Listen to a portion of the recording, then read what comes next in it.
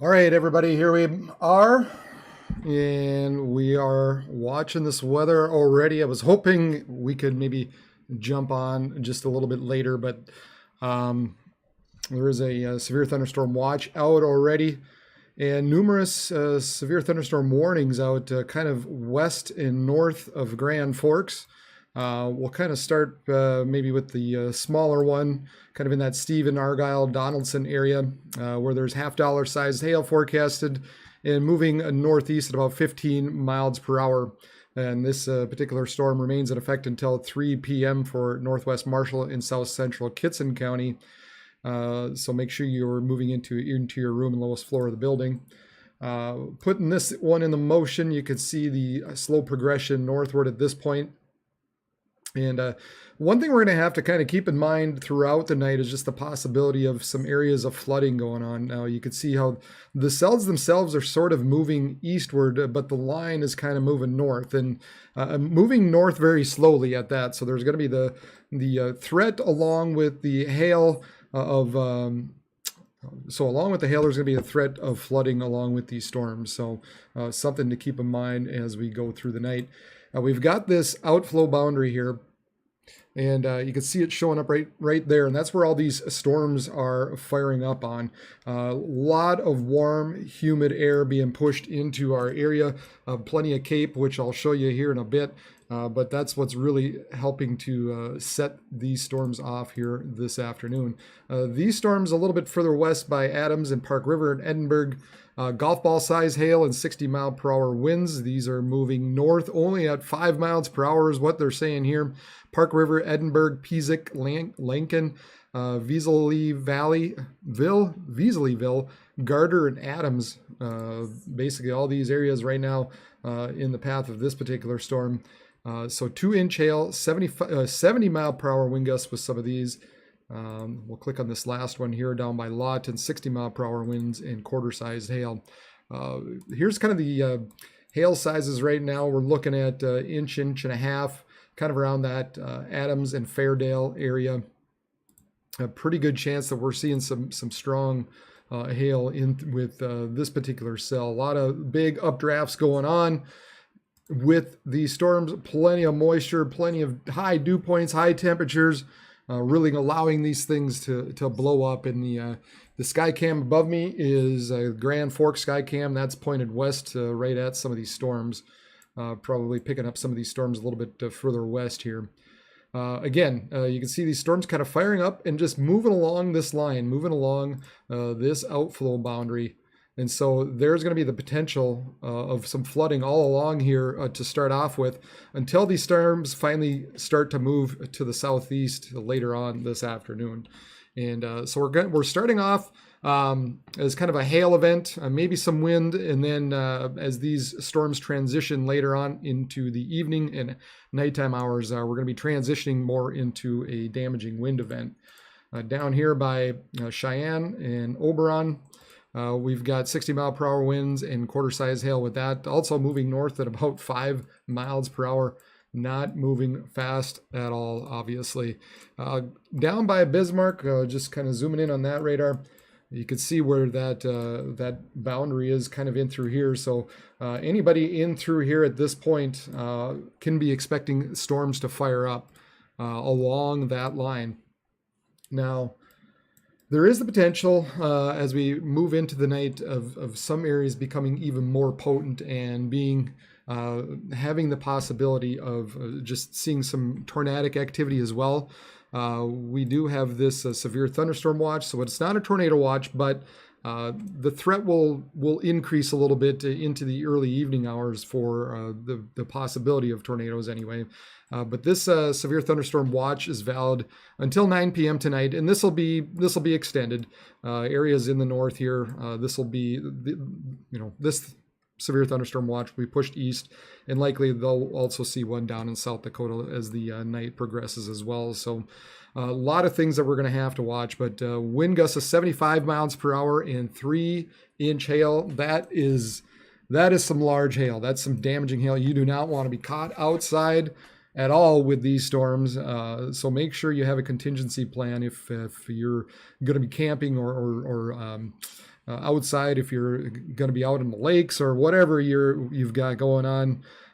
Driving, just have a plan to not be driving in with these. And here we've got our first tornado warning already, actually, if it pops up here.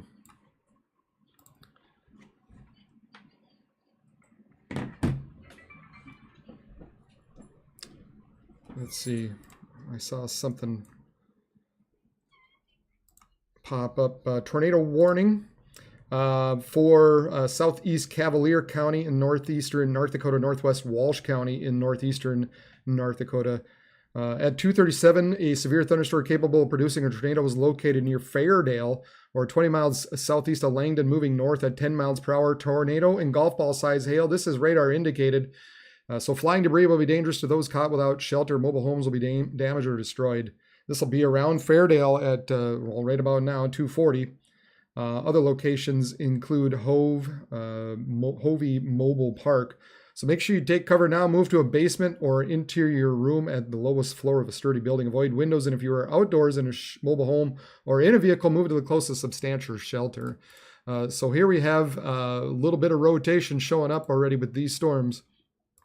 And you know, it's not going to take much with these. All of a sudden, we've got, you can kind of see the end of that loop, how that kind of folds back around just a bit.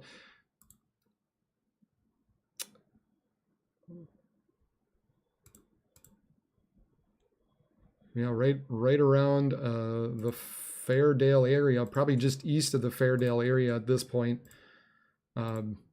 is where we have that tornado warning. Moving, again, moving north only at about 10 miles per hour. This is a radar indicated report.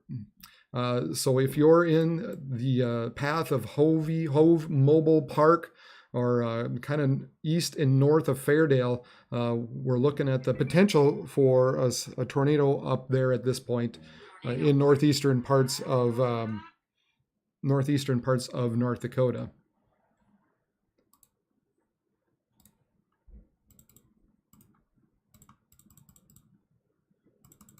And it might be, I think it's one of those kind of a quick spin up. It's not on a particularly good side of the storm. I mean, normally you would think of these storms or these tornadoes sort of being picked up on more the south side of these storms. So must be just a quick little spin up here that they're concerned about.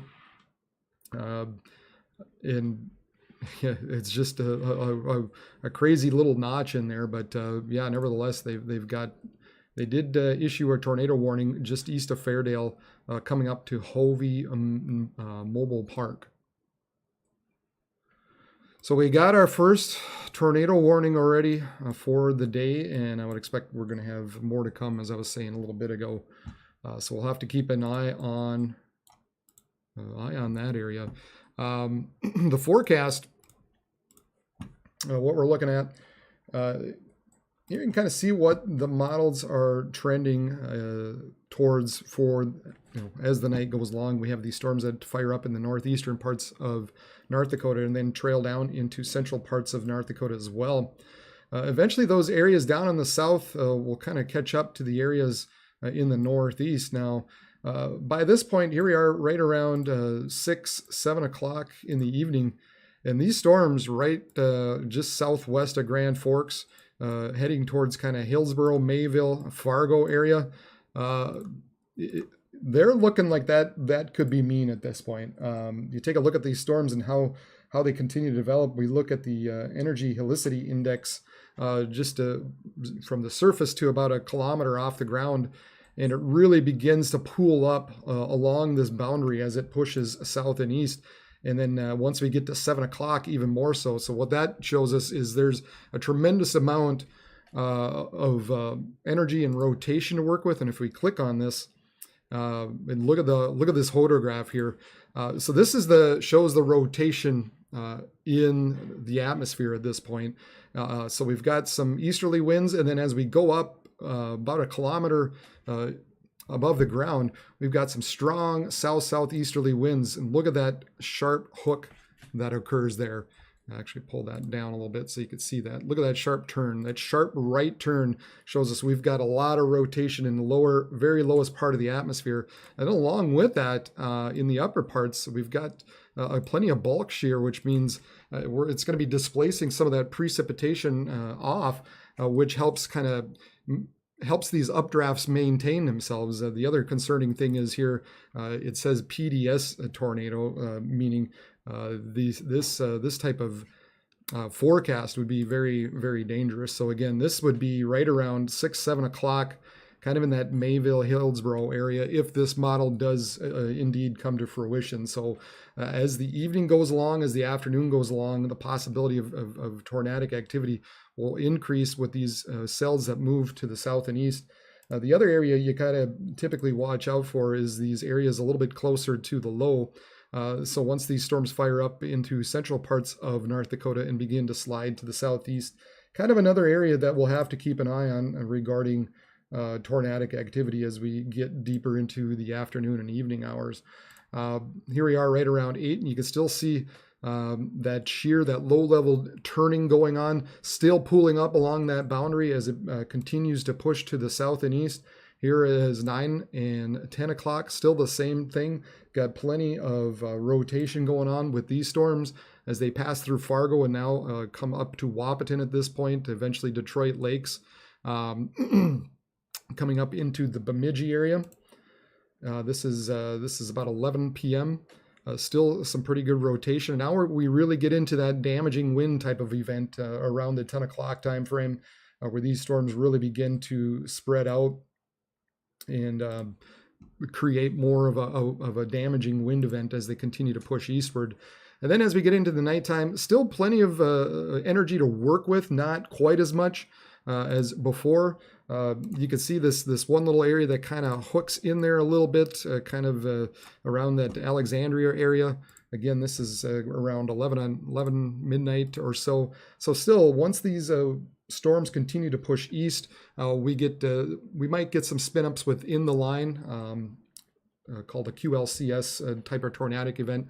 So sometimes you get these brief little spin-ups that happen as these storms push eastward through the night. So that's sort of what we're thinking as the nighttime progresses, and particularly I think in between that 6 to 9 p.m. time frame is really when things could get kind of interesting. And then here we are after 1 or 2 a.m. and these storms are really starting to line out and really become a wind event and eventually move into the Duluth area. And then we also have a line of storms that fire up in through Iowa. We've got a strong southerly low-level jet.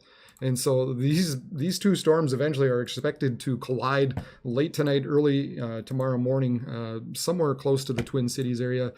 Not really expected to see widespread wind event, but you could still see some localized damaging winds early Saturday morning. But most of the strong stuff will be up into northern parts of North Dakota in northern Minnesota. So that's kind of the rundown. That's the forecast that we're looking at for tonight.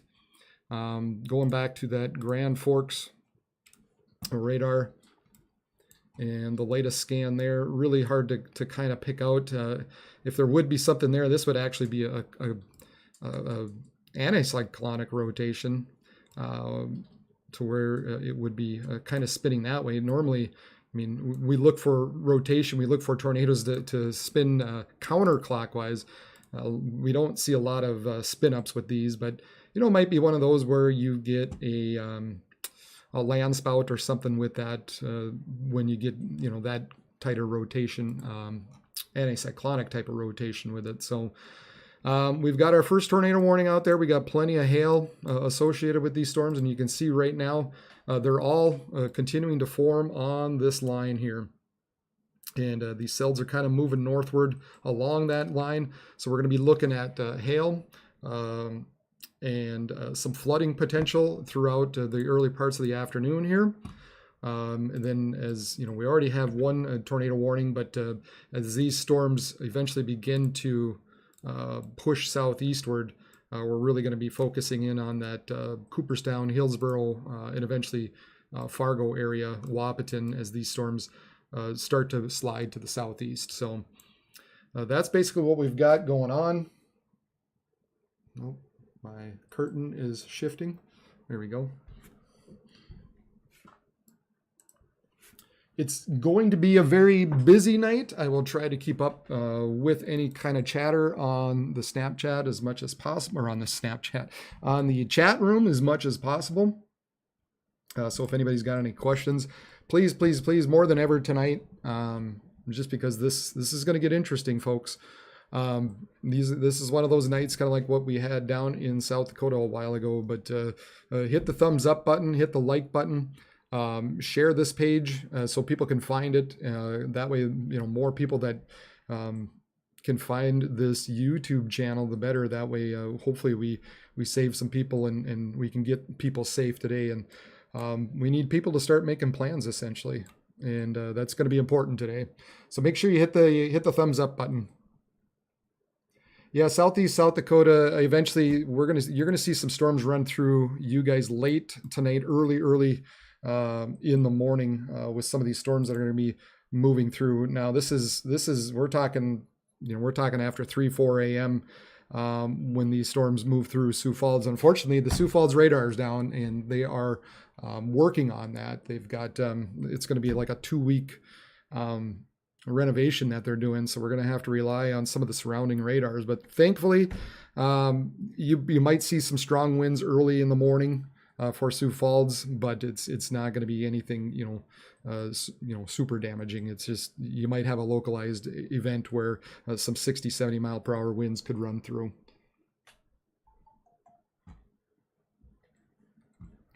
But it's going to be an active night, and unfortunately, because I had to start at 2:30 just to keep up with the activity that's already going on.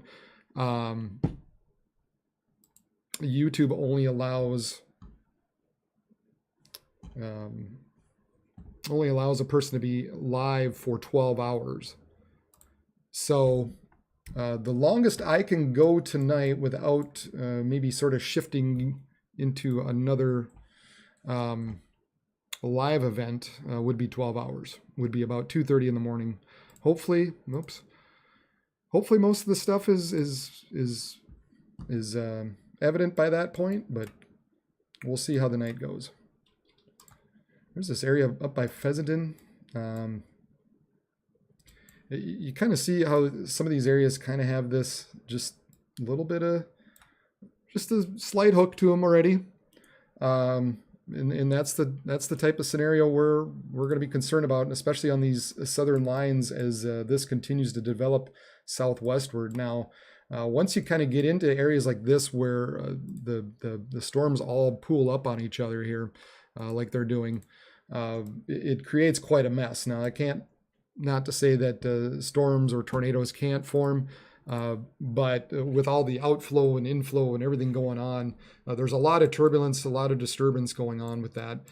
So if you have more of these discrete storms early on, that's, I think, for me, that becomes more of a concern here early this afternoon, or more of these southern storms for the possibility, at least, of getting some rotation in with them. And then as these storms progress southeastward, that'll be something to watch as it moves along. So we'll have to keep an eye on these areas, but everybody right now, pretty much west and northwest of Bismarck, all the way up into northeastern parts of North Dakota. Anywhere along this line is where we could see storms fire up. And as these progress and kind of begin to fire south and westward, we'll have to keep an eye on any kind of rotation that's associated with them as well. So be a busy night with these storms, that's for sure. Moving back into that Grand Forks one.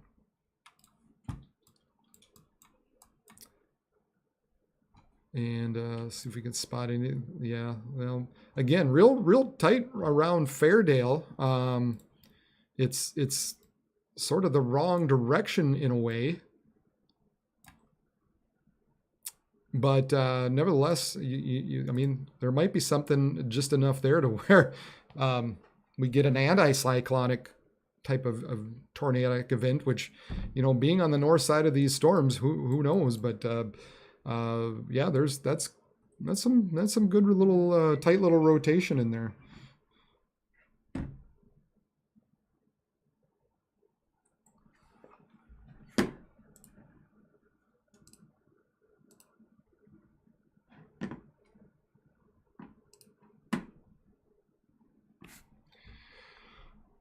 Some tight little rotation going on. So this is northwest of Fairdale, or northwest of Grand Forks, east of Fairdale. And these storms they're just not moving. They're just not moving much. You got a little bit of a couplet going on here, just north of Lawton, southeast of Edmore. That one's a little more, I guess, in the right direction. It's a cyclonic type of curvature there.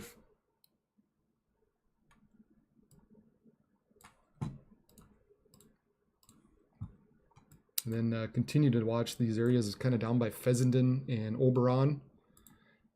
Nothing imminent at this point. We got some range folding going on, so unfortunately it's hard to see what exactly is going on underneath here.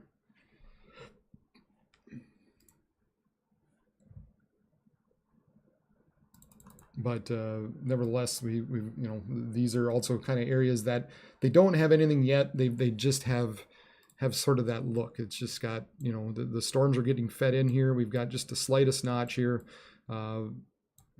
updraft, and then kind of feeding out. Same thing as these. We just saw the curvature of that hodograph kind of go like this essentially. And that's what these storms are doing. They build up, and they the storms fire up, and you have your updrafts, and then the storms, as they get up higher into the atmosphere, they kind of curve around and push off to the east and southeast. So kind of following what that forecasted hodograph showed a little bit ago, but right now there's not any tight couplets going on at this point.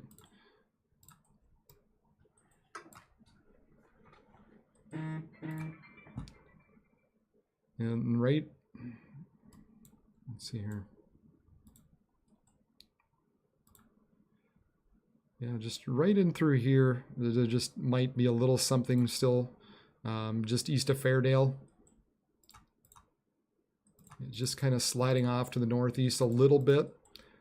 So it bears some watching. That's for sure. It's not typical.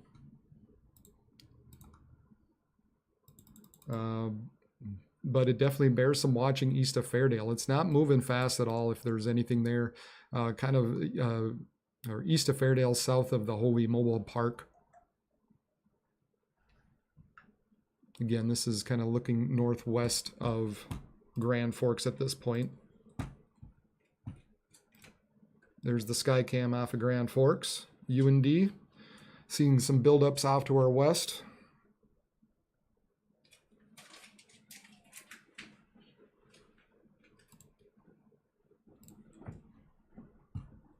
But yeah, some little bit of a curvature going on in there.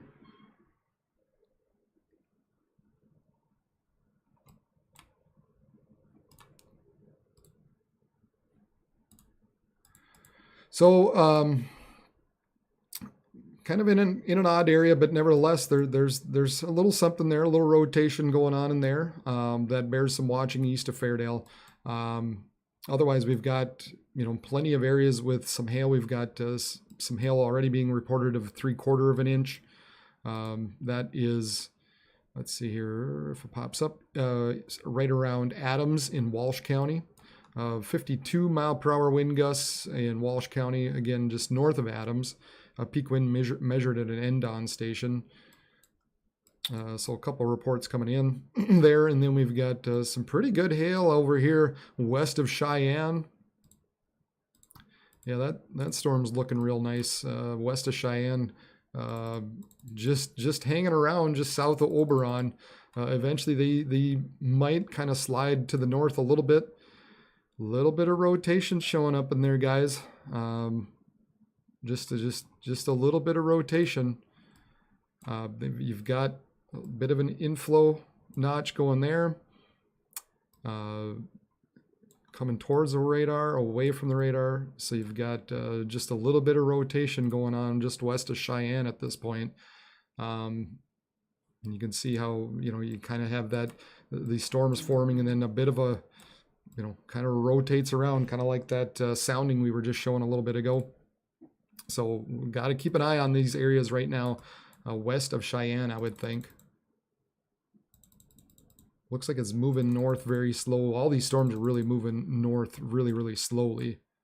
And then looking down by Pheasanton, I'll take a look at the Bismarck radar, see if that one shows it any differently. Nothing at this point, nothing imminent. And then this one kind of up by Cheyenne. Again, kind of having a hard time with the Bismarck radar with the stuff up by Cheyenne. Grand Forks one's picking it up just a little better. But yeah, just a little bit of rotation in there west of Cheyenne. So we need to be on the lookout for this area as it looks like it's just kind of very slowly moving, sliding north with these storms. So we'll see if anything comes out of that at all.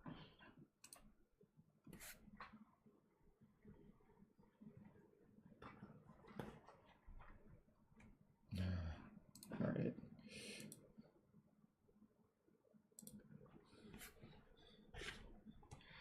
And I'm not going to have anybody scare people. That's the last thing I want. Boy, we've got a big old thunderstorm warning out now, as these storms just are sliding very slowly to the north. Golf ball size hail and 70-mile-per-hour wind gusts possible, and they also got rid of that tornado warning. This is moving northwest, they're saying, at about 30 miles per hour. This is for Cavalier County, northeast Ramsey, northwest Walsh, and western Pembina. Golf ball size hail and 70-mile-per-hour winds. So people and animal outdoors will be injured, and expect damage to roofs, sidings, windows, and vehicles. Some areas include Walhalla and Derrick, right around 305, and then other locations include Vang, Hampton, Alson, Munich, and Callio. So for your protection, move to an interior room in the lowest floor of the building. So they got rid of that, all the kind of the other severe thunderstorm warnings and that one tornado warning that was out there. But they pretty much just covered it with a big severe thunderstorm warning. And I don't know, they really pushed it north, but I mean, this boundary really isn't gonna move a whole lot. So I don't know necessarily. Maybe it'll make it into that Langdon area, and there might be some areas that could bulge up, I suppose.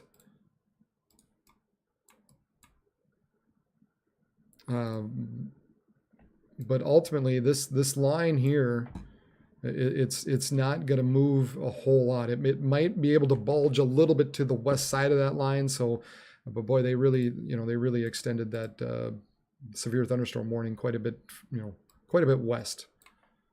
So we'll have to watch and see if that maintains or not. And then this area west of Cheyenne, looks like the rotation isn't quite as tight at this point, isn't quite as strong. And then this area kind of down by Pheasanton as well. Still a good updraft associated with it.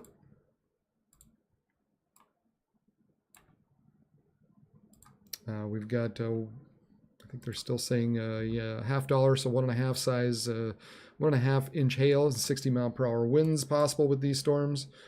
This one just west of Cheyenne, they're saying ping pong ball sized, so maybe around 2 inches or so.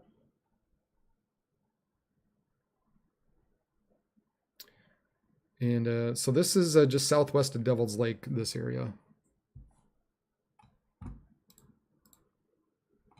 And we're continuing to get more development now just north of Bismarck, as expected. Kind of all along this line, expect these storms to fire up as we get into the afternoon. So basically, like I was saying earlier, now this line's kind of becoming a little more congealed to each other. It's going to be a little harder, a little messier for now for any tornadic activity to develop. Not say that it won't, but the more that these sort of pool up, any kind of a strong long track type of tornado becomes a little harder. You might get something that spins up briefly with them, but then as these cells begin to form, kind of along this line and become, as they're by themselves is really when they're more dangerous for any type of rotation and spin up. So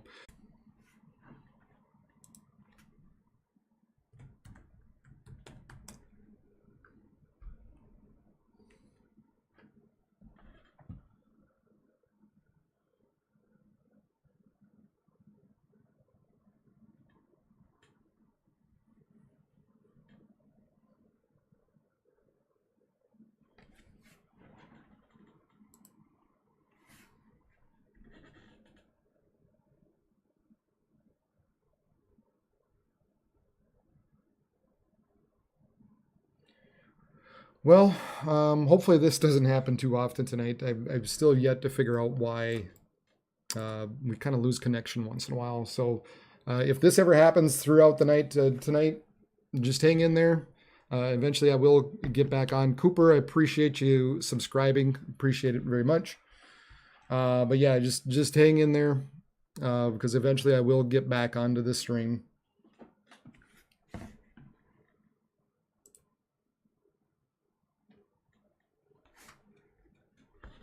Not sure what happens or why. I haven't quite figured out why it has trouble connecting at times. So I need somebody smarter than me to figure that out.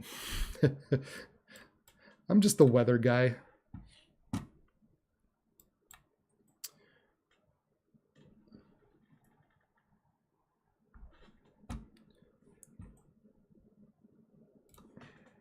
So here's kind of the look out of Grand Forks at this point, looking westward.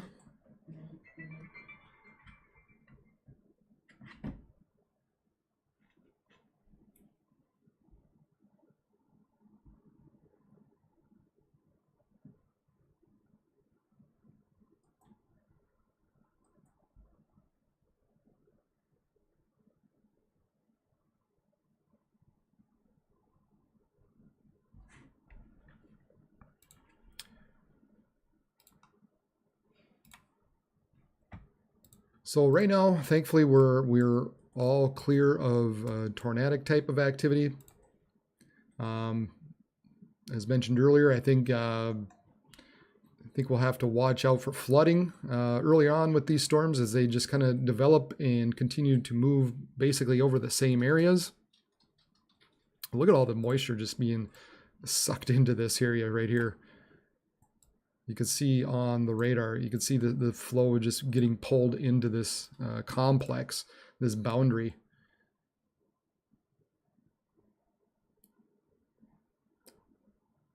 And it might be something worth watching here. Some of these storms just around the Grafton area.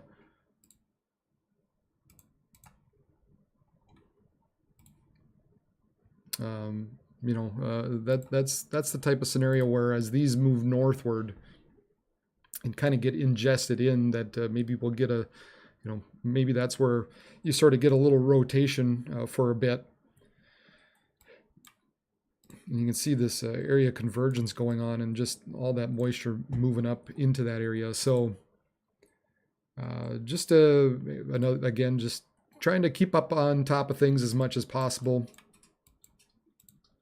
So we've got 70-mile-per-hour winds and half-dollar size hail with this particular storm. As we slide down to the southwest, right around Cheyenne and Oberon, ping pong ball and 60-mile-per-hour winds possible with that storm. Kind of put that in motion. You can see how they're not moving a whole lot. So areas that are getting hail, kind of like south of Brainerd last night, or Brainerd and south, those storms dropped hail for an hour or more, and then eventually they got some flooding out there. And this almost seems to be the same type of scenario going on. Kind of the same areas over and over getting hit with heavy rains and hail. So boy, not good at all for the farmers. Obviously, they had a hard time with some of these areas getting the crops in because of the flooding, and now we've got some hail and damaging winds and flooding going on once again.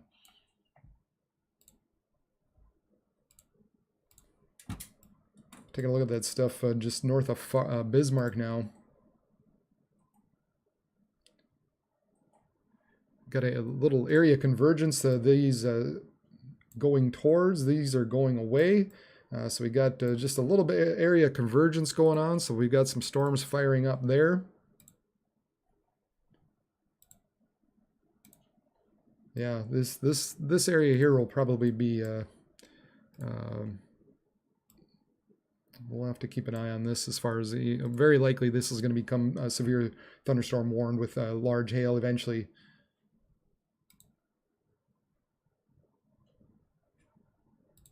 So this is right around north of Wilton, north of Reagan, south of Mercer and McCluskey.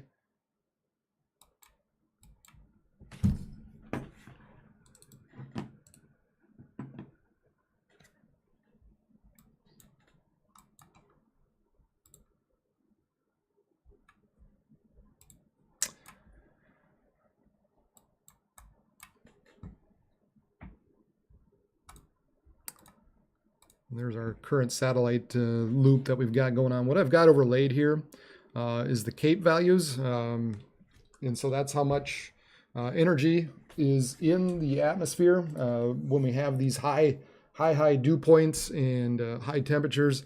That's when we get these high CAPE values. So, you know, a lot of times you say anything over 1200, you have the possibility of seeing something severe. And we are seeing values 5,000 to 5,500 nosing in. Now, notice that boundary right in through here where these storms are kind of firing up. Here, how all the CAPE is just sort of pushing northwestward and pooling right along that boundary, and that's where all these storms are firing up at this point. So right where the CAPE is sort of nosing in and really pushing in. If I take that off, you get a little better idea of what's going on, and then we'll also overlay the lightning flashes that associated with these storms as well. So that's the other thing. Always, you know, I always mention too. Boy, this one down here that's firing up just north of Bismarck's really got a lot of lightning associated with it.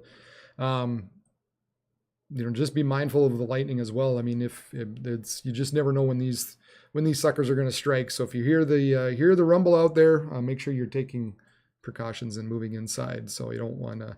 Lightning is one of the most deadliest killers when it comes to storms. So.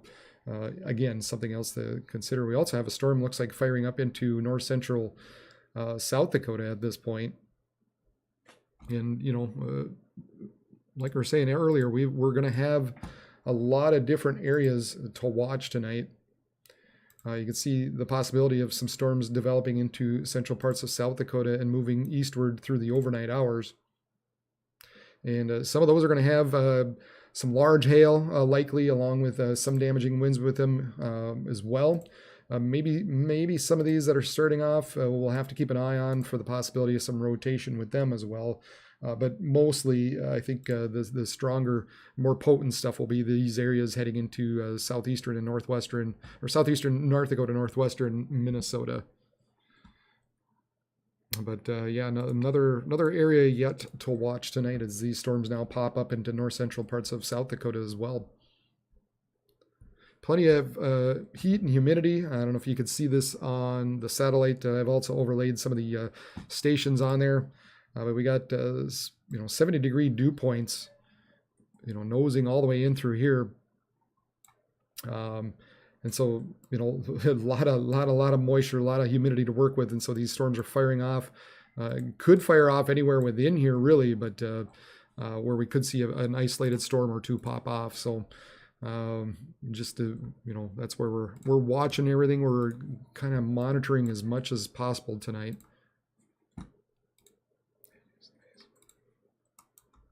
Looks like we got a tornado warning here.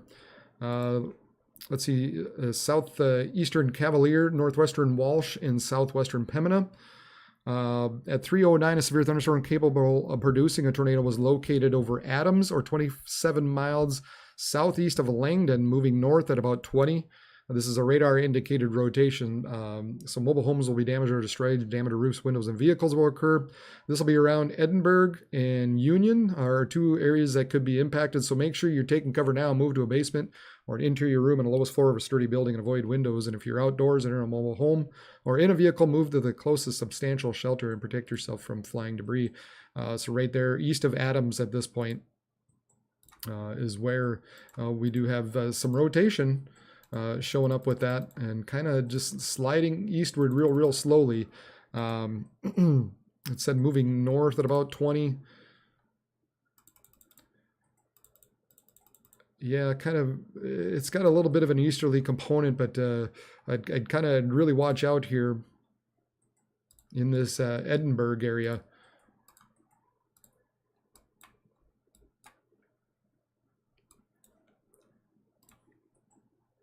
Here we've got just the slightest bit of inflow coming in, and then the rear flank downdraft pushing out. Thankfully, nothing showing up at this point on the correlation coefficient, but it is out in the middle of nowhere, just northeast in between Adams and Edinburgh at this time. So some rotation showing up northeast of Adams right now. Yeah, it's kind of with that storm that we were watching earlier, and you can see how this whole little area moved north and then kind of west and now moved south. So you almost can tell the rotation when we follow this as it kind of loops back around. Now this is more indicative of what you would normally see because this is heading towards the radar, this is heading away.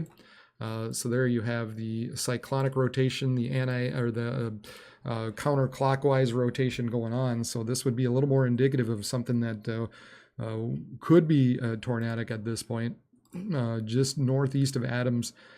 So Edinburgh and Gardner, we need to be watching out and taking precautions at this point, and be heading towards our shelter as we got some rotation going on right now. This is so again, this is northwest of Grand Forks, west of Grafton, west of Park River, coming up on Edinburgh and Gardner, and eventually kind of sliding into that mountain area. This was sort of an area years ago, kind of 99. We saw a big an F4 tornado roll through there, roll through mountain many years ago. So not one that is they've seen it already, so hopefully we don't see it again, but there is some rotation right now northeast of Adams.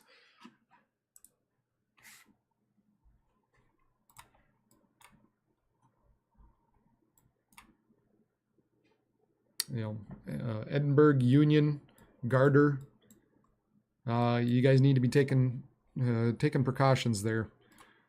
Jesus, I should have the right thing up.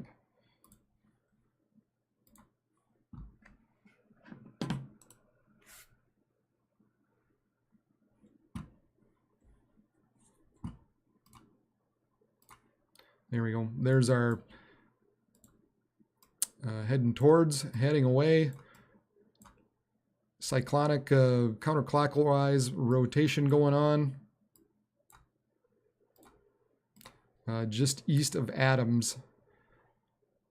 And it says it's heading north, but it's got a little bit of a due east movement to it at this point. So I guess if I'd be watching out in between Adams and Edinburgh. Edinburgh, you got to be heading towards your shelter at this point.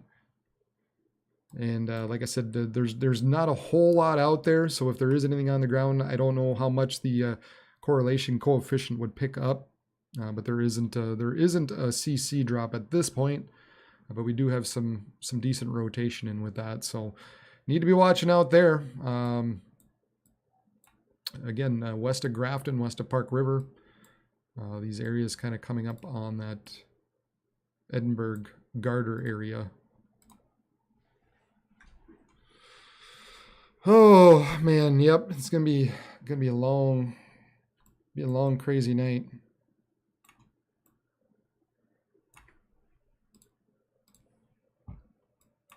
Then, as expected, these storms in Bismarck have become severe warned now. To where they've got 60-mile-per-hour winds and quarter-size hail associated with these. So moving, what are they saying? Moving northeast at about 30 miles per hour. Locations include McCluskey. So McCluskey, Goodridge, and Mercer.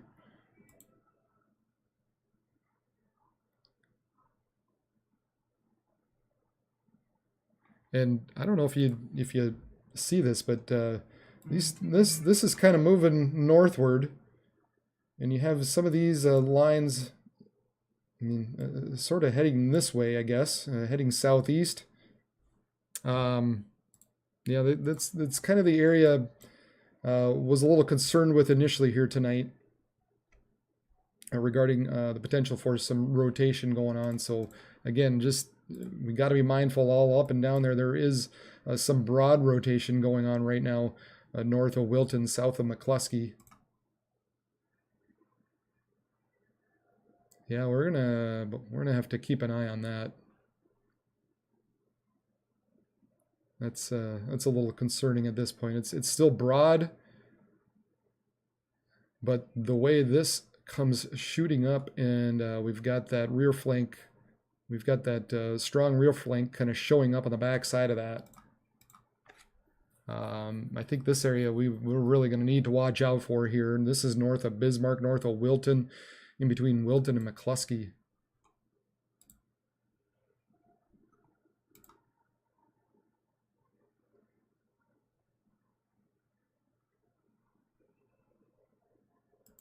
Yeah, we'll see if they eventually gets tornado warned. It's still a little broad, but just you guys out there north of Bismarck, north of Wilton, coming up at McCluskey and Mercer, we're going to be watching that. That's for sure. And then you know, we're expecting storms to fire up all along this line. We've got another tornado warning out now, so we've got 2 of them out.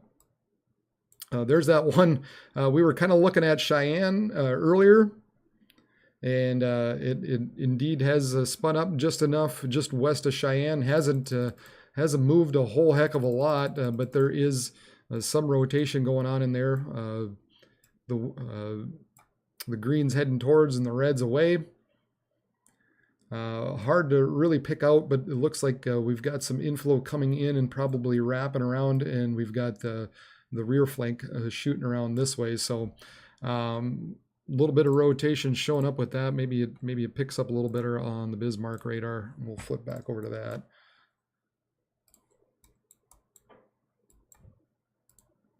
Nope, about the same. About the same thing, but looks like just northwest of Cheyenne, in between Cheyenne and Oberon.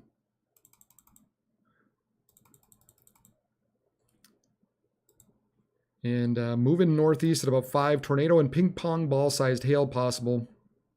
Cheyenne and Oberon, you're kind of in that path. You're in that area, so make sure you're taking cover and move to a basement or an interior room and lowest floor of a sturdy building and avoid windows. And if you're outdoors in a mobile home or in a vehicle, move to the closest substantial shelter and protect yourself from flying debris.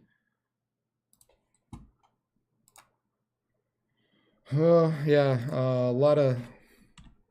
We already have plenty of tornado warnings going on out there already. And the bad thing is it's not even in an area that I think it has the highest potential yet. I think it's still to come. So we'll see if anything else comes out of these storms here as the night goes along. But if you're in that Cheyenne and Oberon area, we need to be making sure we're taking shelter at this point.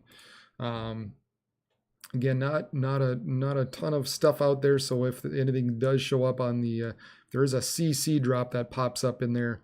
It might be kind of hard to tell at this point, but right now Cheyenne and Oberon, this thing's not moving very fast.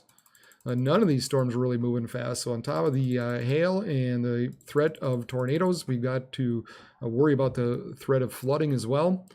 And then as we go off to the north and east of there, northwest of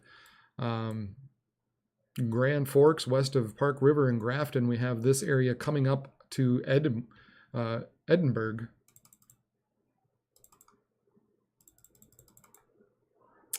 Some rotation showing up right there with this cell heading towards Edinburgh at this point.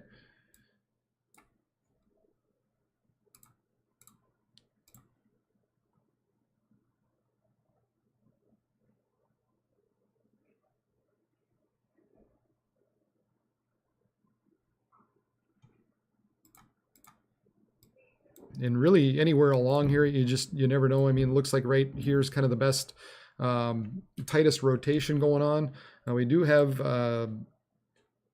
this area just on the back side of this also showing maybe just the slightest bit of rotation there as well. The tightest stuff is just, you know, just southwest of Edinburgh, in between Edinburgh and Adams. But not moving fast, but at any rate, it makes it erratic and makes it hard to kind of predict where exactly this thing, where this sucker's going to move. And I think you never know where another little spin up could occur. I mean, you can even make a case that there might be something right near Adams as well at this point. But that's kind of the scary thing with it. It's not moving fast. But it's erratic, so it's going to be hard to tell where exactly this storm's going to end up.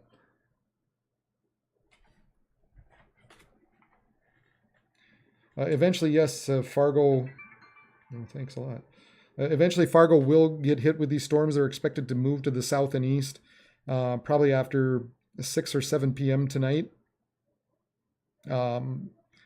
Is what we're looking at. And I mean, we're still looking at the damaging winds and hail and even the threat of tornadoes around the Fargo area. So that's going to have to be watched as we continue into the night. Jesus, come on.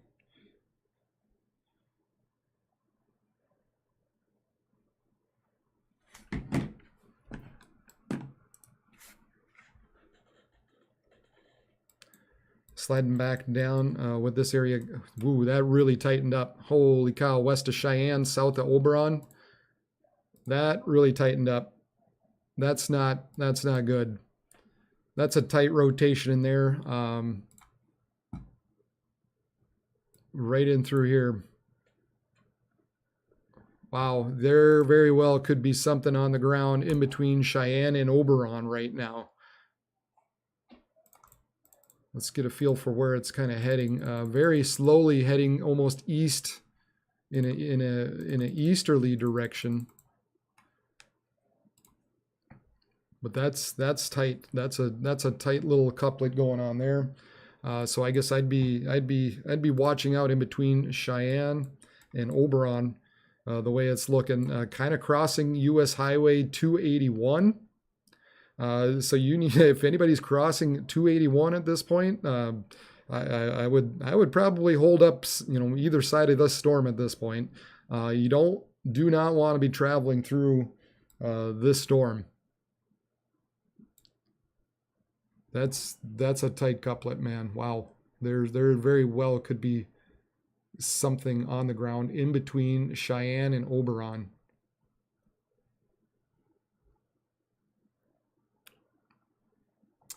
Kind of moving, like I said, moving just a little east. So if you're in between Cheyenne, Oberon, even Fort Totten, we got to be watching this. Maybe St. Michael eventually. We'll see how this storm just kind of lingers and moves. It's got kind of the same thing I just said with that one a little bit back to the northeast. They're going to have some drunkenness to it. They're gonna be hard to really pin down which way some of these storms are moving. So it could even be that this slips far enough southeast that Cheyenne could get impacted. Right now, it would look like maybe Oberon, you're north of there, so you might be okay. But anywhere between Oberon and Cheyenne, you need to be taking shelter along US 281. Not a good scenario going on right now. So hopefully, we're going to continue to watch this and hope that avoids the Cheyenne area. We've got 2 warnings, that one, and then one a little bit further to the north, east of there, northwest of Grand Forks, west of Grafton, east of Adams. Just kind of slips a little bit eastward through time here. So Edinburgh and maybe even Park River, we need to be watching this storm as it continues to show some rotation here just east of Adams. And kind of see how this storm motion basically just kind of pushes off to the east with time. That one's not quite as impressive. So that's good. It's looking a little more broad, but it doesn't mean it's completely over. It just means maybe for now it's okay, but it's something we'll have to come back to. So I guess in the meantime, we'll keep our focus down here in between Cheyenne and Oberon. Tight couplet going on. It's kind of lingering eastward, so Cheyenne, you need to be watching out as this storm kind of slips to the east a little bit.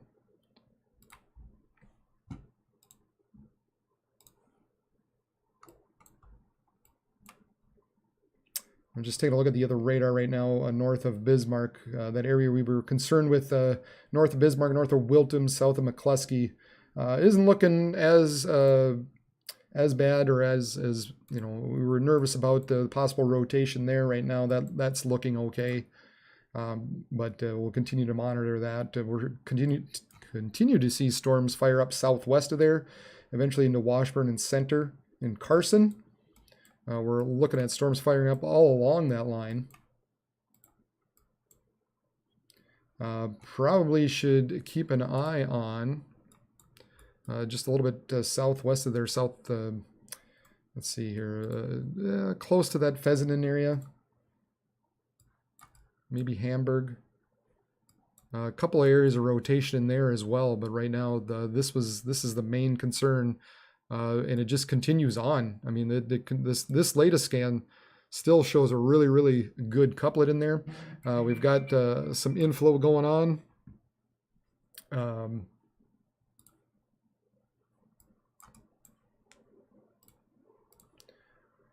So we've got this air being pulled in and sucked in through Cheyenne. And then here's your forward flanking line and your rear flank downdraft. So right there, that's where we've got the rotation. Again, you can see how this is sort of being pulled in like that. And then you have your rear flank downdraft there. So, man, Cheyenne, we got to be taking shelter right now. We got to be taking shelter around that Cheyenne area. Flipping back real quick, Edinburgh again looking not quite as bad, but it doesn't mean we're completely over. We need to continue to monitor, maybe just continue to be in our shelter at this point. If you're in that Edinburgh area, it doesn't look quite as ominous as it was earlier, but we just never know when this storm right now, the way this has been going, if it could fire up again. There's probably still some broad rotation going on with this, so it just takes just a bit of recycling to take place, and then maybe we've got something on the ground. So we need to be watching out still in that Edinburgh Garter area.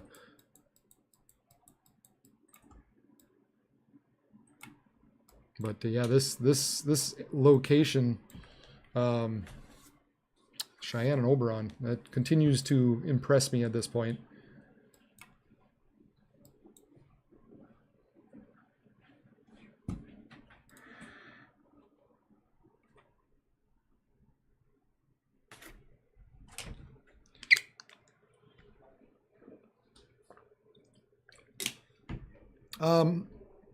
Twin Cities will be very early in the morning. You're going to see some storms come up out of the south. There's a low-level jet that sets up.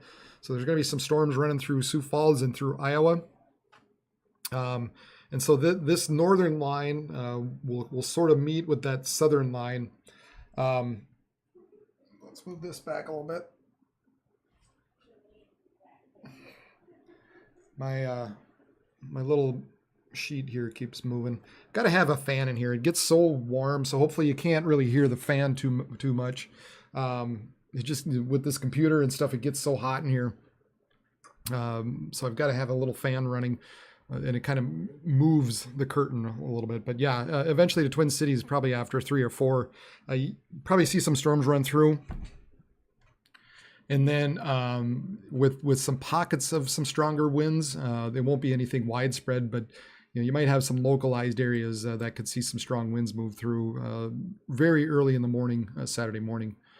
So here we are, we're looking, this is kind of central northeastern, we'll call it northeastern part of North Dakota, kind of in between Grand Forks and Bismarck along that line that fired up. So we're looking just west northwest of Cheyenne, and it really has not moved much. So boy, if there is anything in there, it's drilling the same spot. I sure would be curious if anybody's seeing anything out there. I don't want anybody to go look. I'm just wondering if there's any storm chasers.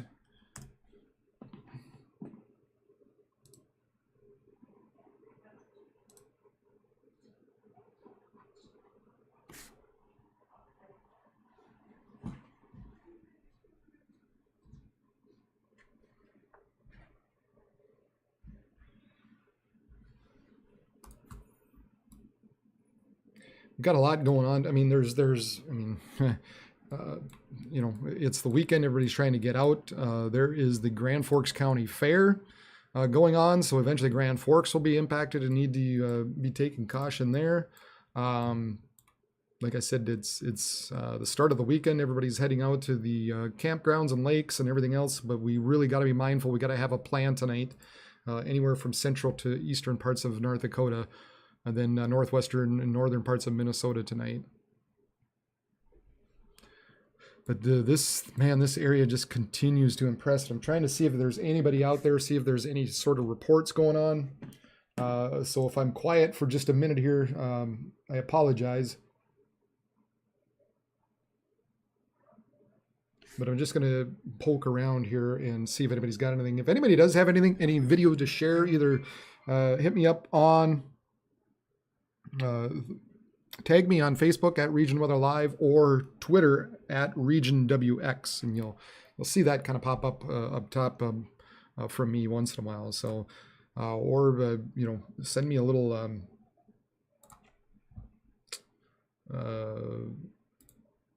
send me a report if you see anything, hail or whatever you might have had.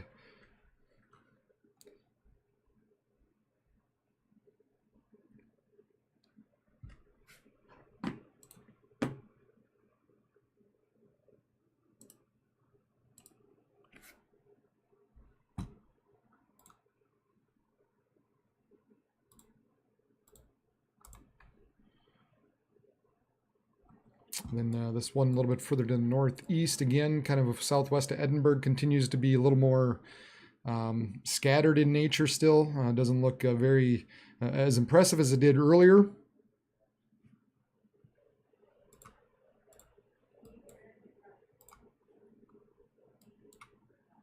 But the kind of given the history of this particular storm, at least through the early parts of the afternoon, probably something we still need to just keep an eye on at the very least, because you never know when this when this bad boy could recycle here, at least for a little bit. But doesn't look quite as bad as it did earlier, so I don't think at this point there's anything imminent. We continue to watch this area in between Cheyenne and Oberon. And you can see how these areas moving away from the radar, and this area kind of heading towards. So right around that Cheyenne area where it continued to sort of be concerned about, I guess, as it could slip far enough south and east to impact Cheyenne. So I'm really, really hoping nothing shows up in this bottom panel, that's for sure.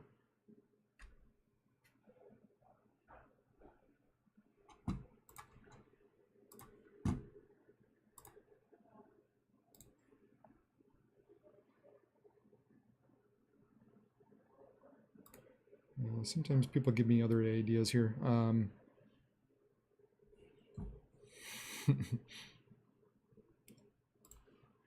Here is a photograph sounding based off of Grand Forks, or the Mayville radar site.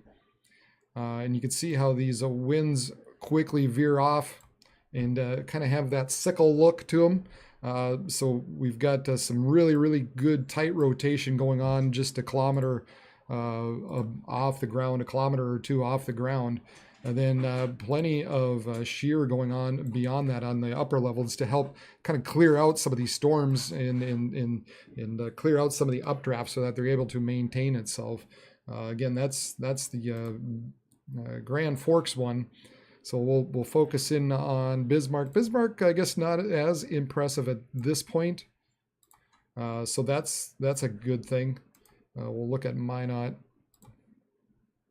Minot, interesting, but we start off with actually some northerly winds. So that's not really conducive, obviously, of storms. Let's see.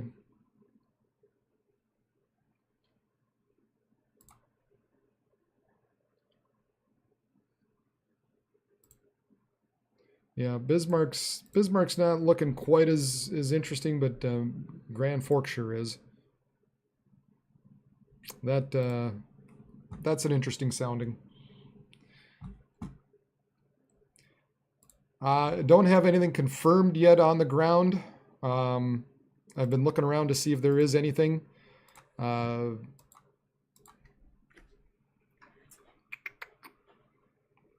I don't have any confirmation.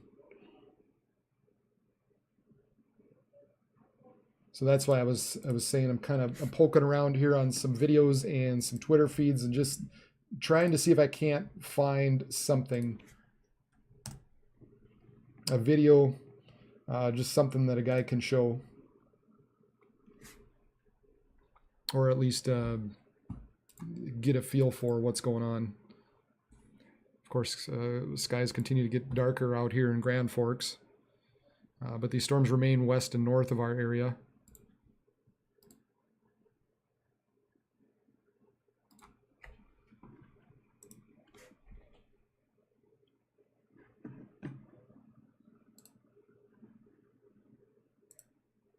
Come on.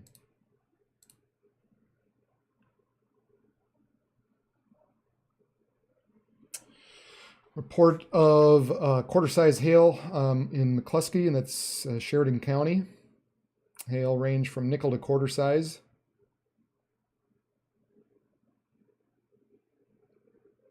In Wells County, Manfred reports of 0.7, so 3/4 of an inch hail there.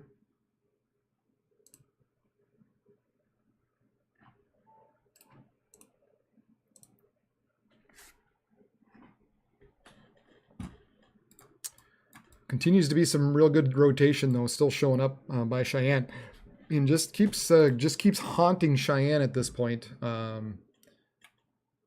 Again, we've got the inflow coming in through here, so that's why we have that little notch here. We've got our rear flank downdraft coming in like that. Our forward flanking line. So right in through here is where we need to keep an eye on. Right over Cheyenne at this point.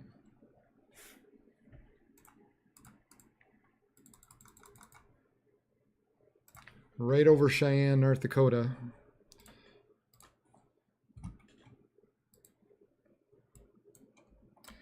Once again, continue to see additional development southwest of this line. So now it's coming up to center in New Salem, and then south of coming into Elgin as well. So this line continues to develop. We're expecting we'll expect a severe thunderstorm warnings to pop up all along this line here tonight. Then eventually this whole thing, this boundary area, we're expecting this line to sort of make a push, especially the southern line, to start to make a push eastward, and eventually this whole thing begins to sort of bow out throughout the night. So that's what we're looking for as the night continues.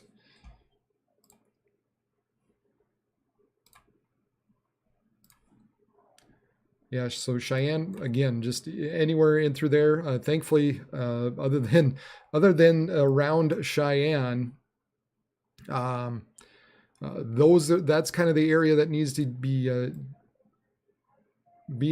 in our shelter. Thankfully, it's not moving fast. Like I said, thankfully for people other than in Cheyenne, it's not moving fast.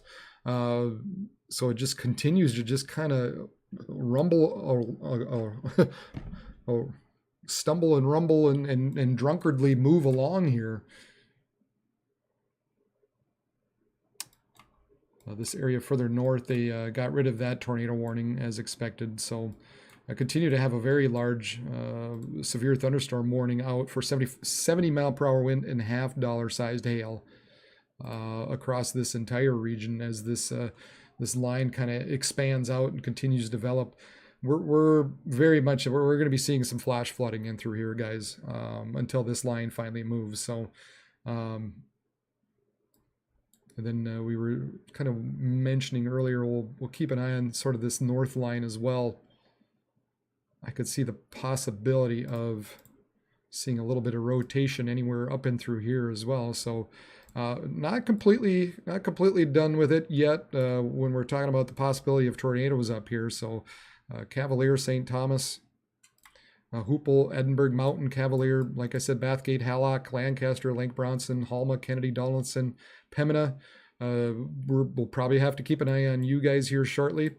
Obviously we have this area in Cheyenne that just continues to threaten this area.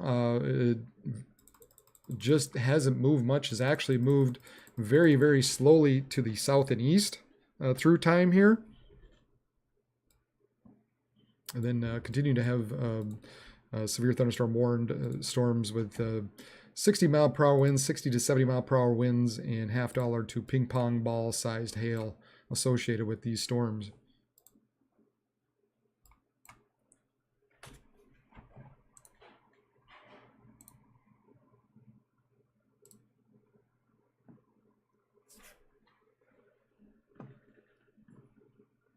Appreciate everybody for following along and giving me the thumbs up. Thanks, Northern Grace. Appreciate that.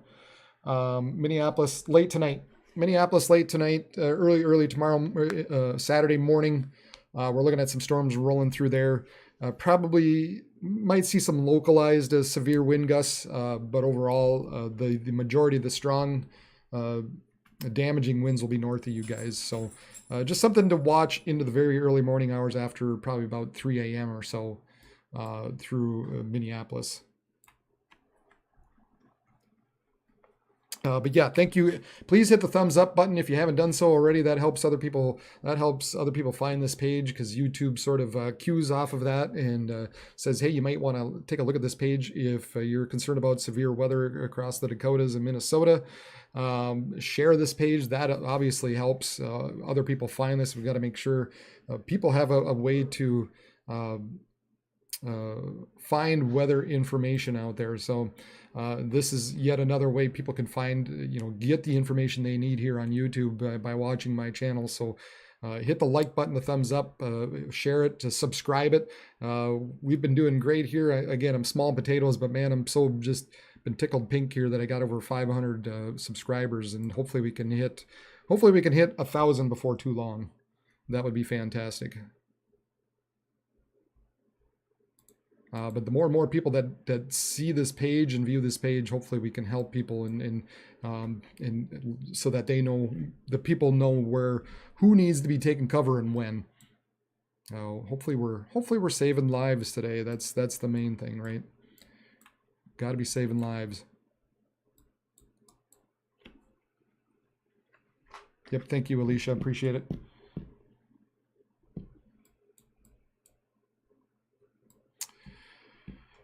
All right, so Cheyenne, that's the area, continues to be the area, and it's just not going away. Just not going away. Let's real brief, just because this isn't moving a whole lot, and we know this area just needs to be in our shelter at this point. I've been talking about it for quite a while.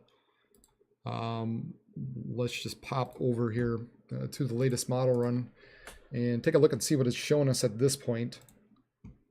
So this is the HRRR model. It is a convective forecasting model. And you can see how these storms continue to fire up all along this line as it's been doing so here tonight. And sort of move to the northeast. The cells themselves are kind of moving to the northeast. So a lot of these areas in through here, we're worried about flooding here early on. Then eventually that line begins to move. Eventually this line is going to start to move to the south and east. And when it does so, that's kind of when it becomes more, even more so when we're going to be concerned, is that initial surge to the south and east. You can see these storms moving through Grand Forks. This is right around 7 p.m. or so. So it's just timing wise is going to be hard to figure out. So somewhere between, what time are we now? 4 or 5. So sometime in between that 6 to 7, 8 time frame, these storms are going to start to move to the south and east. And we were looking at this energy helicity index, and this shows us how much rotation is in the atmosphere along with how much energy, so how much CAPE is in there. And you can see how this area really starts to stream in just kind of southwest of Grand Forks, right around the 7 o'clock time frame. And then as we click along another time, we're looking at about 8, and it spins up even more. In fact, you can almost see just a bit of a kink going on in through there, a couple of kinks. And so that's really when it becomes more concerning, even more so than now, as these storms move to the southeast through that Mayville, Northwood, Thompson, Reynolds, Hillsborough area, eventually into Fargo as well. Again, this is right around 8 p.m. And that pooling, that area of rotation continues as it moves into the Fargo area. If we click on a sounding at this point, well, you can see this is showing there is a tremendous amount of lift going on, a crazy amount of lift taking place. There is obviously some good shear. We've got easterly winds at the surface, so we start off here, and then as we go a kilometer up, they shoot out of the south. So we've got this rotation going on at the very lowest 1 to 2 kilometers, and so that's what allows us to have that spin at the very lowest level of the atmosphere, and that's where we become concerned with the possibility of tornadoes. We're going to back it up one more time frame and click on it one more time. Yeah, here's where earlier it was saying the PDS tornado, where it really cranks around even more so. So at this point, the model continues to really paint not a great situation south of Grand Forks in that Mayville, Northwood, Thompson area. Right in through this region is kind of what we're kind of concerned about after 7 o'clock or so. And then again, this continues to slide to the southeast through time. And right where this line is, this is where all the storms are firing. That's why there's a kind of a hole going on. So you can see these the energy still continues to get fed into these storms. At this point, we're looking at a damaging wind event, but buried within these lines can be areas of just some spin-ups that could occur. So that becomes the concern. This is right around 9 to 10 p.m., 11, and midnight. And by this point, maybe not quite as concerned regarding tornadoes. We could still have them down here on the south end of the line, but we're definitely looking at a nice line forming and some damaging wind gusts moving across northern parts of Minnesota through the right around the midnight time frame. Continue to have some storms that'll be in through South Dakota. Might be some lone ones out there that bring some hail across portions of South Dakota as well. Maybe a slight chance of a tornadic activity. Looks like there could be some rotation in there. Let's take a look at the 850 millibar winds. Not overly impressive. 500 is a little better down there. But I would think most of that's probably going to be some hail that's going to be rumbling across. And again, nothing widespread, but just a cell or two that's going to be pushing eastward through the night. And then here's those storms that fire up into Iowa late tonight into early tomorrow morning. Here's that low-level jet and the storms that fire up along that low-level jet that eventually forms late tonight and into early tomorrow morning. This is 3 a.m., 4, 5, 6, and 7. Some of the previous models, a lot of the previous models had this line and this line basically kind of converging over Minneapolis, somewhere between the 3 to 6 a.m. time frame. So this could adjust as some of these models come through, but nevertheless, we're still expecting some storms to run through the Minneapolis area with maybe some pockets of severe weather, 60-mile-per-hour winds. I also get asked about Sioux Falls quite a bit. We could see some areas again kind of after midnight, some of these storms kind of popping up and rolling through your area after midnight as well. Again, just maybe some pockets of some strong damaging winds associated with that. So that's kind of the forecast that we're looking at with these storms throughout the night. Northeast of Cheyenne, looks like it's kind of moved a little bit. It doesn't look maybe near as impressive as it did a little bit ago. Let's take a look at a few frames and see what happens here. Not quite as tight, but it's still there. There's still something that bears watching just north of Cheyenne. Again, not moving fast at all, but there's just still a little bit of rotation going on with this storm. So still bears some watching now northeast of Cheyenne. That's looking a little better. Continues to look better. So that's a good thing, but hopefully we'll watch it. We'll have to watch it here longer and just see if it does fade out completely. Just because you never know when these can kind of recycle once again. And then we've got this big area of severe thunderstorm warned along that line where we're talking 70-mile-per-hour wind and half dollar-sized hail. We'll flip over to Bismarck. And we continue to have this area in McCluskey and Goodridge, producing 60-mile-per-hour wind and quarter-size hail.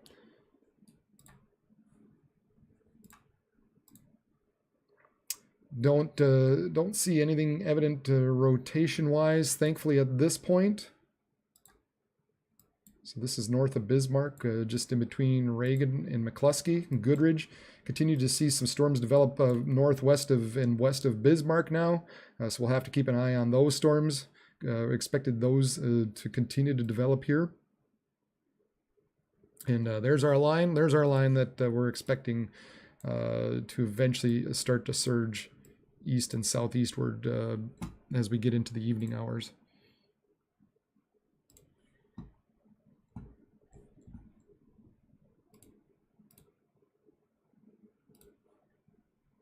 There's our satellite loop once again. Just continue to explode. Just impressive. Look at this moisture being pulled in through here. Look at this boundary. And then you can see the streams of moisture, all the clouds that just getting sucked into this boundary that just lingers in through here. Again, flooding, very real concern, obviously. With these storms, they're just not moving much. Now we've got a poke of 70-degree dew points all up in through here. And it's oftentimes on these noses of the kind of the peak dew points is oftentimes where we see those areas of concern when it comes to tornadic type of activity too. And then look behind it. I don't know if you can see it, but here's our frontal boundary. Behind it, we've got mid to high 80s ahead of it with 70-degree dew points, and behind it, the dew points 55 on the back side of this. So, and temperatures cooling down into the 70s and 60s even. So that's what's driving everything for us today. I'll take a quick look at the Aberdeen radar, see what's going on down there. Again, unfortunately, we have the Sioux Falls radar out. It's down for maintenance. So we're going to be relying heavily on Aberdeen and Rapid City and Minneapolis, as well as Omaha, for covering some of these areas coming into southeastern parts of South Dakota later today. But we have this one loner out there with 60-mile-per-hour winds and quarter-sized hail, nearly stationary. So this thing is not moving much at all. Additional development coming up to Kennebec. Again, possibility we could see some severe warning cells there with 60-mile-per-hour winds and 1-inch diameter hail. This area just keeps on popping in the same location around Eagle Butte. Again, probably some small hail associated with this for sure. We're having some torrential rainfalls happening with these storms.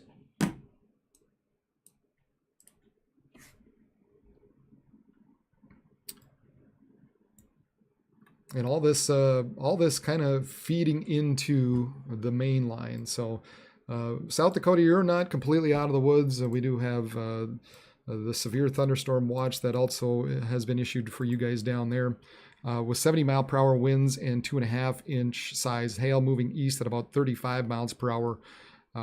So we're expecting this additional storm development down and through South Dakota through the evening and overnight hours. This is valid until 10 p.m. Central Time. And we could see some pretty big hail back into the Rapid City area as well. So like I said, South Dakota, you're not completely out of it. You're going to be a little more widely scattered as opposed to these areas into North Dakota. But nevertheless, you're going to have your share of activity to deal with as well. And we've got 2 tornado warnings now, with this one by Fessenden. They tornado warned as well, and they reissued this one by Cheyenne. So let's just keep on top of Cheyenne for now. First, 20 miles southwest of Devil's Lake, moving east at about 15 miles per hour. This continues to be a radar indicated rotation. Tornadic thunderstorm will remain over mainly rural areas of southeastern Benson and northwestern Eddy County. So if you're in that area, in that Cheyenne area, this has been slowly meandering to the east. Make sure you take cover now, move to a basement or enter your room of the lowest floor of a sturdy building and avoid windows. If you're indoors or in a mobile home or in a vehicle, move to the closest substantial shelter and protect yourself. So again, now they continue this tornado warning, but this little bit of rotation that's going on just northeast of Cheyenne. And now they've got, yeah, thank you. This thing's always late. I can't rely on it. And then this area around Fessenden, let's take a look and see if the Bismarck radar has it, is able to pick up on it any better at all. Yeah, there we got a little bit of rotation showing up just west of Fessenden. And pretty much like everything else, not moving very fast at all. So we've got this tornado warning out at 3:56, so about 4 minutes ago. A severe thunderstorm capable of producing a tornado was located 7 miles west of Fessenden or 11 miles southeast of Harvey, moving northeast at about 10 miles per hour. So again, real slow mover. Tornado and $50 size hail possible, radar indicated rotation. This will be locations impacted will be Fessenden and Manfred. So right now it is kind of west of Fessenden at this point. Manfred is just, yeah, Manfred's probably a little more in the path of this. It's going to be crossing US 52 with this storm. And let's see, it's kind of along 16th Street Northeast, coming up to 19th Street Northeast, heading towards Manfred more so right now. But there's your rotation taking place. So make sure you guys are taking cover now. Move to a basement or into your room and lowest floor of a sturdy building and avoid windows as well. And if you're outdoors in a mobile home or in a vehicle, move to the closest substantial shelter. So we have this tornado warned area. Not moving much, moving to the northeast, more so moving towards Manfred at this point, but if anywhere in between that Fessenden and Manfred area, we need to be taking our shelter at this point.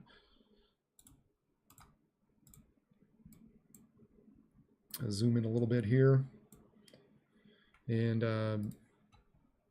there you can see our inflow notch, kind of our rear flank downdraft, our flanking line. So here's our inflow. Here comes the downdraft on that side. So just kind of right in through here. The timing's off on a little bit on some of these. See, this one's, yeah, not much, but somewhere within here is where we're looking at this point. So Manfred, I would say you're for sure in the path of this storm. Fessenden, you're not completely out of the woods. These storms are not moving fast at all.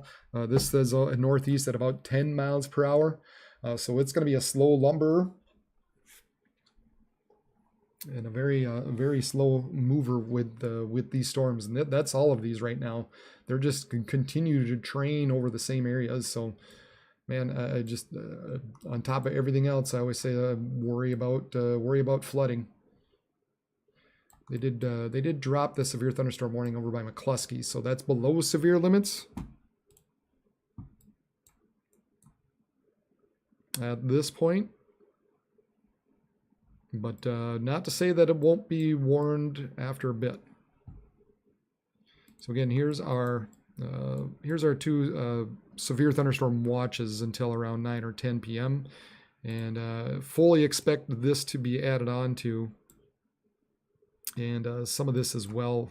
Just depends on how some of these line up through the night. So it's going to be a long night. That's for sure.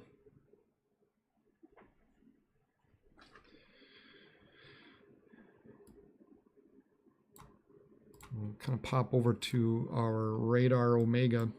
And there's Manfred. And kind of here's our area of concern. Just southwest of there at this point.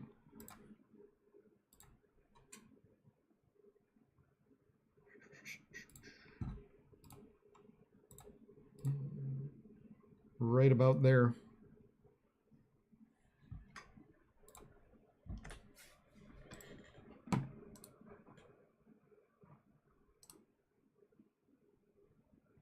So in Welds County near Chasley, a trained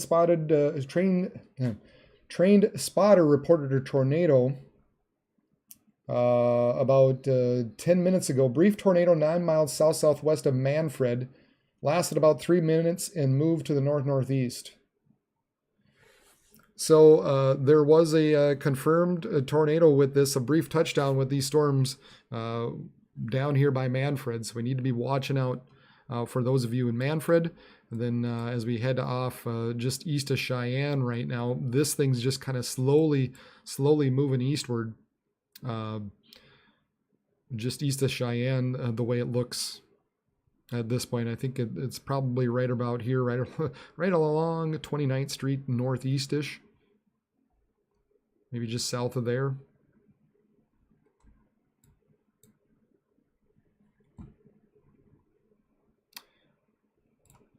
So again, a couple of areas now that bear some watching. And thankfully they're slow movers, but still, if you're within these areas, coming up to Manfred, southwest of Fessenden, and then now just east of Cheyenne, which is looking a little better at least.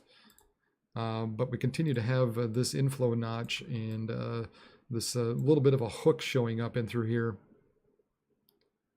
So there's just a slightest bit of rotation still going on just east of Cheyenne that still bears some watching at this point. Might even pick up a little bit more here. Have some broad stuff going on with this just west of Tokyo. We have a little bit of an inflow going on and some punching on the backside of this, causing a little bit of rotation there. Looking off to the northeast. Thankfully, none of that stuff developed.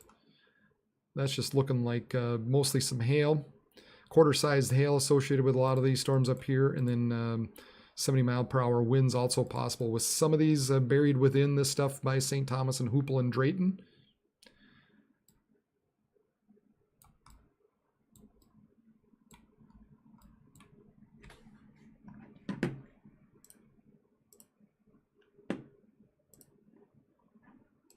I was hoping to find a storm chaser or two out there.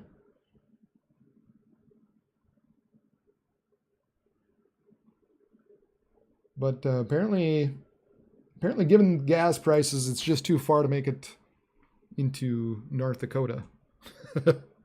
I don't blame them. Don't blame them one bit.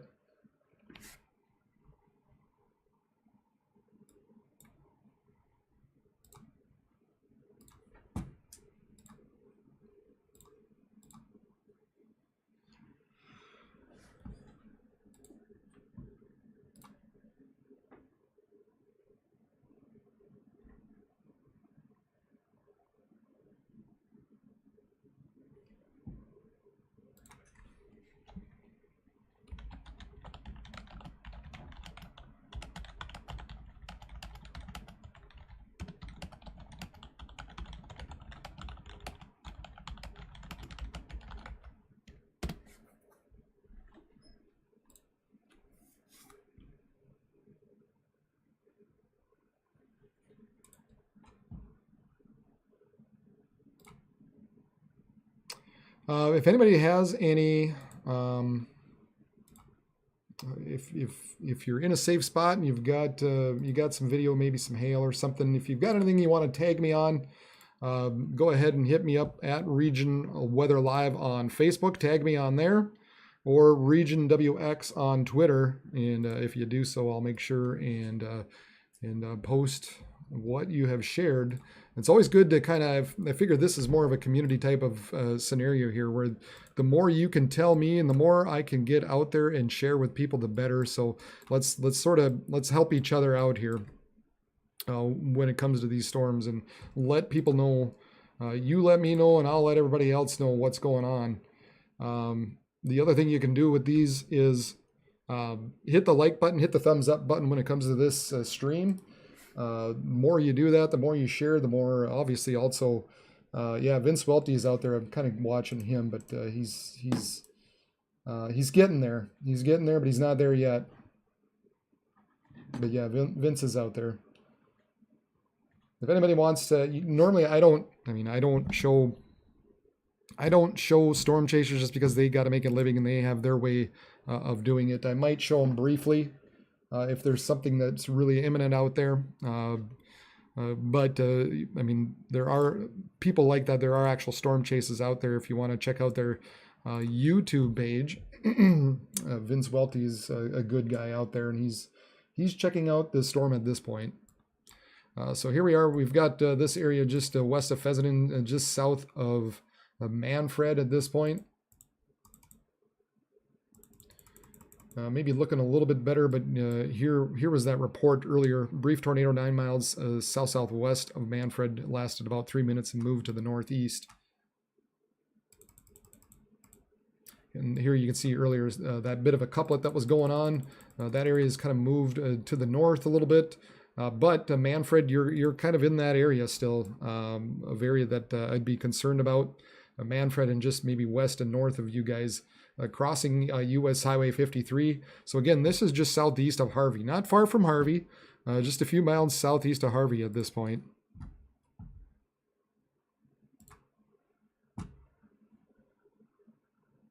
But that's an interesting, still a little bit of rotation showing up in there, just west of Fessenden, just south of Manfred, the way it looks. And then our Grand Forks radar. Tracking this one where we were watching this east of Cheyenne. Now it looks like we kind of talked about this area just west of Tokyo. That now continues to impress a little bit. And I'm going to tell you what, folks, something just reminded me we had just a little bit of a light flicker here. I hope when these storms come through, I don't lose power. I don't have a generator. Unfortunately, I don't have a generator, so I hopefully I don't lose power tonight. We'll do as much as we can, and I'll get back as soon as I can. I'll be posting on to Twitter and Facebook as much as I can at that point using my phone. But just be mindful of that. If these storms do eventually move through Grand Forks, if they're potent enough, hopefully I don't lose any power. But obviously, that's kind of a concern when it comes to this stuff. Yeah, this area by Tokyo right now, I'd be pretty concerned about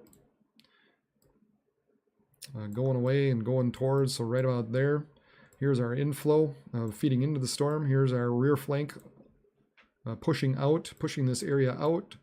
Kind of got our horseshoe. If you're out there and you see these storms, you'll probably see a bit of a horseshoe, and it's kind of right in through here, right in through that kink, where you find the best rotation. I would not be surprised at all if we get an update, an updated tornado warning associated with this.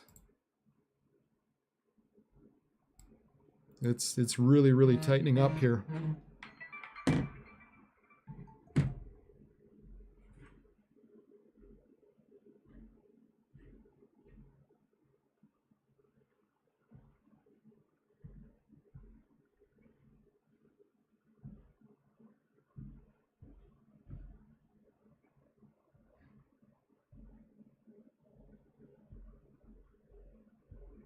Unfortunately, on top of all this, my daughter coming home from college, so I'm keeping an eye on her. Looks like she's going to beat the storm into Grand Forks, so that's good.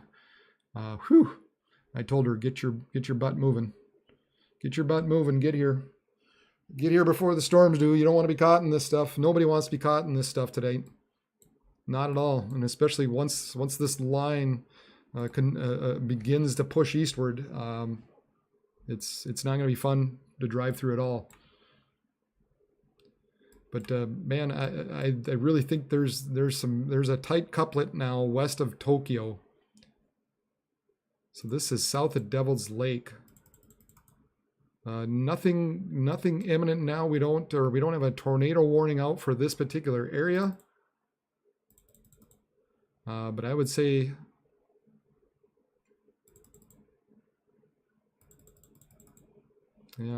Tokyo-ish. We need to be watching out for this storm as it passes overhead. Looks like it's moving eastward just a bit. So it's going to pass just north of Warwick.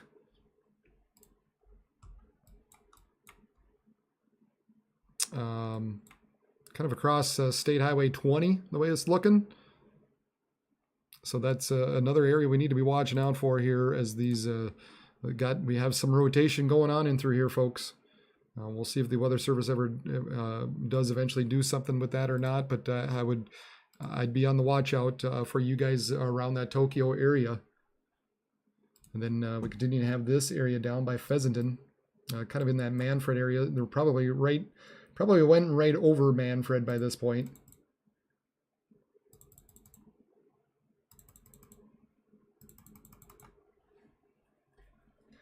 I think we've got our first flash flood warning as well out for that area for northern Welds County in south central North Dakota. So between 2 and 3.5 inches of rain have fallen, and an additional 2 to 4 inches is possible with these storms. So we've got a whole bunch of stuff going on top of the severe storms, the hail, the possibility of a tornado in there. Now we're dealing with flooding in these areas in through Pheasanton and Hamburg, kind of southeast of Harvey, but continue to have some rotation in there, just north of Manfred, just north of Manfred. Kind of thankfully there's nothing else out there, but a lot of county gravel roads. Eventually coming up to Heimdall and maybe Hamburg. But for the most part is kind of out in open country here.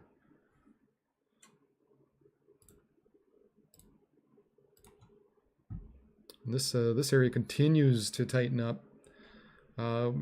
Boy, anywhere along here at this point, I'd be concerned. South of Devil's Lake. This whole area kind of looks like it could be a concern. You've got potential couple of areas of concern there.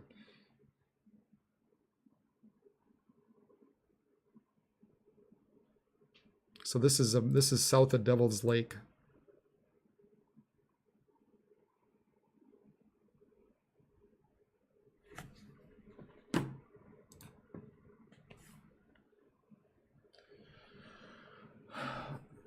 Appreciate everybody for watching. We're going to continue to watch this throughout the nighttime hours as late as we can. I think the longest I can go is until about 2:30 or so in the morning, just based on when I started this stream. But we're going to carry this live as long as we can. I watch exclusively the Dakotas and Minnesota. Yep, you've got others out there that watch things as well. But I've been covering a lot of these here, even when these other guys haven't, just because this is the area I stick with, the Dakotas and Minnesota. So that's what we run with exclusively. So meanwhile, while everybody else is chasing some storms elsewhere at times, I just kind of stick around home.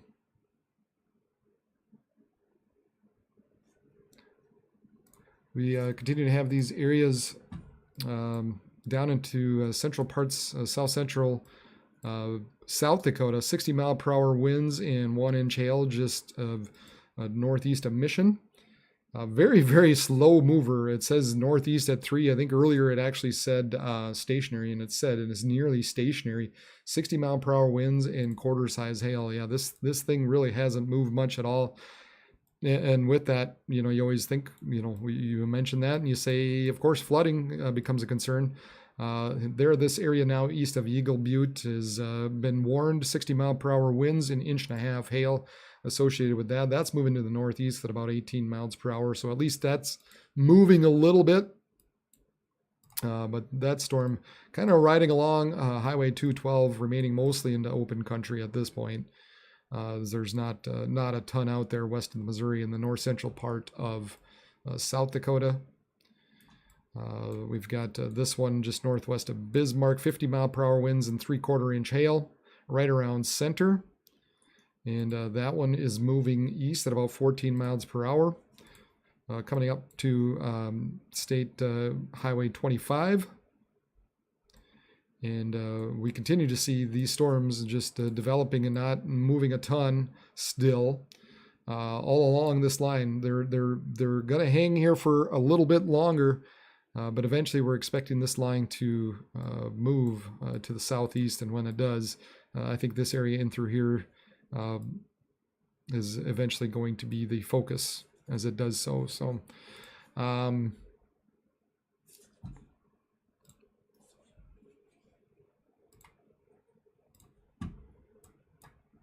yeah, some tight, I mean, it's not, this area by Tokyo, they've got some strong damaging winds, I would say at the very least.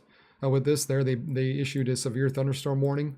It's maybe a little broad. There's not a tight couplet in there, but man, there's some strong winds. I mean, this is heading, I mean, going like that and anywhere along here at this point, you're going to be seeing some strong gusty winds associated with this.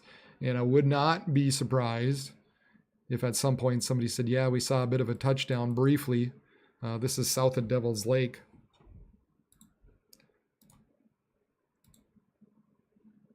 So that wouldn't completely surprise me. And then we've got this area just north of Manfred, northwest of Fessenden, just kind of getting out of the reach of the tornado warned area. There was a brief touchdown earlier down here just south of Manfred. Lasted about 3 minutes, it said, and now it's moved just northwest of Fessenden, north of the Manfred area. So Hamburg, you're kind of in the path still of this particular storm. Wellsburg, I'd say you're not completely out of it as well at this point. Heimdall, you're definitely within reach of this. You're kind of in between Hamburg and Wellsburg. So Heimdall, you're going to be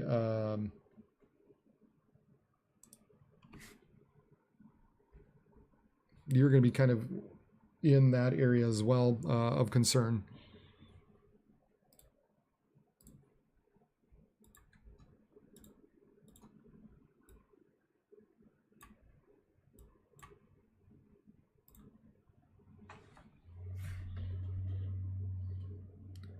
Starting to get a little advancement, but I still largely these storms here are continuing to feed into the main area.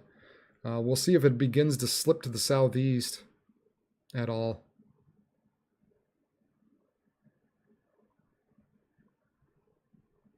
But we've got some additional development out ahead of it. It continues to sort of feed into the main line.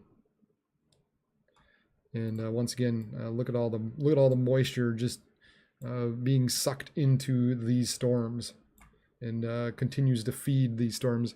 They continue to just, like I said, let that tornado warning go. But there continues to be a little bit of rotation showing up. I'd say south of Brockett at this point. And then this line here, we've probably got some strong damaging winds. This is the latest warning associated with it. 60-mile-per-hour gusts and quarter-sized hail, moving east at about 20 miles per hour. So I think if you're anywhere within here, we're looking at some strong winds associated with this particular storm, and winds up to an inch or so with these storms. And then just to the northwest of there, we've got a couple of pockets of rotation going on right around the Brockett area that bear watching as well.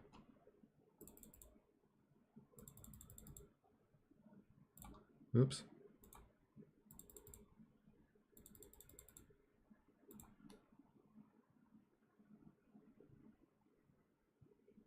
You can see how these storms kind of getting fed in this way. And then some of that outflow getting pushed out, and so we've got some rotation going on there.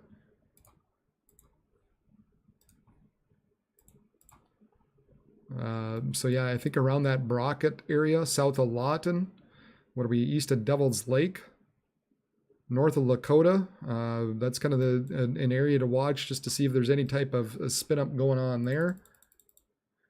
Probably moving, boy, they're rotating all around the place.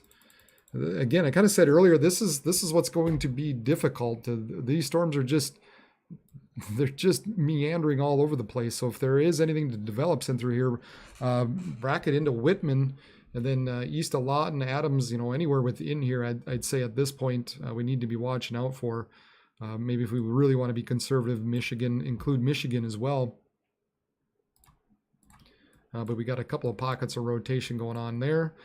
We've got some strong winds getting pushed southward against some area that's trying to get fed in.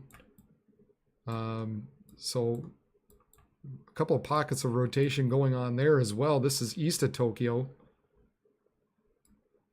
And now they actually issued a tornado warning. Or no, that's the old one that hasn't expired yet. How long is that thing sucker valid for? Till 4:45. Another 20 minutes on that. 4:21. Oh, that just reissued. A severe thunderstorm capable of producing a tornado was located near Spirit Lake Nation, or 17 miles south of Devil's Lake, moving east at 15. Tornado and quarter-sized hail. Locations include Cheyenne and Spirit Lake Nation. So they re-upped this one. East of Cheyenne.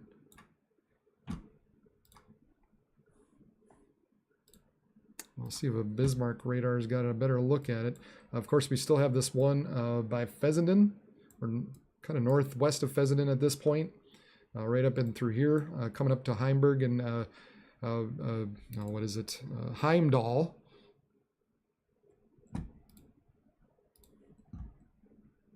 And southwest of Hamburg, in between Hamburg and Weldsburg at this point. This is kind of the area rotation we're watching.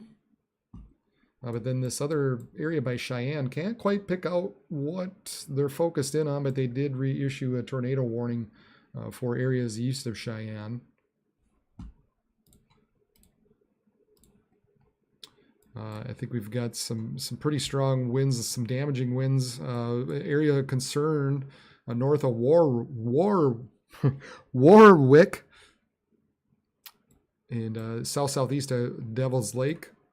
And then maybe this area just east of Devil's Lake, a couple of areas that might looks a little better now, but we was kind of looking at a little bit of some rotation occurring there as well. So just never know. We continue to monitor all these areas and just kind of give you an idea what to look for. The best thing is with these storms, as they approach your area, just especially if they're tornado warned and if they're within these areas that I'm kind of focusing in on. Just do the right thing and just take the precautions. Get into a basement or into your room at the lowest floor of a sturdy building. Avoid the windows, and if you're outdoors in a mobile home or in a vehicle, move to a close, substantial shelter and protect yourself from flying debris. So if you're within these areas that we're mentioning tonight, just do the right thing. Take the precautions. And then just wait for the all clear basically to be sounded with these storms. So maybe around that Brockett area, just keep an eye on this area, kind of heading I think eastward a little bit. Very, very slow eastward. This area just south of Crary, that area is pushing eastward as well. So eventually Talna and Lakota. I think you're going to be kind of in the path of some of these strong winds that are going to be pushing out. So you never know if anything is going to spin up in there. And then as we head back into Fessenden and we take a look at the Bismarck radar with that one. Just northwest of Fessenden up to Hamburg and Weldsburg. And the Heimdall area, that's kind of, that's the areas that we're concerned about there at this point. So we'll see if they re-up another tornado warning. This is valid until 4:30, so for just a couple more minutes, but still some rotation showing up in there. And so just take the precautions, do what you need to do, get into a shelter, and just be smart, and you'll be fine. We do live in North Dakota. It's we can have tornadoes, but they're just not as maybe likely as they are down south. So that's why I said if you just do what needs to be done and take the precautions and heed the warnings, more than likely you're going to be fine.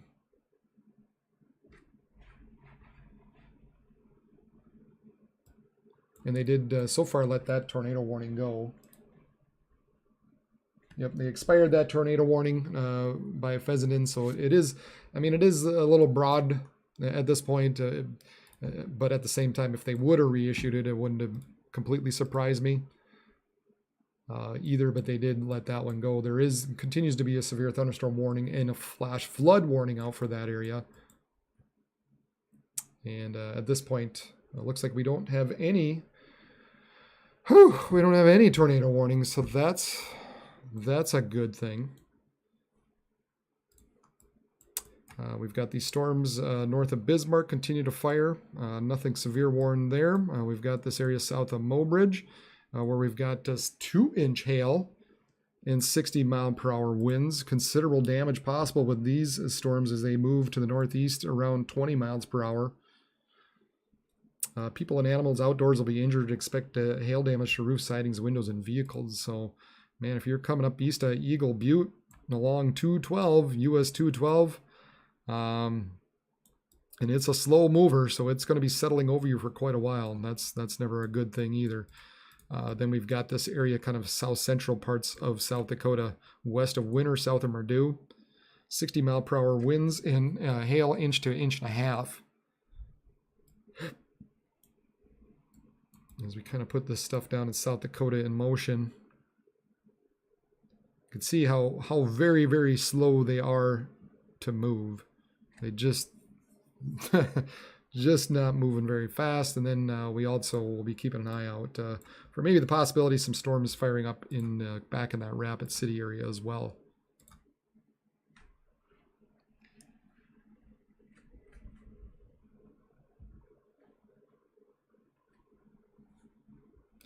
So thankfully at this point, no tornado warnings, but just a couple areas to watch south of Prairie. Man, I still think this area just northeast of Warwick,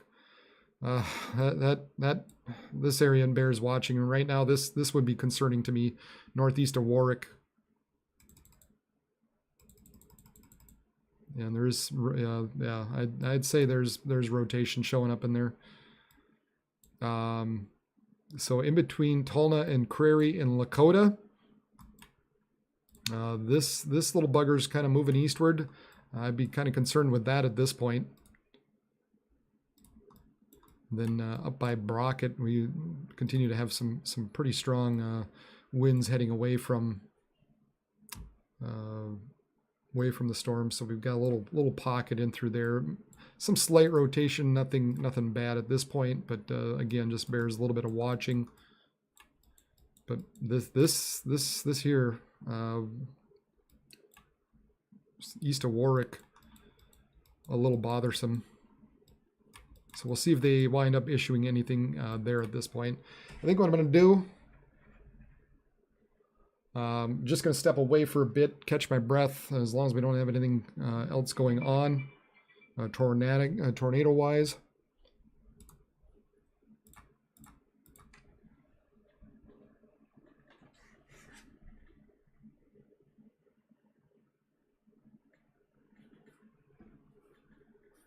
At 3:55, so that was over a half hour ago, well over a half hour ago. A broadcast media sent in a picture of a funnel cloud around Manfred. So when that tornado, or the tornado warned area around Manfred, kind of down by Pheasanton, there was a funnel cloud reported. Associated with that.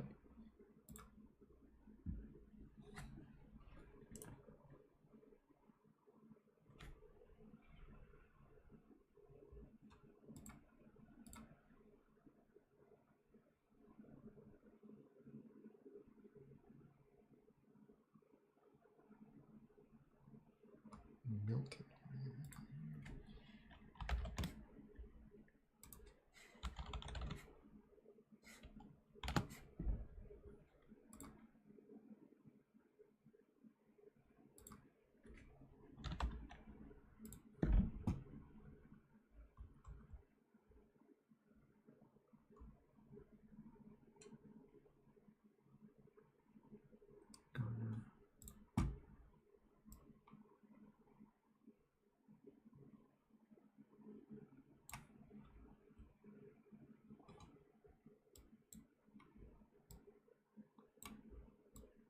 Not sure. Oh,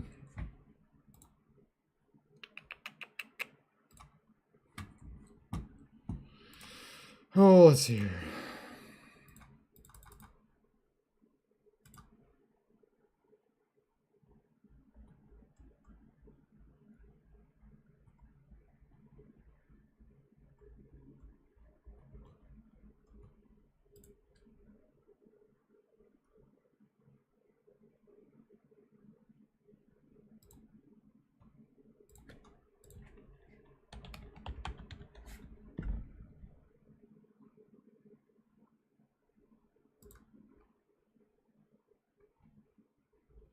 There was a tornado on the ground for a bit, 1 mile west of Milton along Highway 66 when we had that tornado warned area earlier, a lot earlier.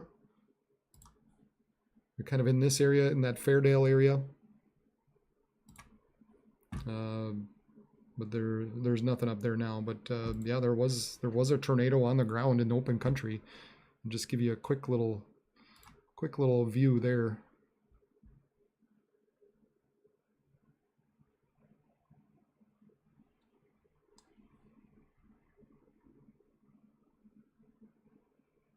That was the odd one. That was the weird tornado warning that we had on the north side of these storms.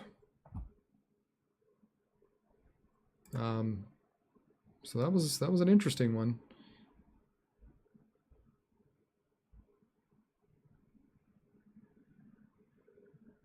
Here's Aaron J. Jack. All right, good, Aaron. Glad you're out.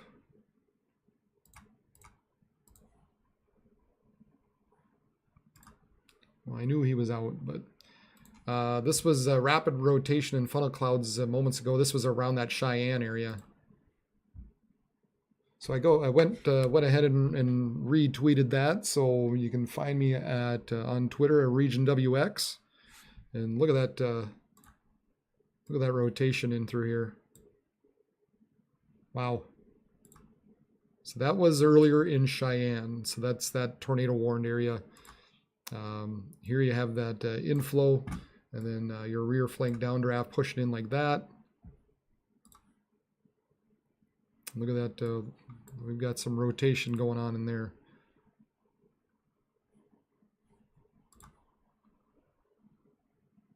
So that was Cheyenne earlier.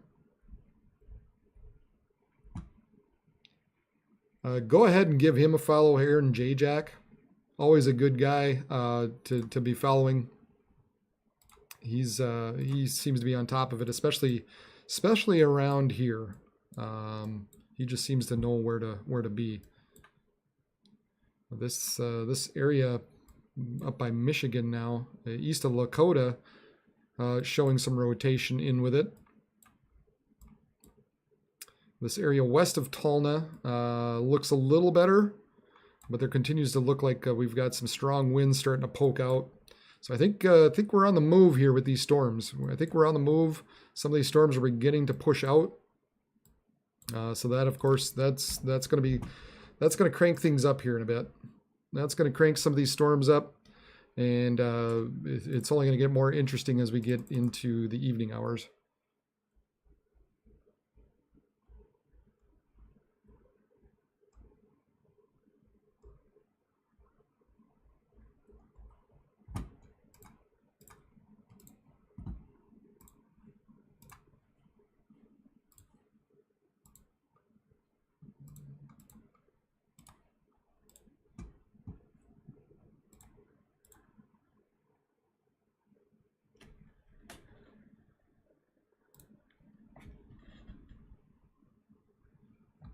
Here's the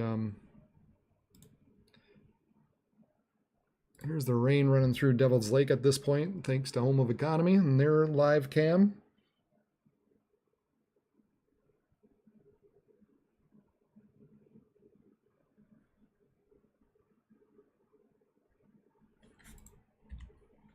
And we've got the atmospheric science, UND, and Grand Forks continuing to point eastward, or westward, I mean. Look at the anvil tops up here blowing our direction. start to see a little bit of the base of the cloud now showing up.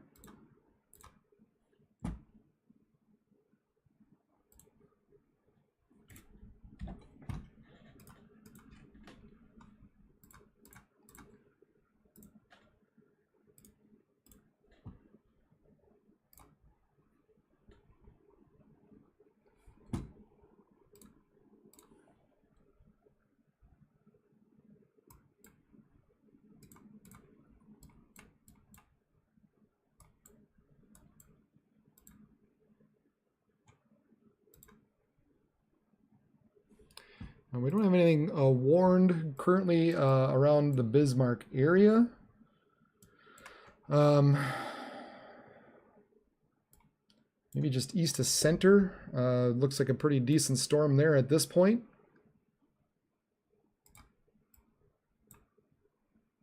Yeah, that's a good updraft. We've got 60 dBz shooting up to 30,000 feet.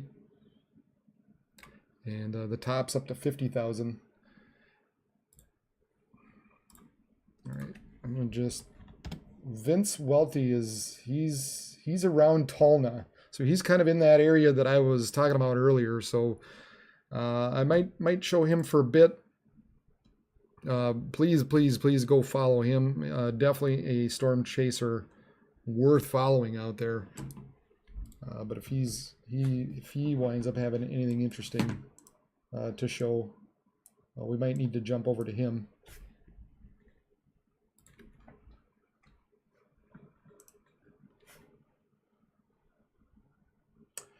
Appreciate all the watches and everything, all the likes.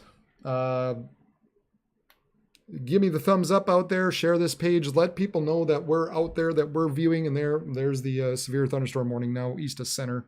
Let people know that we are out there, that I am out there watching the storms for you across the Dakotas and Minnesota. And the more people that find this page, the more you like this page, share the page, subscribe to the page, more YouTube kind of drops this hint that I'm out there to other people looking for weather information. So I know what it's like to live kind of out in these areas when you're out in the country around nobody else. You just kind of look for somebody or something to help guide you a little bit. And so would appreciate it. That would help other people, keep them safe, find this channel. And obviously help me out as well as I continue to provide this information out there.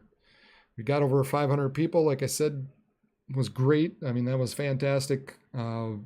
Small potatoes in the YouTube community, but it made me very happy. So over halfway to my 1,000 mark on subscribers, and I'm going to be here for the Dakotas, Minnesota severe weather event, winter weather events, and that's the plan. It doesn't matter. So we'll cover it all. Issue a forecast. They issued a forecast the other day regarding the couple of days of severe weather. So if anything does come along, you'll know ahead of time what to expect. And as always, feel free to ask questions. I try to answer them as much as possible on the chat. Hit me up on Facebook, ask me there. Hit me up on Twitter, you can even ask me there. Sometimes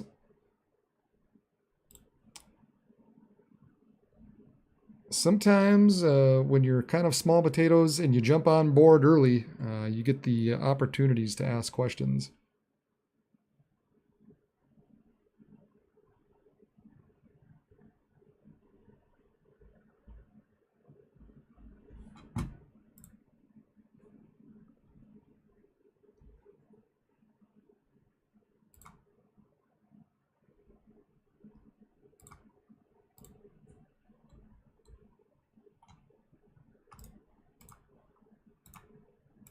Okay, guys, we'll take one last look here. We'll have to keep an eye on this area, actually, just north of Bismarck, northwest of Bismarck. Little concerning, nothing there yet, but something to watch for. As for the possibility of some rotation, but at the very least, we have this severe thunderstorm warning out, 60 mile per hour winds and 1 inch hail. So Cross Ranch State Park. Let's see here. Wilton, Baldwin, Reagan. Eventually, you guys will be impacted. And then we're expecting storms to basically fill in all along this line and through here. We continue to have the threat of flash flooding. We have this flash flood warning out through here and there. So now we finally got a new tornado warning. That's not surprising here. Okay, so they did issue a tornado warning west of Tulna. And I'm gonna, let's see, I'm gonna let you peek real quick here at Vince Welty. And he is around Tulna at this point. And this is what he's seeing. A lot of hail showing up. We've got some blue skies showing in there.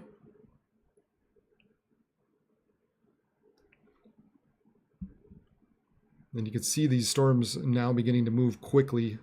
But we do have this tornado warned area that we need to be watching out for.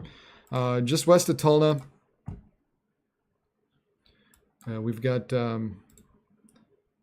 this area sort of jutting out in through here. We've got some good tight inflow punching in at that point. And I'd say probably right within here. It's a little attenuated. Thanks, Megan Schneider, for subscribing, as well as Kurt Gunnarsson. Appreciate it. Appreciate the subscription. Oh,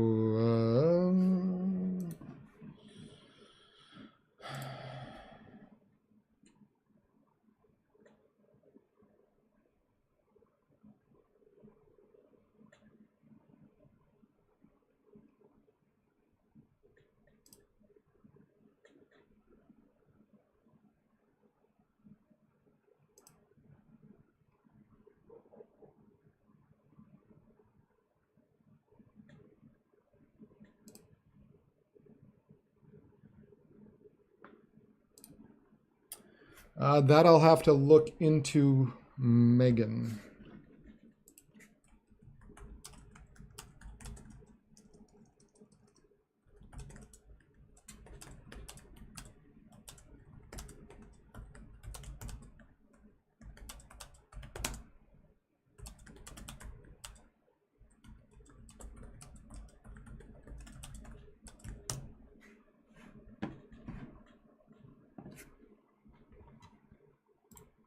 All right, so this tornado warning that they've got out, located over southeast Spirit Lake Nation, or 23 miles southeast of Devil's Lake, moving east at about 30 miles per hour. This is dangerous storm. Will be near Tulna at 4:50, peaking around 5. Again, moving east at about 30 miles per hour. So make sure you guys are taking cover now around that Tulkin and Pekin area. Move to a basement or interior room on the lowest floor of a sturdy building and avoid windows. And if you're outdoors or in a mobile home or in a vehicle, move to the closest substantial shelter and protect yourself from flying debris. So yeah, it looks like right in through here, right, is where I think we've got the tightest rotation at this point.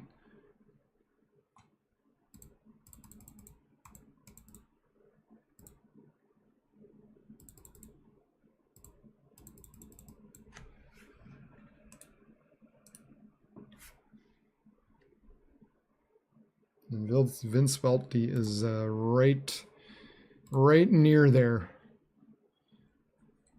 Keeping an eye on things, so we'll keep an eye on Vince and see what he sees out there.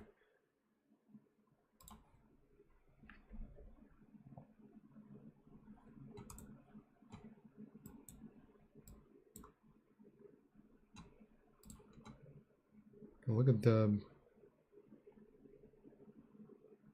You've got this area jutting out, and you've got this tight area inflow. Your forward flanking line. And yeah, kind of in through here typically is where you find it. if this this area kind of kinks around here, we'll see. But just around that Tulna and Pekin area, just south of Dakota. Moving eastward, just kind of north of Tulna, but if you're anywhere in that Tulna-Pekin area, I'd watch out. These storms have been a little erratic here tonight. It looks like we also have an area bears watching just north of Michigan as well.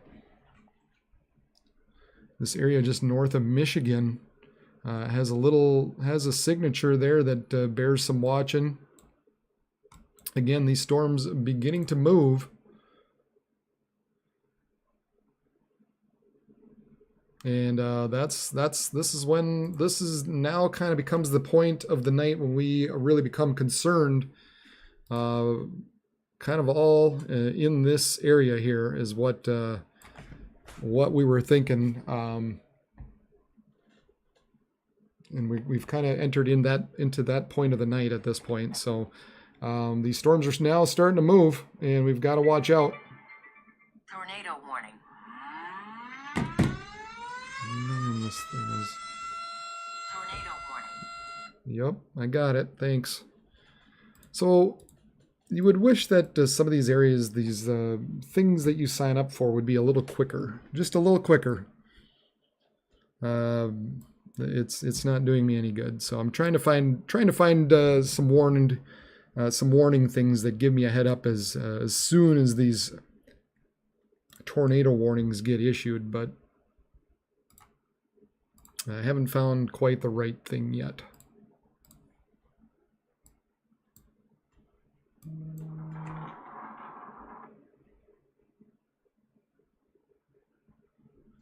Okay.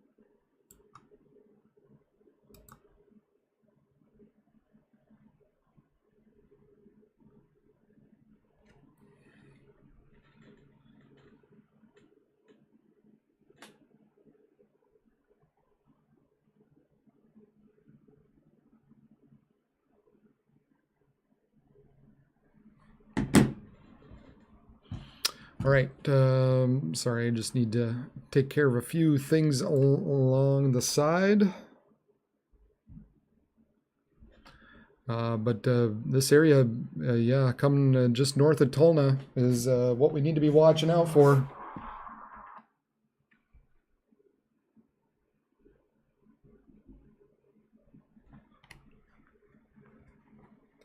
I mean, you've got kind of several areas that even within here that sort of bears some watching all along. This is probably the main one, but the way this is kind of poking out in through here,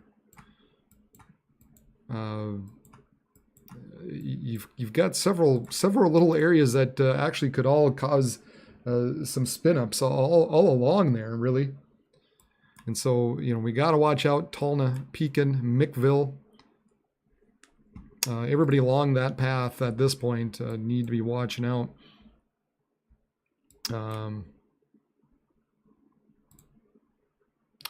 Brendan Kopic is also out in the vicinity.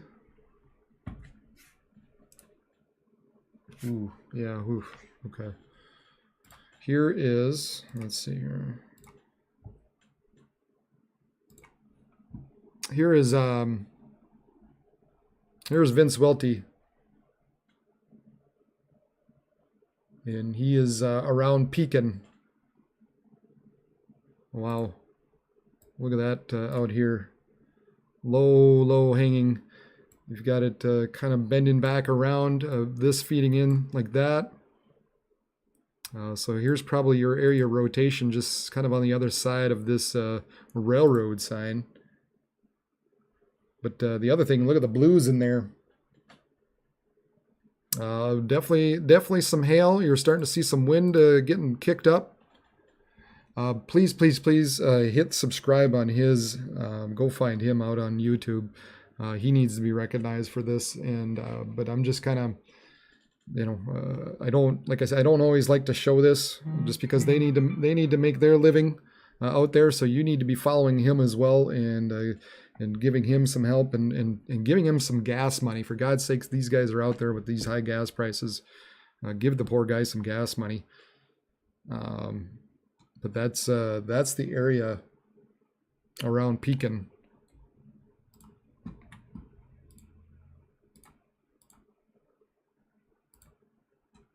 And we'll keep him in the upper right at this point,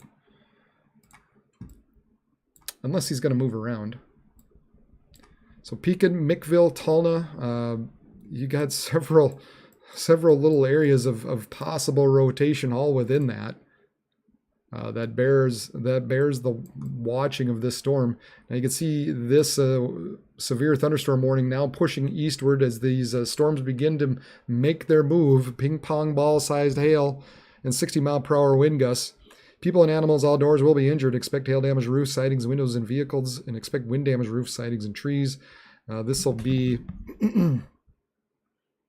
Let's see. Other locations include Mose, Logan, Center, Binford, and Kempton. This includes Interstate 29 between mile markers 161 and 164. For your protection, move to an interior room or lowest floor of a building. Intense thunderstorm lines can produce brief tornadoes and widespread significant wind damage. Although a tornado is not imminent, likely within this whole area, it is best to move to an interior room, lowest floor of a building, as these storms can or may cause serious injury and significant property damage. So these storms now are beginning to take off, and we're going to have to start to watch this whole area now into eastern parts of North Dakota as they begin to slide southeastward. But this area right now, around that Pekin area, continues to be kind of the concern, as there is the latest tornado warning associated with that.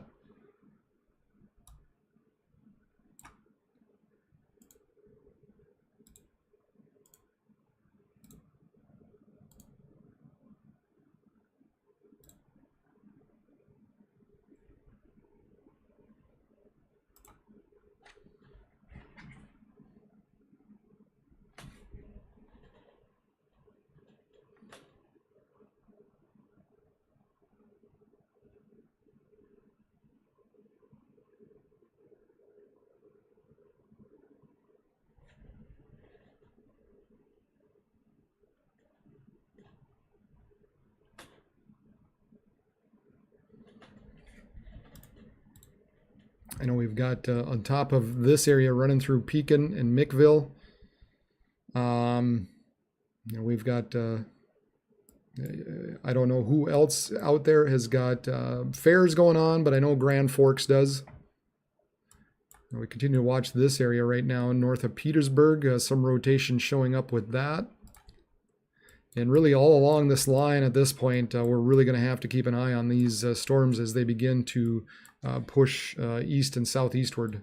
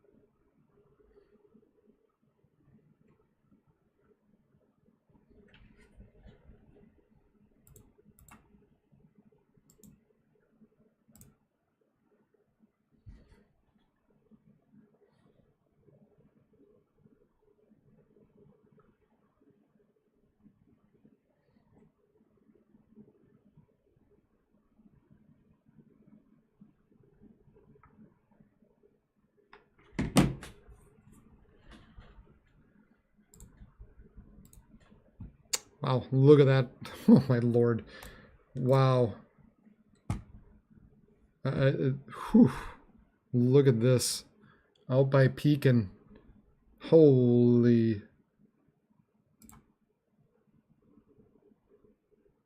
You've got this inflow into here. So whether there's anything there is hard to see at this point. But it looks nasty out there. That is crazy. That is unbelievable. Again, if you're following Vince Welty, Waelti, he is right around Pekin. And it's, man, it's hard to tell, but there could be something out there at this point. He's got to be on the move now. I was shooting with my iPhone across the road, and I had the contrast cranked, and it looked like I saw a cone orbit around in there. I can't tell if it's the dust cloud or not, but I kind of wondered if there was something on the back side of that or not. Yeah. So Vince basically saying he can't tell if there's anything, if it's just a dust cloud. He thought he saw a cone within it. Please give him a like. Go follow him. Help him with his gas money. He's out there. He travels all over the place. But I'm just, again, I don't like to do it, but just because it, I mean, there's something there. You know, it helps to kind of give you guys a little bit of a visualization. What's going on right now, right around Pekin, is that's kind of the tornado warned area at this point. This area north of Petersburg, not looking quite as imminent at this point anymore, but we'll continue to monitor that. Flip over to Bismarck for a bit. We've got this area north of Bismarck that has golf ball size hail and 60-mile-per-hour winds associated with it. So some pretty decent size hail just west of Wilton. Doesn't appear to be anything as far as rotation wise there at this point. And then this large area with 60-mile-per-hour winds and half-dollar sized hail associated with this right around Cathay, New Rockford, Barlow, Carrington, Bordeaux, and Brantford. That's going to be heading your direction eventually. Nothing at this point popping up on the rotation, but still, yeah, just plenty of hail popping up in there. And then I think we're getting close to the point where we're gonna start to transition into a wind and kind of a brief tornadic event here. So we'll continue to watch this area right around Pekin, Tulna, Mickville. You guys need to be in your shelter with this storm.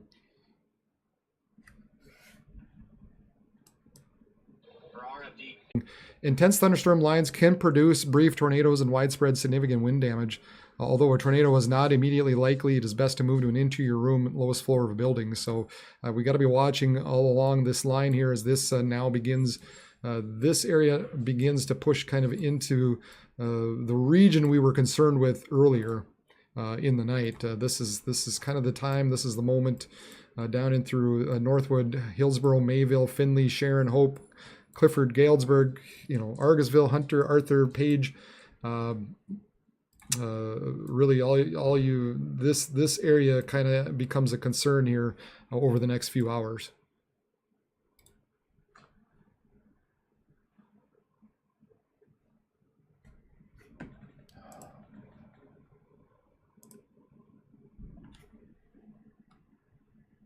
And again, hopefully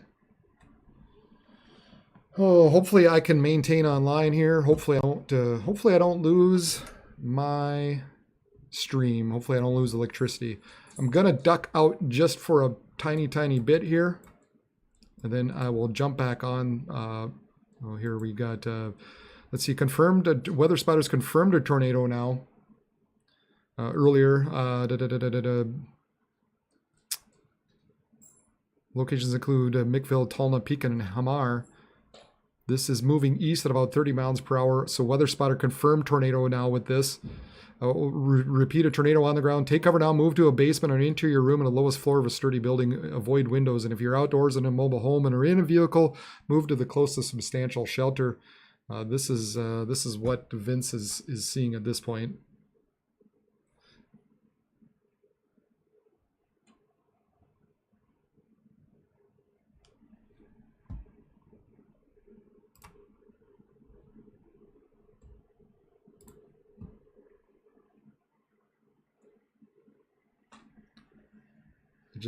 I just gotta step up here for a bit. Hold on.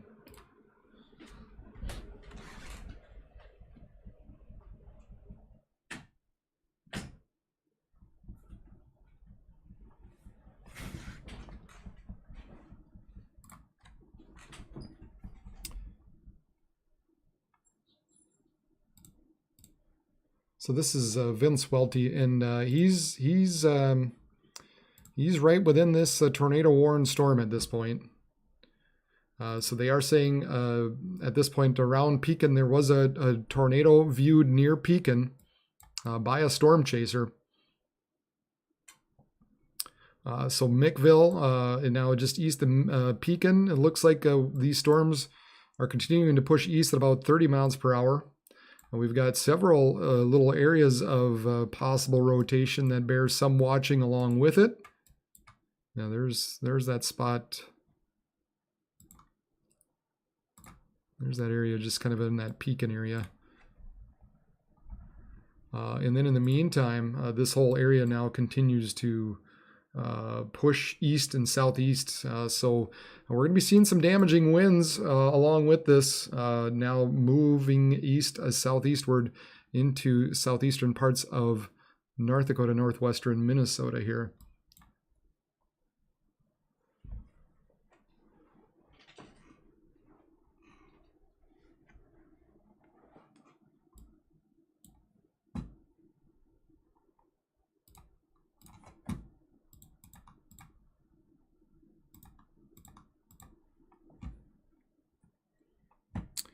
Real quick, this is one of the latest models, basically showing what's expected here.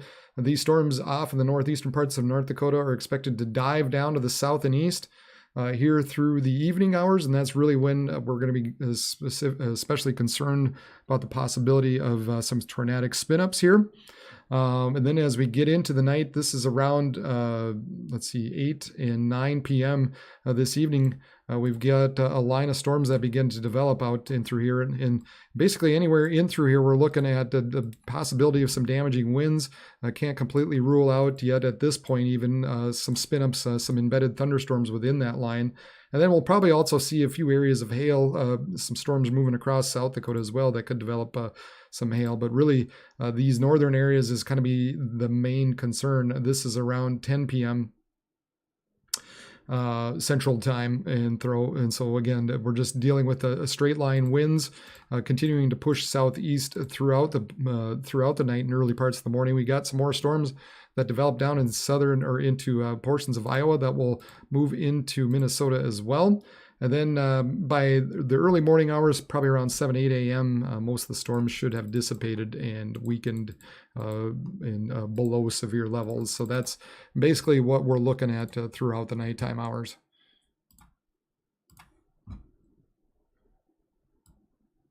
These areas, again, a little drunkard, a little wobbly, not moving in a typical motion that you would normally find. It was moving eastward a little more quickly, but now it seems to have stalled out a little bit. We've probably got a little bit of rotation left just northwest of Mickville. And I guess I lost Vince's feed there for a bit. A little bit of rotation still left in there.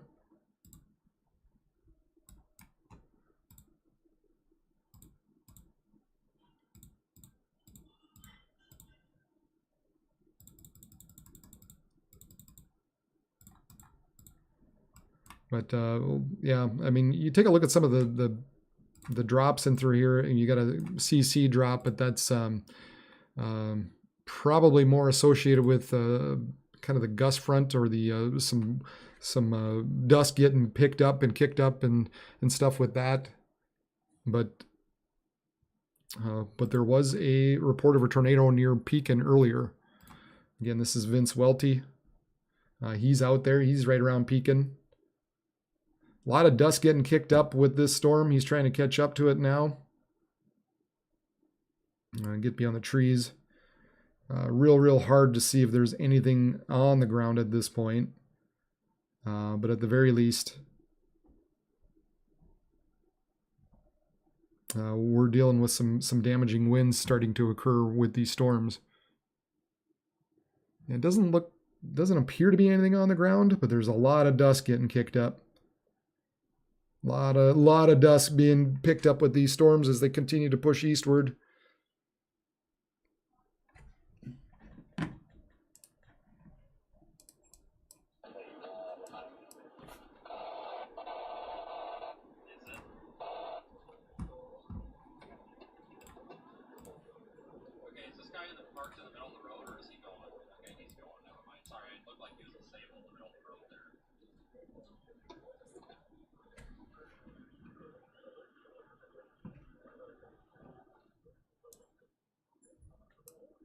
Oof.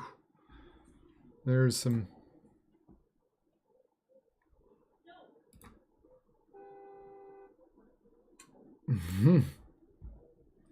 yeah, there's some pretty good rotation going on in through here.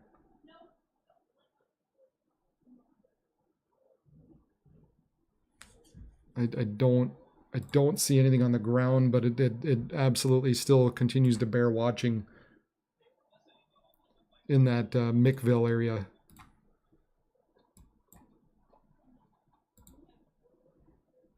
Just north of Mickville, heading east at about 30 miles per hour.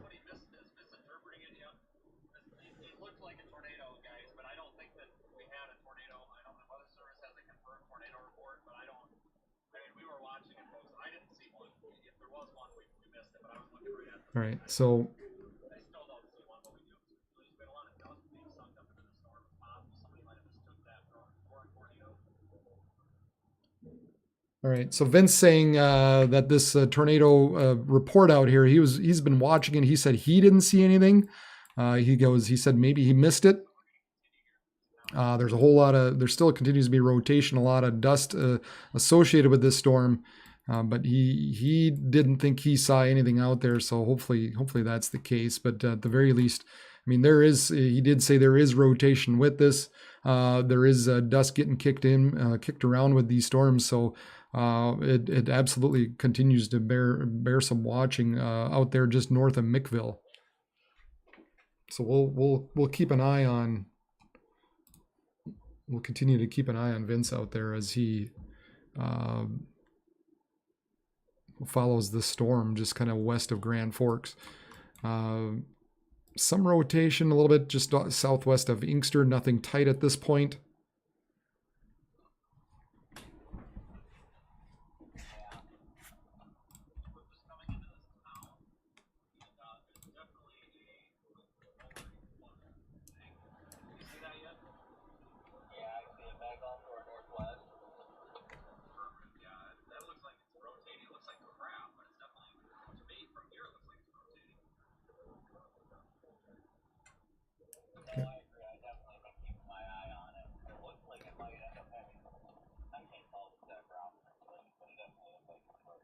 So definitely rotating still out there. Doesn't appear to be anything on the ground at this point, but he said it's still absolutely there watching. What I've got above me now at this point, we'll go back over to Vince here in a bit, but just taking a look at the Skycam out of UND looking westward.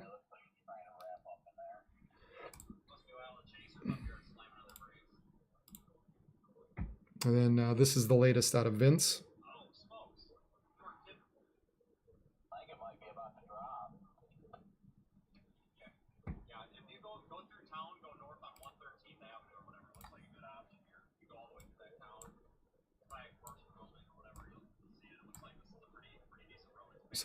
So this is just we're looking just north of Mickville at this point, moving east at about 30 miles per hour.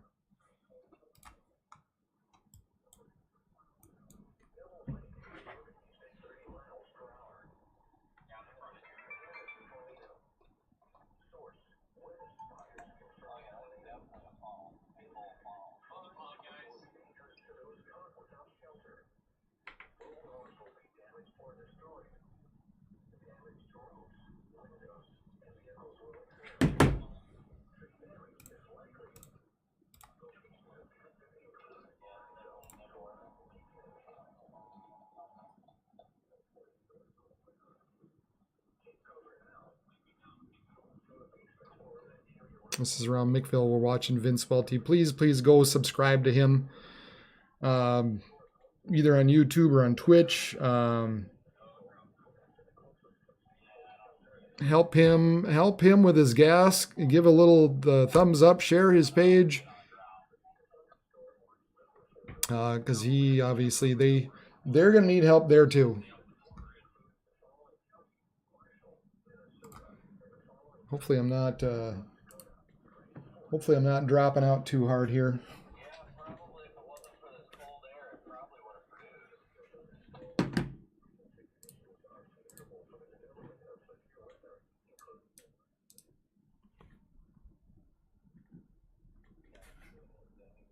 Well, that's looking a little better there, maybe.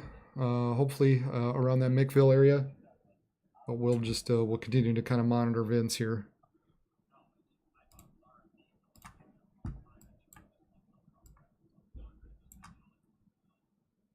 So north of Mickville, heading east. So we're just kind of west of Larimore, west-southwest of Larimore. May have had something down around the Pekin area.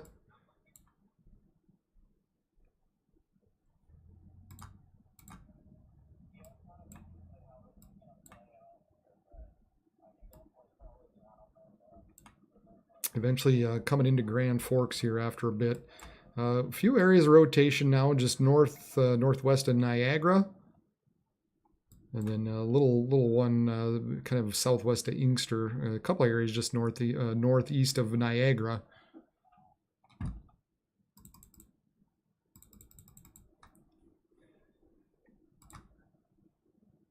You can see this line pushing eastward as this kind of gets sucked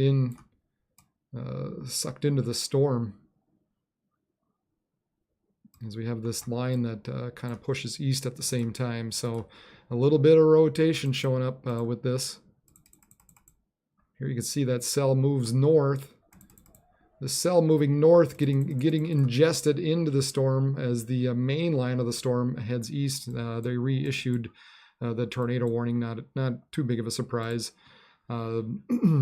Until 6 p.m. Central Time at 5:17, a confirmed tornado was located around Mickville, or 37 miles southeast of Devil's Lake, moving east at 35. Weather spotter confirmed tornado. Flying debris will be dangerous to those caught without shelter.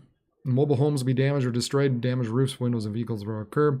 This will will include Logan Center, Kempton, Northwood, and Larimore now. So repeat, the tornado has been spotted. Move to a basement or interior room and lowest floor of a sturdy building and avoid windows. And if you're outdoors or in a mobile home or in a vehicle, move to the closest substantial shelter and protect yourself from flying debris. Again, moving east now at 35 miles per hour, starting to pick up a little bit of steam out there. Thank you for that late warning.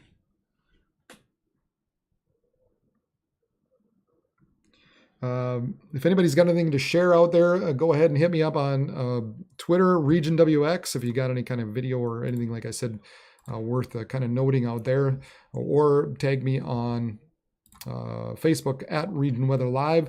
Please give the thumbs up button down below so that people can find this page and know I'm out there. Subscribe to this page so you know whenever I am out there watching live. We got a couple of areas bear watching.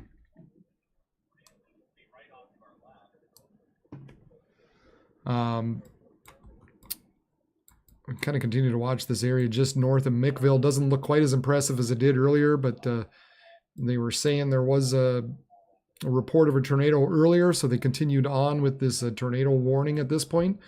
Looks like it's continuing to kind of push eastward, so eventually Larimore and Northwood, you'd be in the path of this. At the very least, we're looking at some strong winds beginning to develop. We also have an area kind of northeast of Niagara.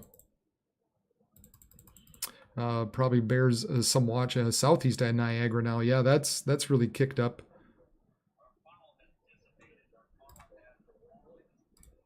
And Vince out there is saying his funnel that they were watching has dissipated. So that's a good thing. That's out by Mickville.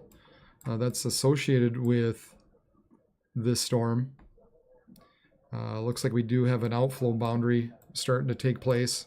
So that'll help kind of put the pinch on this storm just a bit for now. However, maybe the focus needs to be come back to northwest of Larimore, as this is looking a little more ominous at this point. We've got some inflow going on in through here, and forward flanking line, rear flank downdraft, and so we got some rotation going on. So just northwest of Larimore, probably another area I would definitely we're gonna have to watch now.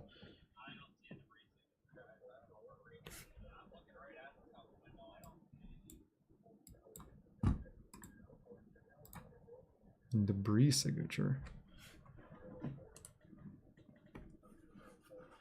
Where is he looking?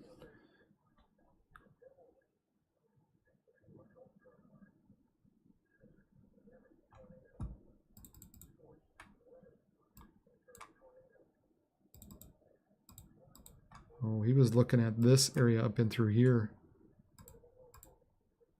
I think.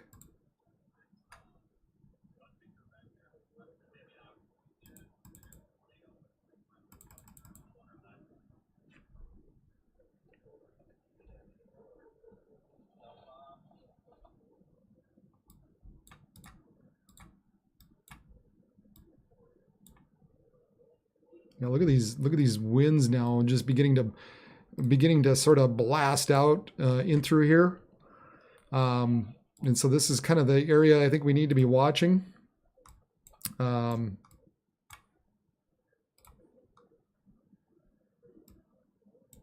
there might be a little something north of Niagara.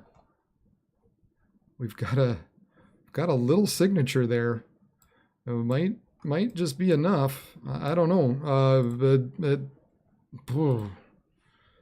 That's an interesting little signature there, just north of Niagara, heading towards Inkster, where you could maybe make the case there was a little ball associated with that.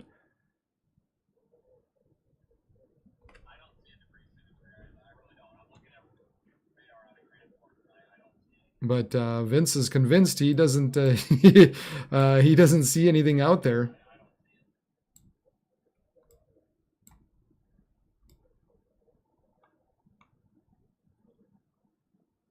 I mean, if anything, maybe here just south of Michigan, associated with this. It doesn't really show up very well on the velocity.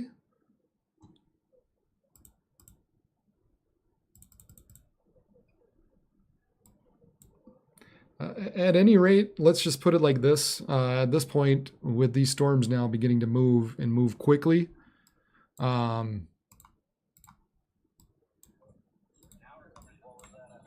we're kind of to the point to where just if these storms are coming, just take shelter. We don't want to be caught outside with these. At the very least, we're going to be seeing a strong punch of winds heading in. Look at these winds really beginning to blast east and south. So, boy, Larimore, Amaretto, Grand Forks, Thompson, we're about to get blasted here. We're about to get blasted.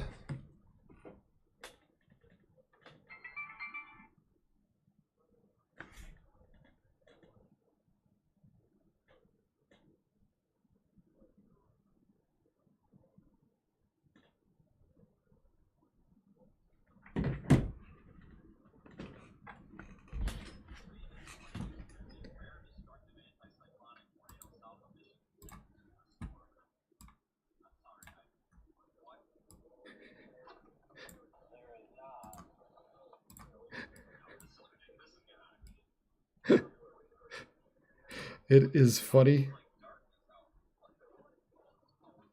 It is. All right. Well, it's very interesting watching and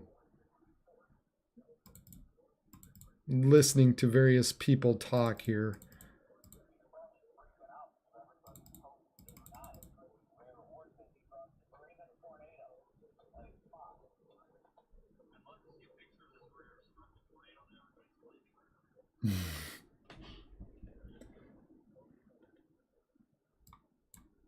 Sorry, I'm kind of getting caught up in some of the some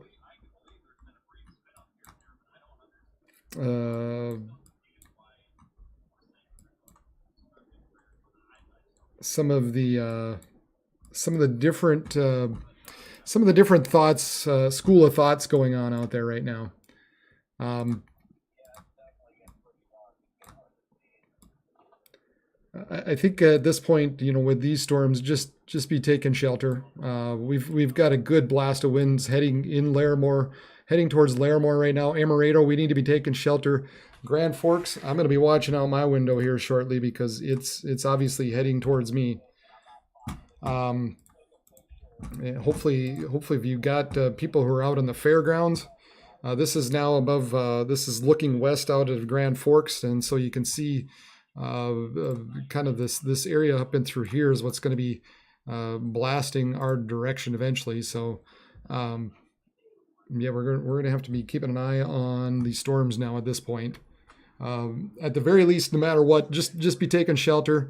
Make sure you're in the lowest part of a building. These storms are really beginning to move quickly. We've got some strong winds moving into Larimore and towards Amaretto. Eventually moving into Northwood, Mickville, and Annetta as well.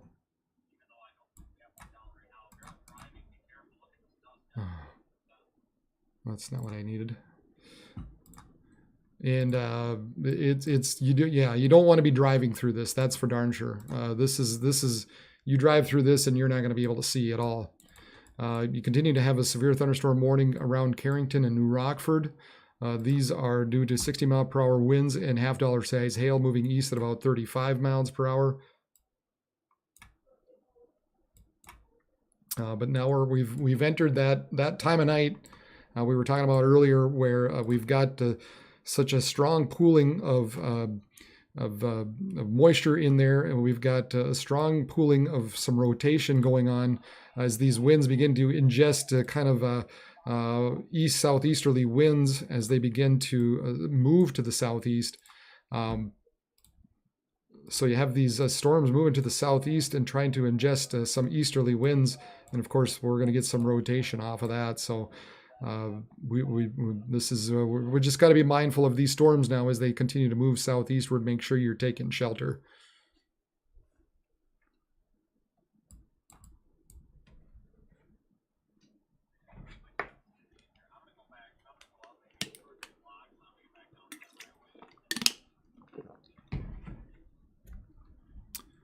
Yeah, Larimore is getting blasted right now. Amaretto about to get hit. Gilby, Inkster, maybe even some rotation up there.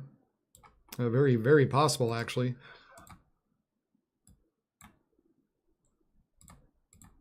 A little bit of rotation.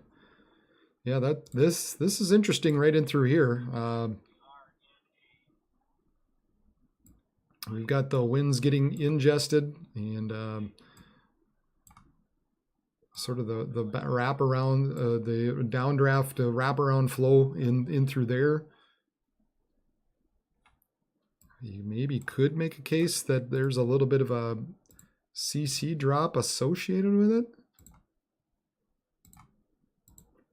So nevertheless, probably around Fordville and Inkster, probably our other area right now to be watching out for the possibility of a tornado, or at least some rotation going on. Moving into that Gilby, Forest River, Ardoch area, kind of all along, maybe all along this line, as typically can happen once these storms begin to sort of flex and bow out. You could see, maybe a brief little spin up anywhere along there, the way this is looking. So the way these storms are moving now, moving eastward, you can see that line moving eastward, anywhere from Forest River down to Amaretto. We need to just be mindful of the possibility of just of some damaging winds and some spin ups. And of course, like I said, I'm going to have to be keeping an eye on things here too as it gets closer. And then we continue to have this tornado warning down here that's in effect for Larimore and Northwood. Now, it doesn't appear at this time to be anything that's out there. There was some stuff out there earlier. But I think anywhere along this line right now probably is the focus from Larimore on northward.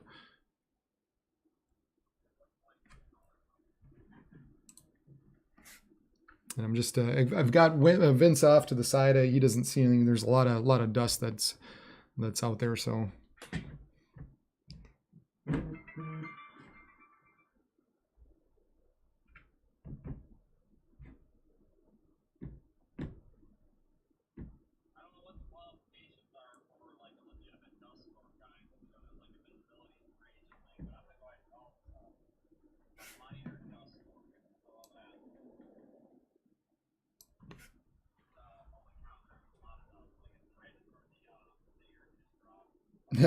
Vince out there saying there's a big dust storm out there associated now with these winds because they're starting to get look at all this. I mean, there's definitely some damaging winds in between Larimore and Michigan, but he said he had to turn off the air conditioner because basically there's so much dust getting sucked into this. So but right now, I would say anywhere within this line, we need to be watching out. You just never know when a brief little spin up is going to occur. We've got some strong winds rumbling through Larimore at this point. And that area is kind of flexing out and pushing quickly down to the southeast.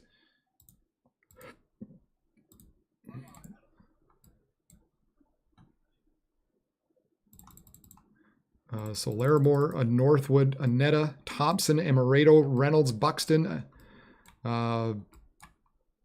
This particular area, kind of concerning area, is heading down this way. I'd say this area, you just never know if there's going to be a spin up associated with it. So really the stronger winds are here. There's some concern of maybe some spin ups here, and that's kind of pushing eastward. At the very least, just make sure you're taking shelter, do what you need to. They will just keep trucking. These storms will continue to just move eastward through the night. This is going to be a long-lived type of scenario.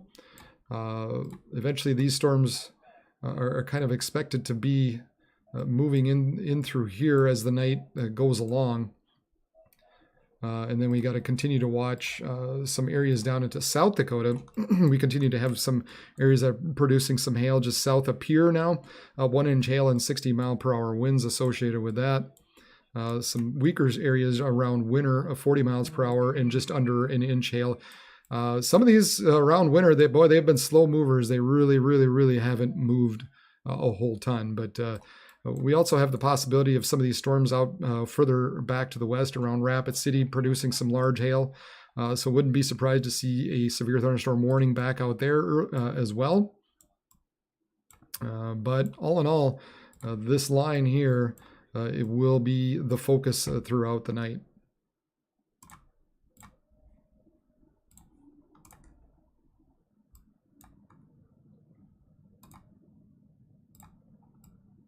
I hate to step away because it seems like that's always when things happen. So really we need to be watching out. Forest River, Minto, Manville, Grand Forks, Thompson, Amaretto, Northwood, Reynolds, Buxton, Hatton, Mayville, Findlay, Sharon, and Annetta. Anybody in through here at this point needs to be taking shelter. Do not be crossing the interstate. Do not drive across this area. If you're out at the fairgrounds, you probably want to get inside.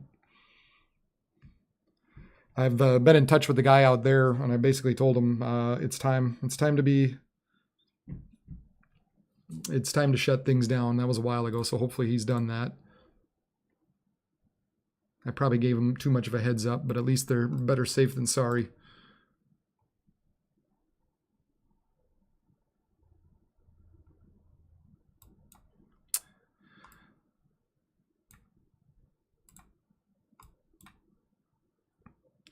Just again, I've got Vince off to the side. He doesn't see anything more than just a lot of dust being kicked up where he's at.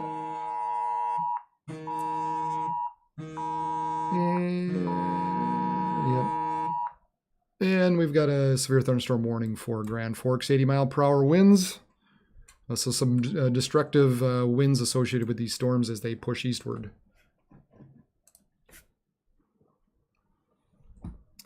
We've got the UND Skycam up above us. And like I said, hopefully we keep our power.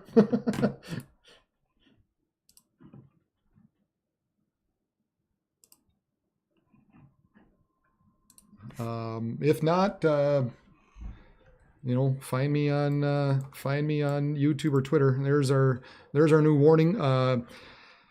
These are destructive storms for Grand Forks, 80-mile-per-hour wind gusts and ping pong ball sized hail. Radar indicated. Give me one quick little minute here, as I just thought of something here.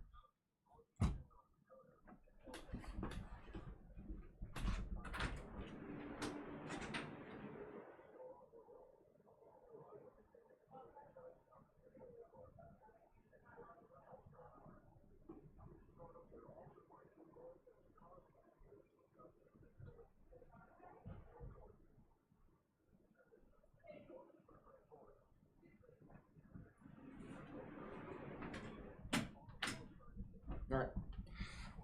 Just making sure everything's good. My daughter's home, but I had to make sure her car was inside. All right, so we've got this storm now heading for us.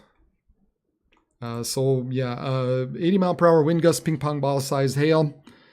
Flying debris will be dangerous to those caught without shelter. Mobile homes will be heavily damaged. Expect considerable damage to roofs, windows, and vehicles. Extensive tree damage and power outages are likely.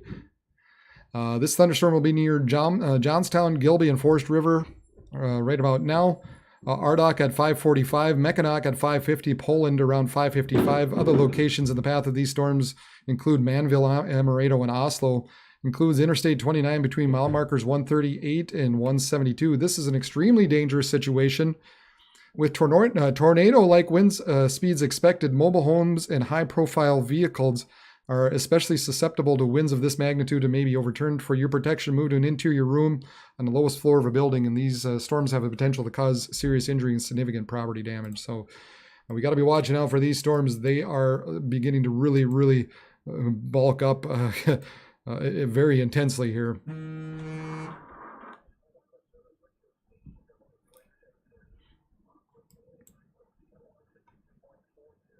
Let's see here. Let's storm track. Kind of punch this about storm track here. Grand Forks, we're about 15 to 20 minutes out with these storms.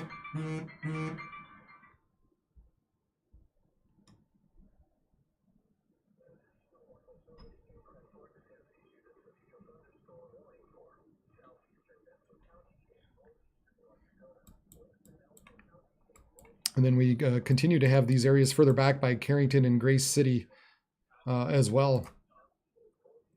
And that area is now moving eastward. So Carrington, Glenfield, McHenry, all the path of these storms now. Everything's on the move.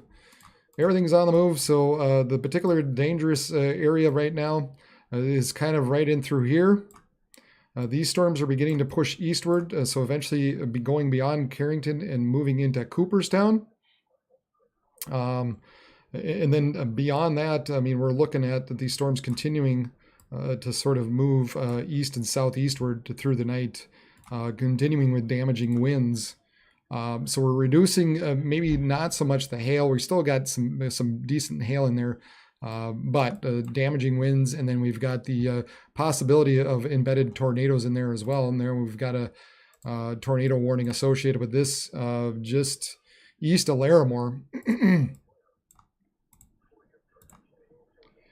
A tornado warning for central Grand Forks County in northeast North Dakota until 6:30 p.m. At 5:40, a confirmed tornado was located over Larimore.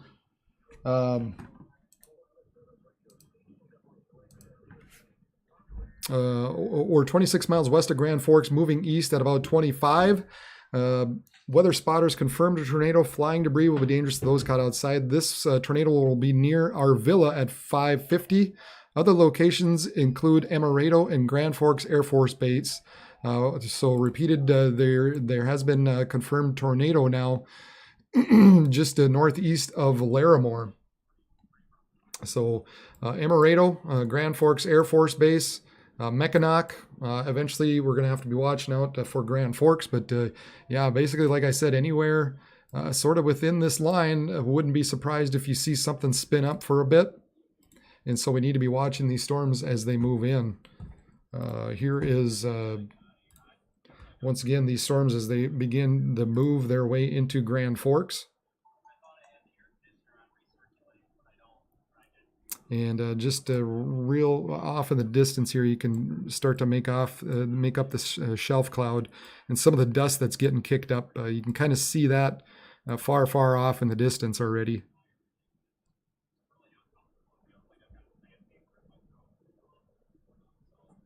Yep. So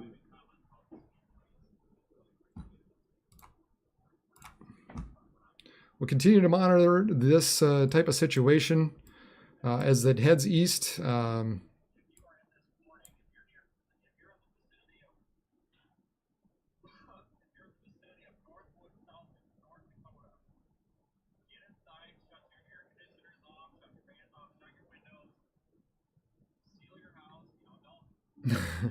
Apparently there's a lot of dust getting kicked up with these storms.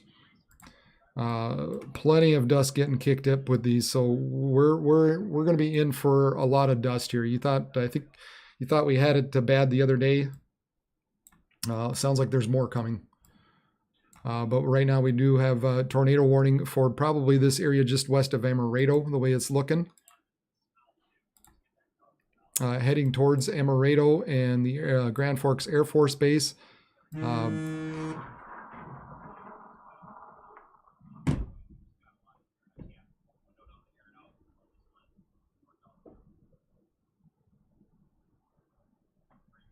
If anybody's got anything out there, if they're watching, please send it to me either on Facebook. That'd be great.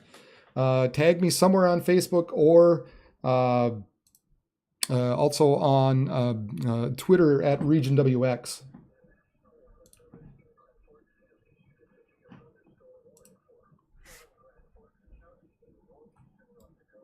This whole line is just lighting up now, and this was sort of the time of night we were concerned about. This was the area we were going to be concerned about, and unfortunately, it's looking like it's kind of coming to fruition. We need to watch this area west of Amaretto now. There might even be some spin up just west of Mackinac. So really, this whole area as this heads east will be of concern. Tornado warning.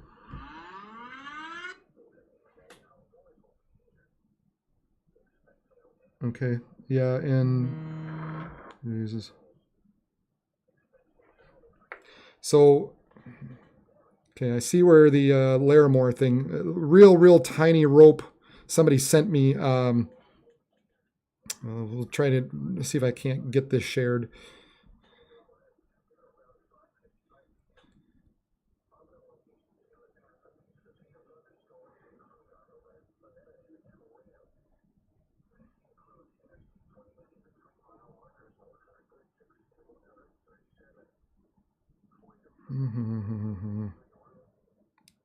It's never where you need it. There's Twitter.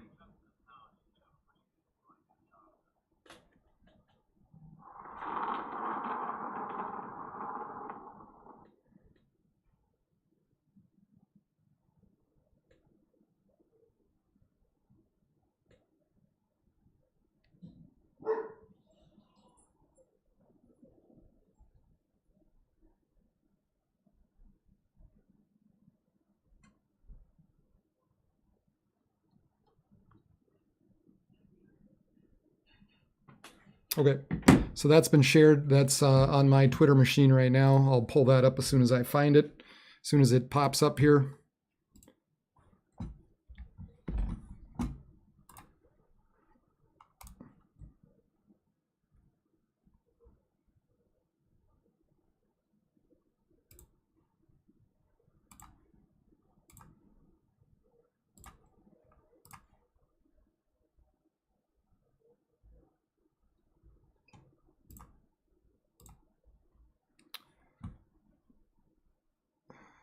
So this was, let's see,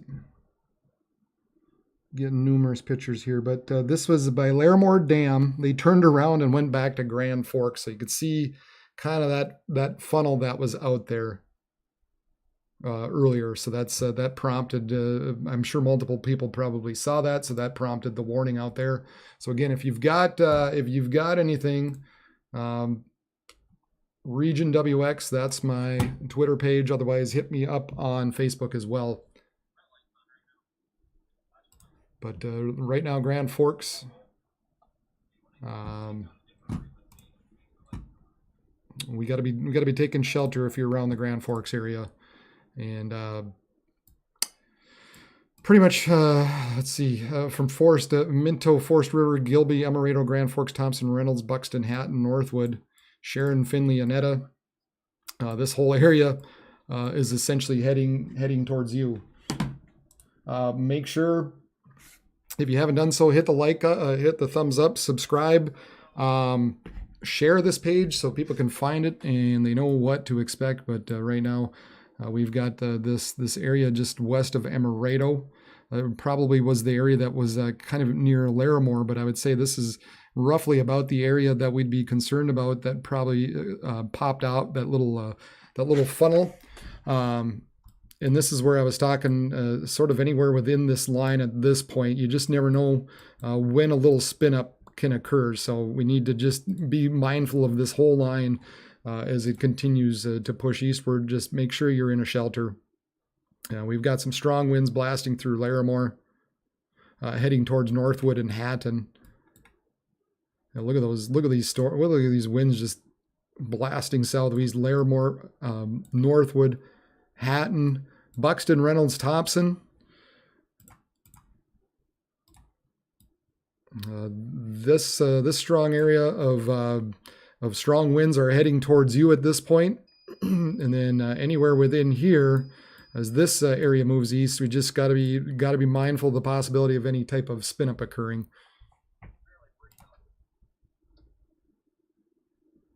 So just make sure you're doing the right thing. Take shelter. Get in the lowest floor of your building. Anything along that line, anytime these storms are coming.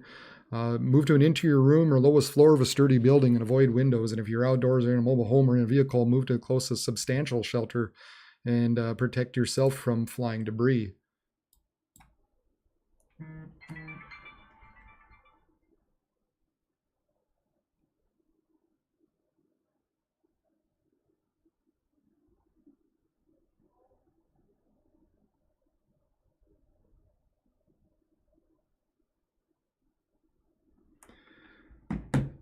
So these storms are expected to continue to push eastward through the night. We'll kind of get an update once here shortly.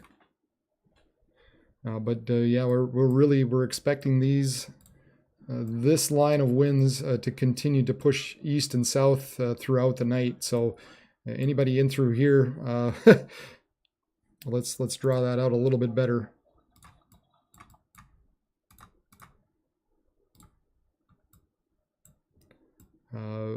Pretty much in through these locations, for sure we're looking at some damaging winds occurring with you guys. And as we get into the night, this line is just going to continue to push eastward. So we'll kind of follow it. We'll continue to follow it along. We're going to follow it into Grand Forks here. Hopefully, like I said, I don't lose any type of power. That'd be good.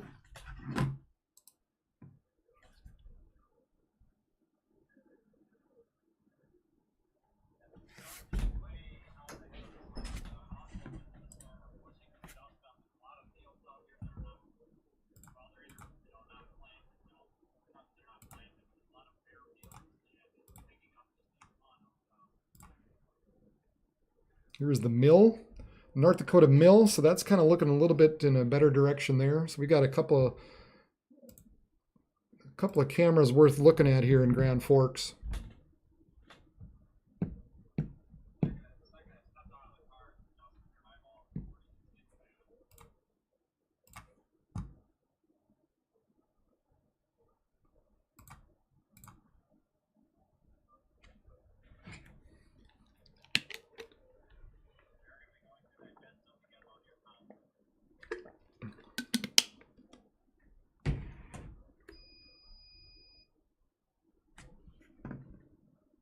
A lot of dust out there from some of the storm chase from Vince that I've been watching. A lot of wind, a lot of dust being kicked up out there. We continue to kind of watch this area.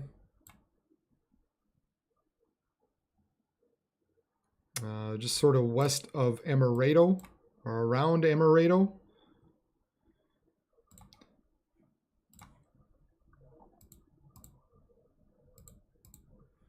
We kind of got this area kind of gusting out in through here. So maybe in through here would be a bit of a concern at this point.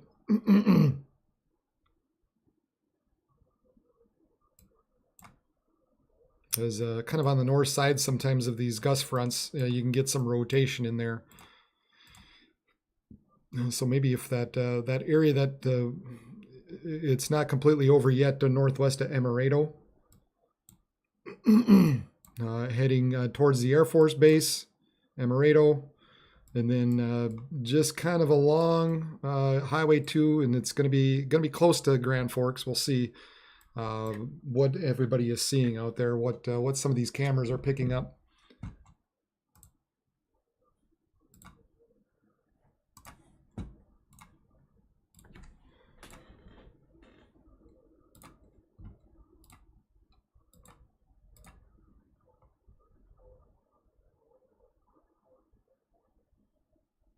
Wow, that's a cool shot. That's a cool shot. Top. This is holy cow. This is a neat shot. This okay, coming back.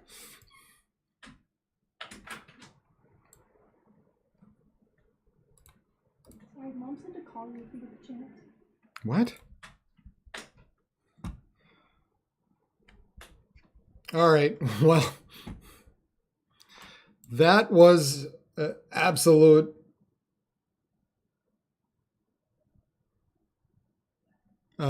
just a horrible time for that to happen. Wow. I apologize for that, but that was, geez Louise, I tell you what, that was bad. So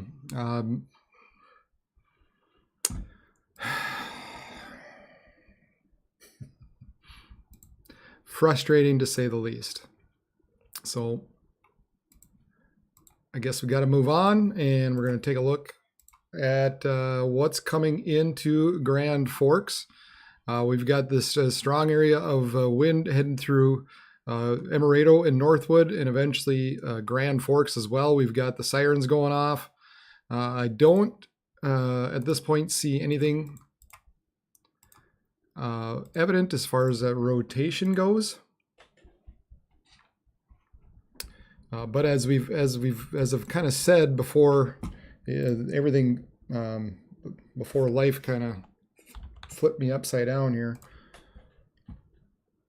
Anywhere within this line at this point, which is looking a little better as far as the possibility of rotation goes, but anywhere within this line was looking like, you could see some brief spin up occur with these storms now as they continue to push southeastward areas into Thompson, Northwood, Hatton, and Reynolds, kind of the areas that we're mostly concerned with when it comes to these damaging winds heading down to the south and east.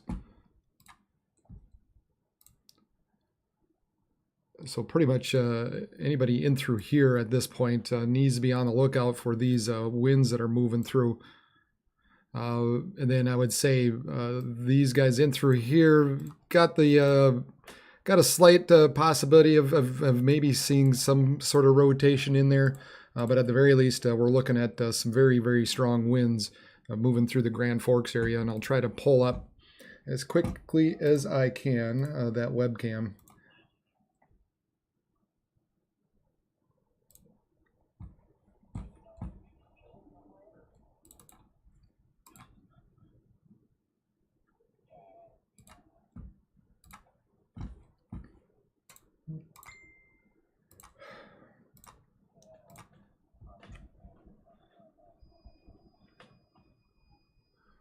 And there's the old mill cam there. You could see the base of the clouds starting to move in. There's the atmospheric webcam out of UND. You're seeing those clouds now, the shelf cloud now starting to roll through. So we're looking at some strong damaging wind gusts pushing through the Grand Forks region at this point.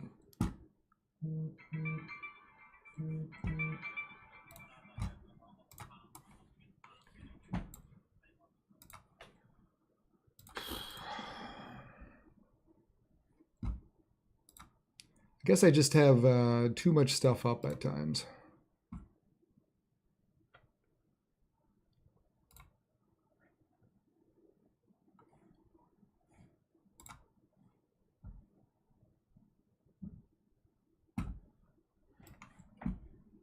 This is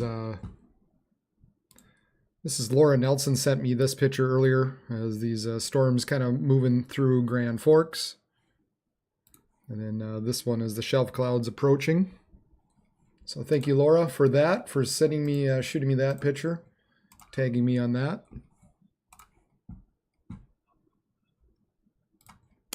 But again, watching these storms now roll through Grand Forks, we've got a little bit of a line now forming east of Bismarck as well. We'll take a look at that shortly.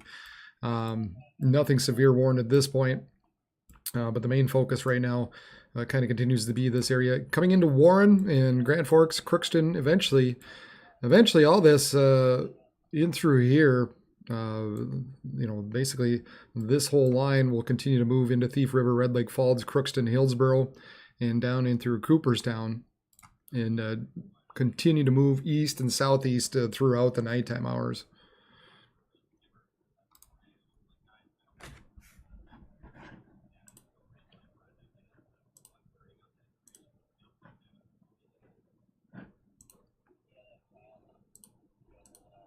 Continue to watch kind of Vince Welty off to the side.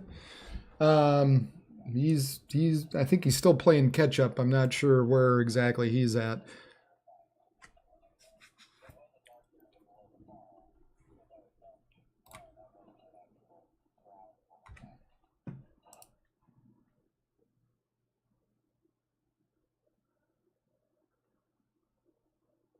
So these storms continue to move east now at about 30 miles per hour.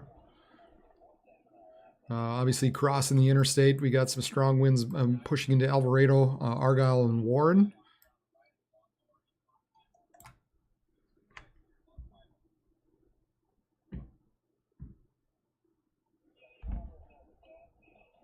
So we're going to have some strong west winds heading through town now. You can see some lightning off in the distance a little bit once in a while on this cam.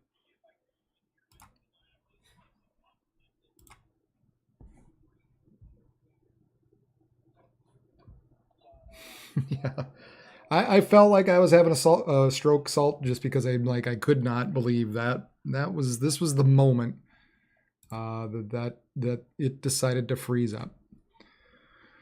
I don't know. Like I said, I'm just a meteorologist. I'm not a big. I'm not a big computer guy. I'm learning as I go. I thought I bought myself a really, really nice computer, which it is, but there's still limits with it that I'm still trying to figure out as to what sets this thing off. So.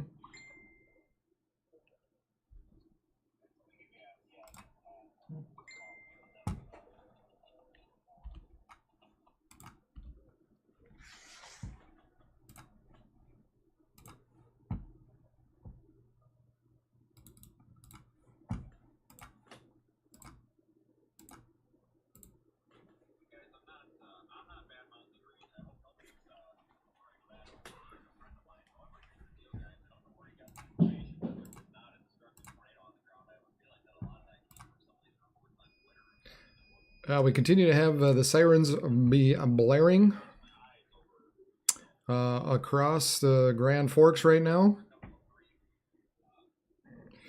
This is weather unrated. This is also a guy that I like to follow around Grand Forks. This is 5 miles south of Hatton. He says still haboobing.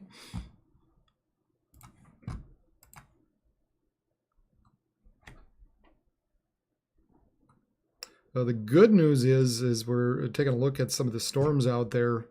It doesn't appear to be anything imminent regarding rotation. But I guess if I had to pick out an area, it would be kind of north of US 2 at this point. That would bear some watching.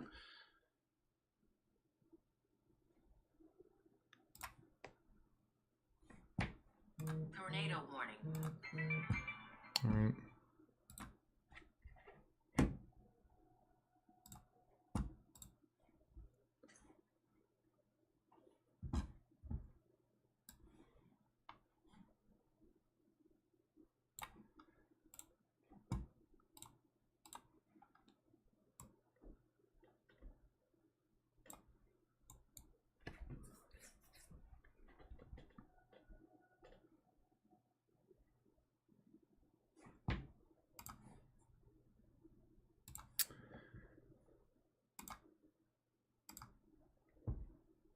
Here comes those storms rolling in.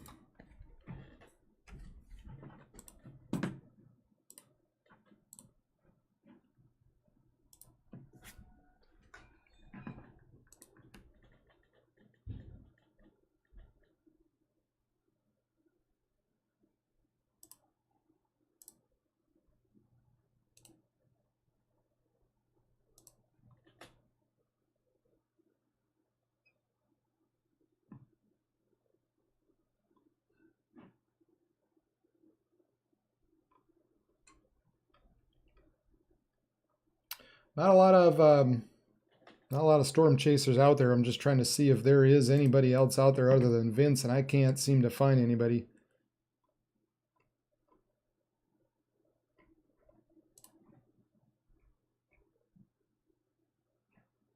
And you know what? There's nobody else covering these storms other than one other guy out of Texas. So that's why I'm here. Yeah, thanks, Jackie. Appreciate it. What happened? My computer froze. So if anybody knows anything about computers, let me know why this happens once in a while. But I could feel it happening. I could just tell the things were every once in a while there was a glitch, and I was just hoping it would hang on long enough. But unfortunately, that was not the case. Yeah, we've got these storms running through us here.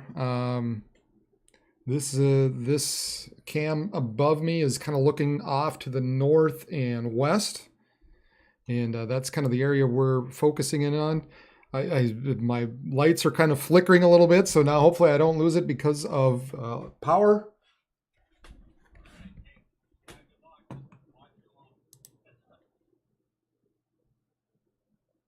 And Vince is down in Thompson, so he's waiting for this area to come through Thompson right now. So that was the storm chaser we were watching earlier. That's where Vince Welty is at this point.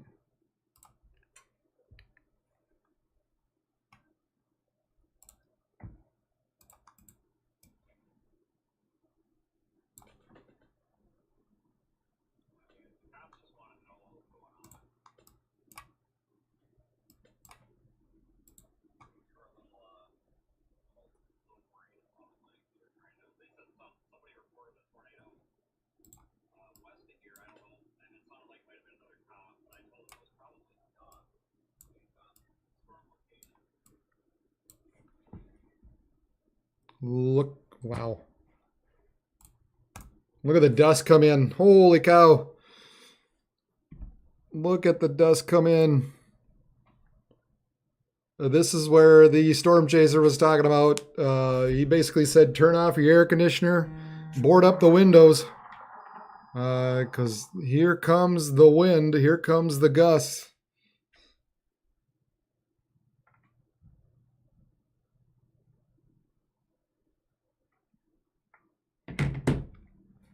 If anybody has any pictures out there, the best thing to do, tag me on Facebook or tag me on Twitter. It just makes things flow a little bit quicker, so I don't have to save it and send it send it somewhere else so that I can show it online here. But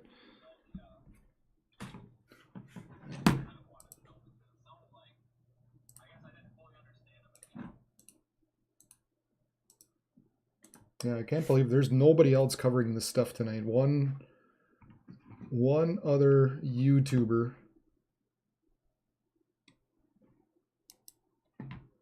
And he kind of reaches outside his main area. But look at the winds now coming in into the mill at this point.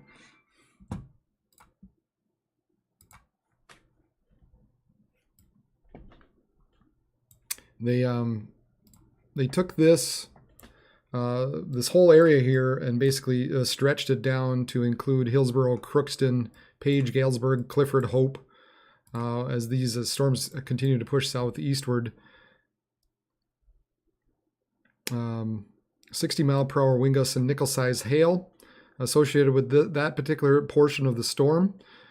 Moving southeast at 25 miles per hour. Additionally, high winds are creating blowing dust and leading to significantly reduced visibilities. So 60-mile-per-hour winds and nickel-sized hail with this particular area of the storm. Right now, it looks like this is probably continues to be the strongest portion as it kind of moves into Thompson, Reynolds, and Buxton area. Flip back over to this. And this is basically pointing right at the heart of probably the worst part of the storm right now. And boy, there's a lot of dust, a lot of low clouds. This is looking northwest. This is on the north end of Grand Forks. Kind of north of Highway 2, right along Washington.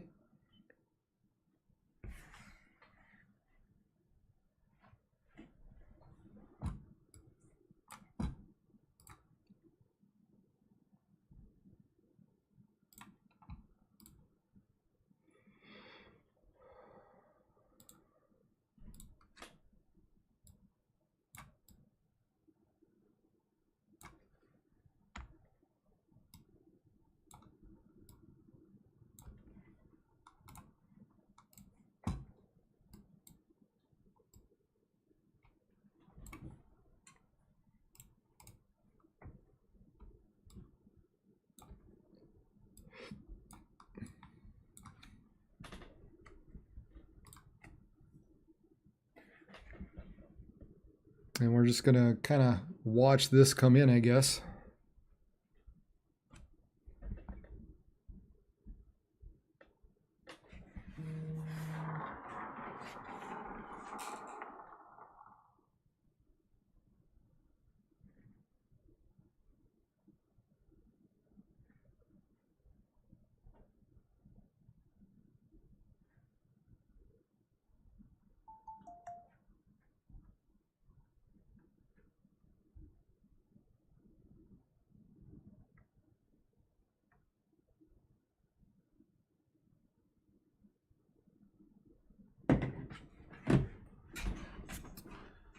Of course, I got a peek.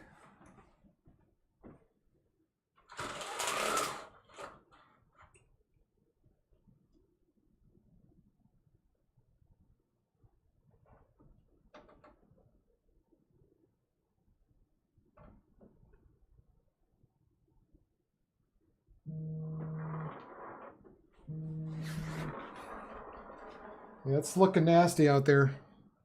So, girls, probably wouldn't be a bad idea just to go downstairs for a bit.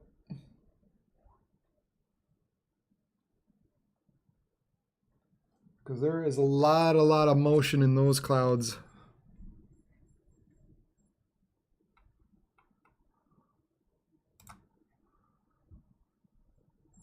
There is that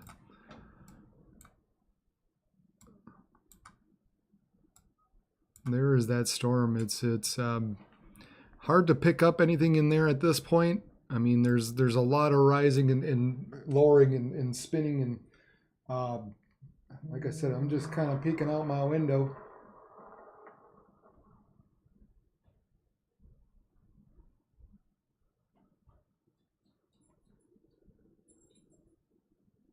And if I do race out of here, I apologize, but I got to do what I got to do.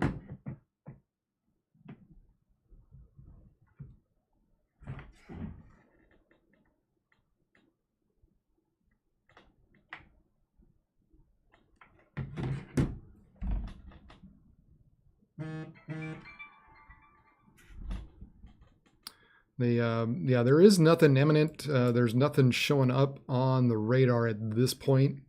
So they did drop that tornado warning.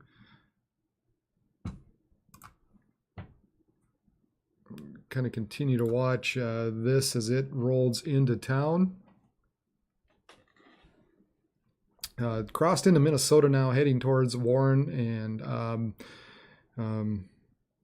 Stephen Argyle area.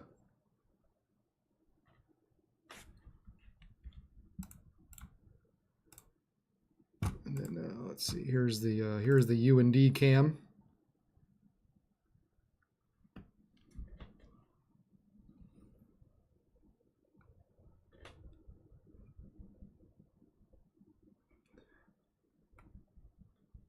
And then we've got the strong storms heading also towards Thompson, Buxton, Reynolds, Northwood. You can kind of see that area beginning to bow out a little bit, kind of right through the heart of Grand Forks and heading southeastward. So eventually, Crookston, you're going to be in the path of this. Climax, Fisher, you guys as well, as it begins to cross into Minnesota. And then eventually kind of, Red Lake Falls, Thief River, Fertile, all you guys along there will eventually become impacted with these storms.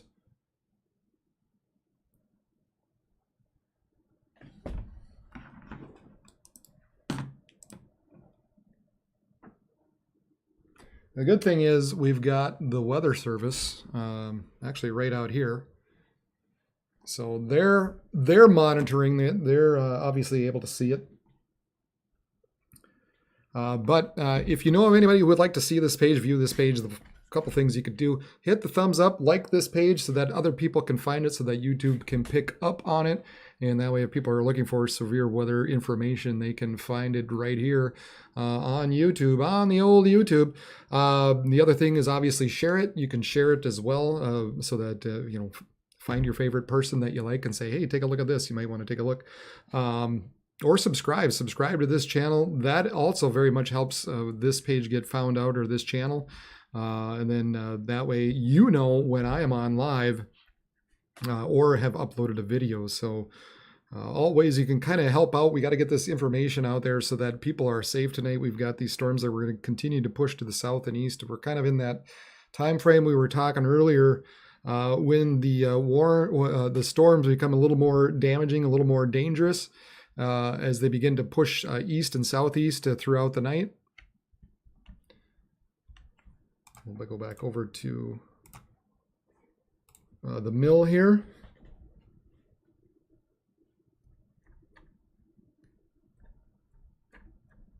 And that gust front now stretching out beyond, the way it looks, the Thompson and into Reynolds. But some strong winds continuing to head towards Thompson and Hatton, Reynolds, Buxton.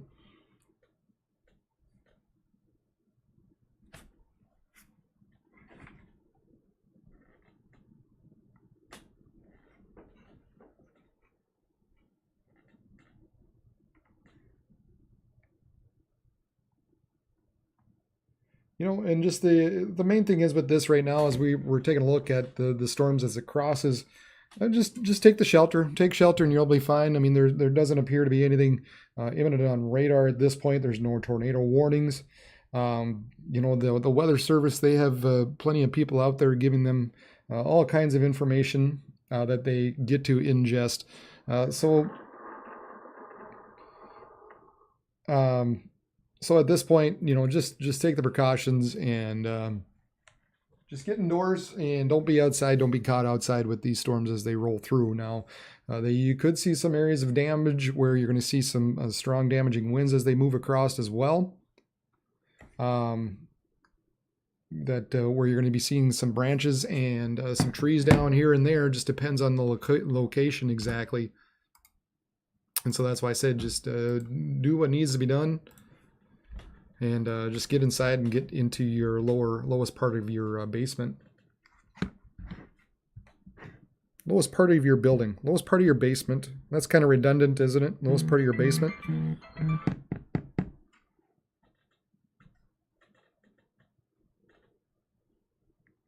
And again, I don't, at this point, I don't see anything out there with good rotation out there, but just some strong winds heading towards Northwood and Hatton, Thompson and Reynolds. And then about to blast through probably, we're probably, in Grand Forks, probably just on the north end of some of the strong stuff here, so.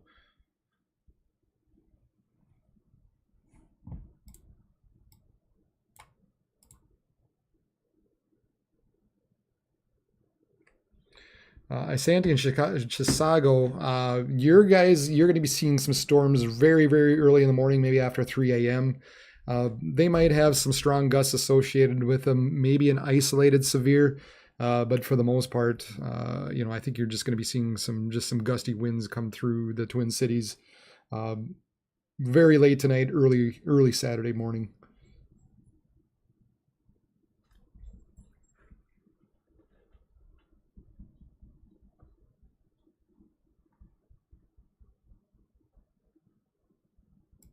All right, we'll kind of continue to monitor, I guess, the sky cams here. They look like they've actually settled down a little bit. The sky cam seems to have settled down just a bit. But here's kind of the areas we're looking at. We're looking at this area running through Emerado and Northwood right now, heading towards Mayville, Hillsboro, Buxton, and Thompson. So it appears at this point that Grand Forks on Northward, granted there's probably still continues to be some gusty winds associated with these storms. The worst of it right now is this area south.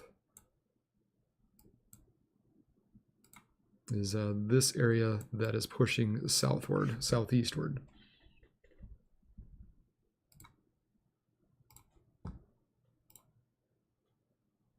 Here's the Bismarck radar. We haven't taken a look at that for quite a while. We've got kind of a line of storms that developed now east of Bismarck. Might probably very likely have some pockets of hail within that line, even though they're not severe warned yet. Wouldn't be surprised if you got some small hail associated with some of those storms at this point. And even probably especially around Steele, the way it's looking, pretty good area around the Steele area. And they're used to that, man. I don't know what it is about Steele. There's just some areas, Steele, Dawson, Tappan, up to Medina. This storm will make it to Medina and then die off. That's my prediction, because everything changes at Medina, right? That's what we always say. That's what I always say. Hey, there we go. And there's the severe thunderstorm warning now. 60 mile per hour wind and $50 sized hail. Moving east at about 30 miles per hour. This will be includes Interstate 94 between Driscoll and Crystal Lake. Other locations in the path include Tappan. So this area heading east at about 30 miles per hour, Dawson, Tappan, Medina, Streeter, Cleveland. Eventually you're going to be in the impact or influenced by this particular storm. We'll probably continue to watch some of these areas that are just ahead of this. But all in all, we're continuing to watch this whole line that will eventually move eastward and or southeastward through time.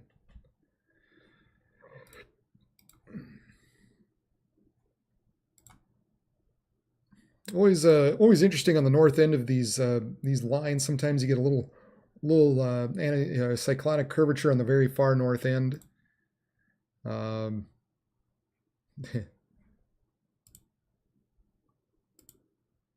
Nothing appears to be at this point imminent, but just I guess again, just something to keep a little mind of as these storms continue to push eastward.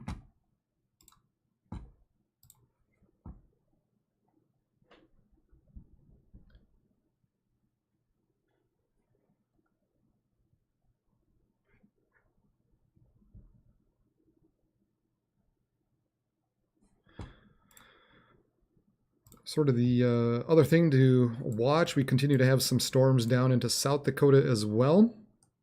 We've got these areas now north of Pierre with 60-mile-per-hour winds and 1.5 inches hail. These are moving fairly slowly still. They're moving east at about 15 miles per hour, so not fast at all. This area kind of around Oneida and Blunt and Herald. This area is moving to the northeast about 30 miles per hour, so a little bit quicker. 60-mile-per-hour winds and 1.5 inch sized hail associated with that. And then some weaker storms a little bit further to the south. Nothing that seems to be severe warned at this point. But that's basically what South Dakota is expecting here for the most part. We got this one down in the far southwest, just east of Porcupine, 40 miles per hour and just under 1 inch in diameter hail. Wouldn't be surprised at all if some of these storms became severe warned with hail as well. But that's kind of what we're dealing with for South Dakota, is just pockets, little areas of that'll develop a hail. There's not expected to see a line develop, because all the main portion of the storm is going to remain north, but there's going to be some spots with hail and some damaging winds pushing east northeast throughout the night down and through South Dakota as well. Eventually, we're expecting some storms to fire up into Iowa, and actually there are some already, and that's going to be pushing slowly northward throughout the night as well. So that'll make it into, these areas are kind of making it into southern parts of Minnesota late tonight, early Saturday morning. Again, maybe just a few pockets of severe weather with damaging winds once they get into Minnesota. But again, the more damaging areas, the stronger parts is going to remain to the north. Excuse me 1 second.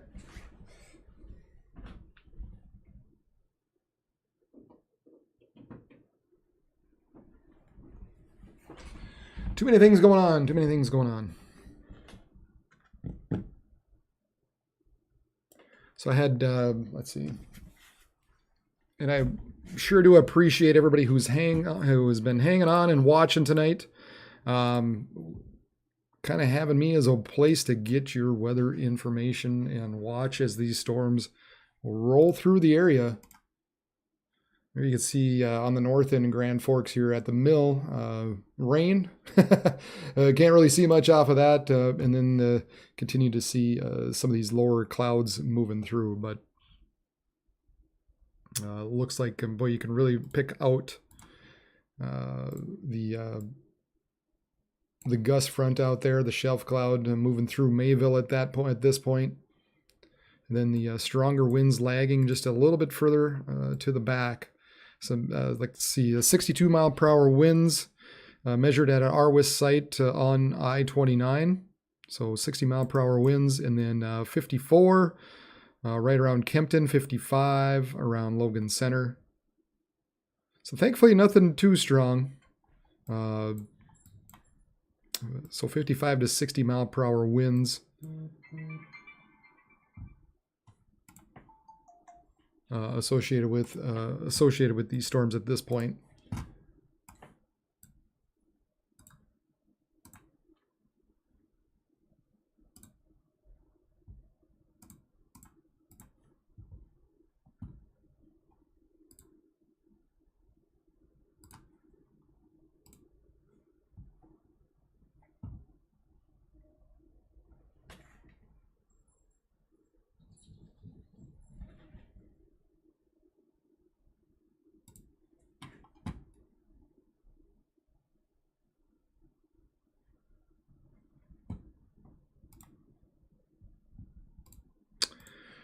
Yeah, it's starting to rain out here. We're getting some rain. Nothing too windy. It was looking like the clouds were really kind of all over the place for a while. but it looks a lot better at this point.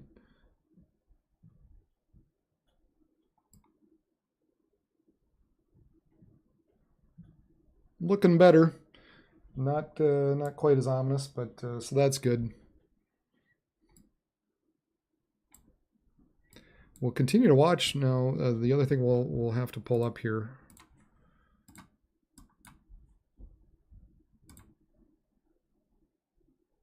is haven't taken a look at the model, the latest HRRR model, to see what it's showing on that. So let me pull that up, and still trying to get everything basically pulled up since the computer decided it didn't want to work.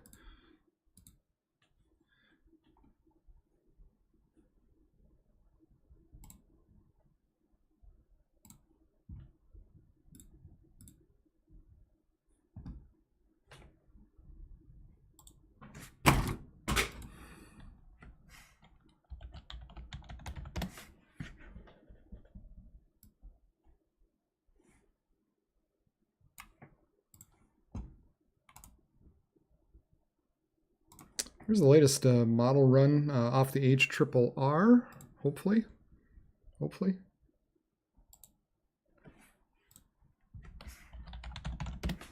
There it is. And we can see those storms that are moving through Grand Forks right now, and then kind of extending down to the southwest, and then those scattered, that scattered stuff across to central parts of South Dakota. And then also notice, like I said, we mentioned the possibility of some storms firing off a little bit further back to the west that might have some hail into western parts of South Dakota. So this line here continues to be the main focus. We're going to be seeing some strong damaging winds, maybe a few spin-ups throughout the night as those race across northern parts of Minnesota. And then some of these kind of more scattered in nature, where you might see a few scattered severe reports. Now, as we get into the night, here we are right around midnight, and you can see by this point we're starting to get into eastern parts of Minnesota, and it kind of lags back a little bit, but there's kind of your wind event, your main event, as these storms continue to push eastward. Now, as the night goes along, those kind of continues to push down to the south and east. Not quite as severe at this point. Here we are right around 3 a.m., but then also notice we have this line that's starting to push up from the south down in through Iowa. So that kind of collides down in the southeastern parts of Minnesota early in the morning. This is around 4 or 5 a.m., actually 6 a.m., 7 a.m.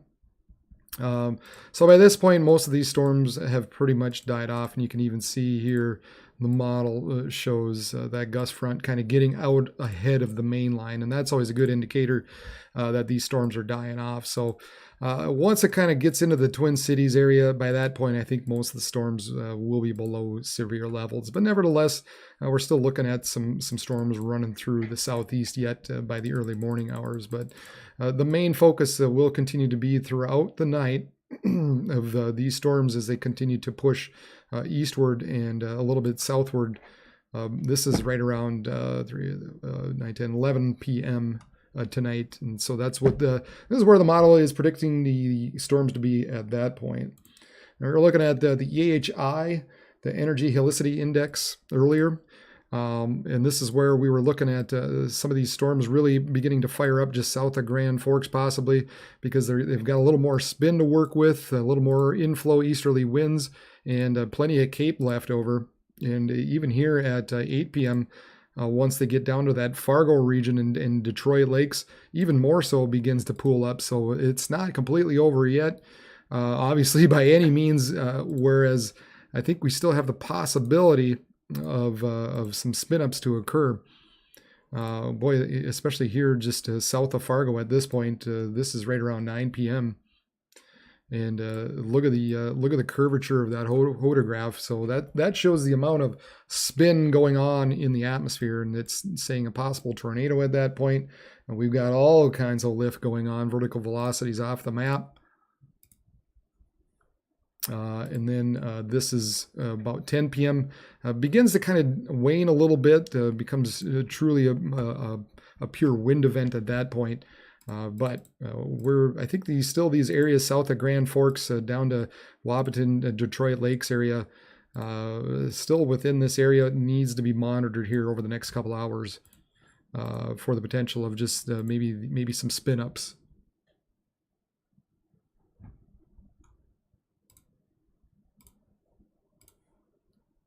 Here's our current warnings. Right now, these storms moving through Argyle, Warren, and Argyle, heading towards Middle River, Newfoundland, Holt, Thief River, St. Hilaire, and Red Lake Falls. So make sure you're taking cover now. We've got 70-mile-per-hour winds possible and quarter-size hail associated with these storms that are moving east around 40 miles per hour. And then these storms further down to the southeast, running through Thompson, Climax, Neilsville, Shelley, Hillsborough, Galesburg, Page, Hope, and Clifford. So these heading east, these heading southeast, about 30 miles per hour, 25, 30 miles per hour as well. So and then back to the west, flipping over to the Bismarck radar. Continue to have this area by Steele, a little bit of rotation, I guess, showing up in there. Still a little weak, I guess, but some in there. At the very least, we got inch and a half size hail running through Dawson and Tappan, running right along I-94, moving eastward at about 30 miles per hour. So it eventually coming up to Medina and Cleveland. Take a look at how fast or how quickly some of these are moving. Within about a half or 15 minutes, they'll be beyond Tappan, obviously. But within a half hour, we're looking at Medina, 45 minutes, Cleveland, and then Jamestown will be beyond an hour. And then you've got a couple of these other storms further to the north, Buchanan and Pengree. And those storms are kind of moving off to the northeast, so they're kind of training right over each other. So you got some areas that are getting some downpours, some hail, over Pengree and Kensal, and Courtney, Wimbledon, Buchanan, and Spiritwood. You're basically all on the path of these storms at this point. And then maybe some stronger winds also up by Carrington, Cathay, Sykeston, Woodworth. Wouldn't be surprised if you see a gust up of wind associated with these.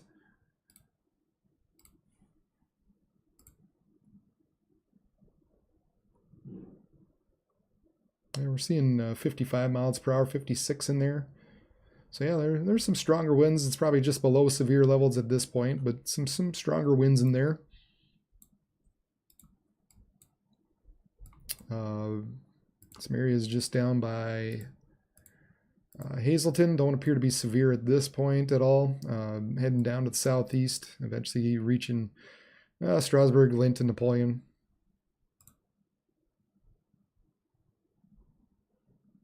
But nothing severe there at this point. So there's our storms right now, really starting to push out eastward towards Thief River on the north end. One thing, like I said, we'll see what happens here, but we have this gust front way out ahead of this main line. We'll see if it's able to catch up, or if some of these storms begin to fire up along the gust front here. But typically when you have that big of a gap, maybe the winds aren't quite as strong as they could be otherwise. But nevertheless, just kind of these areas continue to be watching throughout the night.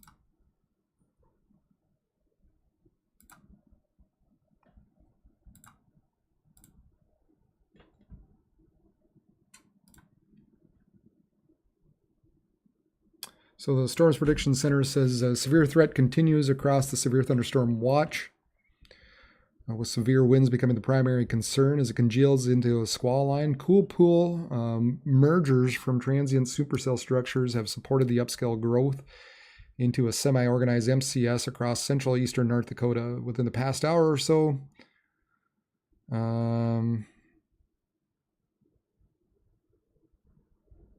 Multiple gusts exceeding 75 miles per hour are going to be possible as these storms continue to move east and southeast.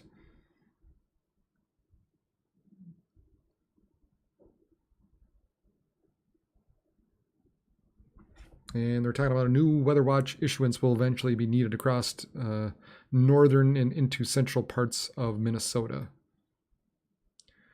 So pretty much expected that to eventually happen. But eventually we're going to be seeing another weather watch out there. But yeah, just some rain that moved through Grand Forks. Actually, the clouds looking pretty interesting over me right now.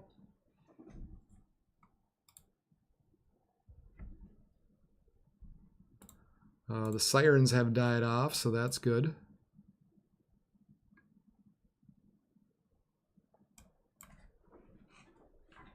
I gotta take a peek.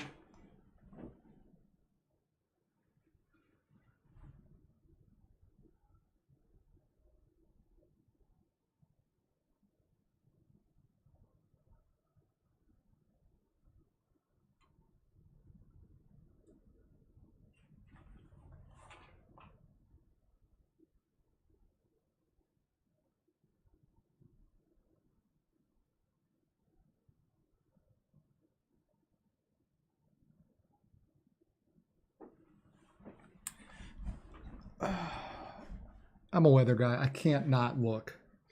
I have to look. Yeah, those areas in South Dakota, they're going to be mainly hail events down there. So North Branch.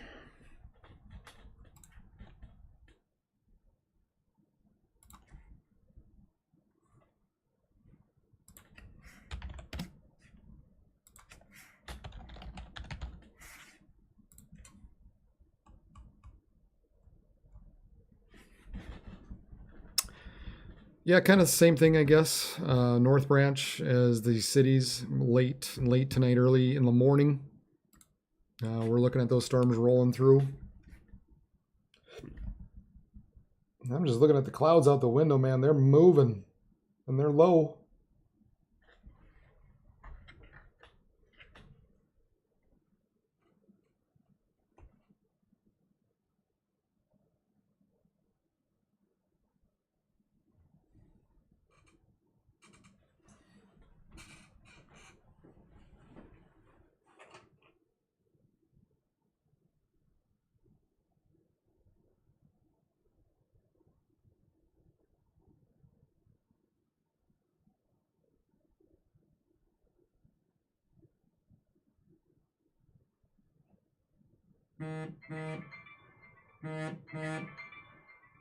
Yeah, they're moving and they're low coming through me.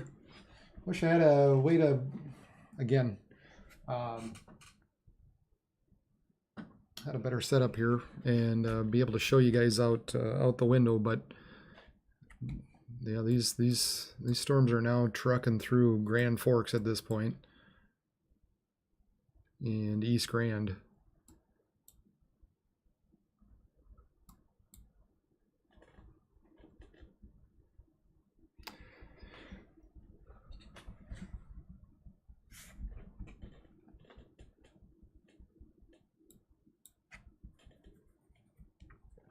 So 88 mile per hour wind gusts. Let's see.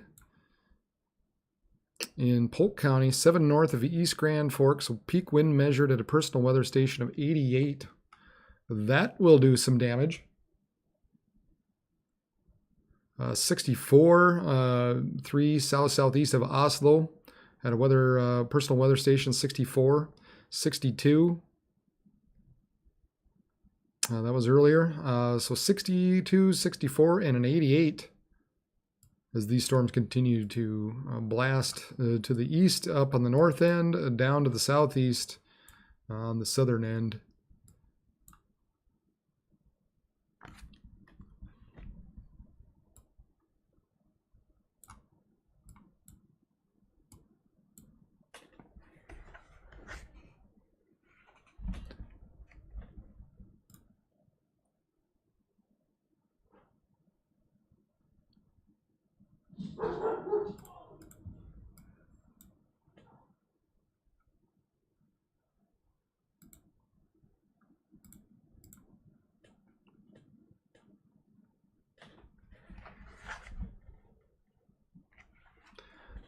Fun time looking out. Fun time looking out the window. That's where I missed the chasing. And so they did basically update this severe thunderstorm warning on the north end because of that 88 mile per hour wind gust. So they're saying 90 mile per hour wind gust possible in nickel size hail. Moving east at about 40 miles per hour. So an 88 mile per hour wind gust was reported 7 miles north and east of, or north of East Grand Forks.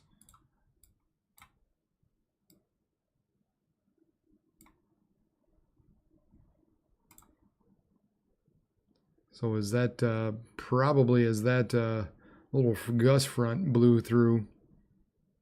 It looks like there's some pretty strong winds associated, or not the gust front, but the actual storm blew through. A nice little gust of wind appeared out of that. So, and it will also look like we probably have some areas of hail, of 1 inch hail still possible with them. But it's coming up to Middle River, Thief River, St. Hilaire, and Red Lake Falls very quickly at this point. So all you guys, you need to be making sure you're doing what you need to be doing and taking shelter all along, all east of this area, and into even Goodridge, Grigla, Oakley, Red Lake Falls, you know, all you guys out and through here. This storm's now picking up a little bit of speed, moving east at about 40 miles per hour. Then further south, we continue to probably have some stronger winds right around the Thompson, Hatton, Reynolds area. And that area is moving southeast at about 35 miles per hour. Again, be interesting to see if something develops right along this line. If it does, or if this catches up, if something develops, this at that point, this area would be of biggest concern. Kind of along the apex, or probably should draw that a little bit better, but this area would become kind of concerning if some of these storms can start to fire up along this line or catch up to that line. But until then, we'll probably still see some gusty winds, but they're not as strong as they could be.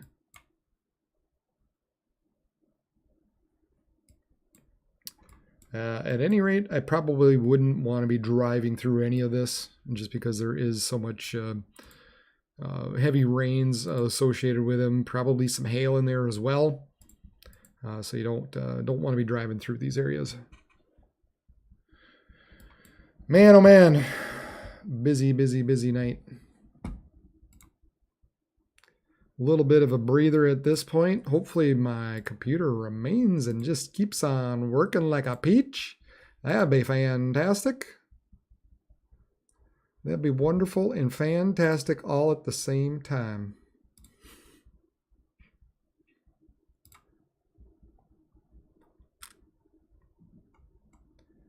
So hope everybody's doing okay out there this evening. Glad you are with me. Check in. Hey, I wouldn't even mind if you just kind of made a little blurb and said, here's where I'm watching from. Whether it's in the Dakotas or Wisconsin or California or who knows where you're watching from.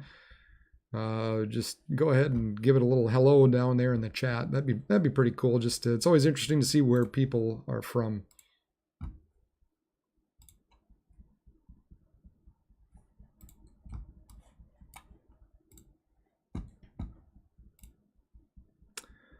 Here is the current satellite, and you can see this MCS now beginning to develop more and more here, continuing to push southeast throughout the night. A few storms popping out ahead of this main line, and then that can happen briefly, but boy, you can still see there's actually a bit of a boundary in there and some inflow coming into there. So that's a bit of an interesting feature. We'll see if that's able to do anything. But for the most part, otherwise, you can see these the clouds kind of getting fed. The moisture continues to get fed into this main line that's pushing down to the southeast. We'll overlay some of the lightning associated with that as well. Just get a sense of how that's going. quite a bit of lightning with this stuff down kind of in that steel area heading towards Medina. All this stuff heading towards Thompson and Buxton, or not Thompson, Reynolds, Buxton area, eventually Hillsborough and Mayville. And actually a good cluster of lightning heading eastward. Kind of towards that Thief River area, Newfold and St. Hilaire. And of course you've got these storms down in South Dakota, just the individual ones, sometimes especially this one down here in the south, just not moving much, but still just those random areas of storms that just kind of pop up, become severe for a while, dissipate. And that's basically what we're expecting throughout the remainder of the night.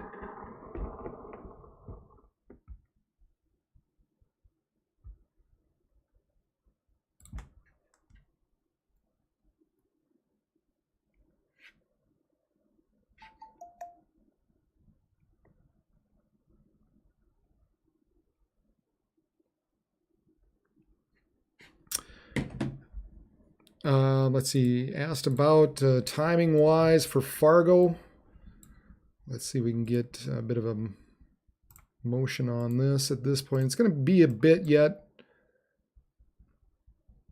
You've kind of got that this main line, this gust front at this point. You're probably looking at an hour or so by the time it begins to reach into North Fargo. Especially this gust front line. That's kind of the area I think I'd want to watch, maybe more so, just because if anything is able to develop out ahead of it along that line, that would probably become some very damaging winds if it's able to kind of catch up to this area. Or if, let's take a look here, what's kind of going on. Yeah, and it kind of is. This back line is starting to catch up again to that gust front. So if it is able to do so, these winds will probably begin to increase. So yeah, I would say you're looking at an hour, maybe just a little over for Fargo.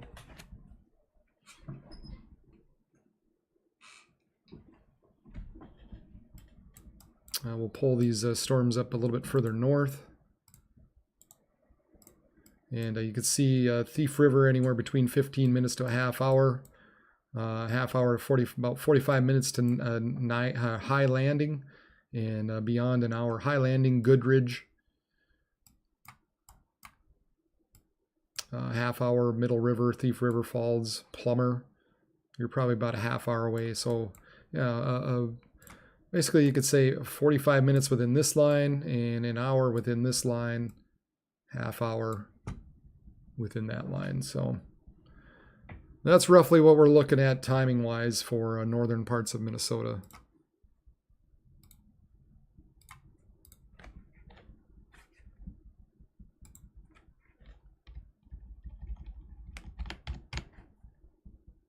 That line up just a little better.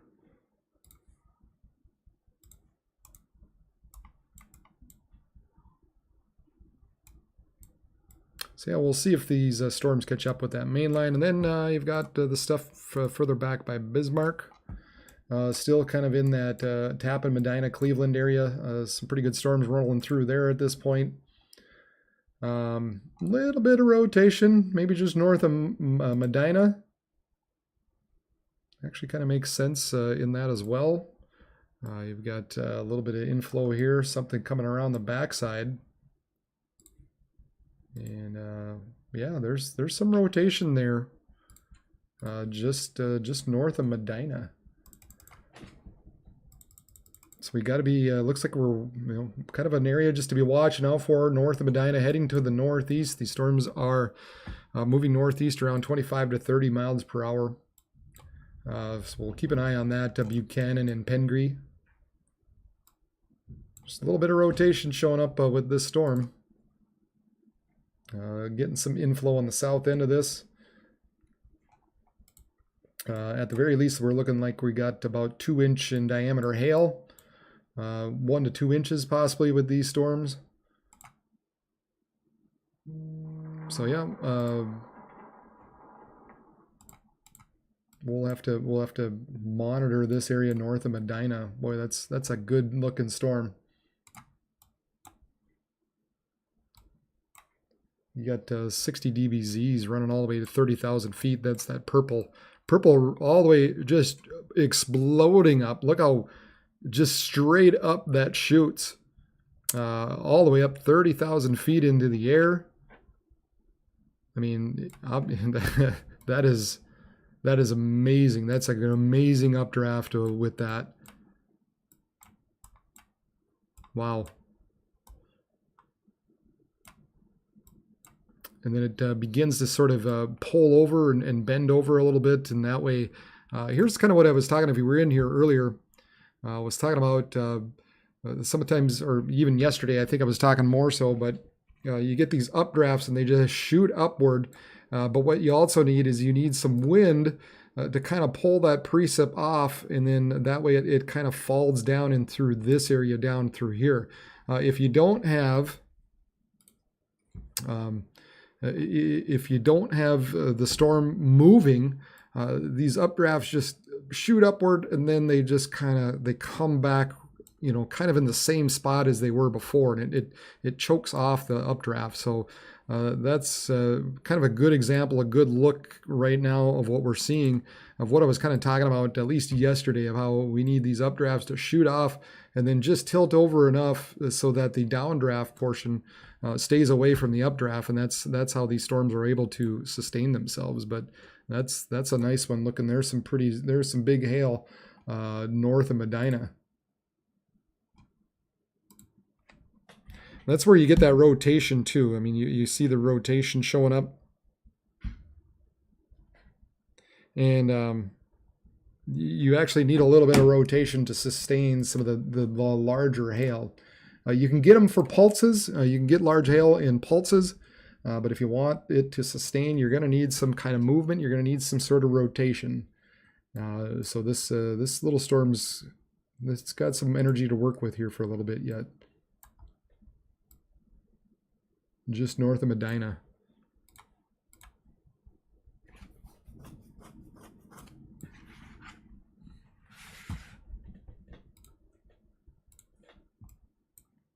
Then continue to have these areas north of Pierre, 60-mile-per-hour winds and 1-inch hail, so just on the border of severe. Moving northeast at about 25 miles per hour. Maybe this area northwest of Winter, nothing severe warned yet to north of Witten, but looks like a good storm there that may have the potential of producing some hail. And then, there's our first storm back south of Rapid City. Kind of figured eventually this would happen. 1.5 inch hail associated with this storm. And that is moving northeast around 30 miles per hour. Pockets of severe weather across South Dakota. And eventually these are all, expected to make their way into portions of Minnesota, where you'll continue to see pockets of severe weather on the south end, while meanwhile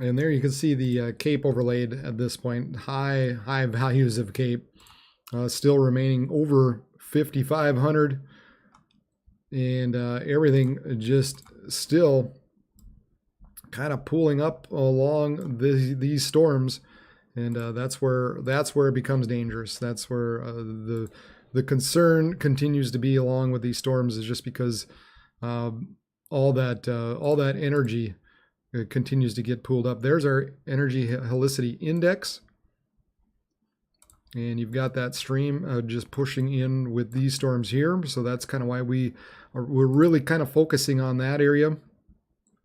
But even all along there, I mean, we've got high Cape values, all along here. And so plenty of energy for these storms to work with. Now, this will push east. Some of these Cape pools will push a little bit eastward as these storms push eastward. But that's why, kind of as the night continues, the severity will slowly, obviously, wane as we get into the night. And why some of these storms, maybe more so on the south end, as they push southeastward, have a lot more. We'll have a lot more Cape to work with.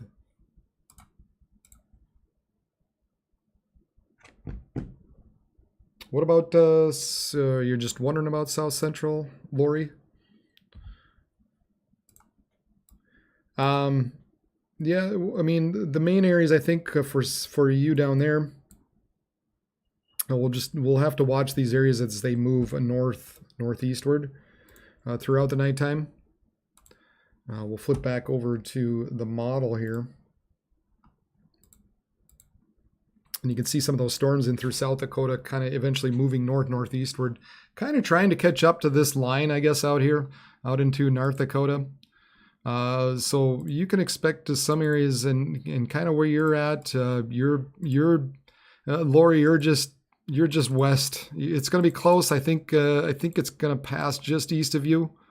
As far as maybe the stronger stuff, we'll have to keep an eye on these areas down and through South Dakota and see how they move throughout the night. Right now, it would look like they're kind of making a beeline, but we'll see if some of this can eventually. It's going to want to kind of connect up with some of these northern storms. So if these areas continue to move eastward fast enough, it's going to want to kind of connect more in through here. So it'll be close. It'll be close to you. But that's kind of the area you need to be watching down in south central parts of North Dakota right now. And we're looking at mainly just 1 inch hail and 60 mile per hour winds down there.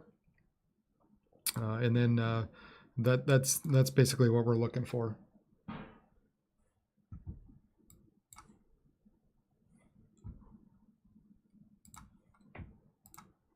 Here's the current mesoanalysis page. Thank you, Sammy and Vivian, for subscribing. Appreciate it. That means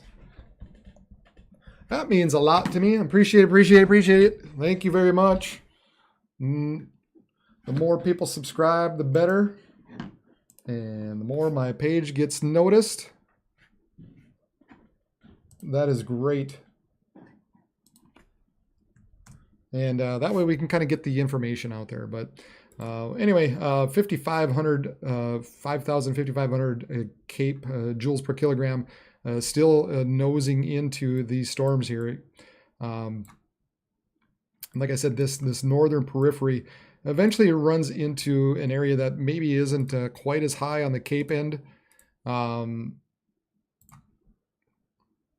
they still have plenty of high heat and humidity associated with them, but more so, that's why it's kind of more the south end as it continues to push south and east, probably becomes a little more of a concern.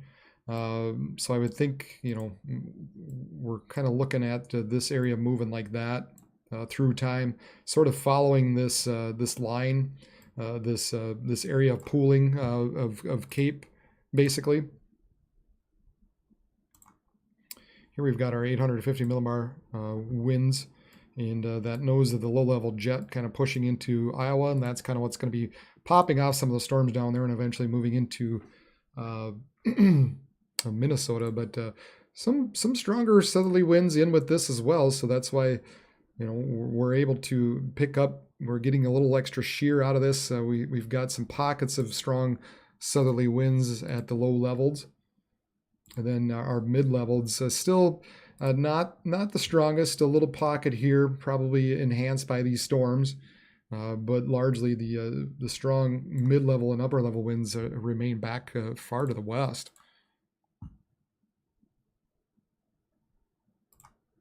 Downdraft Cape, 1,500 almost. So that's again why we're kind of concerned about these areas heading towards Fargo eventually.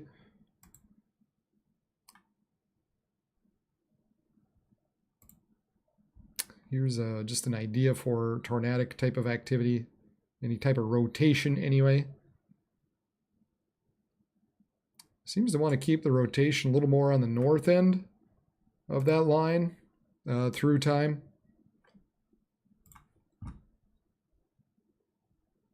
And that's probably why there you got the 850 millibar jet kind of moving into these areas up and through here as we get into the night. A little bit of a strengthening. So probably why the models are saying if any area is going to have rotations, probably going to be more so on that north end. Thank you, Jennifer, for subscribing. Appreciate it very, very much.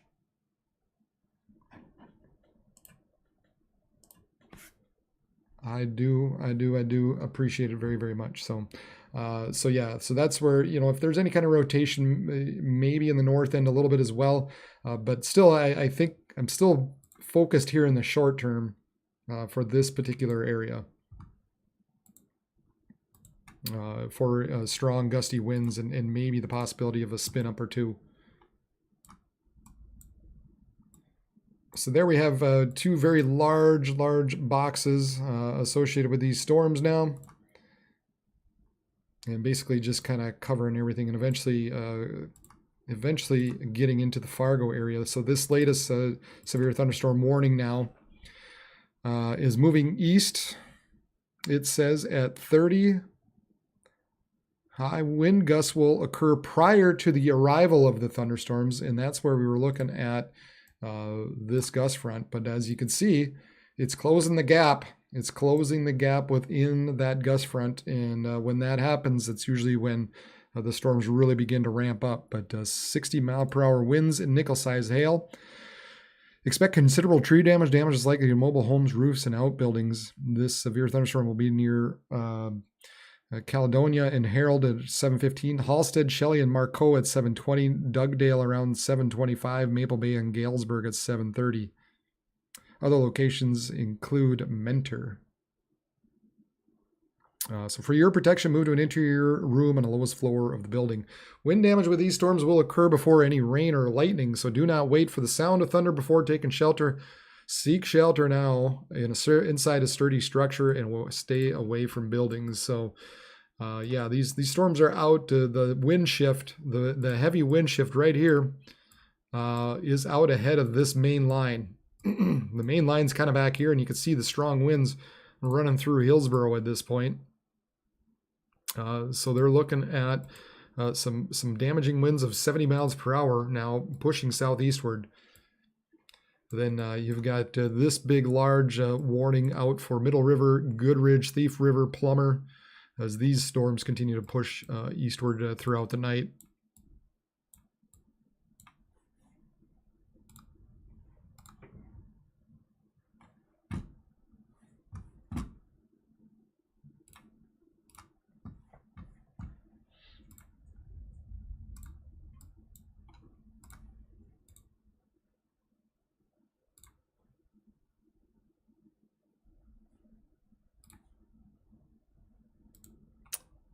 This was sent by my sister Jackie out kind of by Napoleon earlier on.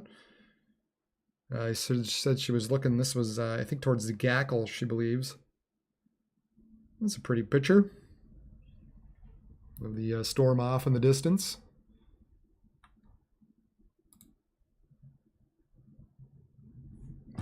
The Minnesota Arrowhead will be very, very late. It's expected to hit Duluth by 2 a.m., 2 to 3 a.m., and then run through the Arrowhead beyond that. Is sort of what the timing looks like at this point.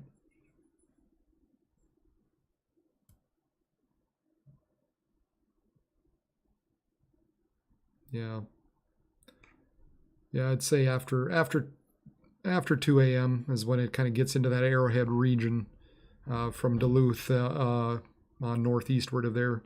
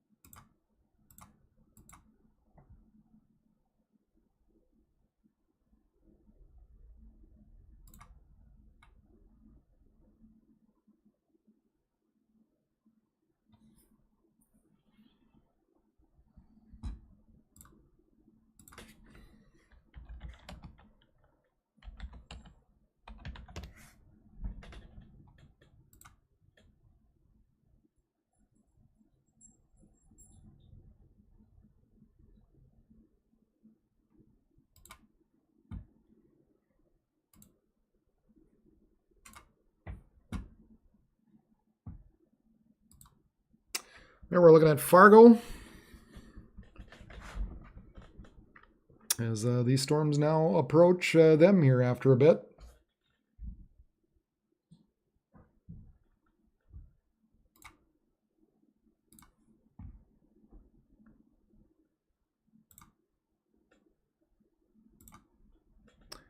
Yeah, these the surface winds are southeasterly, feeding into these storms. So that's helping aid the inflow into these storms and helping these storms gain, much more of their energy and some of the rotation that is possible along with it. But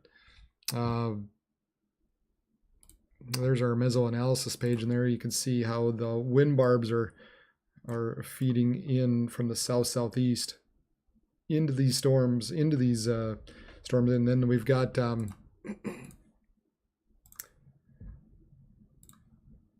red lines obviously are the temperatures and the purple, and then if you could see the blue in the shaded areas, all these areas, the high dew points nosing in along with the high temperatures, everything kind of pointing to that area that is heading southeast towards Fargo right now.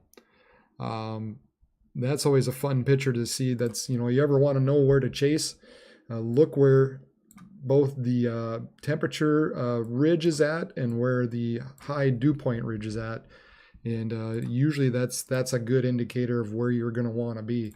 Of course, pretty much along the same lines, that's where your ridge of Cape's going to be, obviously. So there's where the strong storms are expected to continue to occur, is right through that pooling area.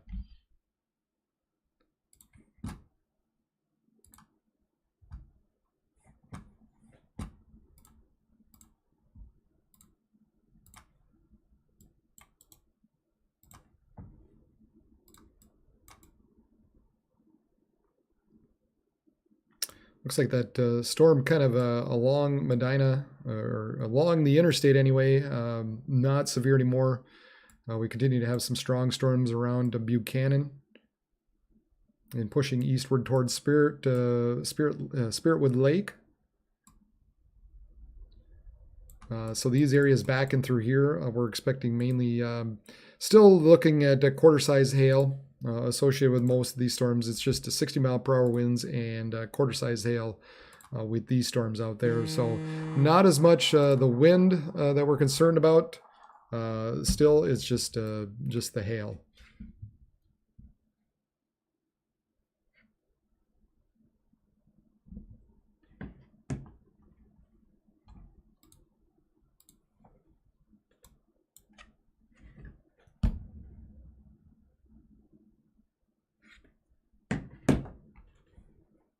And then taking a look a little bit further back at some of these storms.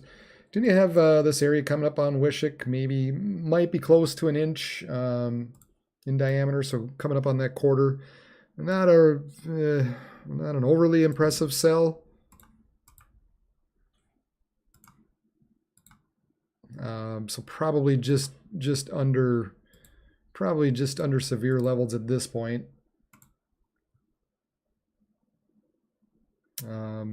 But eventually I think it's just kind of beginning, so it's got potential still, obviously. So I guess areas in through Wishick and Lair, we'll have to keep an eye on these storms.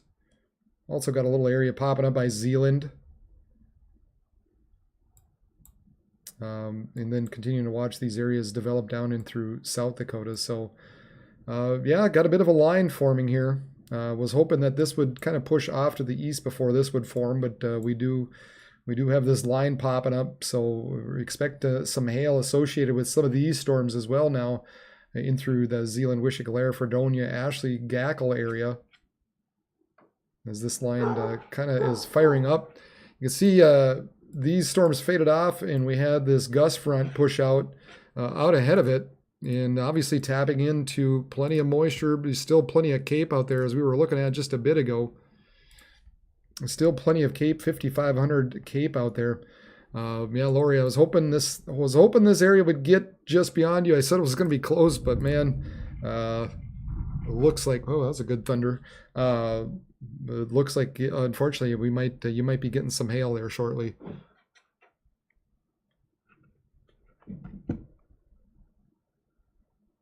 Thank you, Bonlane. I appreciate the subscription. Yeah, I will try to stay on as long as possible. I started at 2:30 this afternoon. YouTube only gets me about 12 hours, or gives me 12 hours. So I can only be on till about 2:30 in the morning. Hopefully you don't hear my dog barking at the background, but nevertheless. But yeah, I'll try to stay on as much as I can here tonight, but to give you an idea. But yeah, the Arrowhead region, really by that time, you're probably looking at just some scattered areas of maybe some stronger wind gusts.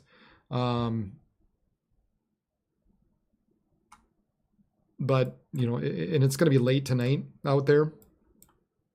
I think by that point, it's probably going to be losing some of its energy. So, yeah, I'm sure you don't want any trees down or any type of damage out there. So we've got these storms now running through Halstead, Beltrami, Hendrum, Grandin, Hunter. These storms not far away now from the Fargo area.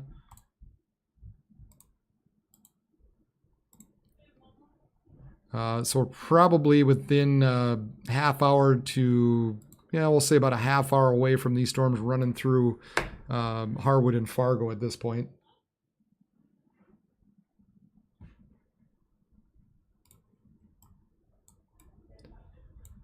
Yeah, there's currently nothing in northeastern Minnesota. They did just put out a new severe thunderstorm watch.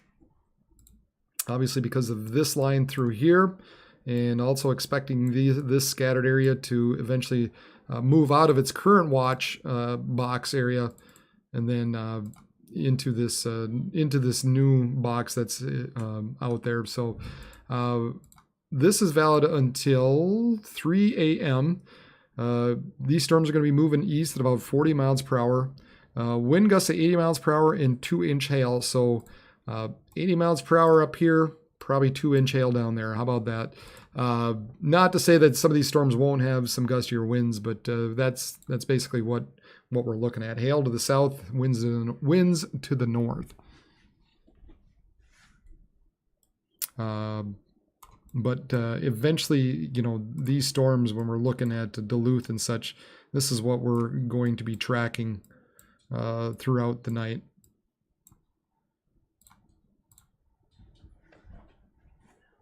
Yeah, we got to be watching Fargo. Oh gosh, I didn't even have it. Here's the watch area. Sorry about that. But yeah, these storms are going to be kind of moving eastward through the night. These storms moving into the south here. So that's where I'm saying hail up here, wind up here. 2-inch hail, 80 mile per hour wind gust possible along this watch box.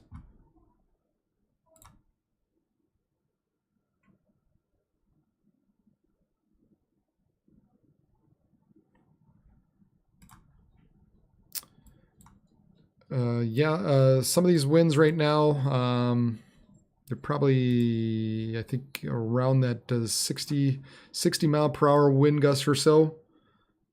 Haven't seen any reports lately, so that's a good thing. So I mean, we're not. I don't see anything at this point that shows anything like 80 knots or 80 mile per hour. So we'll continue to monitor these, but I think we'll probably talking 60 to 70 mile per hour wind gusts running through Fargo.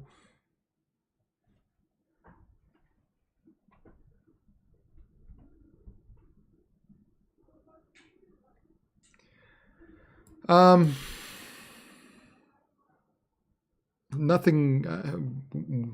Where exactly, little sussy boy? Are you going to be camping? As much as you can pin things down, the better I can, or the easier it is for me to look.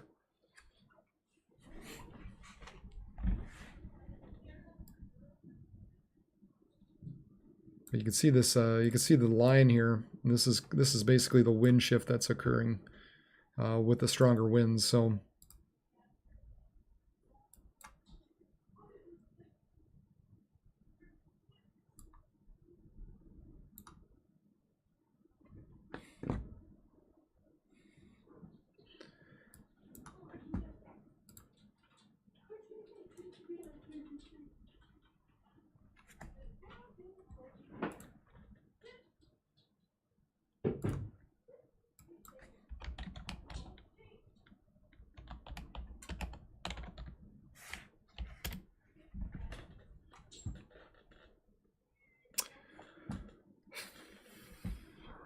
let's see here.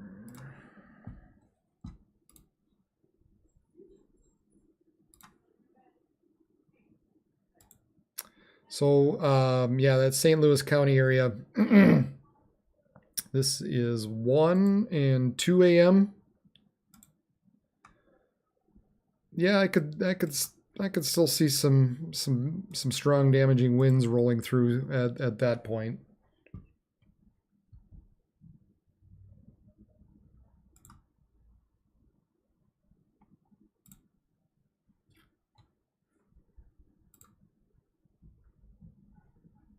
We still got some Cape values remaining in there. They probably won't be widespread, but you might have a localized area still remaining in there at that point.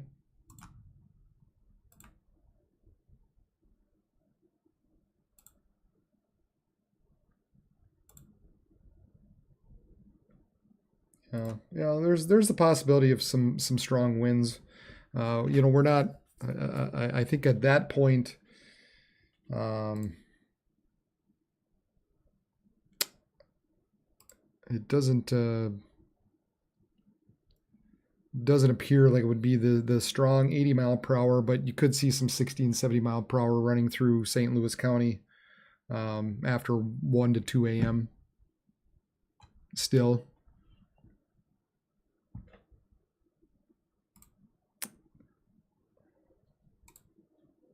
It's going to be close, and then it's kind of beyond that point. You know, once it kind of gets beyond that point, that 2 to 3 a.m. time frame, I think those storms are really going to be decreasing up there in the North Country. So it's going to be close for you.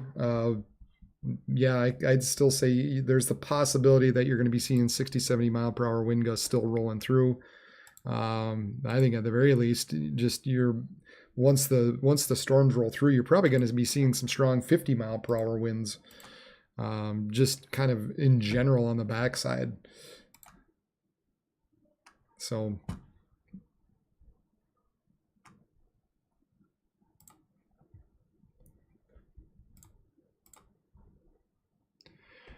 okay, folks, I am just gonna break for a bit. I haven't taken a break yet, so we'll take a break now until and then watch this as it comes through the Fargo area eventually. So I will be back in a little bit.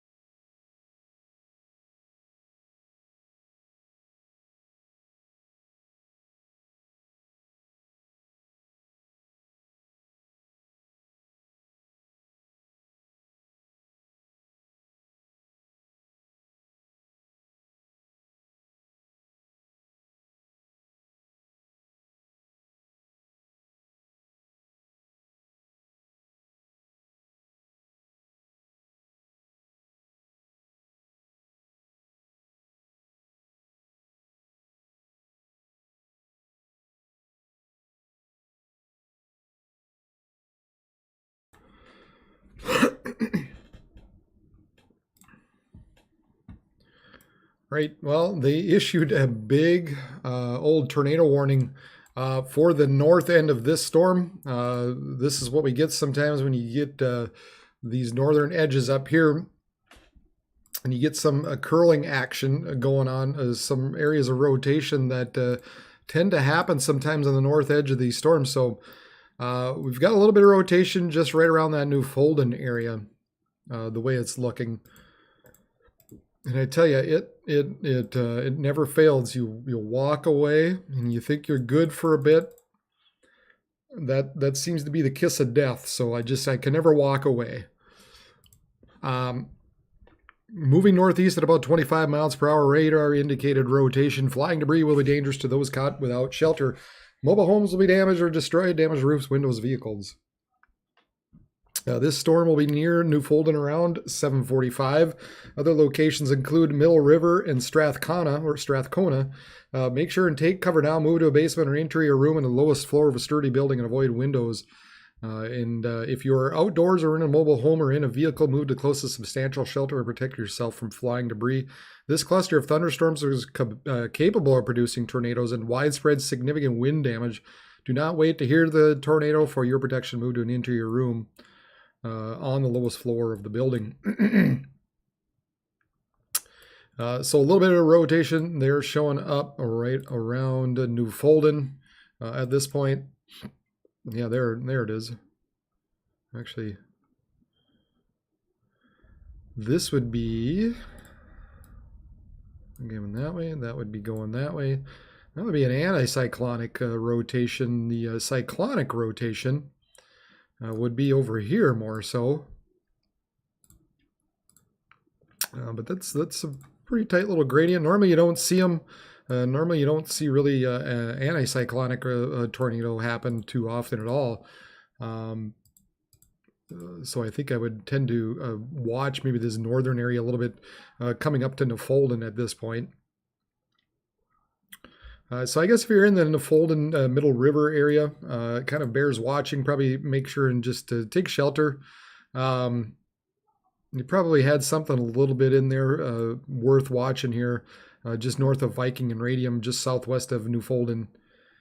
Yeah, that was a little interesting area there for a while. That's for sure. Definitely rotating. It definitely was rotating. I don't think it is as much anymore. But that's what happens with these northern ends of these lines is you get these little vortices that can pop up with this. So we need to continue to watch this as it moves eastward with especially this northern edge of the line. So areas in New Folden, Middle River, Grigla, Goodridge, just be on the watch out. You never know when some of these storms are going to spin up as it continues to push eastward, even down by Oakley. So, some of these areas out in through here, and just keep a little extra eye out. You never know when a quick little dirty spin up will happen with some of these storms. Looks like we've got the gust front running through Pearlie and Gardner and Argosville at this point. We're coming up to Argosville, running through Gardner.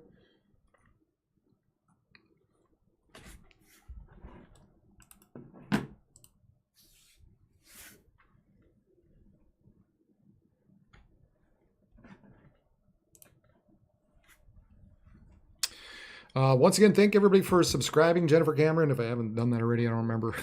Bad memory. But anyway, thank you for subscribing. Make sure you hit the thumbs up button, the like button. I've had roughly 2,200 views and only 73 likes. Come on, people. I need more.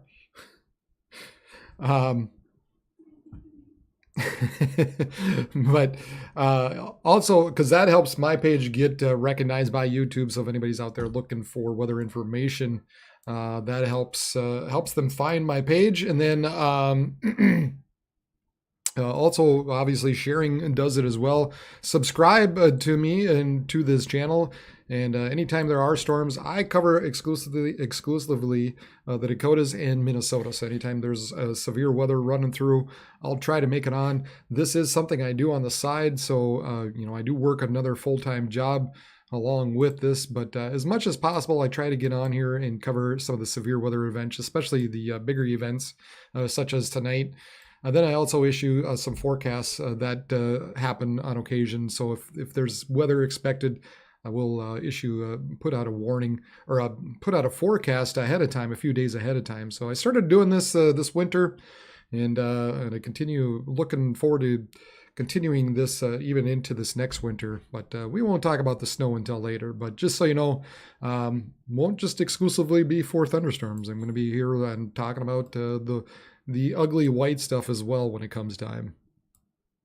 Thank you, Joseph, for following. Appreciate it very, very much. Skioria Michael, awesome. I appreciate it. By Sandy and Chicago, you've got quite a ways out. We're still looking 3 a.m. or later. But I think, yeah, I'm really not worried about the Twin Cities too much. Again, you might see an isolated severe wind gust out of it, but all in all, I think this Twin Cities area, again, it's going to be after 3 a.m. It's going to be very, very late. Just a couple little maybe some spin ups here and there, but nothing too tight at this point.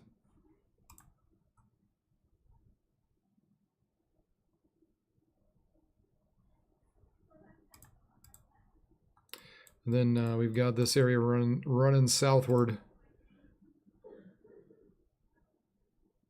It just can't. This gust front just continues to outrun the main line out here, and so that's helpful in that as long as this doesn't remain the front line of it, the winds shouldn't be quite as bad. Now, you're going to see this line basically kind of come through a little bit way out ahead of the main line of storm. So you're going to see some strong, some winds switch out of the northwest essentially, and bring some gustier winds. So we'll see what happens, what it brings into Fargo. But right now it looks like the stronger winds actually are further north at this point, east of Grand Forks.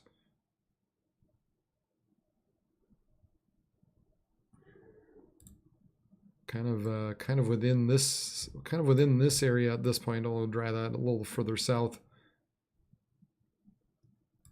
So from Thief River and Warren and Red Lake Falls down to Hillsboro, that's kind of the area. If you're south and east of that line, it's probably where you need to be taking cover and taking shelter. Make sure you're definitely not caught outside. That's one place you don't want to be with these storms. We've got this tornado warning that was issued earlier. I don't really, at this point, I don't see anything really rotating. I think there was something in there earlier, but there might be a couple of spots just south of this, in through this little line here, kind of through Thief River and St. Hilaire. That might need to be monitored a little bit at this point. So if you're in that Thief River, St. Hilaire, and eastward towards Goodridge, High Landing, and Plummer, I just take a little extra note of this. Make sure you're in a shelter. Don't be caught outside with these storms. And then this camera down in Fargo continues to kind of spin around. Kind of pretty hazy looking right now, but we're starting to see some of the base of the clouds move into Fargo.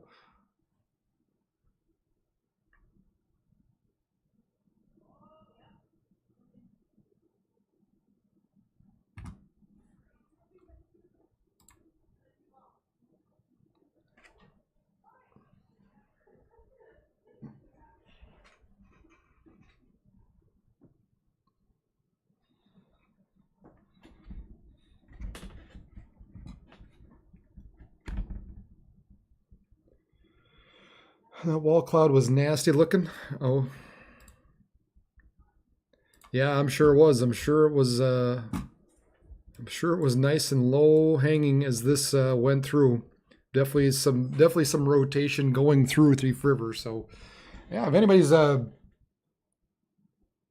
got any pictures out there worth sharing, either send them to me on my Facebook Region Weather Live, or hit me up on Twitter, Region WX. And if anybody sends me stuff, I'll make sure to try and get them out. I'll put them up on the stream for the whole world to see. How about that?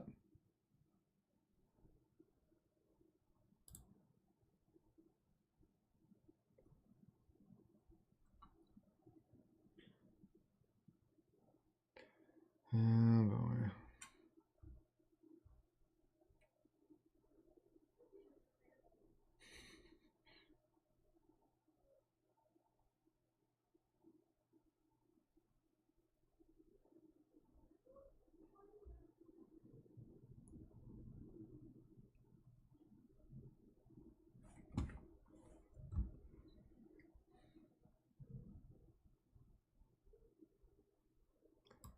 This is Melody Metz.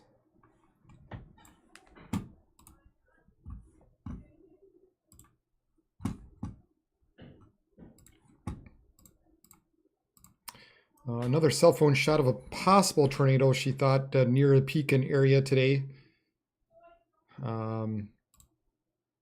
That was the nasty looking stuff. We did have a storm chaser down that looked very similar to that area. He was not sure if he saw any type of cone or anything in this, but it's possible, obviously. Something might have been in the middle. That was tornado warned much earlier tonight.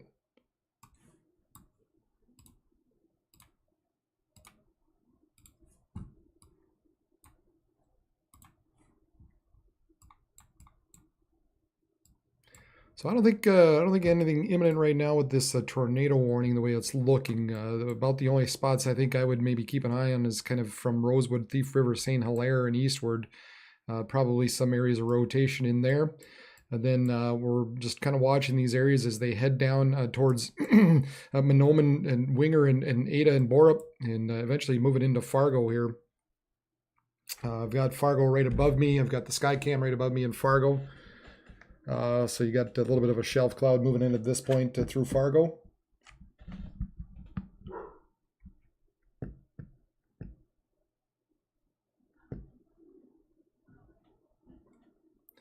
Then I haven't taken a look back further west for quite a while. But these storms now about to run through Lair and Fredonia and Ashley and Venturia. Still not severe warned. It looks like the hail still isn't that big, so that's good. Just a small little area around Venturia and Ashley. Coming up to you guys there. This is kind of the main part of the cell. We'll take a zoom in look or take a volume scan and take a look and see what this looks like. Some 50 DBZs up to what 20 to 25,000 feet. So yeah, nothing huge the way it looks. Probably some small hail in there at the very least. Even the cloud tops, the actual tops, there are some overshooting tops. You can see that right in through here. But you know, they're up to 40,000 feet or so, which is tall, but it's not super tall. But you do have these areas a little bit further to the south as well. This one kind of by Eureka and Hillsview, Hosmer. Looks like that storm kind of heading your way as well as a Long Lake. 60-mile-per-hour winds and quarter-sized hail associated with that storm. There was a report of 1-inch hail earlier back in Walworth County around Glenham. But yeah, we continue to have this line down here. Nothing beyond I-94 that is severe warned, but I still wouldn't be completely surprised if we saw some spotty areas of hail just west of Ashley, small hail, and then just south of Jamestown.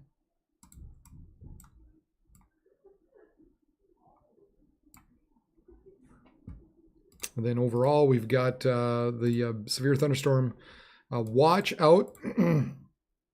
This front area here is valid until 3 a.m.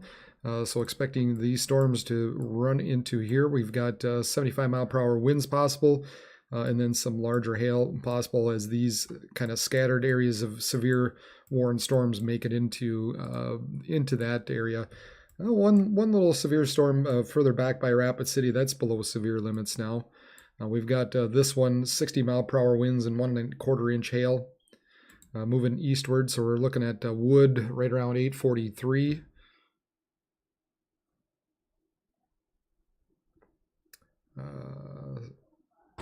So yeah, about 45 minutes from now or so.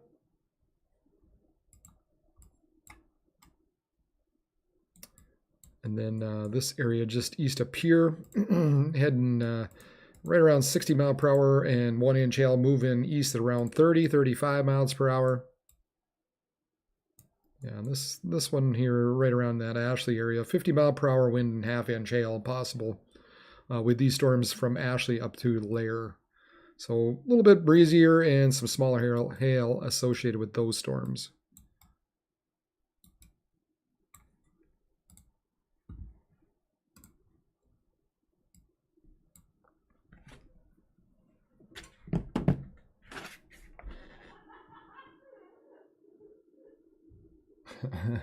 Full tank of gas and a suitcase. Yeah, well, I guess you do what you got to do sometimes. You just take the precautions. You got a full tank of gas. We're smoking cigarette. Or how's it go? We're wearing shades and we got half a pack of cigarettes. Blues Brothers, good old show. Let's roll. Only kind of area rotation right now worth looking at is Rosewood, Thief River Falls, and St. Hilaire area. Maybe Plummer. I think probably more so up and through here. But we're continuing to watch these areas of damaging winds push eastward throughout the night and southeastward down in the south end here. They are sure taking their time, though.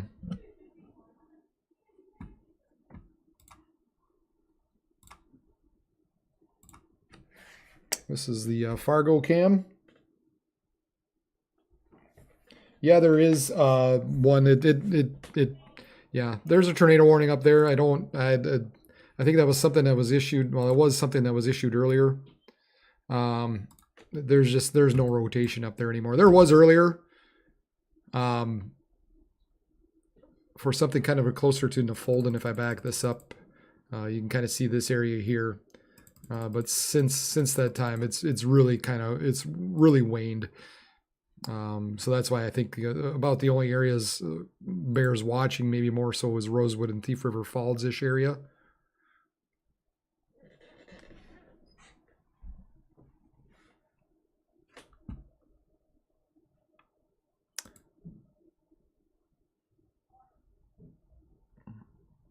That's valid for another about 15 minutes, so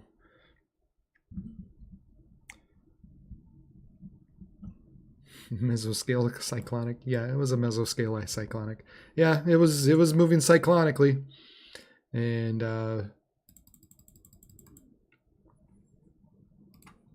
you can see it moving towards and these away. So we've got the cyclonic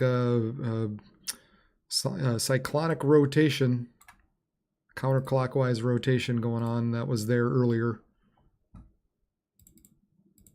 but since that's moved eastward, that's pretty much has fizzled out. So it doesn't look as concerning as it did earlier. But basically, I was saying, yeah, earlier, that's what can happen, especially on the north side of these lines. You get these little areas that can kind of fold back in on themselves and create just a brief little spin up. So that's always a concern with these, and so pretty much anywhere along here, that's kind of the concern, I guess, at this point, is you just never know. You've got kind of these. You see this line here, and anywhere within the kinks, something could just briefly, very quickly spin up. So it's just, better to be safe than sorry. Just make sure when these storms approach, coming up to Goodridge and Grigla and Middle River, just be in your shelter, Oakley, take cover, and just do the smart thing and just, take cover, move to a basement or into your room, lowest floor of a sturdy building. Avoid windows and you'll be fine. I don't think there's really anything. I mean, it's really hard to see anything on the correlation coefficient out there. One, you're looking, you're starting to get about 6,500 feet off the ground, so you really do need a good tight rotation to see anything out there with the correlation coefficient. The other thing is there's not a lot out there. Yeah, there's some trees that it could pick up. They're kind of getting into a little more a tree and wooded area out there, but there's not much. So there might not just be any debris to really look at. So, but with that said, it's going to be really hard to pick up down here unless it's a good sized tornado.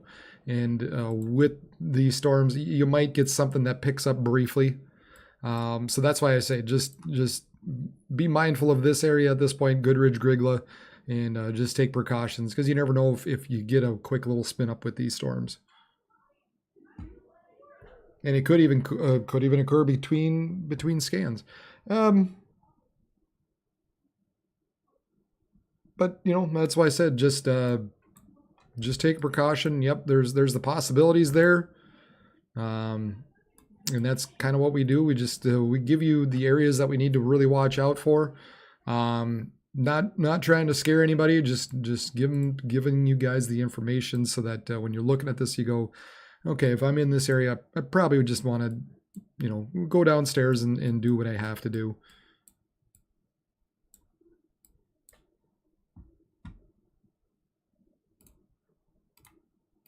There's that storm running through Fargo.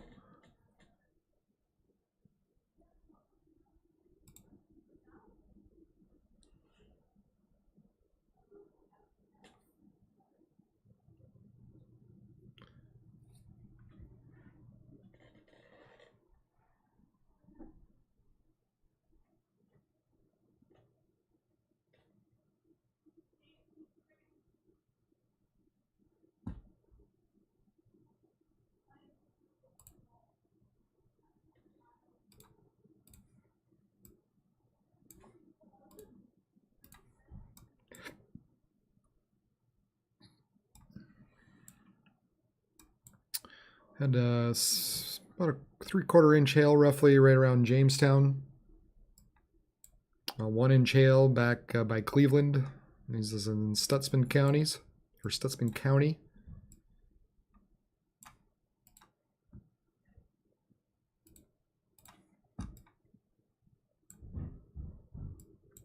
Maybe a little bit of hail now, continuing just west of Ashley. That continues to grow in size.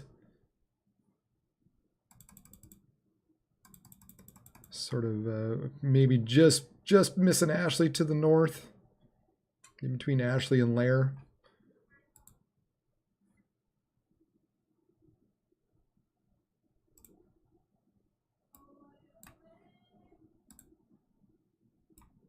Updraft looking a little more vigorous now, a little taller. Some of that the cloud tops starting to shoot up to 50,000 feet.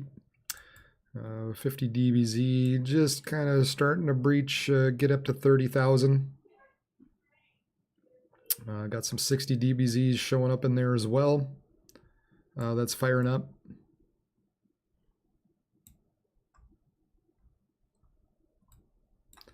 So here's where we're looking, these updrafts. Oops, updrafts in through here. And they need to be carried off like we said before. So that's important because otherwise you get these updrafts and the rain and the hail have to go somewhere. And if they don't get carried off, they just fall right back and kind of choke off the updraft. So it looks like, some of these storms are just enough, getting enough push lift And then we have enough wind in there to help carry some of these, some of that rain and hail off to the northeast. But yeah, wouldn't a little stronger cell just northwest of Ashley at this point. And then we've got this area kind of down by Eureka, heading towards Long Lake. That also has 60-mile-per-hour winds and quarter-size hail associated with that.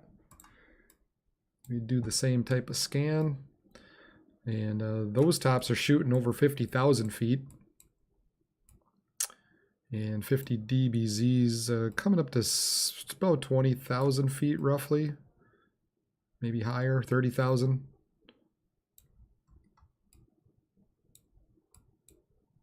Doesn't look quite as robust, I think, as it did earlier. So maybe that cell's waning just a bit at this point.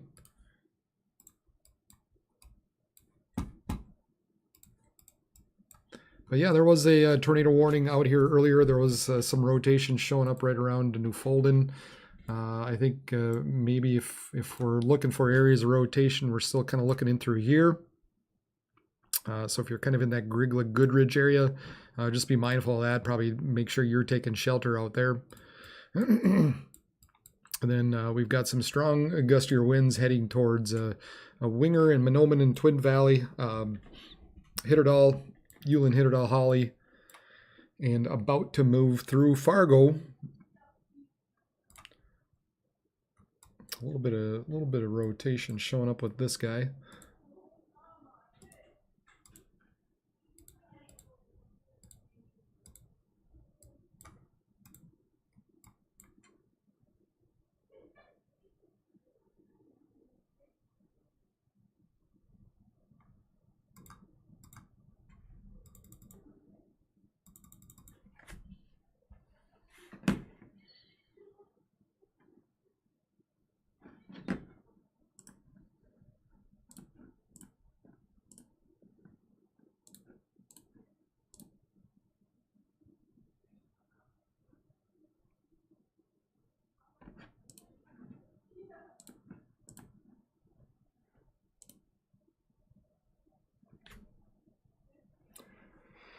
Sammy Flatton became a subscriber. Rosemary McLeod, G.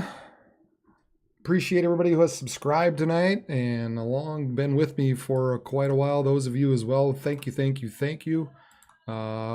for subscribing and being along for this ride here and finding this channel. I appreciate it. Also, just give it the old thumbs up if you haven't done so just down below. Give it the like button. Helps this channel get found as well.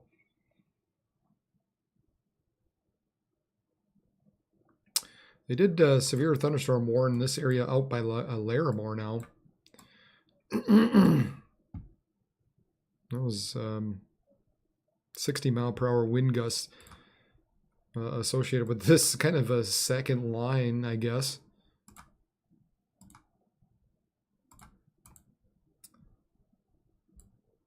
But yeah, the little extra something, I guess, to look at back here by Larimore, Gilby, and Inkster, but mostly, we're just kind of focusing in on this line as it continues to push east and southeast here.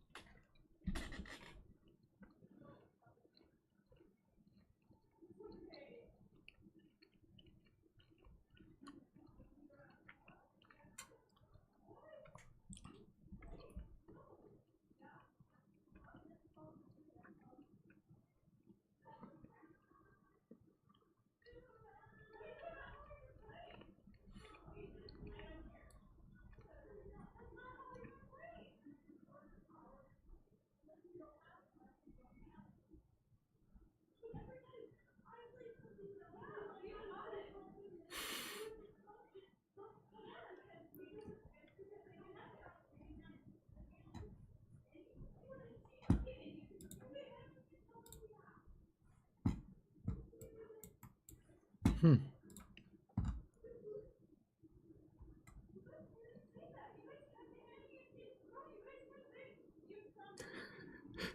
don't know if you guys could hear the family arguing outside, but hopefully not. I think it's a I think it's a friendly one, but nevertheless.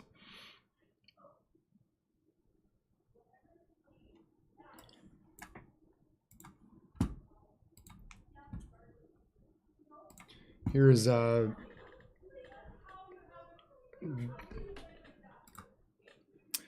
that was a fun one. Drive through a haboob, now to the lakes. And yeah, we kind of saw that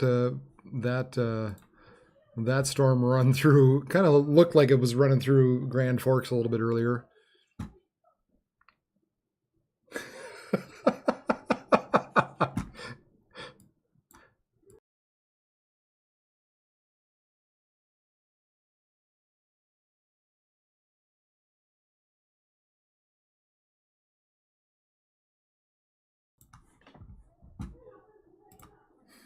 Great.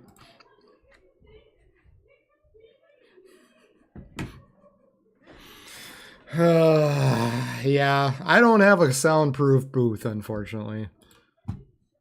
So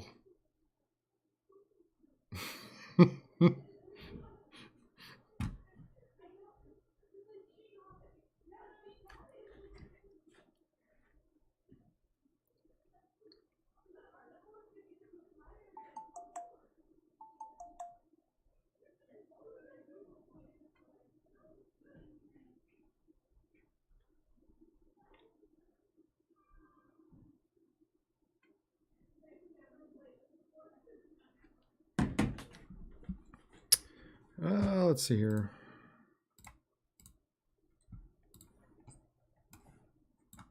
Tornado warning. Oh, Lordy.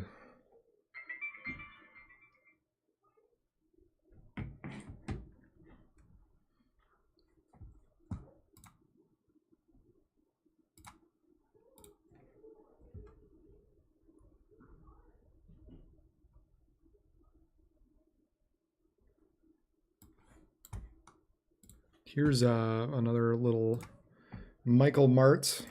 That was earlier. Nice little dust storm from earlier in North Dakota. There's so much dust that got kicked up with these storms as they were just kind of west of Grand Forks.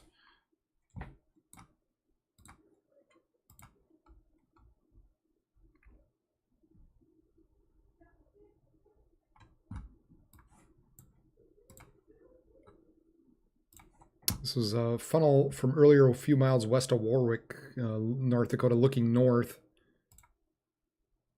You can see the funnel out there. That was closer to that. Was about 4:30 or so, I believe.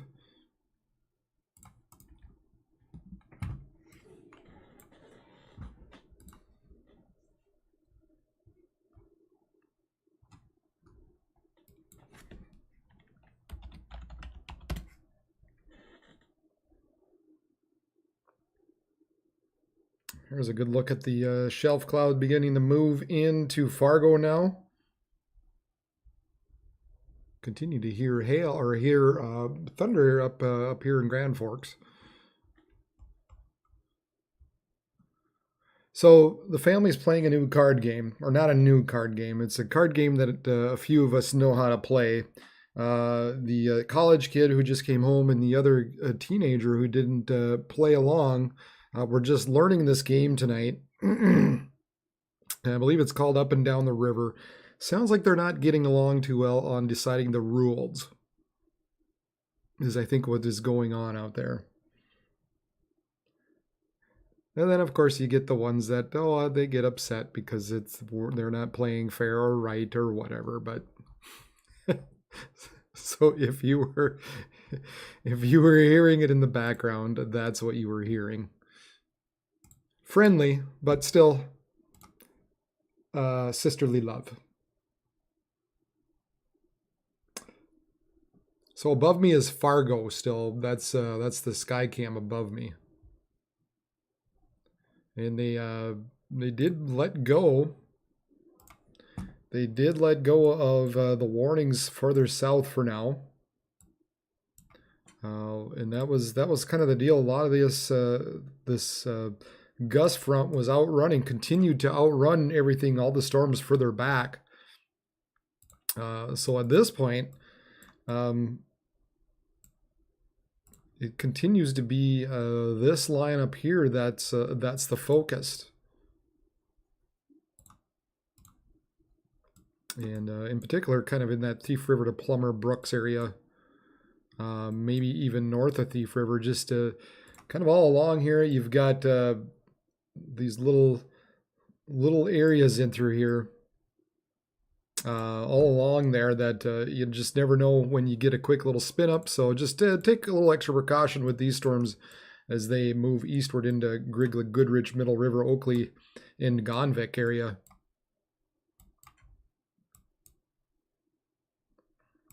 Some of these storms a little bit further south, Clearbrook, Bagley, Foston, Winger, Bijou.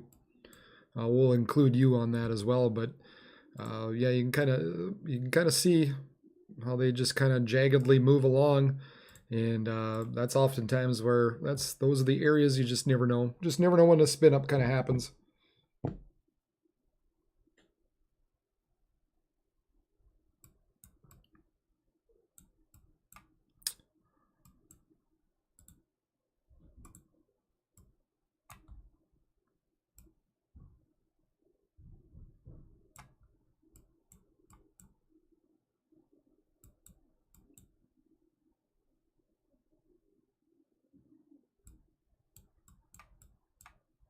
But the good thing is, even with all this cape available in here and continuing to nose in here, thankfully these storms at this point aren't severe.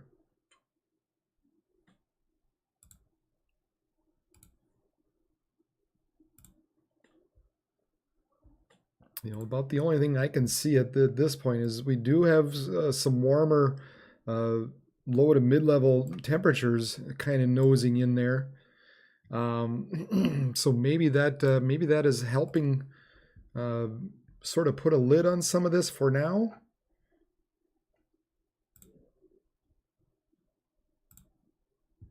But eventually those low-level winds, those 850 millibar winds do increase. So I don't think that'll last, unfortunately.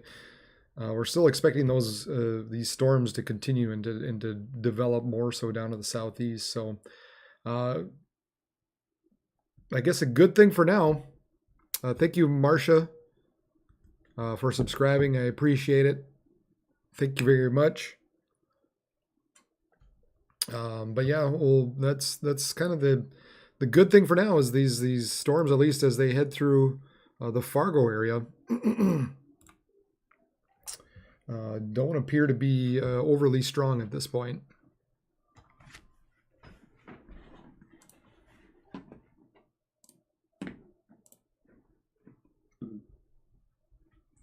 In that tornado warning up in Kitson and Marshall and Roseau was allowed to expire.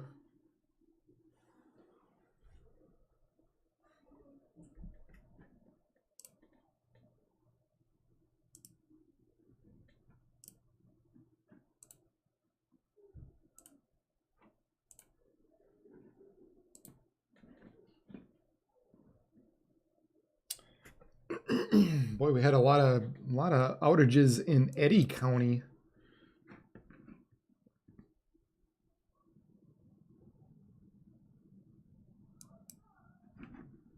Uh, 1,281 people out of power in Eddy County, North Dakota. 158 in Ramsey, 92 in Walsh, 35 in Nelson, Griggs 39. So as some of these storms, especially in Eddy County, apparently knocked some power out.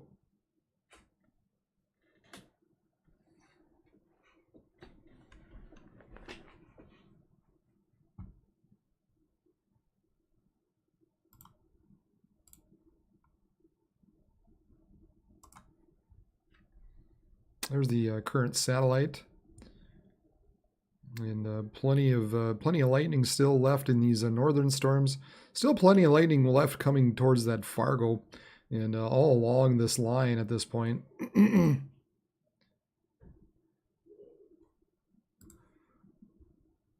Let's take a look at the cloud tops and what they're doing. I mean, we still have this line that's forming in through here. Eventually, this line will continue to push southeastward and likely become severe again, is the expectation. There's just so much. There's so much energy to work with still. So, and we're expecting a little bit of a strengthening of a low-level jet as these storms push eastward as well. But yeah, we've got one long line kind of starting to form here.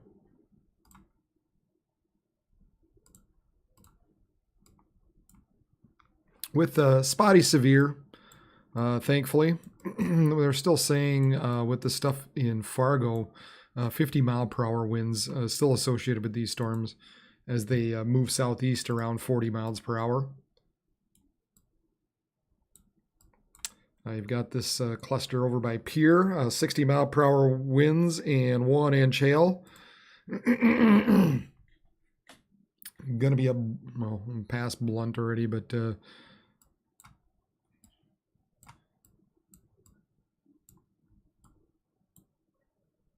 can kind of see the timing of how quickly these storms are expected to move.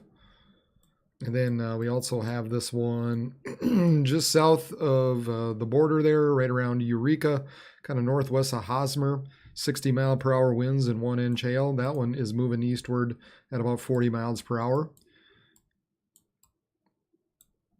And then probably this storm eventually is going to make it into south central, just coming in through Valentine, 60-mile-per-hour winds and 1.5-inch hail associated with that.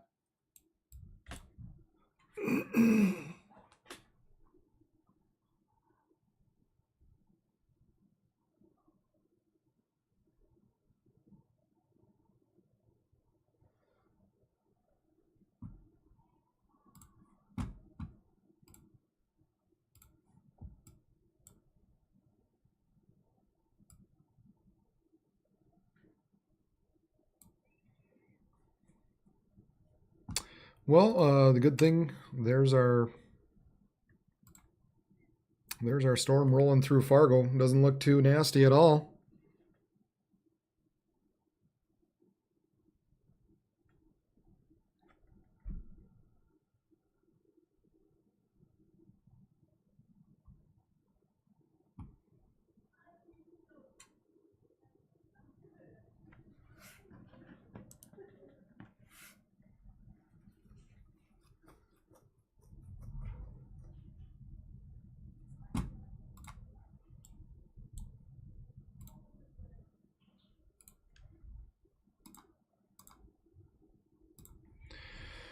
Oh, let's see here. Oh, they're spinning the camera around. They're making me dizzy. Whoever's turning that camera. Make up your mind. Where are we pointing?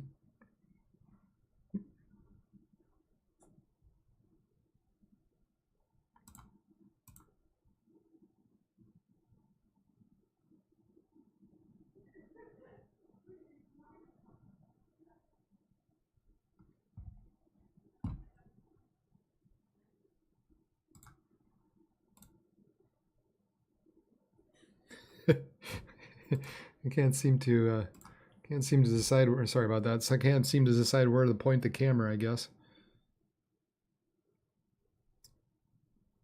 Nope, nope, nope, nope, nope, nope, nope. Oh, back up. No, not in. What are you pointing at? Oh, yeah, you're starting to see some dust out there running through Fargo. Starting to see some dust. So it'll be interesting to see what the actual wind report is coming through Fargo, through the airport.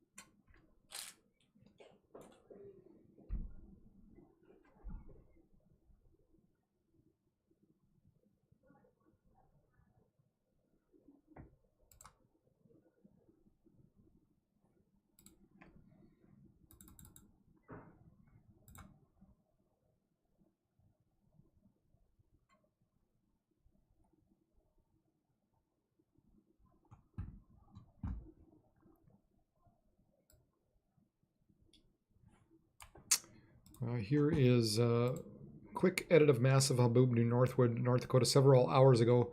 Saw a few tornado lookalikes with the tallness cell, but this was easily the best part of the day. Eyes still burning from the dust. Yeah, that's what a lot of the storm chasers had said. They got blasted by the dust. But that was up by Tulna earlier. That's a pretty looking storm. And then this view here is Fargo. I think we see some dust getting blown up out there.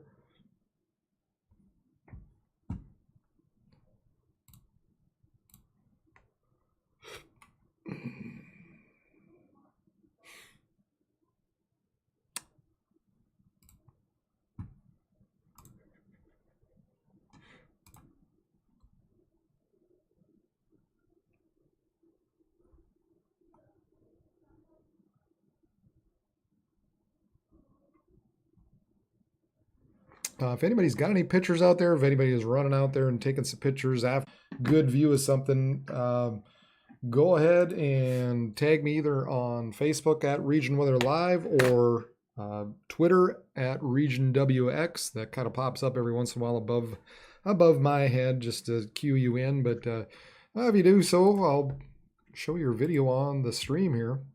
You could show all your friends and say, hey, look, I was on somebody else's live stream and all I had to do was send them a picture or a video.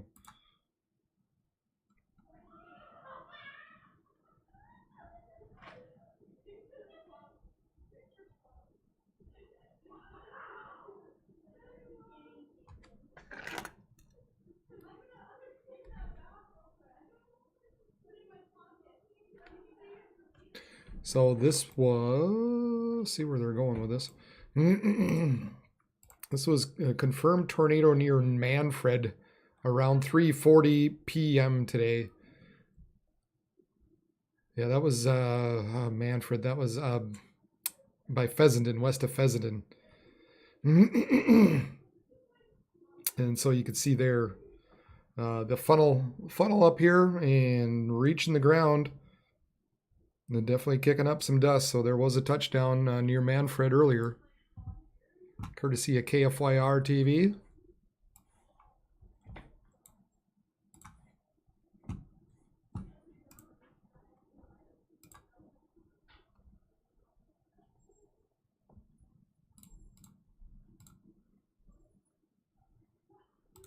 We continue to watch this storm roll through Fargo. This guy, I wonder whoever's running this camera, they're searching for all kinds of stuff out there. Unfortunately, I can't really focus in on everything.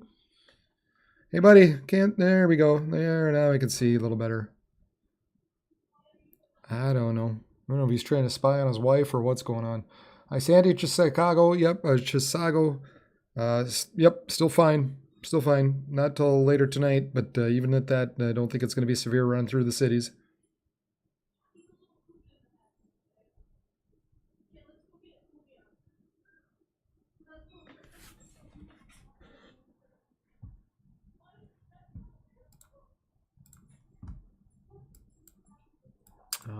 Kind of continue to watch, this area up and through here. Nothing imminent continues, but just eastward throughout the nighttime. Just you might get a quick little spin up anywhere along this line: Goodridge, Griglow, High Landing, Gully, Gonvick, Clearbrook. Maybe as far down as Foston, Langby, and Bagley as well. Actually, a little something there by Beijou that looks probably the most interesting at this point.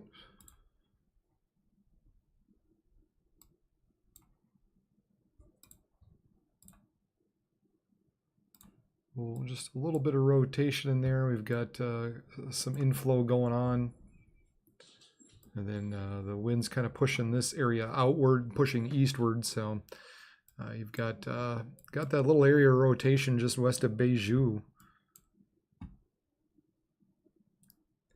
And yeah, some turbulent inflow going on. So it might be an area worth watching right now. just north of Mahnomen, right around the Beiju area. Like I said, pretty much all along this line at this point. Just be mindful of it, and probably just do the right thing and take precautions when these storms come, and just be in the lowest floor of your building, be in a basement, stay away from windows, and take shelter as these storms approach. They've got 70 mile per hour wind gusts, half dollar size hail. That north end moving east to roughly about 20 miles per hour. This southern storm moving east, they're saying about 40 miles per hour, so a little bit quicker down here on the south end. At either rate, we do have a little bit of a bow starting to show up in through here. So these areas that kind of becomes the more critical point right within that bowing segment. So Oakley, Gonvick, Clearbrook, Leonard, McIntosh, Foston, probably right in through here is sort of the main areas we need to watch out for. As far as the strong gusty winds, and then we also have this area just west of Beiju at this point. It looks a little interesting. So probably down by Beiju and Winger, we need to be in our safe spots just to take a little extra precaution.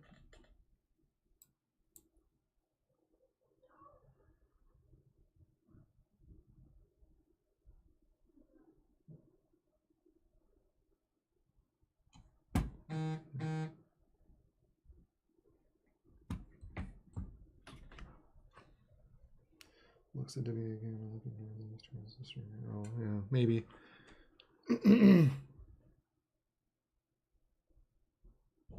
Wow, we are getting some crazy lightning right now in Grand Forks, though.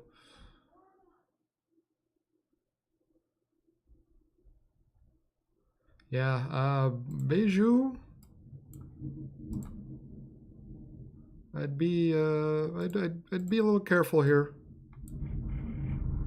Just be a little careful. So if you're kind of in that area, in that Beiju Winger area, there showed up a little bit of rotation now. Yeah, actually more so right over Beiju at this point. We've got some inflow going on through here. We've got this area jetting out.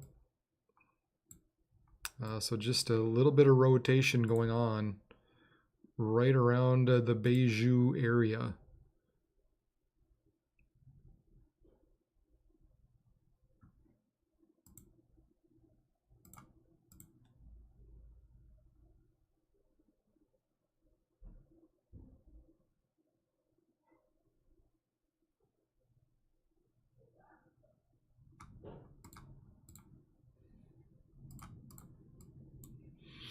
And then, as I said, all along this line at this point, pretty much from Thief River Falls bowing out in through here, this is the main area to watch over the next half hour to hour.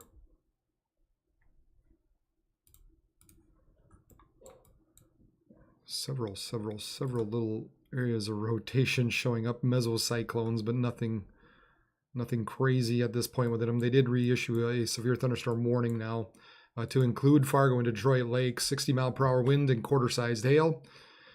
Moving southeast at 60 miles per hour. This will be Halstead at 840, Hendrum at 845, Leonard and Purley at 850, Davenport and Ada 855. Other locations include Borup, Kindred, and Bari. And Fargo. I'm surprised they don't say Fargo. Interstate 29 between mile markers 28 and 109. I-94 between 308 and 352. And I-94 in Minnesota between mile markers 1 and 38. Make sure you move to an interior room, lowest floor of a building. Torrential rainfall is occurring with these storms and may lead to some flash flooding, so do not drive the vehicles through flooded roadway. So yeah, that's surprising that these storms are picking up. I mean, we didn't think that would last. Was hoping maybe it would make it past Fargo. But yeah, they are indeed starting to pick up some steam once again. Yeah, and showing up on this screen here, you can see just a little bit of lowering out there now.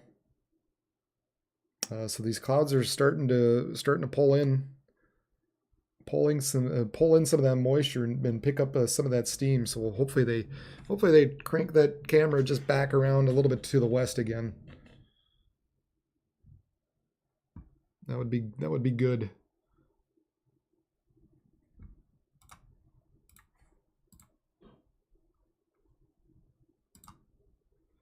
I don't see it at this point. Region WX is my Twitter handle.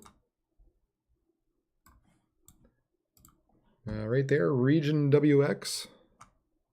So yeah, make sure you at me there.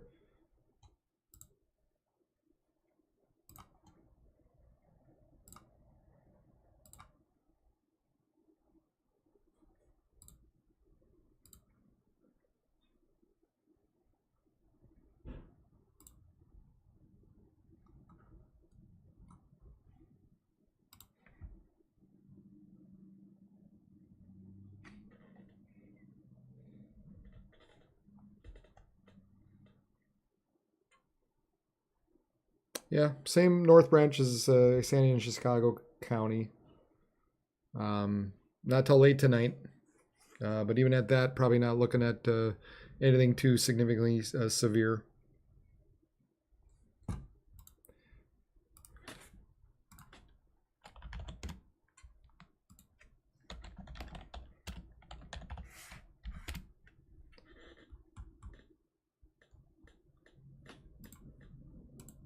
Yeah, Region WX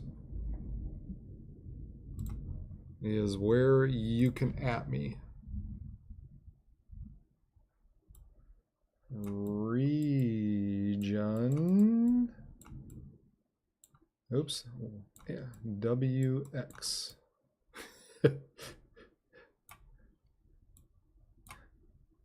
That's supposed to be an N.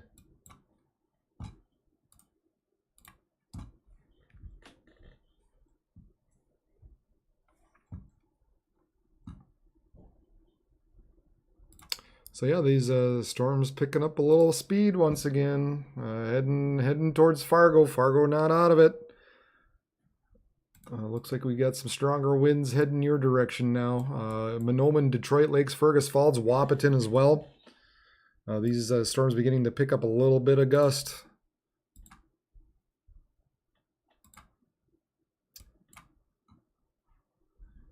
So we'll now include this entire line out and through here over the next hour or so. These storms are heading your way. We're going to be expecting some strong damaging winds. Right now, I would say if you're kind of up and through here, this is probably the best point, best area at this point anyway in the night of just maybe getting a brief little spin up with these storms. But not to say that it can't happen with this stuff down here. If once it gets going, probably going to need to be watched as well. Then we do have this stuff a little bit further back into south central, southeastern North Dakota. Kind of running through, kind of calm and edgely at this point.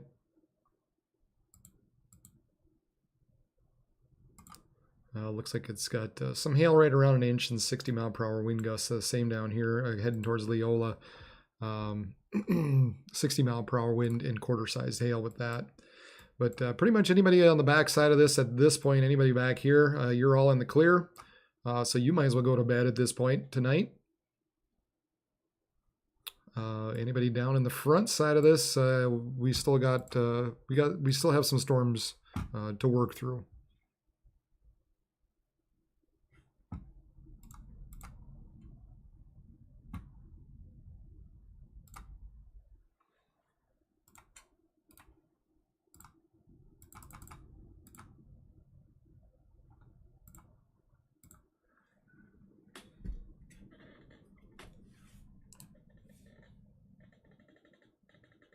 Appreciate the watch for Fargo. Thief River seems to have calmed down quite a bit. We only ended up getting some penny-sized hail. Well, that's good, Glenn. Good deal. Thanks for the report there. That helps. No winds then, I assume? Winds must be okay up there in Thief once it went through. I know you had said it looked kind of nasty earlier. Some low-lying clouds, but I would think here in Oakley and coming up to Clearbrook Gonvick area, there's some pretty good winds rolling through. And then also pushing down now into Mahnomen. And these storms now really starting to push more so into Fargo as well. So I wish they'd push this camera just a little bit west. I think we are. Yeah, I think the person earlier was right. It looks like this is more a northeast now. I want to look northwest.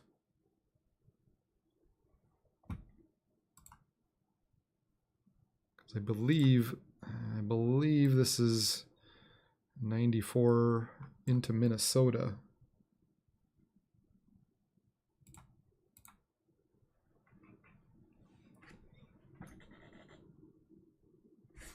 Oh, okay. I'll check out the book face.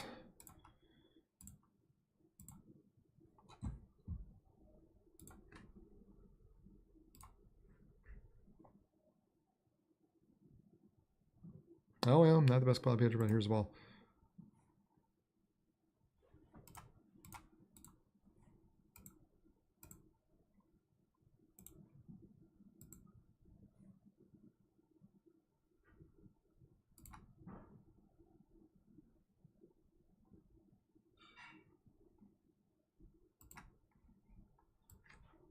Yeah, that doesn't show up the best here, unfortunately.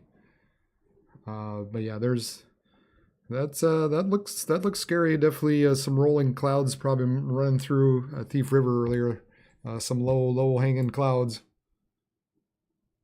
Thank you for that picture, Gwen. Appreciate it.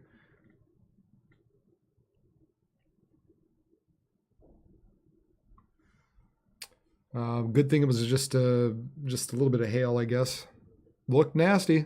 That does look like a scary picture. I don't believe you, or I don't blame you for being a little nervous there.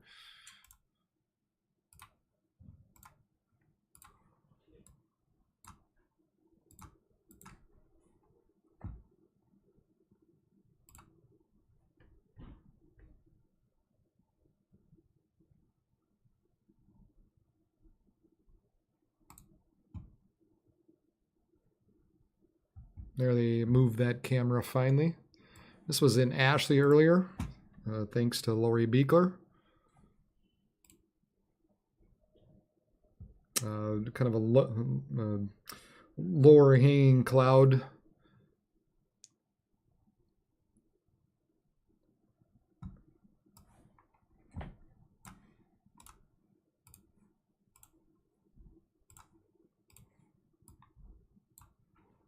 That was down by Ashley, that previous picture.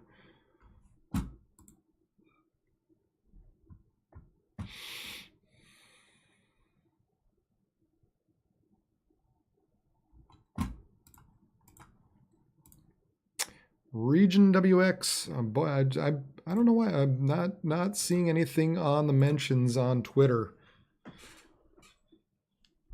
Region WX, if you have anything.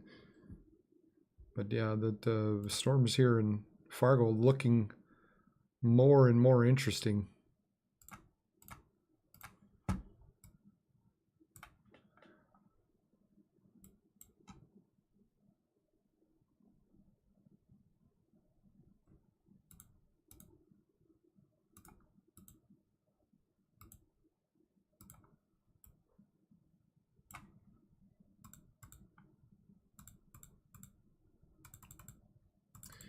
That's the thing with these storms. You know, we're definitely continue to be in an environment where that's supporting these storms to continue on and be strong to severe.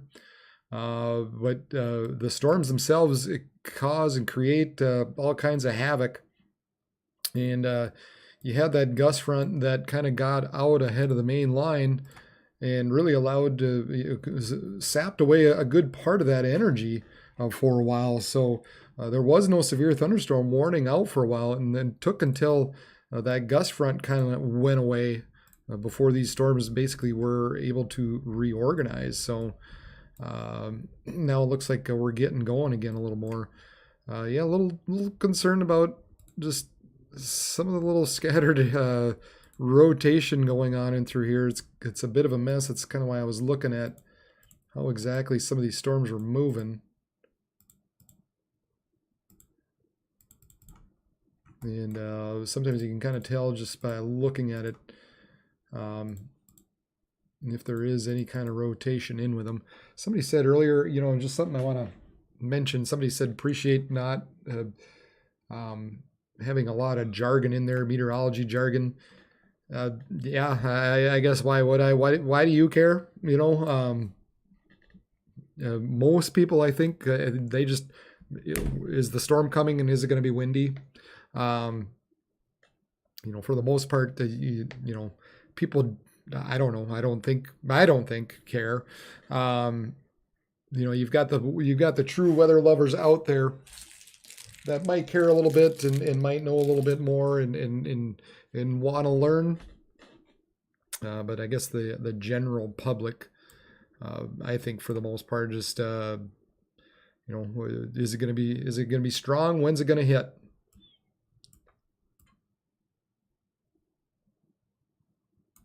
We had some areas out west of Grand Forks that really looked nasty earlier tonight. Thankfully, for the most part, we were spared here in Grand Forks, but you know, we got some pockets now up here just south of Goodridge that need to be watched. Really, some pretty strong winds running through Oakley. This area down by Beijing kind of continues to just linger along. Doesn't look overly impressive at this point, but still just you know, maybe a little something, maybe a little spin up could happen just briefly.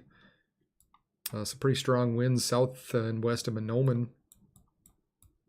And now we've got some pretty strong winds probably heading into Fargo as these storms kind of get reinvigorated once more.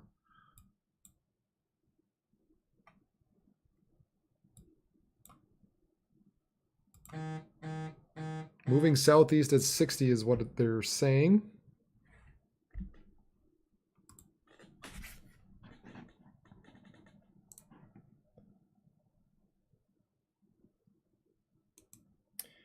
Interestingly enough, so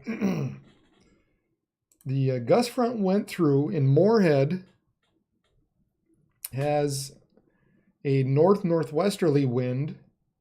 So Moorhead, the airport being just a few miles east, and then Fargo turned around out of the south again. So these storms getting refed, even though that gust front moves through and the wind switches a little bit.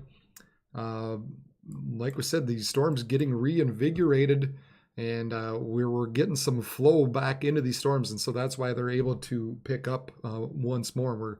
We out here we've got some northerly winds because the gust front goes through, but then shortly behind it, now we've got some southerly winds in there, so that helps feed into these storms.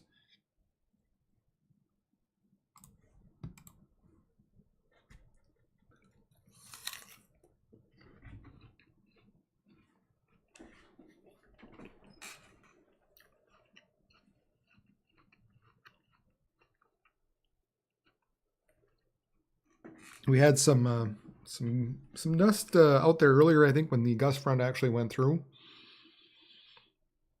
But this looks like a little different now. This is the Fargo cam that we're looking at. Obviously, Corwin, Fargo, North Dakota.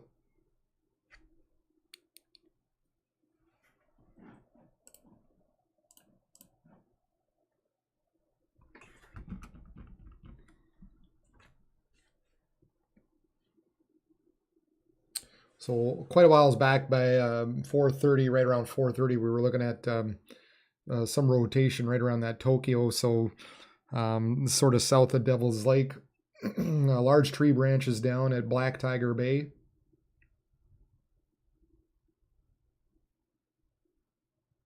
Now, 3 north of Hunter and Cass County reports hail right around 1 inch. That was about 45 minutes ago or so.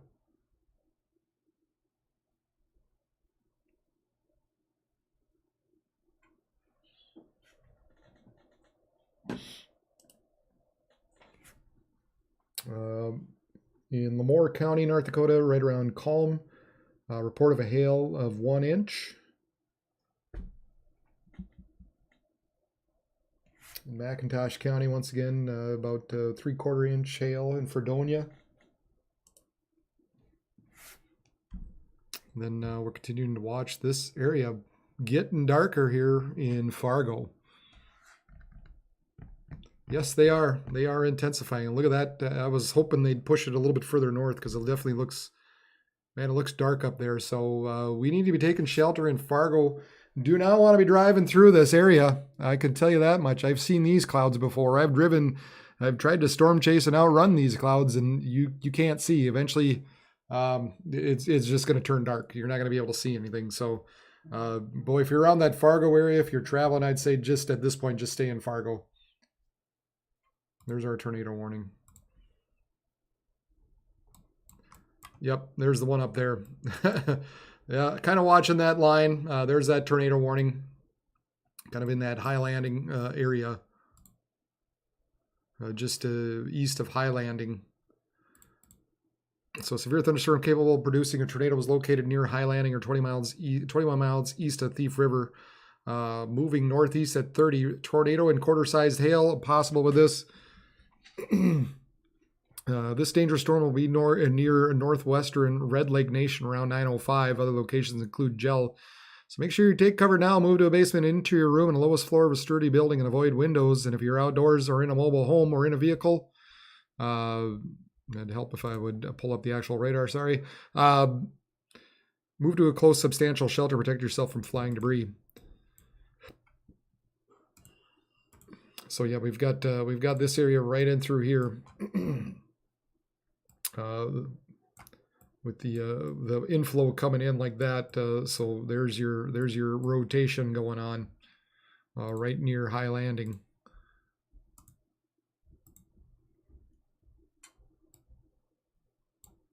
Again, kind of out in nowhere, but so nothing really showing up in the correlation coefficient, but nonetheless. So if you're in these areas. Northeast, kind of in that Goodridge area. I've been saying your name for quite a while. You guys got to be watching out for these storms. And sure enough, they issued a tornado warning. If you're anywhere within this line here at this point, Bagley, Bemidji, just be mindful of these storms as they head eastward, because you just never know when they're going to do a quick spin up of a tornado. So Goodridge. Areas northeast of there towards Fordtown as well. Be mindful of these storms as they continue to move your direction, and then really anywhere along here.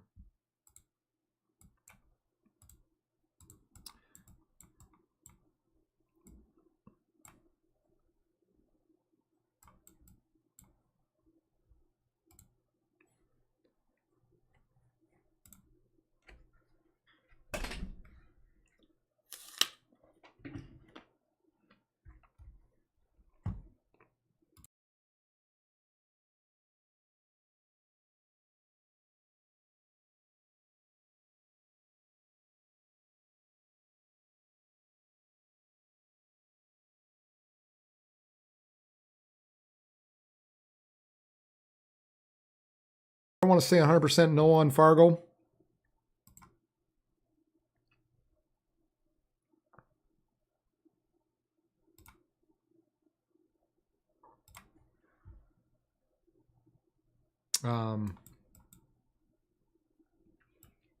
Just because there's, yeah, I mean, pretty soon. I mean, we're getting to the point in Fargo where I think, usually it's the leading edge that you kind of worry about. So, yeah, a couple more minutes, and I think regarding tornadoes, I think would be out of the woods. But you still have the stronger winds heading your direction. You can see on the camera there, I wish they would just keep it pointing. I don't know what they're looking for.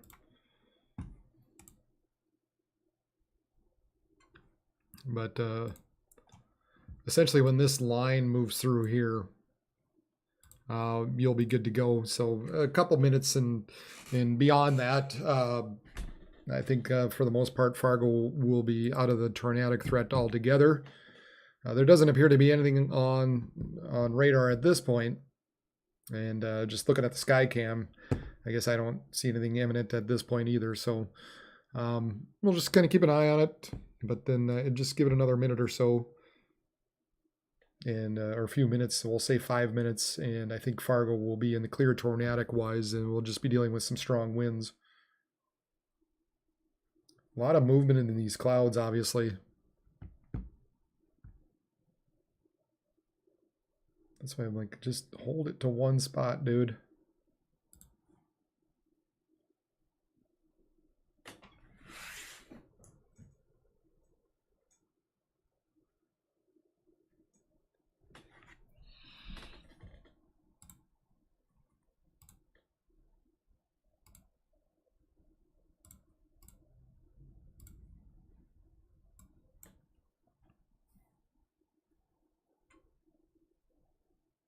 Sirens and Thief. Yeah. You spoke too soon, did you? I don't know. Well, why would there be Sirens and Thief? That doesn't make any sense. I mean, I guess the only reason would be is it's in your county. So I don't know why they'd be blaring the sirens at this point. Other than it's in the vicinity of your county. At this point, it's the storm's past. The worst of it's past Thief River. So we're looking at this area just east of High Landing regarding the tornado threat. Moving east at 30 miles per hour. So Fort Town, Grigla. You need to be watching out for these storms. Really anywhere along this line. You just never know when something could spin up with these storms. So generally the line's moving east at 30. We got wind gusts of 70 miles per hour and quarter hail of the size of quarters. So if you pretty much live anywhere within this area, just take the precaution, take the extra precautions, and just go to the lowest floor of your building. Be in a basement, stay away from windows. Just because it's kind of has that look that you just never know within this line when something could spin up, and right now it looks like your best chance is just east of High Landing, heading east at about 30 miles per hour. You also got this little area out of Monoman, although this looks more like a convergence area, but nevertheless, I mean, this is heading towards and this is heading away. You would think this would be a kind of a convergence area, but there is a bit of an inflow notch in through there. So east of Monoman bears a little bit of watching as well. And yeah, there is now they did issue a tornado warning. They did issue a tornado warning with that. At 9 p.m., severely thunderstorm capable of producing a tornado was located over northwestern White Earth Nation, or 35 miles north of Detroit Lakes, moving east at 30 miles per hour.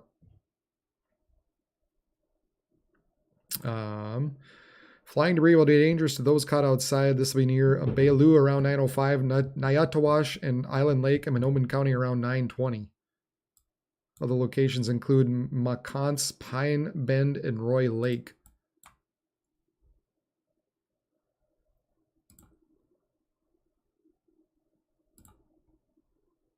Yeah, this was kind of areas we were watching earlier. You almost have a couple of areas almost bear watching here. So anywhere within this line, heading towards Langby, Bagley, I got to be watching out, and we've got these storms.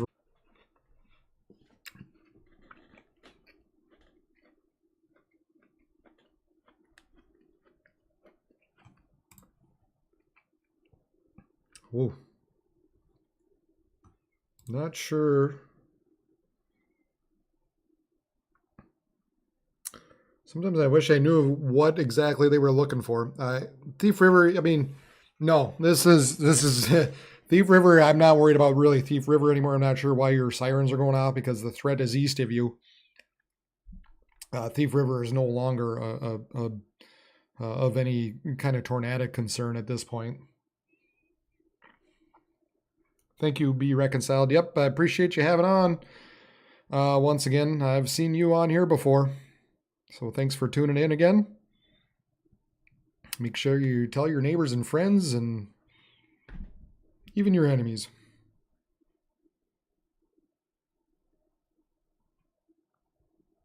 So yeah, it sure looked like there was a bit of a power flash going on there. Don't turn away from it, guy. Where are you going?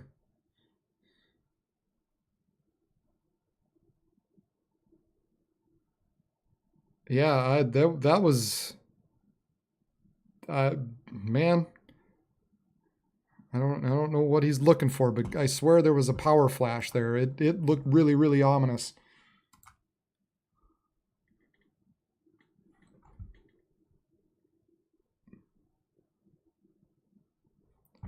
Wow. That there is no tornado warning out there. I mean, and you look at this and you don't really see any areas of rotation.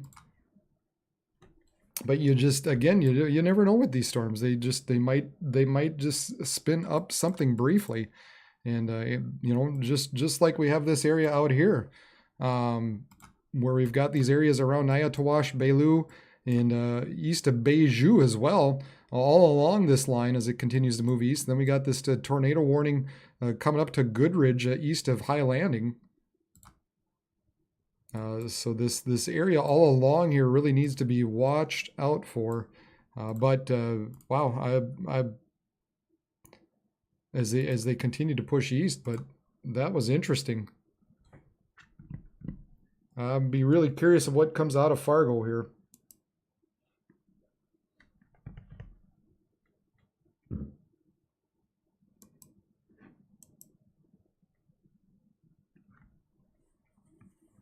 It didn't look like lightning. It looked like a power flash. I don't know. I don't know who's controlling the I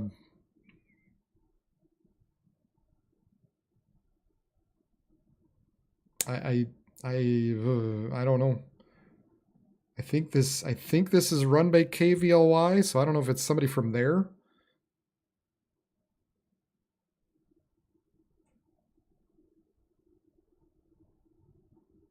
But I wish they'd leave it alone a little bit.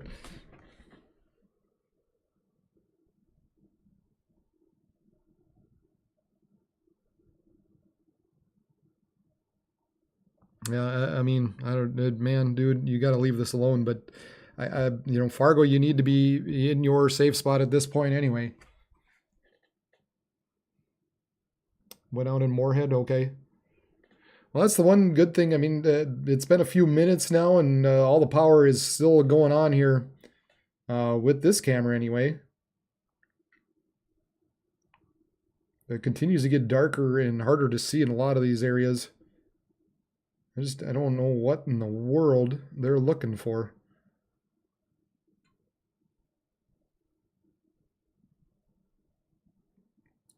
Plenty of dust being kicked up there. That's something to take a look at. Look at all the dust. Wow. Look at the dust out there getting picked up. Stop it. Holy buckets. Don't move. Okay. I guess we're going to move. More dust running through Moorhead.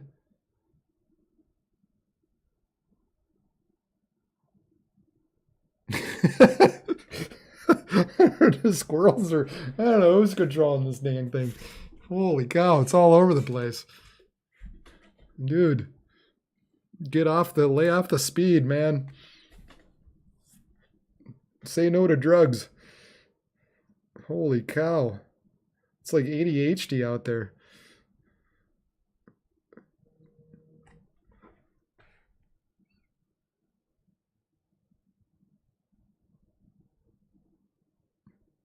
Okay, just stay there. Stay there. Don't move. That's good. Look at the dust getting kicked up in through here. Somebody tell the guy say no to drugs.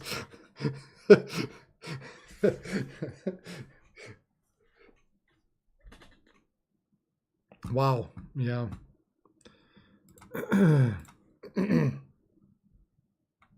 Yeah, Park Rapids area. Eventually, it's going to be getting to you. We're looking at these storms eventually making the way to you. Where they are roughly probably anywhere from 30 to 45 minutes out for Park Rapids, the way it's looking right now. But these storms, we're going to be looking at some damaging winds running through Park Rapids area. And then again, these areas in through here, all kind of areas we're concerned about regarding, oops, gosh darn it, all areas we're concerned about as far as the possibility of tornadic spin-ups at this point in the game. But here's where you're looking at, 15 minutes, half hour, 45 minutes. So you're anywhere from a half hour to 45 minutes out in Park Rapids. And then you've got these strong winds push through Fargo, heading towards Lake Park, Holly, Barnesville, Christine, and Abercrombie. Fargo, I think when we're worried about the possibility of rotation, the center of Fargo itself looks okay, but now I think the focus probably more so is just kind of on the south and east end of Fargo.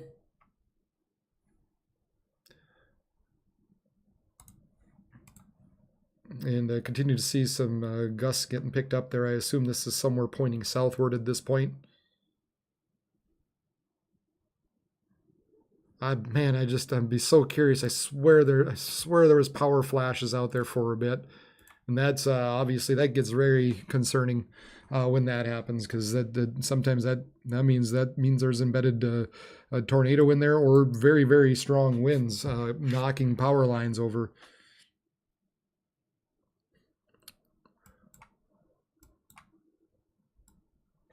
So within this whole area here, this is kind of the main concern for some tornadic activity. This is probably the main concern for just strong gusty winds.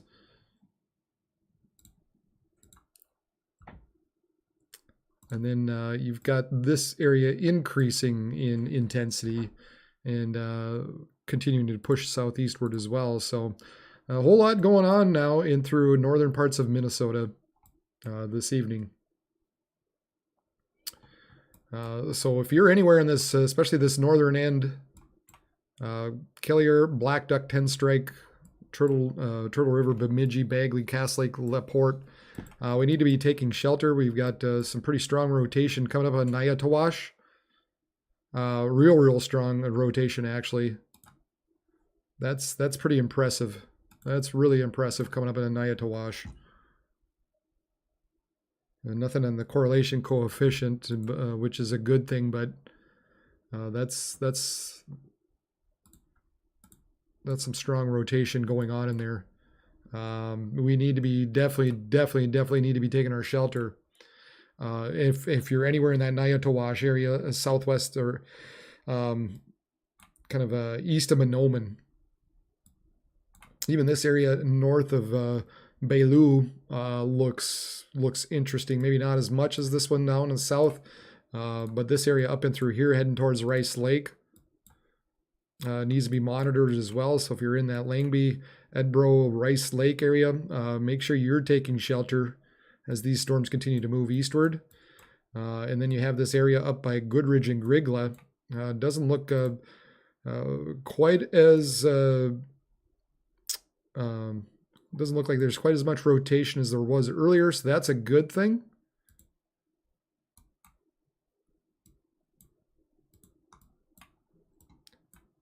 And I think the focus continues to kind of be in through here at this point. So if you're anywhere within that line, sorry, we'll drag that down a little bit more.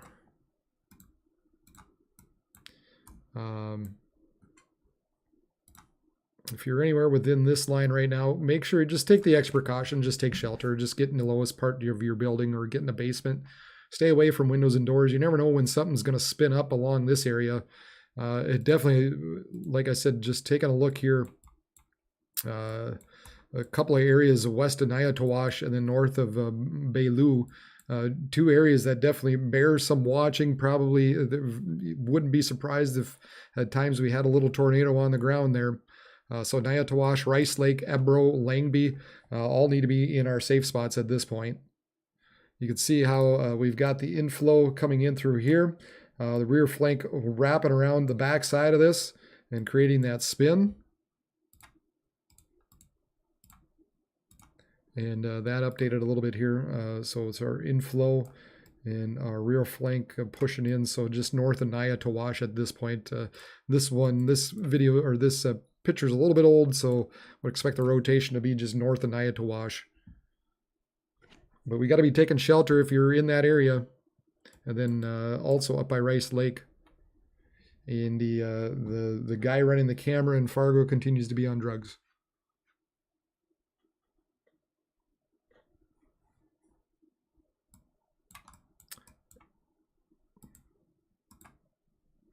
Maybe a little spin up once again here, coming up to Four Town. So not completely out of the woods yet. Maybe even something here just east of Goodridge. There's that back side of that line. Sometimes you get these little suckers that form on the back side of this on the north side.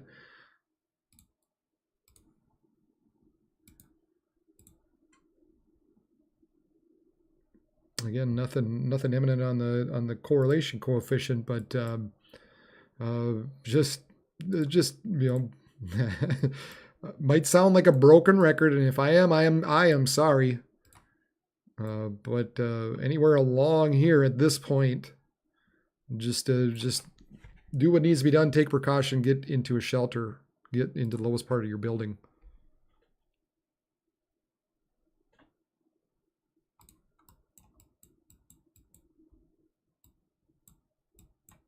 These storms are beginning to surge now southeastward. Really starting to pick up some steam. Detroit Lakes, you're not, it's not going to be long for you anymore. Detroit Lakes, you're probably, you're 15 minutes out before those storms begin to roll through you guys. Half hour, 45. So we'll kind of mark this out, 15 minutes. Let's redo that. We've got 15 minutes within a half hour, and then 45, and within the hour, this is about where that particular line's expected or forecasted to be.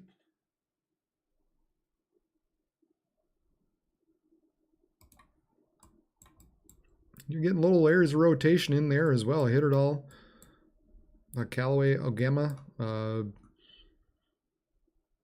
This segment continuing, really starting to bow out in through here. So that's always the other concern. You want to kind of find the apex of these storms. This is beginning to push out more right in through here. That typically is where you find the strongest wind gusts.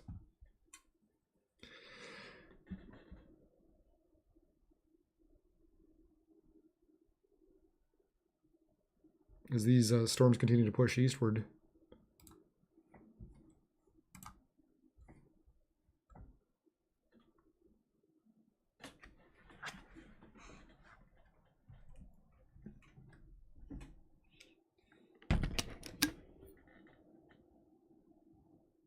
Yeah, Jessica, yes. It's FM area, you're in the clear, you're in the through the worst of it. At this point.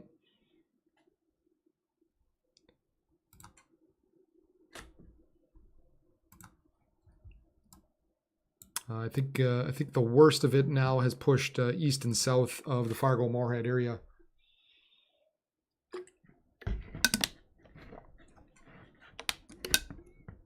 don't panic. That's the one thing I hope. I try not to do. I'm trying to show you areas just might need a little more concern than others. Hopefully it helps those outside the areas that I'm talking that to go, okay, well, we're not in the worst spot or whatever.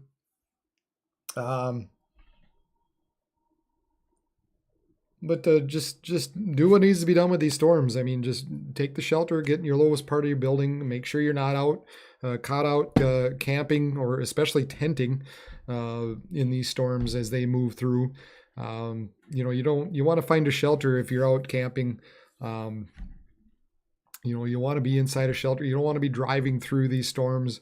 You don't want to be caught outside. Just get into a good shelter with some of these. If you have a mobile home and or even a camper, and you have a place to go, you have a place that is a decent shelter to get to.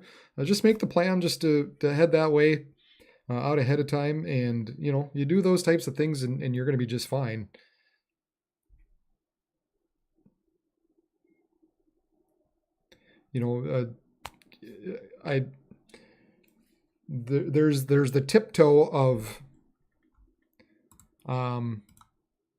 There's the tiptoe of most likely everybody is going to be fine as long as you do what needs to be done. So I don't want to, but there's the occasions. This area by Nayatawash continues to impress, man. There's just the occasions where you just, the unfortunate happens, but for the most part around here in North Dakota, northern Minnesota, just take the precautions, and most of the time you're, 9 times out of 10, you're going to be fine. But right now, I guess if I were in here, I would be making sure I was in my shelter.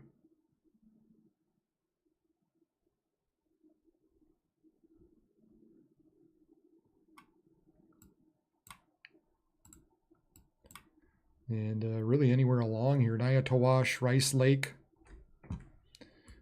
probably all need to be heeding some of these warnings at this point. This area east of Goodridge,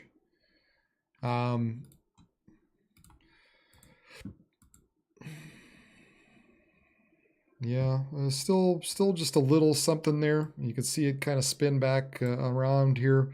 It just bears a little watching there, a little extra concern there, just east of Goodridge at this point. So coming up on Grigla and Foretown.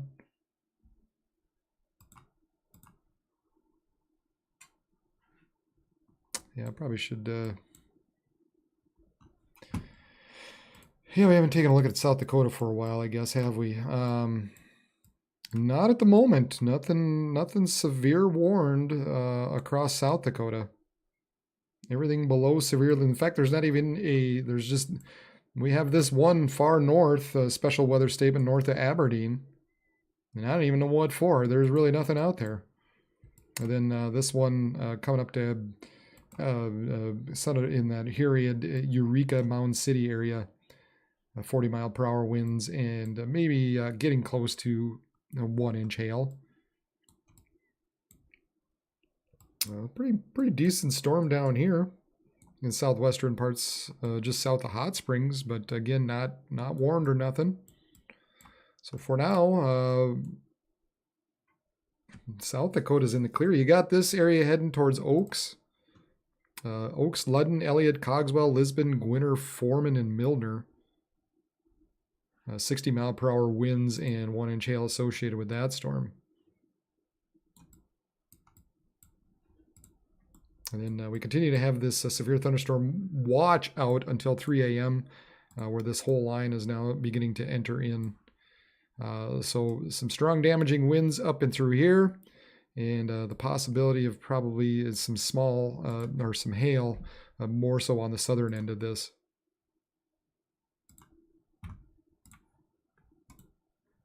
New tornado warning out.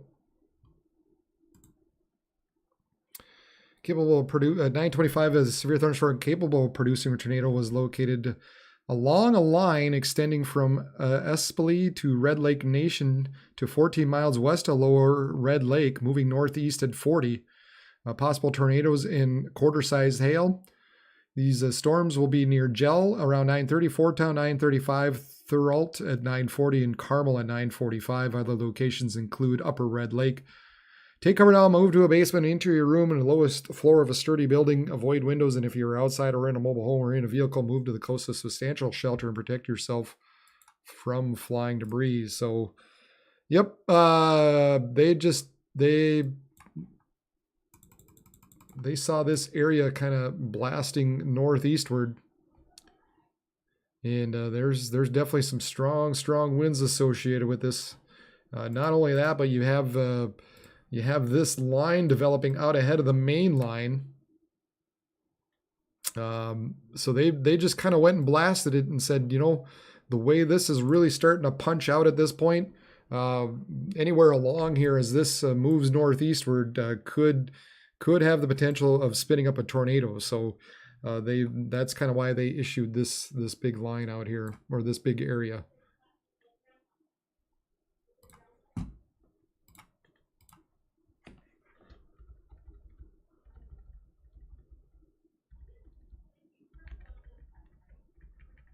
Okay, looks like there was a funnel cloud reported too, along with it.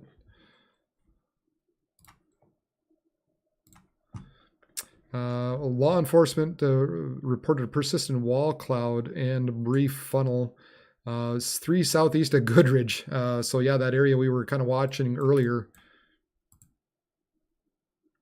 just east of, is now kind of up and through here. This area that's kind of been, kinking back on the back side of this. So report of a funnel cloud and persistent wall cloud out there. Whoops.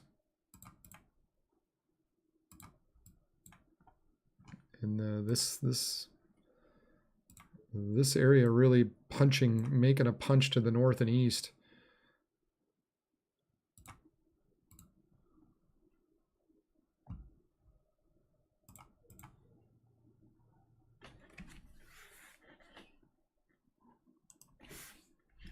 Then we continue to have this area right,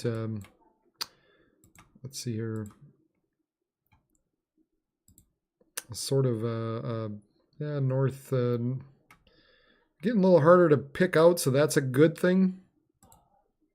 We'll say just north of Nayatawash, I guess, at this point.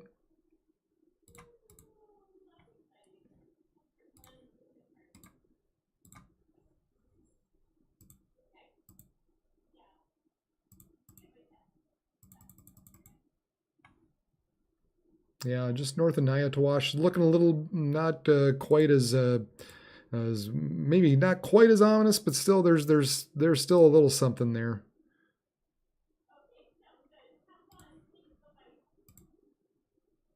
Maybe still just a little area rotation going on.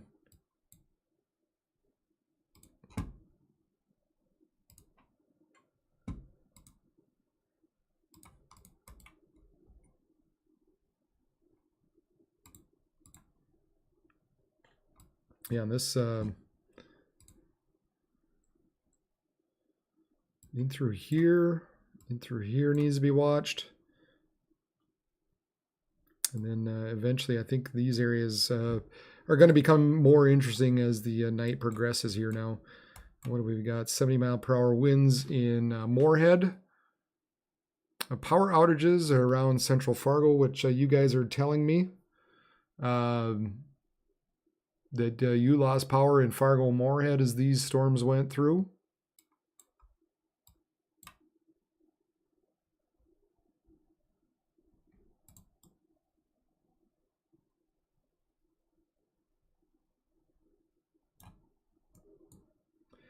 It's kind of interesting how this guy, let's see here, Bagley, Leonard, Shevlin, Solway, Red Lake, Wilton, Redby, Panama, and Bemidji. Kind of gives you a timeline there of when some of these storms are roughly expected to go through.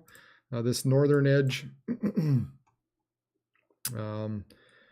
You can kind of follow along there, 20, 25 minutes, 30 minutes. This is kind of the tornado warned area. Just to help give you a timeline on roughly when some of these storms are going to be getting to like Baudette at around 1024. And we go move to this southern line and basically follow along here at that point. Callaway, Barnesville, Audubon, Detroit Lakes, Abercrombie, Pelican Rapids, Vergas, and Frazee. Again, this is just kind of estimated times for these this line of storms to roll through you guys. And then out here by Oaks,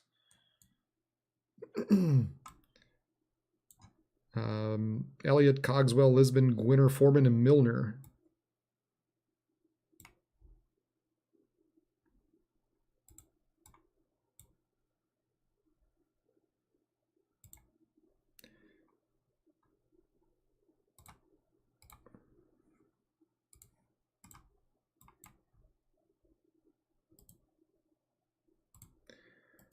Park Rapids, currently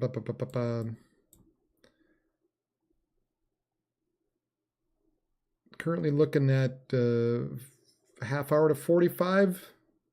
I don't remember what I told you earlier.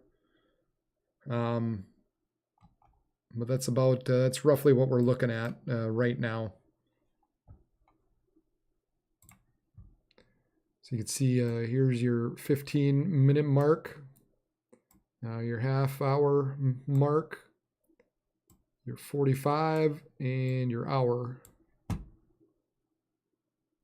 So 15 minutes of Frazee, Vergas, a half hour, Park Rapids, Wolf Lake, and Perham. 45 minutes beyond Park Rapids by Menenga and New York Mills. And then within an hour, Nimrod and Wadena. So that kind of gives you a timing for some of those storms. Down to one warning. I'm surprised with that, I guess, in a way. I don't know that I'd quite give up on this one quite so early. I know there was a report up in through here of a funnel cloud, 70 mile per hour, 71 mile per hour, 8 east of Goodridge in Pennington County. Peak wind measured at a MnDOT Arwa station.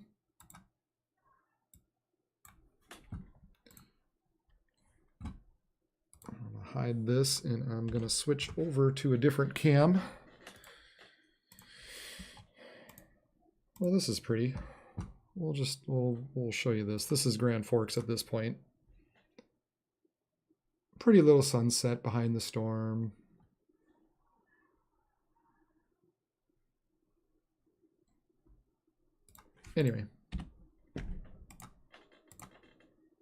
Anyway, we don't care about pretty sunsets. We care about the dangerous stuff.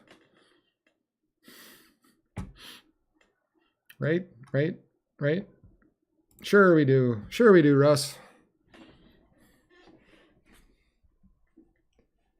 I don't think so. Twin Cities, it's looking real late tonight, not until after 3 a.m. And I don't think they're going to be issuing the watch out that far east. I think by the time it reaches out there, you might have an isolated or two severe storm, but I don't think it'd be enough that they'd continue the watch on at that point. I think it'd be down to below severe limits for the most part, that they wouldn't be as concerned once it reaches the Minneapolis area.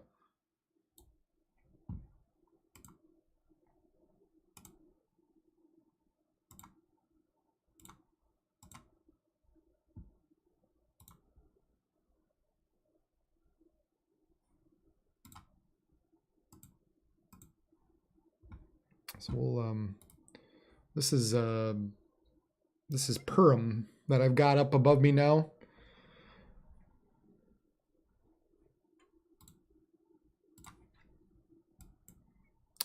And that right there is Perham.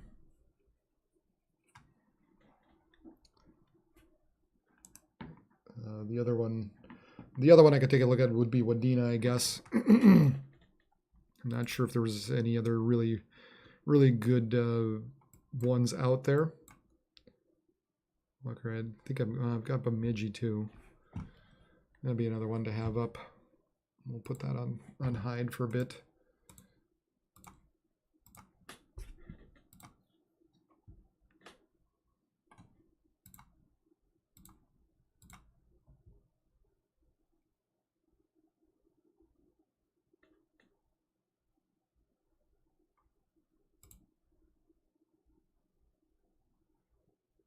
Yeah, Bemidji's not the greatest.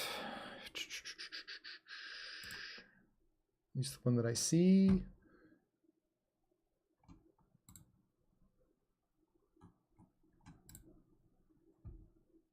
Oh, there's the old babe.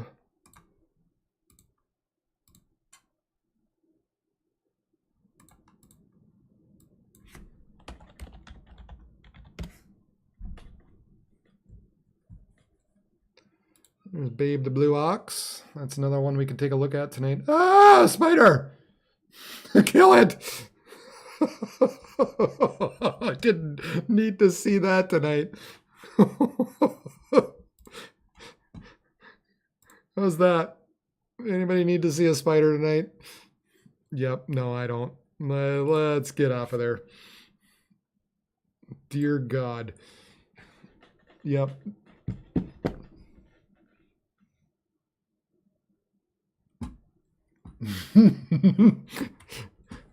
Was not expecting that one. Let's go back to Wadena or Perm.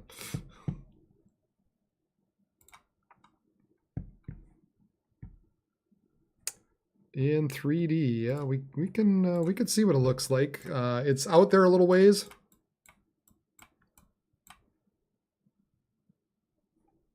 So I'm not sure. Sometimes these aren't the best. Yeah, it's so far out there. The base is the very base is at 10,000 feet. So we're not getting a good picture of what's going on below that. Obviously, that's a very important layer below 10,000 feet when we're trying to look at the rotation.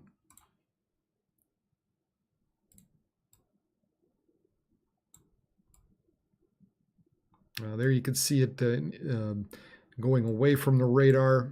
This area kind of heading out or in towards the radar, away from the radar.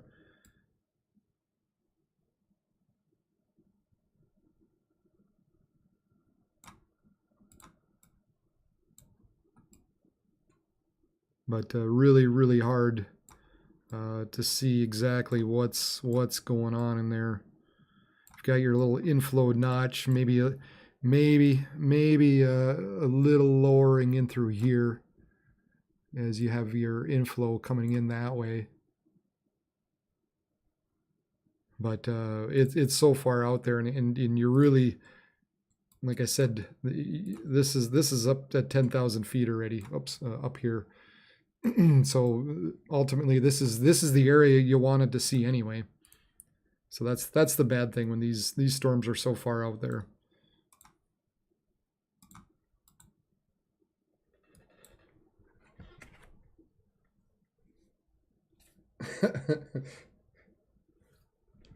Yeah, that was. I hate spiders, man. Geez, Louise. I don't know. I just don't like them. I don't know if I should admit this or not, but yeah, I make my wife get them if I can. If you're continue to be in Grigla and Fortown, that's kind of the areas we need to be watching right now here. This area continues to kind of fold back and around near that Grigla area. So we need to be make sure we're in our safe spot there. And really all along here, they basically issued out this big long warning, just because anywhere along here we could get a bit of a spin up as this storm continues to push out push to the north and east. We're going to be seeing at least some damaging winds heading towards Fortown, Grigla, maybe even Panama as well. And then we've got a little bit of rotation or some stronger winds here by Clearbrook and Bagley, even south of Bagley a little bit by Rice Lake and Nyatawash. That continues on. Again, kind of little surprised they got rid of that one, but you still have an inflow notch and a bit of a flanking downdraft going in. So you still have some rotation going on within that storm. So I guess if you're east of Nyatawash, south of Rice Lake, coming up on Lake Itasca, watch out for these storms.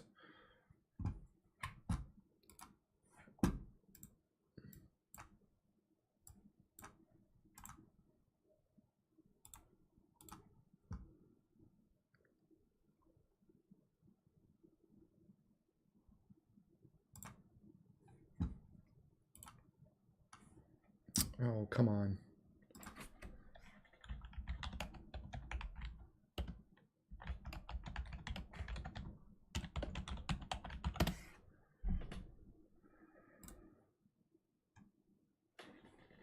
That's Lake Itasca. Got another spider web going across. I don't know why these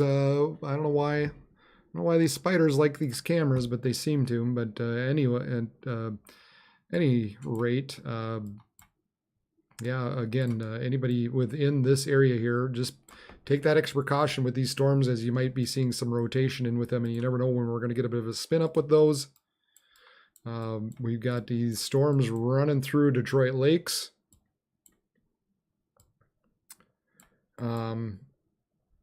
Beginning to bulge out eastward now. So Park Rapids, Wadena, Fergus Falls, Wahpeton, you're going to be seeing some strong winds heading your direction shortly.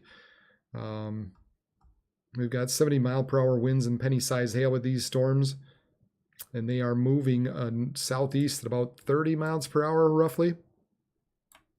And then a little bit further back, we continue to have some storms back by Foreman and Lisbon.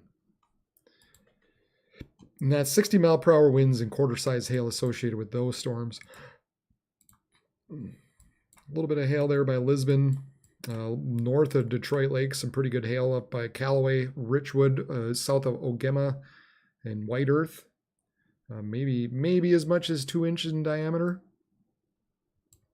We've got this area east of Nyatawash again. Probably seeing some hail heading towards Lake Itasca. And then some smaller stuff north of that.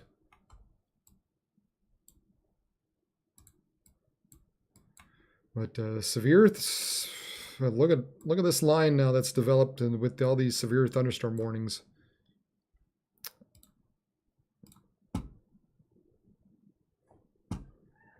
So we'll take a look here at South Dakota. Nothing warned at this point down in South Dakota. I would think eventually you're probably going to see some storms reach that boundary again. We still have some real high capes within this area, within the 4,000s, and then peaking into 5,000 into these areas into southeastern parts of North Dakota. But given the high amounts of cape, I would still think we have the possibility of just seeing some spotty areas of 1 inch hail, 60-mile-per-hour winds as it reaches, moves eastward throughout the night.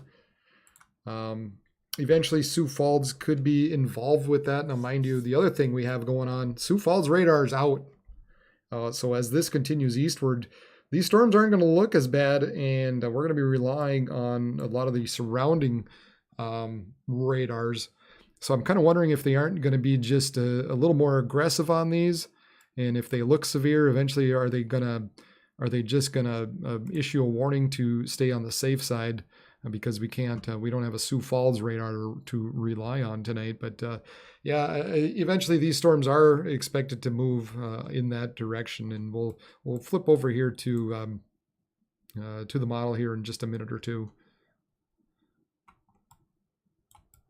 We're also expecting some storms to come out of Iowa late tonight and into tomorrow morning and move into southeastern parts of Minnesota.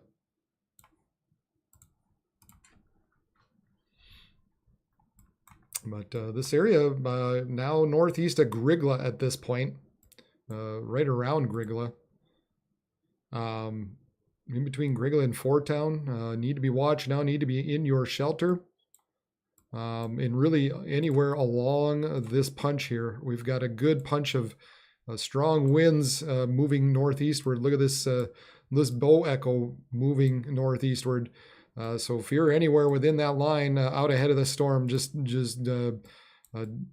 take your shelter now. Baudette, it's coming your way. Williams War Road, Baudette, heading towards running towards the border at this point. Moving northeast at 60 miles per hour with 70 mile per hour winds and nickel-sized hail, all possible with these storms as they this area begins to really bow out and push northward. And then on the backside, on the north side of this bow echo, then this is what happens. We kind of get the little curl on the backside of this that can spin up a brief tornado, and that's the area. That's why we've got this large area of a tornado warning out. And then even this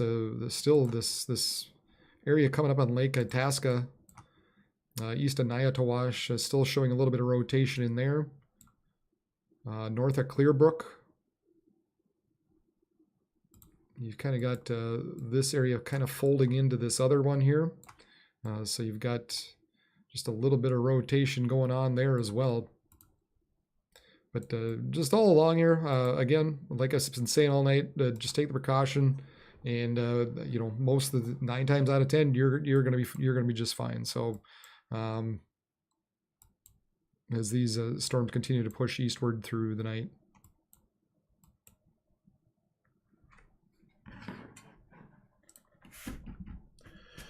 Carlstead in Kitson County, 72 mile per hour wind gusts in an RWIS station. Ada had 58, so right around 60.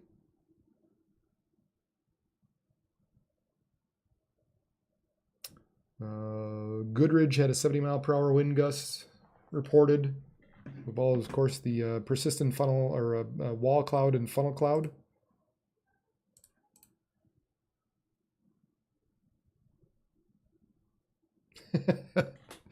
How's it affecting the weather in Europe? I don't know. I don't think it's affecting the weather in Europe. This is affecting Minnesota and North Dakota and portions of South Dakota.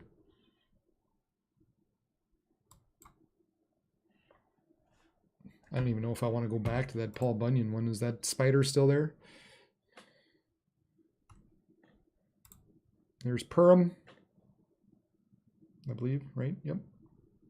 You can start to see the shelf cloud coming up to Purim. And then here is Wadena.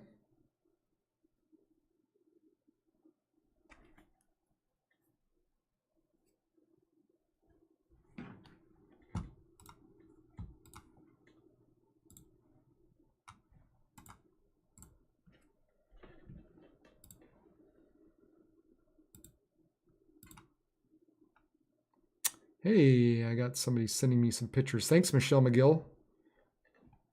Woohoo!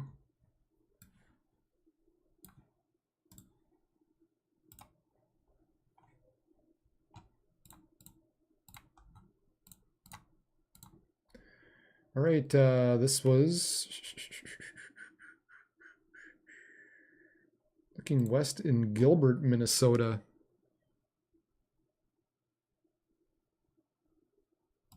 Right there. Looking west from Gilbert, Minnesota. A nice shelf cloud rolling through. A little bit of a lowering there. That's interesting. It's an interesting little cloud feature there. Might have been a little wall cloud going on. And then same thing. Yeah, wow. That's pretty. That's a pretty picture. Maybe a funnel? a weak one. It's hard to tell, but a little something there. Appendage. Yeah, that area, that's really interesting there. That looks like a little wall cloud that you had at one point. Thanks, Michelle.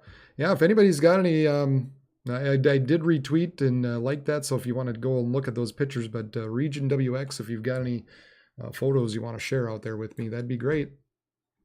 I would appreciate it. And we could pass that that type of stuff along.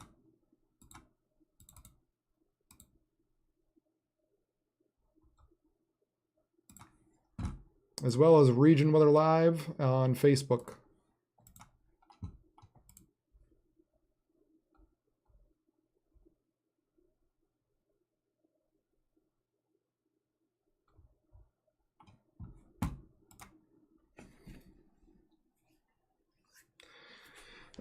The Alex and St. Cloud area.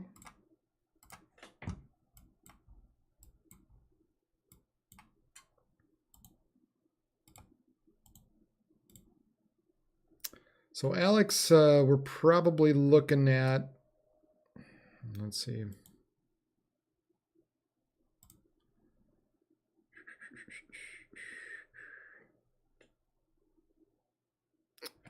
We'll say an hour and a half or so. The time those storms get there, maybe an hour 45. And then St. Cloud, that's quite a ways away. We're looking, St. Cloud's looking over 2.5 hours roughly. We'll say 2 hours. Nah, let's see, 90, 120. Yeah, I'd say about 2.5 hours at least by the time that reaches St. Cloud.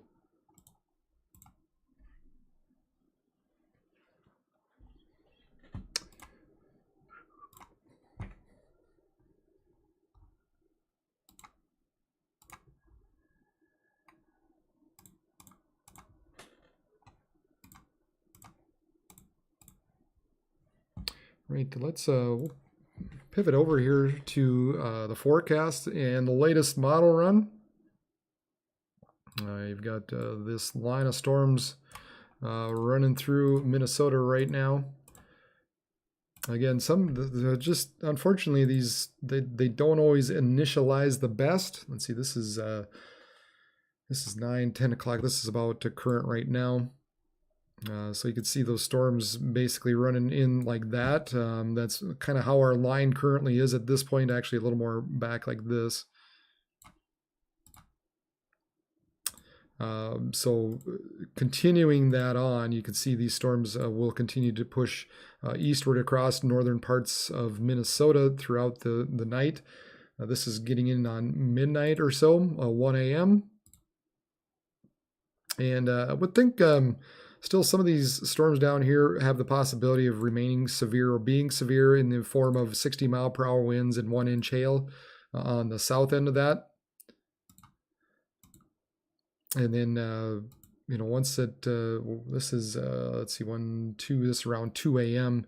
Just kind of getting into that, what is that, Lake Sioux County, or I forget what county that is now.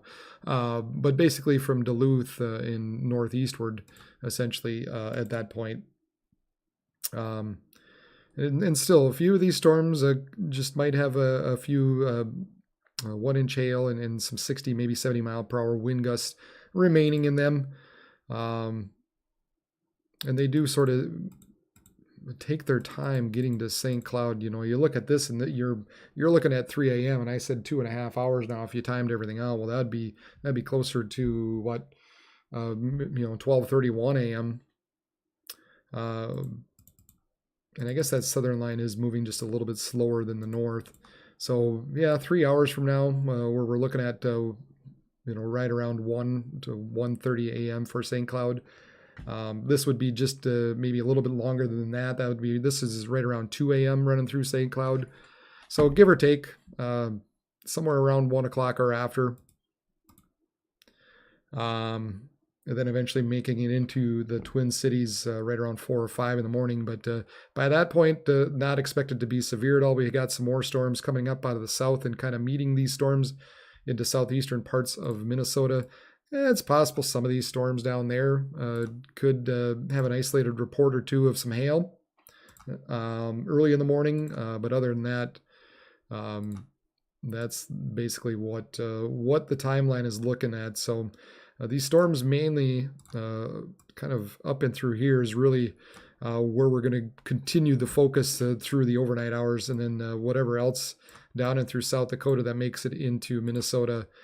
Probably, you still have the possibility of some hail and some 60-mile-per-hour winds, but most of the stuff's going to remain north. You can see really how this continues to bow out, and anytime you have a bow echo, we've got strong winds.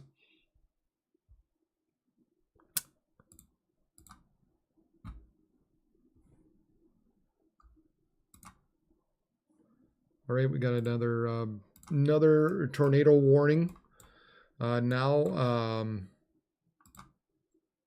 Right around north of Rockert, heading towards Osage and Wolf Lake.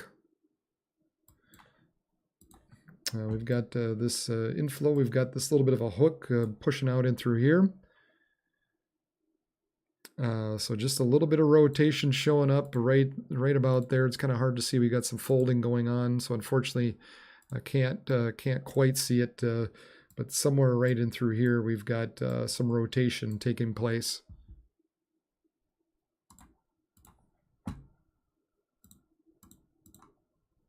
Yeah, looks like that just went to the north of Rochert, heading towards Wolf Lake and Osage.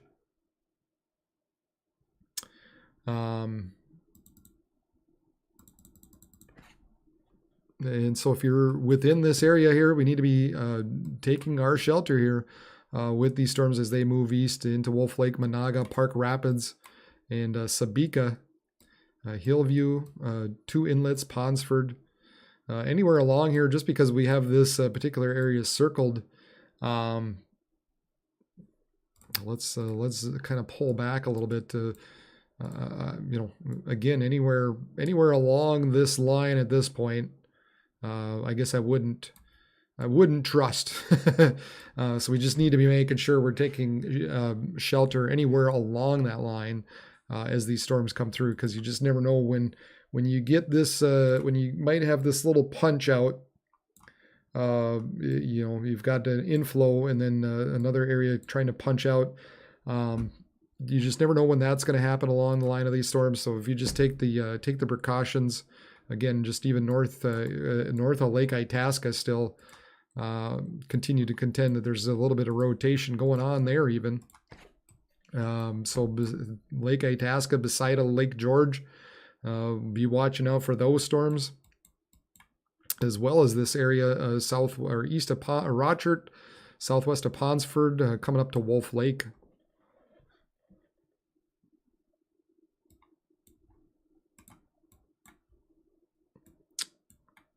And then this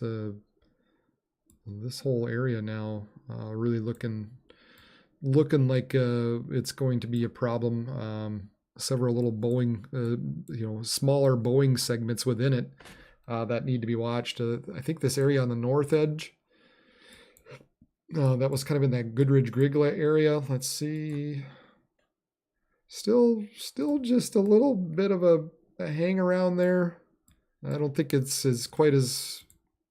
doesn't look quite as interesting as it did earlier. But I think you still got some strong winds continuing to punch eastward, heading towards Williams and Baudette. And you continue to have these little jagged lines within the wind field. Always a little bit of a cause of concern as we go into as we see these storms push eastward.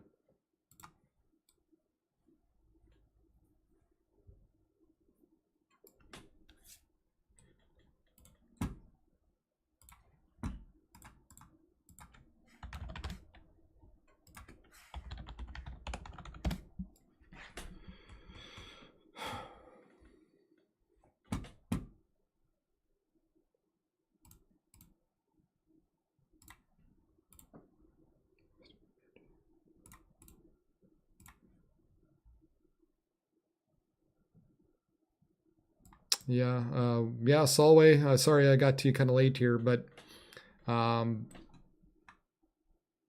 you're. I mean, you're getting pretty much done with the tornadic threat. You might still see some gustier winds run through you. That part's probably not done, but I think you're getting awfully close to just not having to worry at least about the tornadic end of it.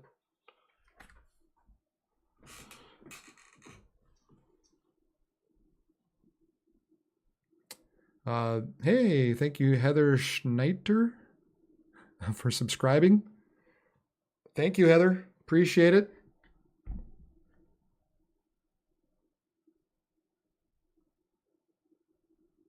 Temps dropped 15 degrees the past couple of hours in Carlton County.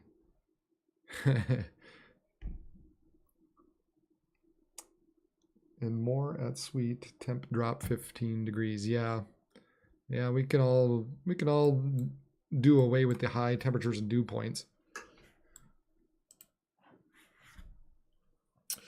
Appreciate all the likes and the thumbs ups and all that kind of stuff, and the subscriptions and the shares. Continue to do so. Continue to hit the like button. That helps the YouTube algorithm, so more people can find me out there.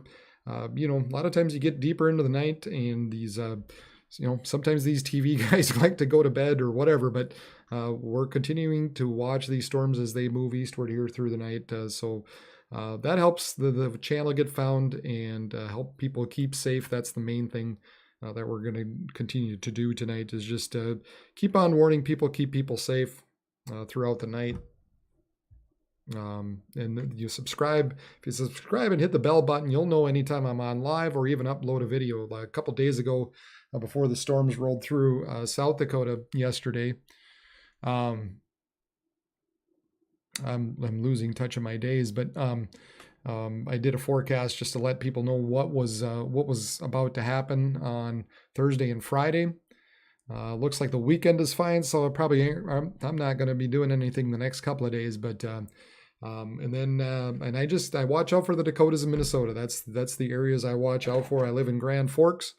You know, been living here for a number of years. Grew up southeast of Bismarck. Worked in Minneapolis for a number of years. So that's kind of the areas I watch out for. You know, obviously I've forecasted for South Dakota. Used to work for a road weather company, so used to forecast for South Dakota. Obviously taken plenty of trips down to South Dakota. Plenty to see down there. So yeah, I kind of stick around my home area. So anytime there's severe weather, or if there's something that needs to be forecasted, I push something out. And yeah, I'll be watching it in the summertime and when the snow flies too. But we're not going to talk so much about the snow. We're just going to continue to talk about the weather. I'd rather talk about the heat than the cold. That's the kind of guy I am.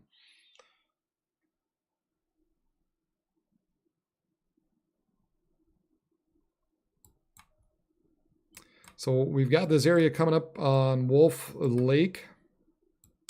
Coming up to Osage, unfortunately we've got this folding going on within, kind of buried some of this, and it's unfortunately Mayville continues to be the best radar to follow this, but you can kind of see this this inflow notch here and the rear flank downdraft, the RFD poking in. So right right in through here about is where the area of concern continues to be. So if you're this area is kind of heading eastward. So if you're kind of in that Wolf Lake Osage area, you can see as this area continues kind of to move in this direction. Park Rapids, Osage, Wolf Lake. Need to be mindful of this Hubbard. Need to be mindful of this storm at this point. Moving east at about 40 miles per hour, 30 to 40 miles per hour. So we got to be taking our safe spots: Wolf Lake, Hubbard, Park Rapids, Osage. And then further to the north, we've got this whole line segment in through here. Just you never know when you might get just a brief spin up anywhere in there. So just take the extra precautions and make sure you're in your safe spot there. I think this area by Grigla finally is better. Doesn't look like it's tornadic at this point, but still some strong winds punching east to northeast towards Baudette, and they did let that tornado warning go. And then of course you have this whole line in through here, and of course right where you have that tornado warning, that's where kind of the crown, the apex of the Boeing segment is, and that's usually where you find the greatest winds. And sure enough, here's the winds showing up on the velocity, and then right with it is this tornado warning. So even if you're not even in the vicinity of the tornado warning, just be mindful. You're kind of in the main path of these storms as they push eastward.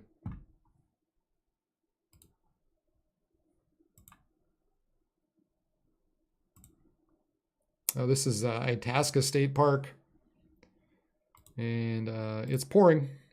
Just a little bit of rain going on there.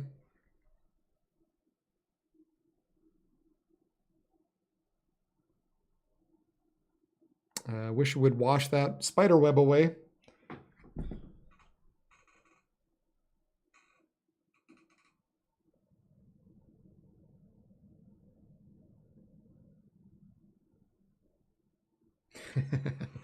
James Spann. Good old James Spann. Yeah, the TV guys, unfortunately, you know, they have to deal with. They have. Why are you interrupting my show? Why are you interrupting my show? That's not in my area. So they've got a tug and pull going on between providing information. You know, of course, when it was running through Fargo, I'm sure they had no problem interrupting. But then once it gets beyond that, people just don't understand, unfortunately.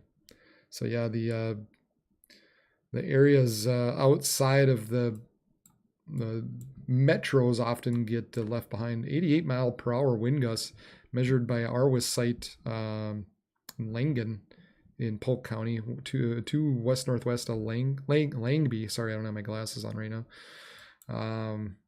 So yeah, there's some strong winds heading towards Bagley, Bemidji. Like I said, this whole area in through here at this point, Walker. I thought I had a Bemidji cam up, did I not?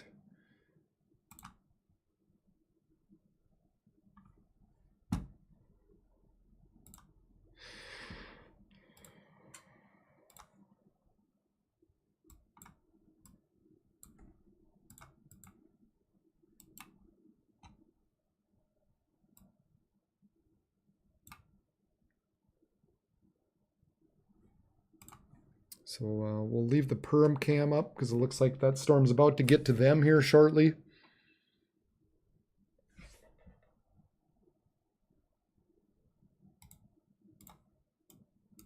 But yeah, if you're in that Wolf Lake, Menenga area, Osage, Hubbard, Park Rapids, you need to be making sure you're in your safe spot right now. Anywhere within that little cone here.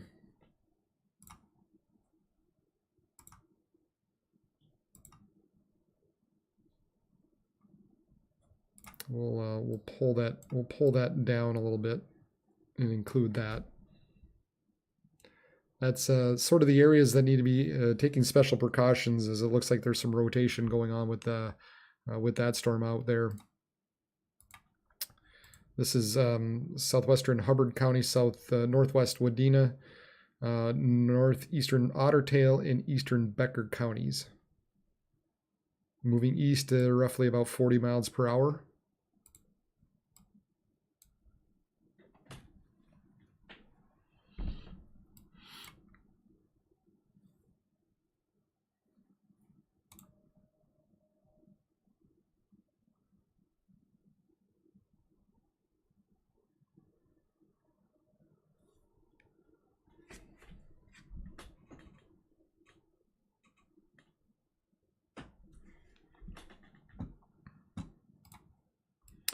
There really is nothing going on. I mean, you're asking about somebody asked about Watertown. Nothing real imminent at this point. There's only one cell kind of down by southwest of Chamberlain, moving towards Chamberlain. That's got 60-mile-per-hour winds and 1-inch hail. So it'd be at Chamberlain here within about 15 minutes or so, and then Kimball within about 35 minutes. But right now, that's the only severe thunderstorm warned cell in South Dakota.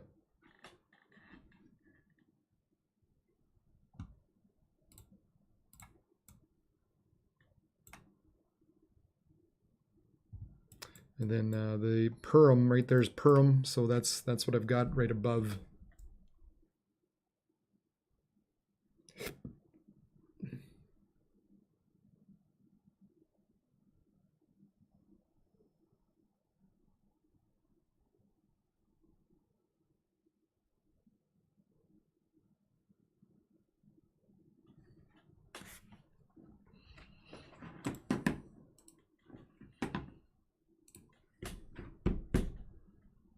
$584 subscribers. Can we hit 600? 600. Can we hit 600 subscribers?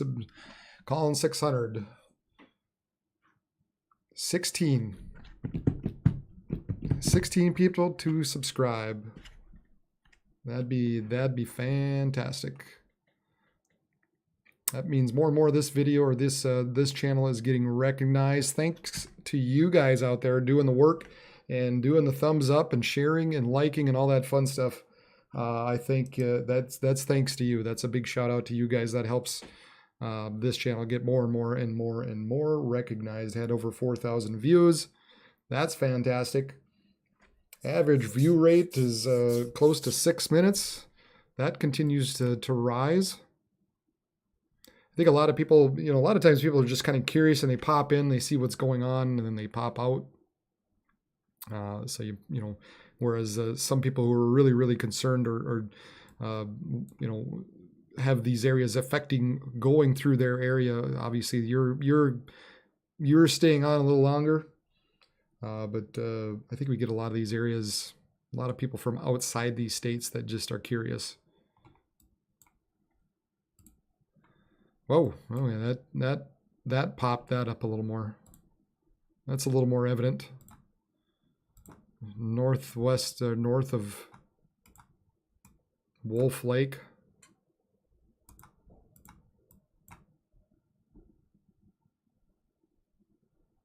I'd almost venture to say we've, I don't know, maybe have a little CC drop in with this. Thank you, Des Dean and Tickle Celeste. Appreciate the subscription.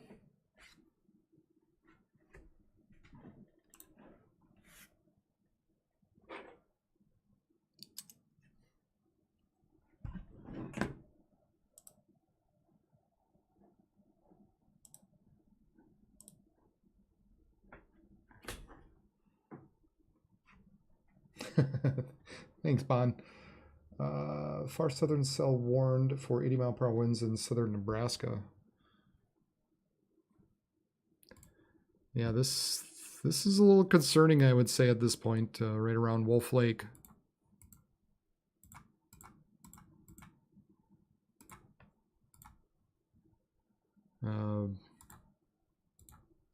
Definitely have some good tight rotation in there. Yeah, you can make a little bit of a case of a CC drop in there as well. So definitely we need to be taking our shelter. Wolf Lake, Monongah, Hubbard, Monaga.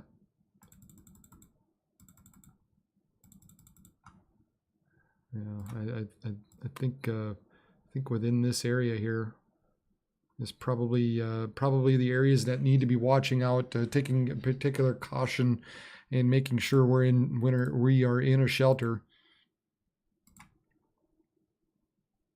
So make sure you're moving to a basement or into your room on the lowest floor of a sturdy building and avoid the windows. Make sure if you're outdoors or in a mobile home or in a vehicle, move to the closest substantial shelter you can find. Yeah, just a little concerning out there. North of Wolf Lake, southwest of Park Rapids.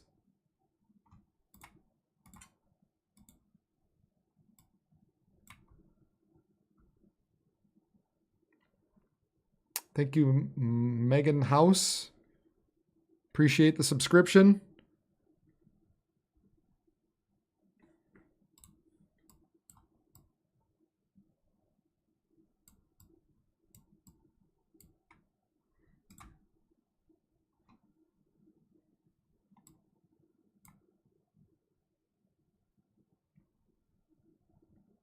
Yeah, this is interesting right in through here. There's your RFD, there's your forward flank, there's your inflow, right around Wolf Lake, roughly. Maybe just north of. Could be something there.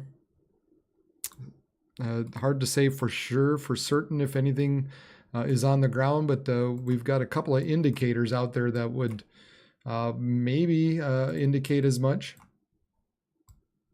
Again, we're really looking out far out there. So the I mean we're picking up the storm only at 10,000 feet above the ground.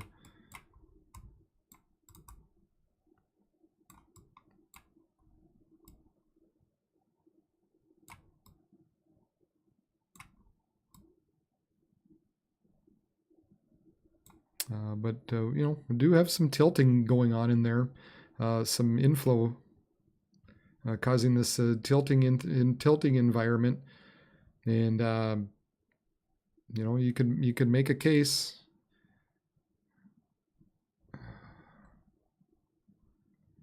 Sort of within this environment in through here, you've got the greens and the reds sort of meeting.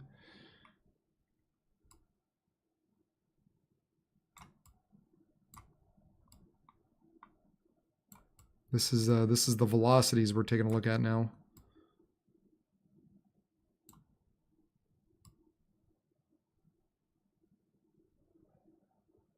Yeah, you got your inflow notch in through here. This area kind of punching outward, and so right in through here is basically where we'd be concerned.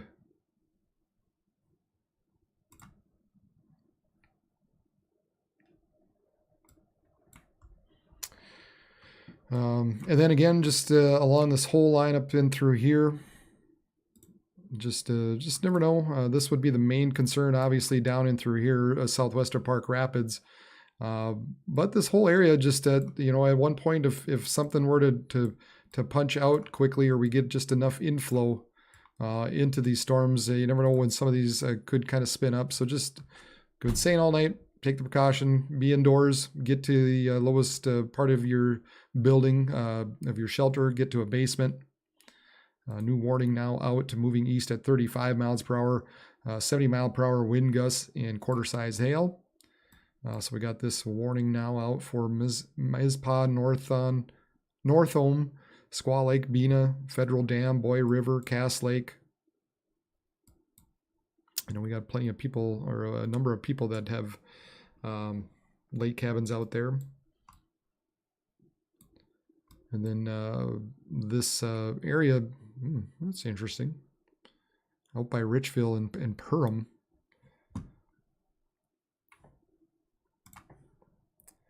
Not, so this is Perham at this point.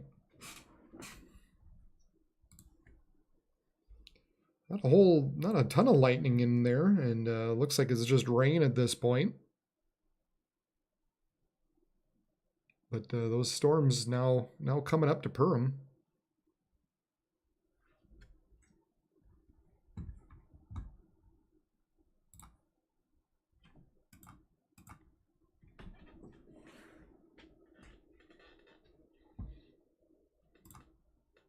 This is Wadena.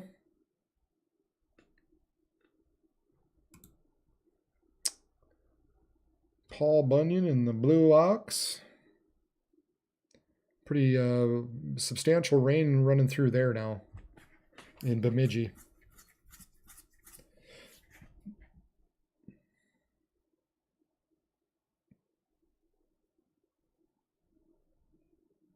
Doesn't appear to be any hail, but you know, some pretty strong winds. There's Itasca State Park. I don't know what's going on there.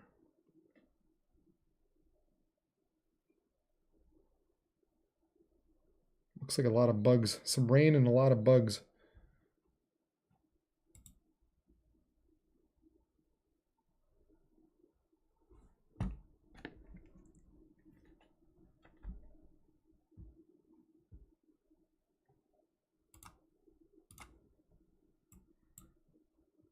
So that's Bemidji that we're looking up top here.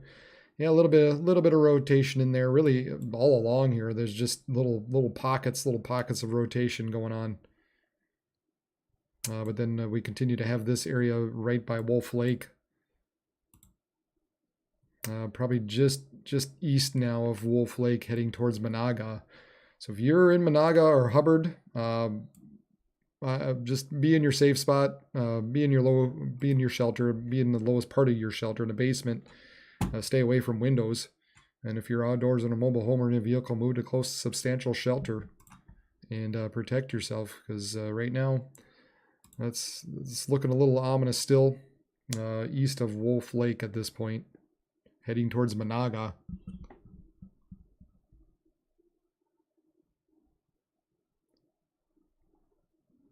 And then really all along here, plenty of winds on the backside of here. These storms are really beginning to push outwards. So if you're coming up to Baudette, coming up to Killier, Mizpah, North Home, Black Duck. Thank you, Lincola, for subscribing. Stormatic, appreciate it. Anybody else I might have missed out there? I appreciate the subscriptions.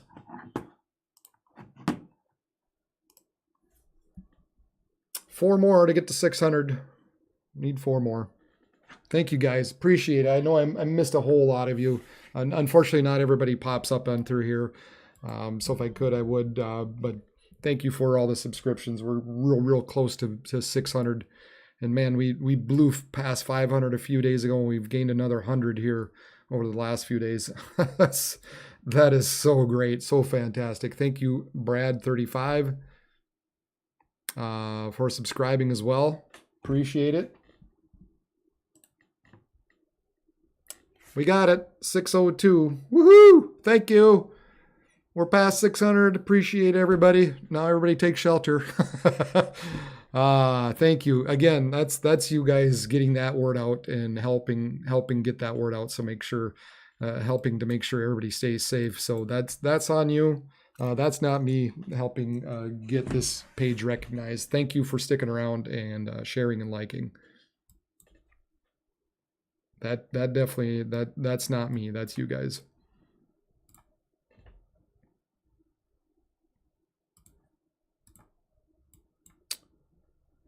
I would maybe venture to say this is looking a little better.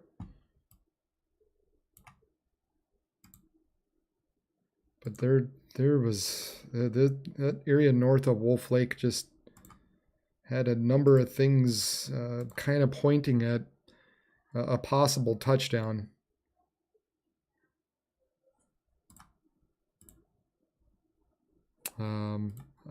I guess as I'm looking at it, it might be in through here at this point.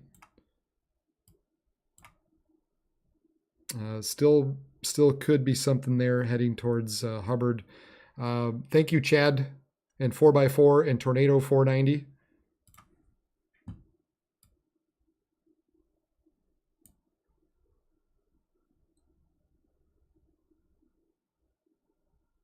I appreciate the subscribe.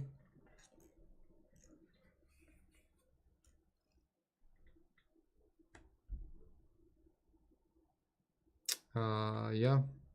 Tornado dude. 4x4 Chad. Thank you. Thank you very much. And Chisholm, hope they're okay. I think, I'm trying to remember Chisholm, but I think that's a ways out there. Nothing. Appreciate it. Thanks for subscribing.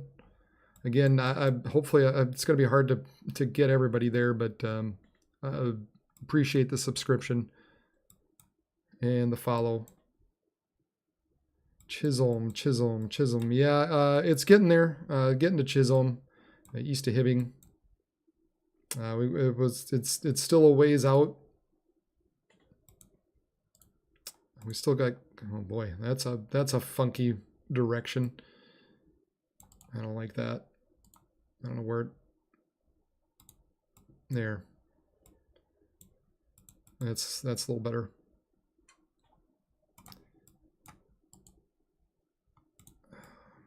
.30 miles per hour, Hibbing, and that's 67. Chisholm's about 2 hours away, roughly. Just a rough estimate. Look at this area in Bemidji here. Actually, probably got a couple of areas to look at. Rain's really picking up. This is Perham.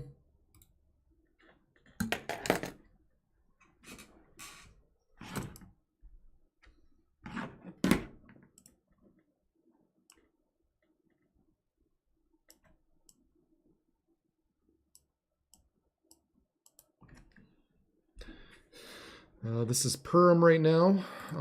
This is Bemidji. Heavy rains running through Bemidji at this point. Thankfully, the trees aren't moving a whole lot. I pray to God that isn't the spider up there that we saw a while ago.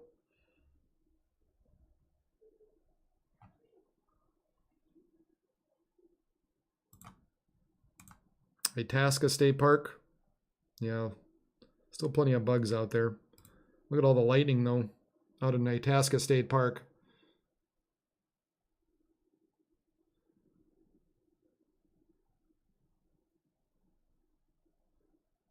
Some rain, maybe some bugs. Wadena. Wadena's a little bit of ways yet. Picking up a little bit of lightning on there.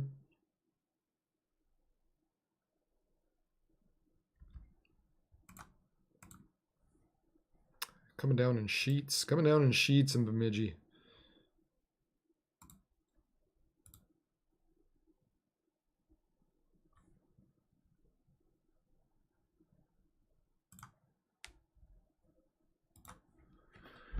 Oh man, all right.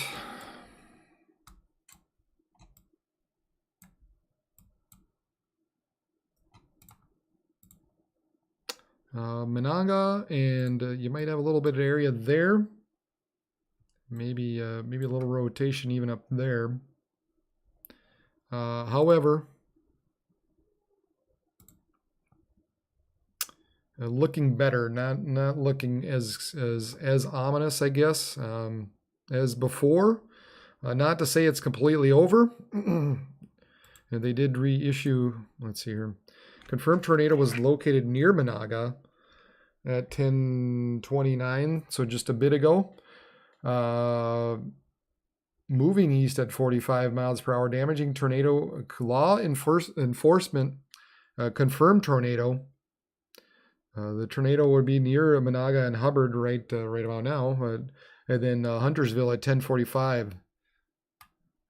So they're saying they did. I guess they did have a confirmed tornado somewhere near Menanga. So I mean, you know what we were looking at earlier,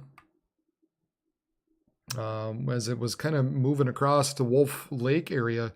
Not surprising that there would be something out there. It's a lot harder to see exactly where.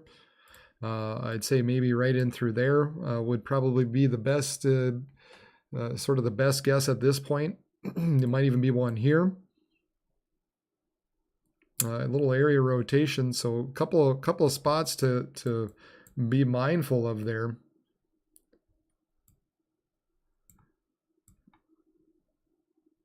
So Park Rapids, Menanga, Hubbard, Nevis, you know, I don't know. This whole area really, I don't trust at this point.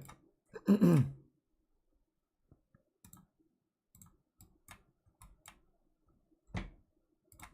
know, I think you gotta.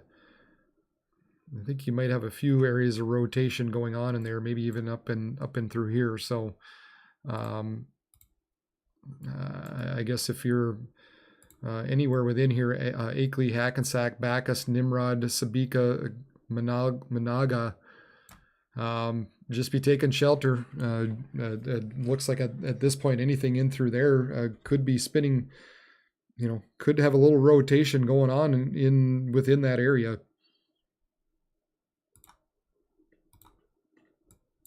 Kind of continue to watch areas further north as well. Maybe around Bemidji and LaPorte, coming up to Cass Lake and Walker, and eventually Bena, Federal Dam, and Boy River.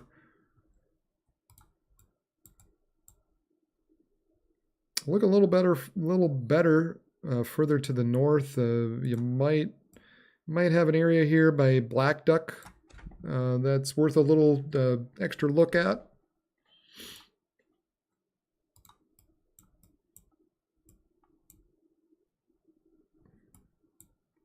It's starting to look like kind of more so this area, if we're looking at a general concern, is sort of the area that we're watching out for right in through here, right at the sort of the apex of that storm. And as usual, that's where we're finding some of the strongest winds, but also the tornado warned areas, just like a little bit ago. Nothing further back, nothing back into North Dakota at this point, so that's good. Maybe some small hail down by Hankinson and Fairmont, coming up to Wahpeton and Morton. A little bit of gusty winds possibly with these as well. Yeah, a little something in there. I mean, you wouldn't be surprised either if at some point some of these get severe warned once again. And then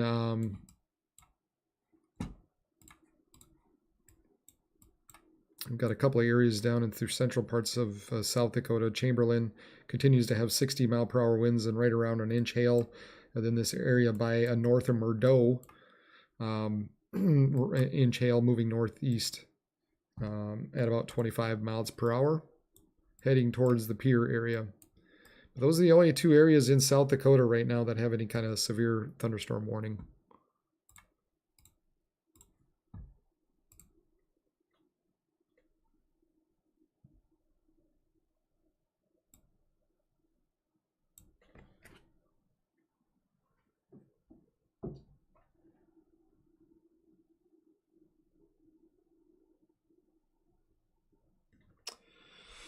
Moose Lake.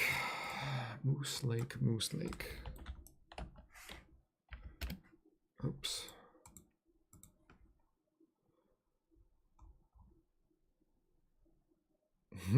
Yeah, you're out. Yeah, you're out there a little bit, still out Moose Lake, but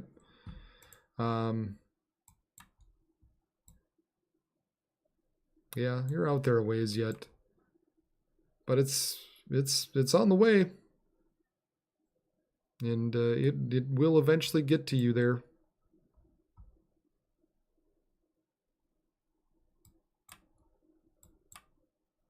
Boy, somebody asked about Alex, and that earlier, and that southern end just not moving a whole lot. This is 10:29, so within an hour, moved roughly 25 miles southeast. So Alex is 30. So Alex, you're still about an hour away, giving the current speed, if you're still listening. And St. Cloud, you're still about a good 2.5 hours out. So probably going to fall more in line with the models that were showing those storms earlier, just a little bit slower, so maybe closer to that beyond 2 a.m. time frame. Yeah, this, shoot. What are you doing? This area in here, kind of one Hubbard, kind of a couple of areas there. Just continue to bear a little bit of watching. I know they did say there was a confirmed tornado near Monaga. But this is a Purim now above me. It really hard at this point to pick anything out. I mean, there might be some sort of rotation going on in there. I mean, you got a big CC drop in here, but that's probably due more to some winds picking up some debris and some dirt and stuff.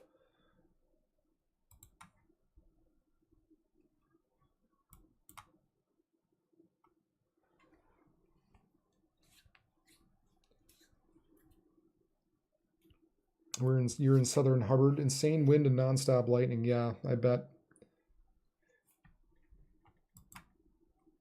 There's that funnel cloud from earlier, just south of Monaga. About 12 minutes ago, roughly.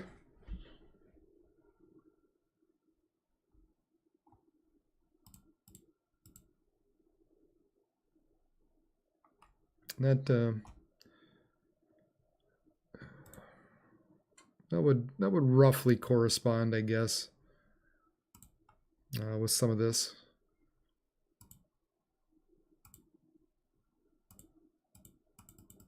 But with that said, it doesn't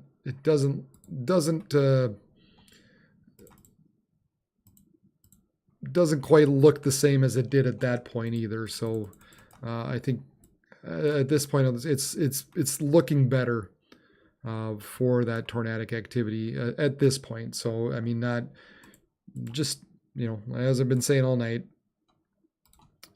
anywhere within here, just take the precaution, take your shelters.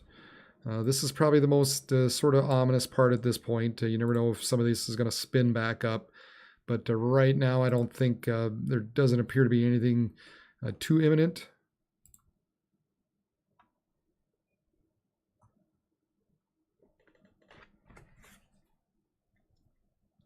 Yeah. Yeah, so saying that a local radio sheriff's department has it confirmed. Yeah, so they confirmed this area on the ground by Monaga. I mean, it I mean, it just doesn't look quite like it did when it went over that Monaga area. So yeah, there was a confirmed tornado on the ground. I don't see anything out there at this point that would say that would continue to say that. But you just never know when some of these areas are going to spin back up. So I believe at this point there's nothing imminent on the ground anymore. I believe that there was. That doesn't surprise me at all.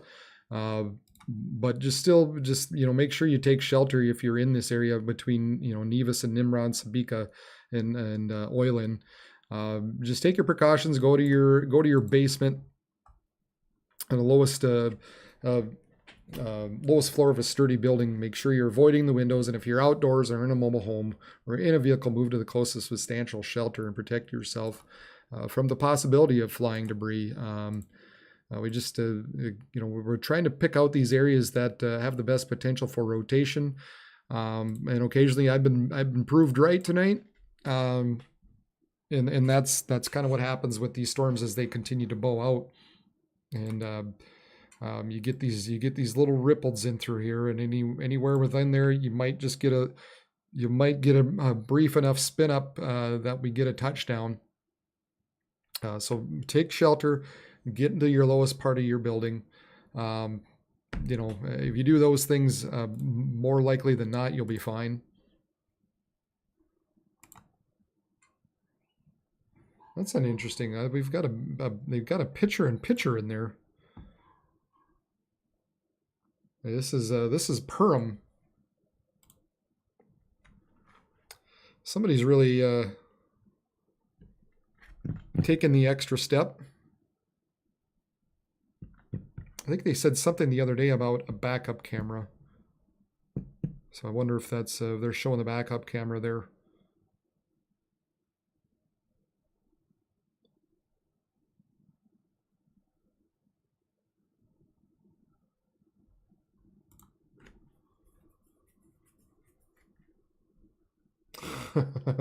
Yeah, that's not good. Well, I mean, yeah, that's not good. You do have, you continue to have these strong winds in through here. I mean, we've got, you know, the potential for 80-mile-per-hour winds anywhere within this region. So there definitely are some strong winds. And boy, here, look at this area now, just southwest of LaPorte to coming up on Benedict. You got an area rotation in through there at this point, and then and a pretty good one at that. So I mean, that's the deal with these folks. It looks better down here in Monaga. But now you got this area by LaPorte that's unfortunately looking a little suspicious.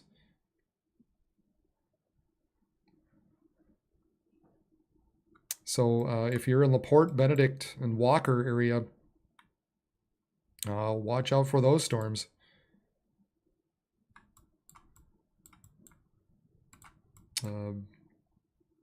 Nevis, it's not quite the type of rotation I mean, not your typical rotation going on. So I'm not overly concerned about this, just because it's anticyclonic at this point. Not to say it can't happen, but more times than not, it won't.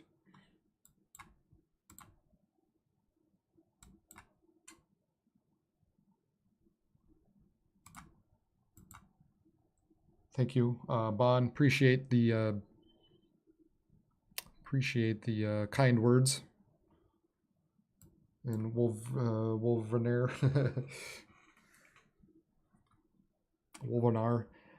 We made it over 600 tonight, 600 subscribers. So thank you once again for everybody for doing that. And we're getting in the middle between going, do I look at Duluth or do I look at Mayville radar? We're kind of getting to that point of the night.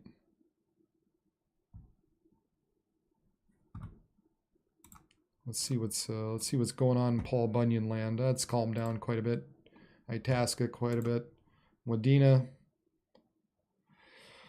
Not much showing up at Wadena. Looks like Perham's kind of the one to keep our camera on at this point.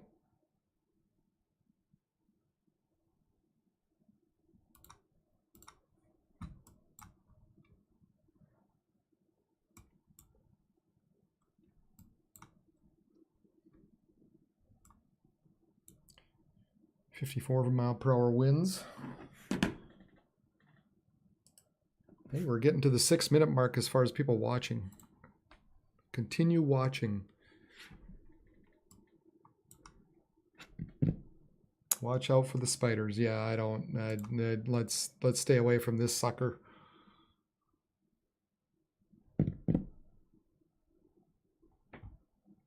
We're gonna stay away from this sucker. I don't. There's nothing going on, and I don't want to see that dang spider go across the screen again.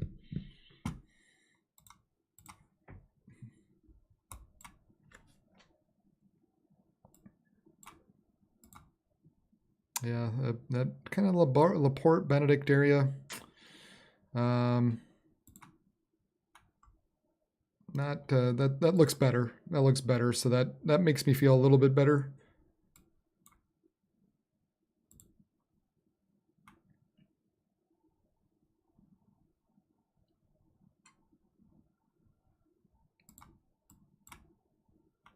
Still, a lot of strong winds here being pushed. Plenty of strong winds.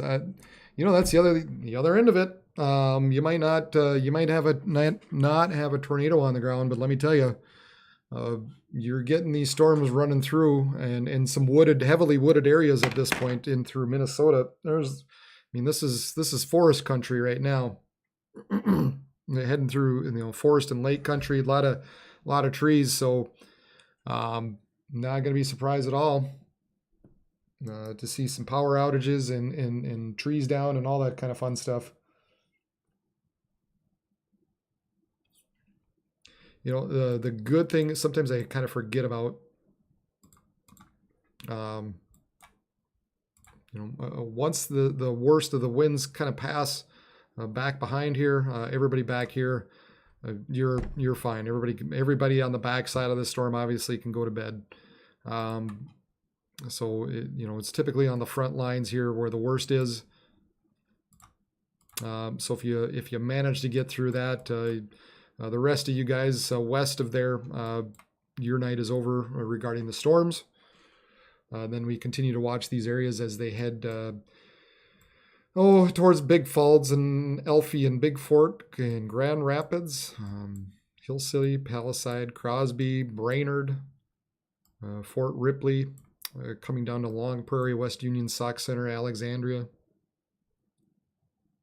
Eventually coming up all up on you guys. And I think we lost our perm cam maybe. Oh, there it's back.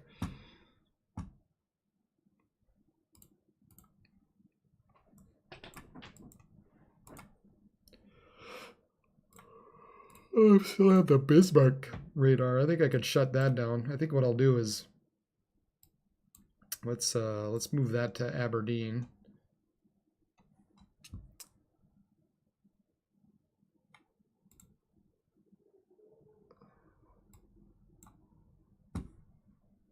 Wow, that's interesting.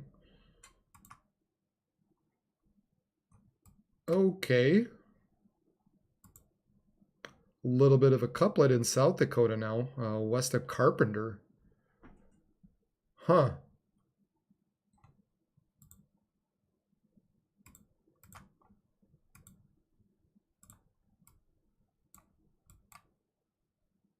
So down in South Dakota right now, this is Clark County. Not sure what the other county is. In Spink County, Clark and Spink County.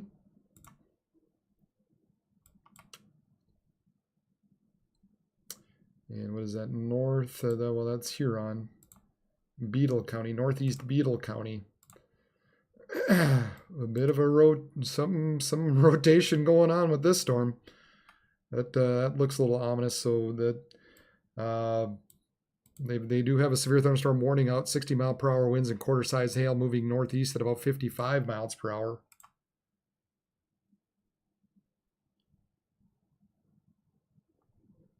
So if you're in Carpenter, Willow Lake, Vienna, and Naples, we're gonna have to keep an eye on that over the next couple scans and see if there's anything there. We've got storm down by Chamberlain that's warned, and then out by southwest of Pier that continues to be warned. And as I said earlier, Sioux Falls is down, so we don't have Sioux Falls to rely on tonight. They're down for maintenance for 2 weeks. And then just areas of some small hail. But yeah, a little bit of rotation taking place there by Carpenter.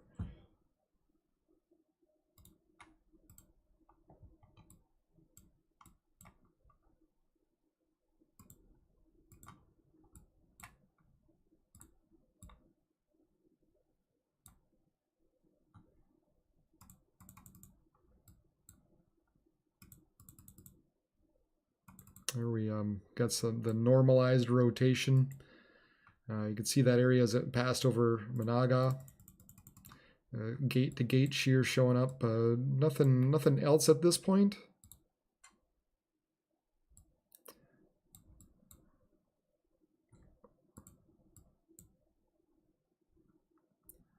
So I guess at this point, there's nothing that's imminent across Minnesota. We've got this strong blast of winds here.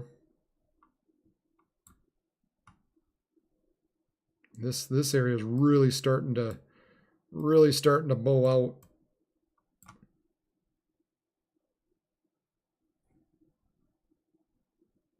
Oh yeah, there's some strong winds heading towards Grand Rapids, Walker, Hackensack, Bacchus, Longville, Emily, Reamer, Boy River, Federal Dam, Bena, Cass Lake, Bena, Squaw Lake.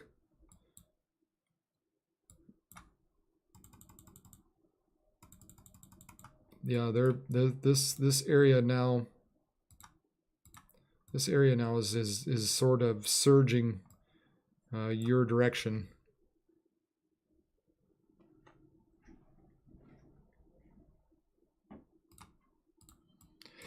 Well, there is something to be said about nighttime storms. Of course, you can't see them, but you got a bit of a point. Hey, Jan Mar, I missed you 7 minutes ago. Thank you for subscribing. Mr. Jones, yeah, these storms that were west of Grand Forks and south of Devil's Lake in the afternoon hours, they look nasty now. Thankfully, we didn't drop our tornado down, but it was kind of one of those things where if it did, if it was strong enough to drop our tornado, it'd be, could have been one of those things where it could have lasted a while. So,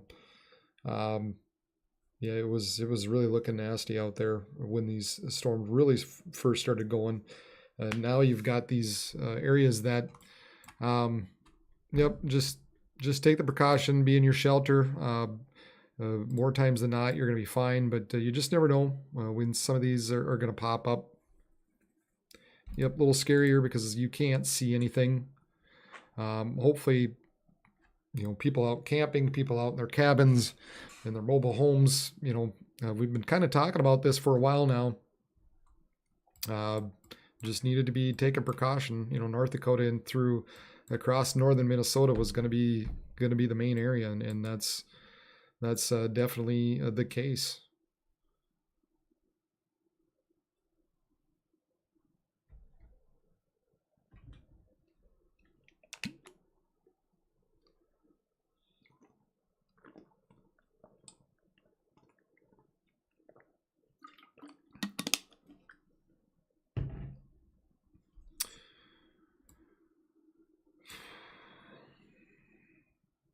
Well, I'm not sure, little Susie boy, what exactly generally the worst stuff is always south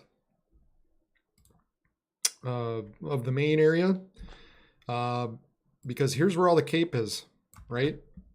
If we overlaid the Cape once again within this area, which probably wouldn't be a bad idea to take a look at once again.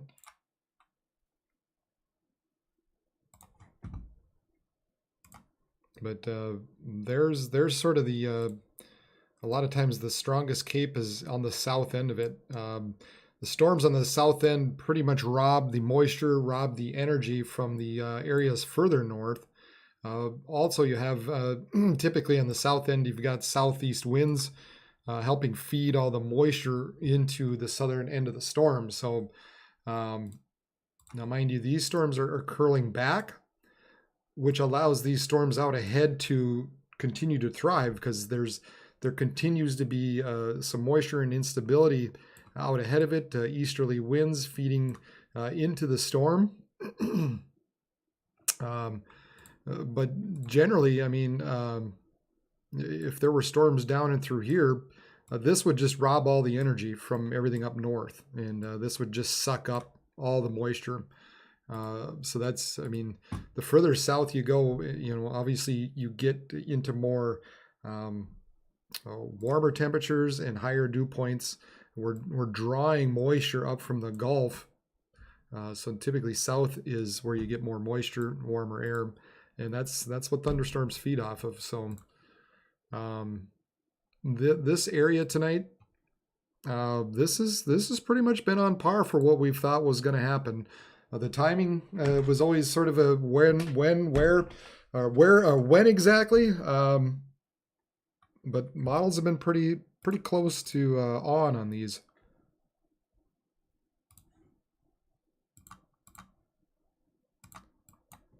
And here is that latest run. And continue to push east. This is 2 a.m. time frame. See still some plenty of stronger winds associated with this main line here, and then you've got this southern line a little bit further to the south. May have some scattered areas of winds and some hail associated with them. 3 a.m. Begins to kind of die off a little bit by this point. 4 a.m. more so. So between, by that 3 a.m., 4 a.m. time frame, those storms really begin to decay. And then you've got these storms coming up out of Iowa and into southern parts of Minnesota early Saturday morning. So possible that some of these storms could still make it into Minneapolis. They might not die off completely, but really not expecting any type of severe storms to make its way into the Twin Cities region. You might see a little gust with these storms, 50 miles per hour, but right now it's looking like this north end wants to continue moving eastward, and that's kind of the main area.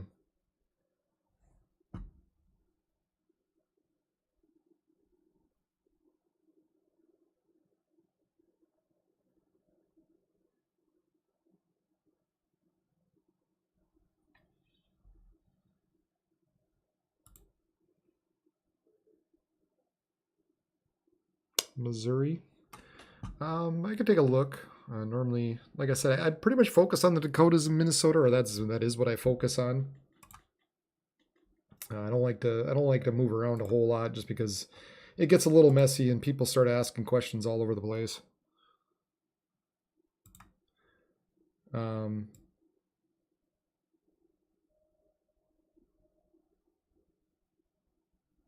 yeah, just real quick. This is tomorrow night running through Missouri. So it looks like the central part of Missouri, looking at some storms firing up through the overnight hours.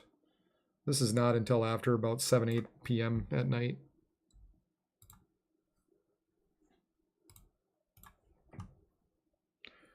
Quieted down in Perham.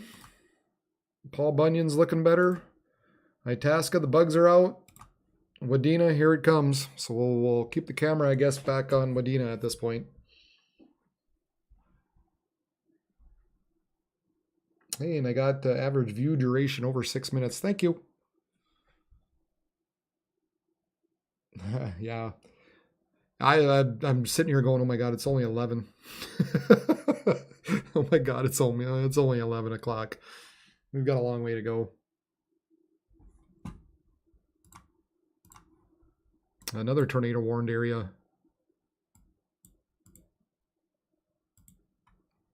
Northwestern Itasca County, north central Cass County.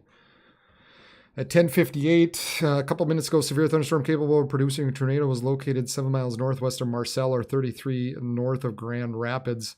Moving east at 70 miles per hour. Radar indicated rotation associated with this.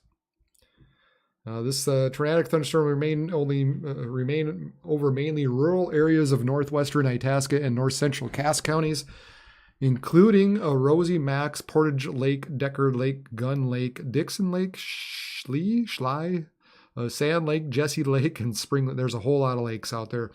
So if you're on a lake, you shouldn't be on a lake anymore. Take cover now, move to a basement or interior room and hit lowest floor of a sturdy building, avoid windows. And if you're outdoors in a mobile home or in a vehicle, move to the closest substantial shelter and protect yourself from flying debris. This cluster of storms is capable of producing tornado and widespread significant damage. Do not wait for your protection. Move to an interior room of the lowest floor of a building at this point. Northwest of Marcel.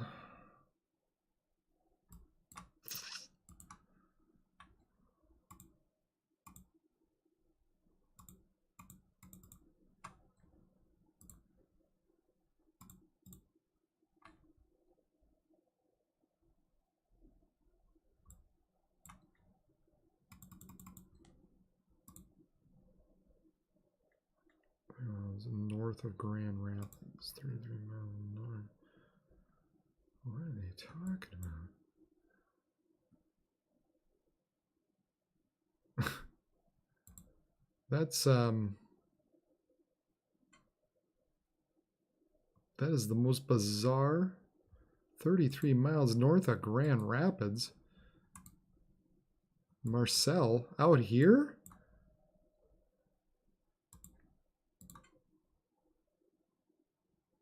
That's the most bizarre.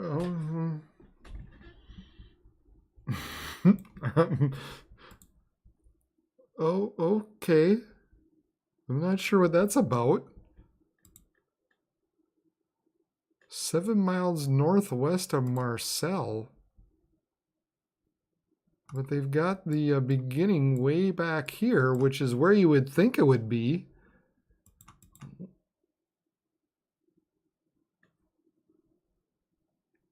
And it was just issued. I'm all kinds of confused there.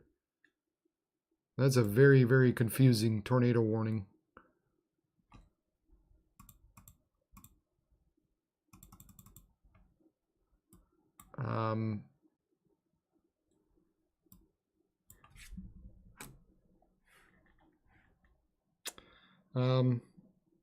Yeah, I'm starting to have some trouble with the stream here again. Hopefully everything continues the way it's supposed to.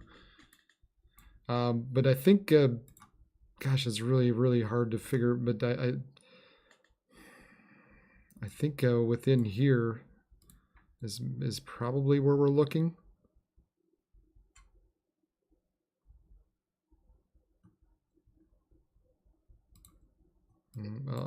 I'll continue with what I've said all night. Just if you're anywhere within this line at this point, just take the precautions and be in your shelter. Really, really hard to pick out where exactly this is getting recognized, but we've got plenty of inflow winds all along here, and then this big Boeing segment continuing on. So just, you know, anywhere within this line, just be taking shelter, because you just don't know when anything along this line could fire up.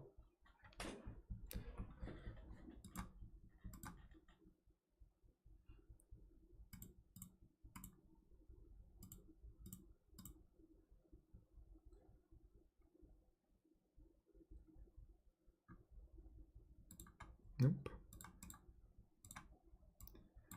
I mean, my best guess would be kind of right in through here.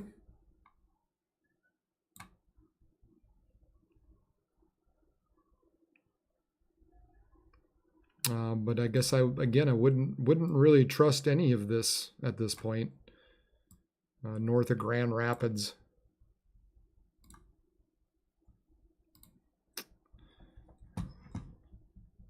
I don't know if I dare. I'll try and pull one more up and see if the Duluth radar's got it any better.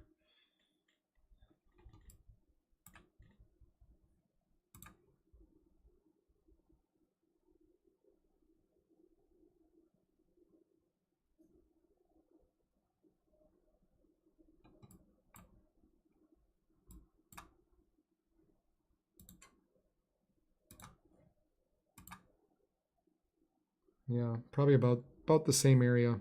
Kind of in that same spot, according to the Duluth radar.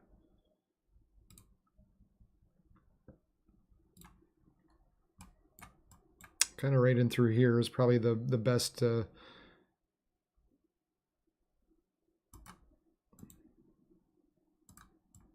So I guess if you're in that Squaw Lake, Inger, Spirit Lake, Big Fork, Elfie area, Marcel, we need to be taking shelter as these storms move off to the northeast around 55 miles per hour. They're screaming. They're screaming to the northeast.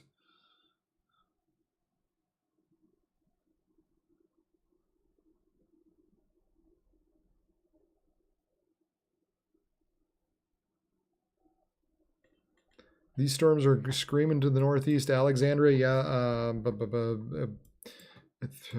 trying to remember what I said a while ago.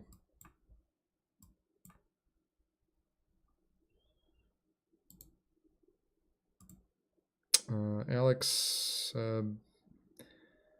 you're probably less than an hour away now. That southern edge of these storms really taking their time.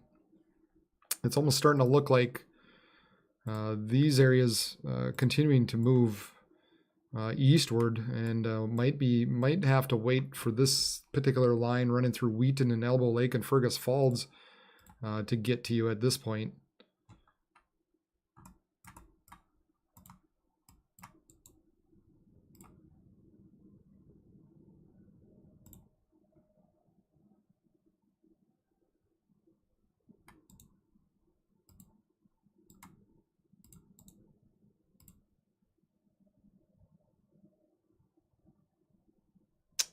So if that's the case, if we're gonna have to wait for this line over by Wheaton, you're still about an hour and a half away.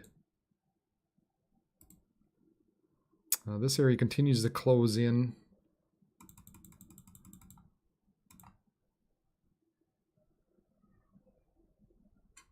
Yeah, we'll say an hour. We'll say about an hour to Alex. Hour or less. They allowed that tornado warning down here to expire. And then we got this area just south of Squaw Lake. Maybe even a couple of areas in associated with that.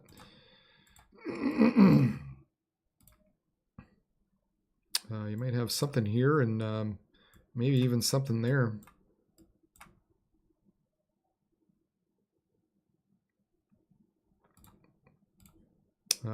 Yeah, just do what I've been saying all night, please, and just take the precaution. Move into a shelter, interior shelter. Make sure you have a good shelter. Avoid windows.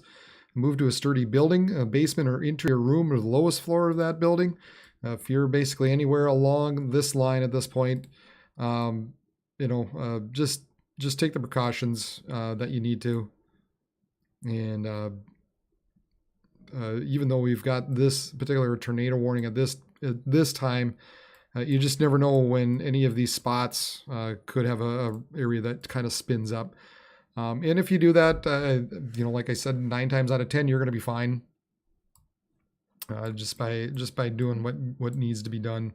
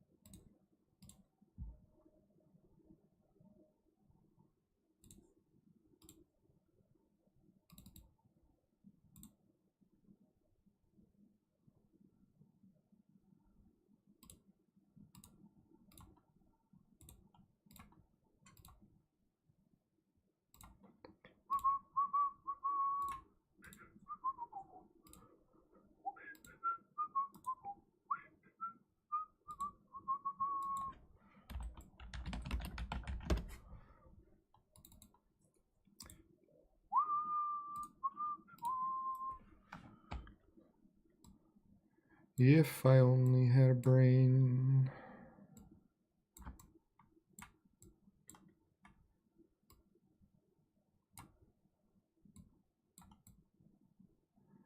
In my thoughts said busy hatching. Okay. All right. Duluth radar. Da-da.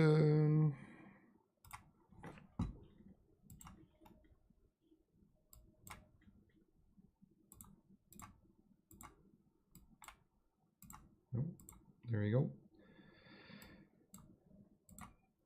All right. So there's a possible area. There's another area kind of along that Squaw Lake. This is the main area we're kind of watching with this tornado warned area coming up to Wirt and Spring Lake and Inger, eventually Marcel and Big Fork as well.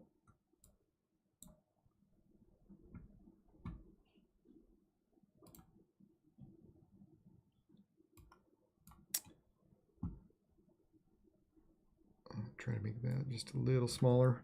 But really, again, just this whole area as it continues to push push east into northeastern Minnesota. Nobody heard that, right? Here's the strong winds heading towards Grand Rapids.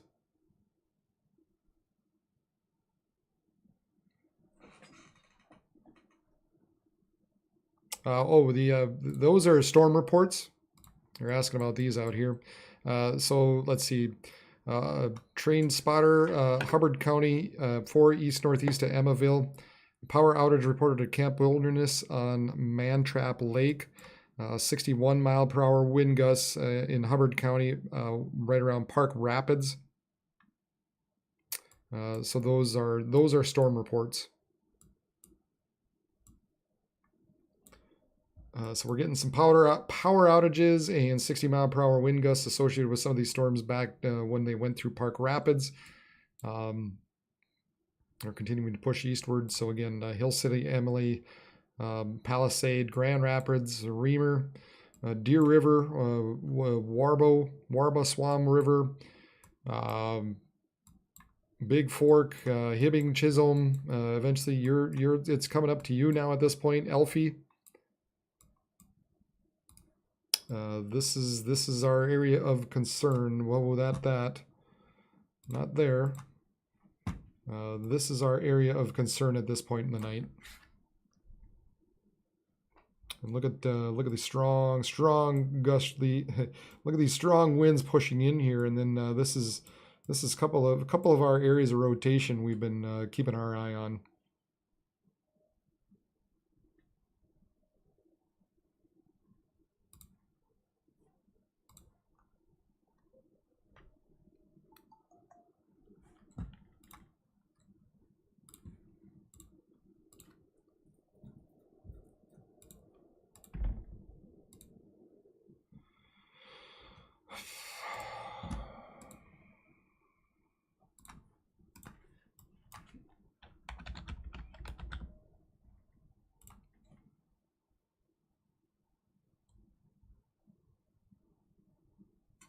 Emily,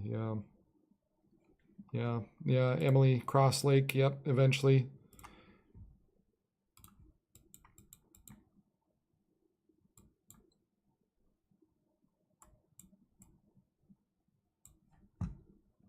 Thank you, Jennifer Miller, for subscribing. Appreciate it. Northrop Brainerd.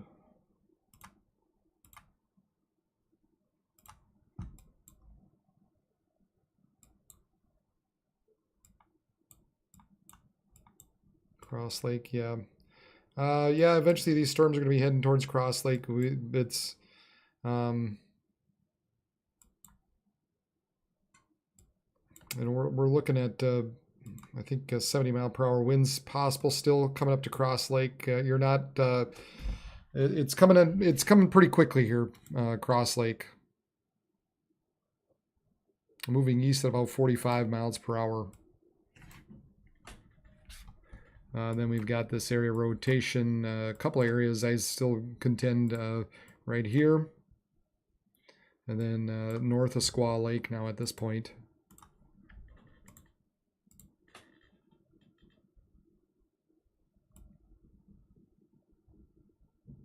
So Inger.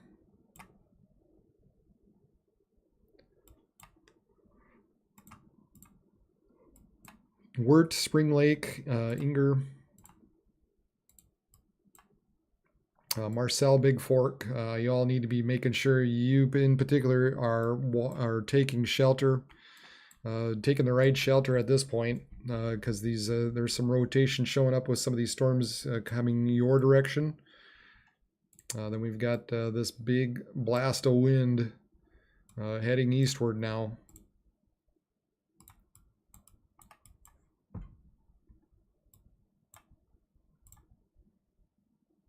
No, no, no, no.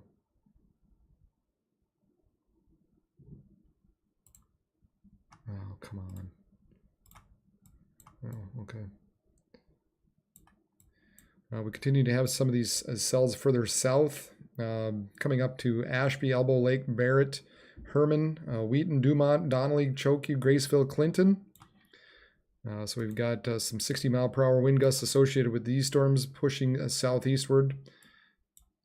Eventually coming up to Fergus Falls now, and won't be too long for you there. And then down here in Aberdeen, kind of forgot to, unfortunately forgot to keep an eye on these guys. But thankfully there was not a tornado warned area down there. Sorry about that, South Dakota. But we were kind of concerned with an area at one point.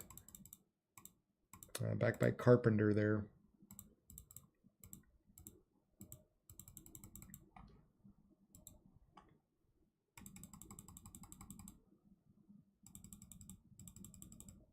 Kind of headed towards Vienna, but yeah, some strong winds heading towards Garden City, Henry, Naples, or heading through right now, heading towards Florence and Watertown.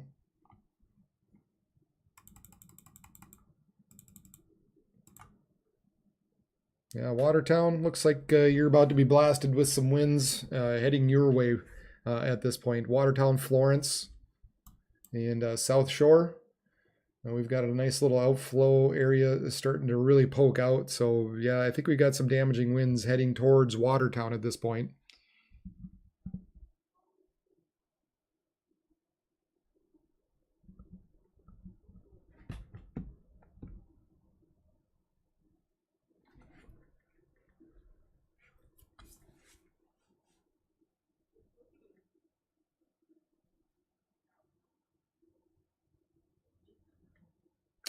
I hope just take shelter. I mean, that's you know, I hope just take shelter. I don't know. I mean, it's hard to say what people are going to do. And that's the things I've been saying. Just you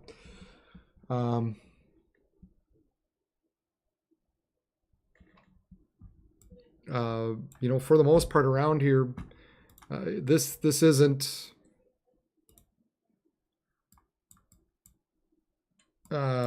you know, this isn't the southern plains. This is the, you know, this is the northern plains.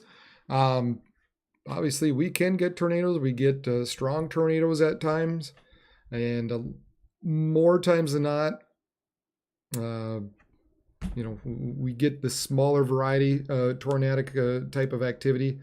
But I think the warning is the same for the most part, no matter what. Just, you know, there's no need to panic. Just be in your shelter, and most of the time you're gonna be fine. This isn't one of those situations where you're looking at the radar going, "Holy cow, this is a huge tornado heading your way." Yeah, there's going to be some damage. I mean, there's no doubt about that. I'm very well aware that there's probably going to be some power outages, some trees down all along here. But when we're talking about safety, just make sure don't just, you know, have a plan out ahead of these storms. You knew these storms were coming. If you're out camping, if you're out to, you know, whatever, out in a lake cabin, whatever your plans have been, you know, you knew these storms were coming your way. So as long as you had a plan and take shelter, you know, you're going to be fine. There's going to be some damage. There's probably, you know, there might be some trees down on top of houses. But I tell you what, if you're in your basement, it's awfully hard for a tree to topple and crush right to the basement.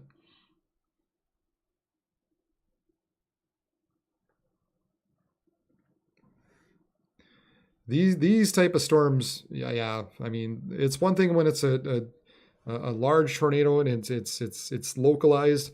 You're not going to outrun this. Eventually, it's just going to catch up to you, and it doesn't pay. It just doesn't pay. It doesn't pay to outrun these because the line's just going to catch up to you. And a lot of times with these storms, you get they're not long track typically. They're not these long storms that are going to be lasting for miles. You're probably going to have some rotation going on, and then all of a sudden you're going to have a touchdown. And hopefully that touchdown doesn't happen over a house or over a town. And so, most of the time they're in open countries. So that's why I'm like, just don't panic. It doesn't pay to panic. Panic doesn't do anything. Just go and take shelter and you'll be fine.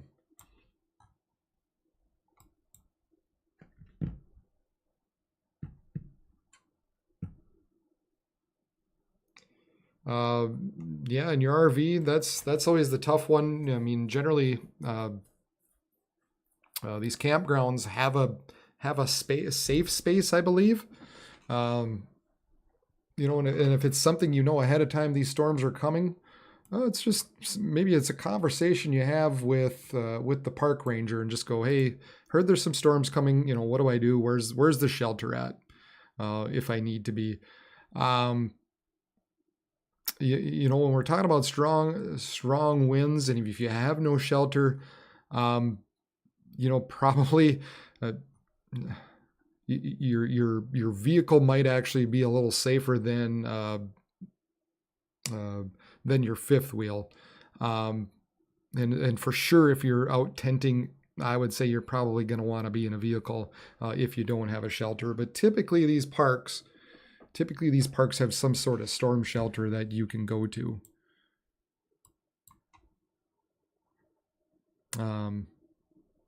That's sort of been my experience. I don't know if anybody else is out there that's listening that's has more camping experience than I do.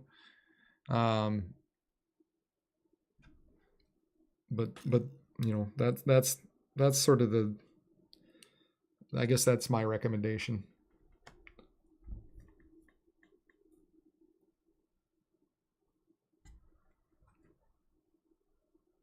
I always think it's easier to tip over a fifth wheel than it is a vehicle. And the roofs of vehicles are just a little stronger than the roofs of the fifth wheel. So that's why I think my thought would be, if you don't have a good shelter to go to, maybe your vehicle's a better place to be in.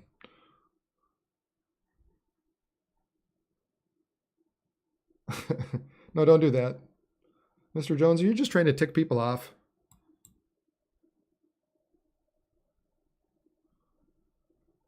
Rest stop bathroom. Yep.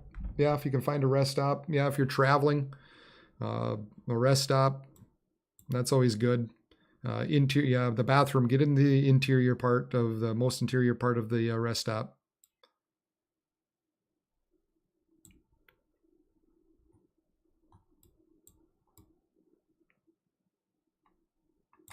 So Big Fork, Elfie, need to be taking shelter. Deer River, big winds heading your direction. Grand Rapids. Paul Bunyan's okay.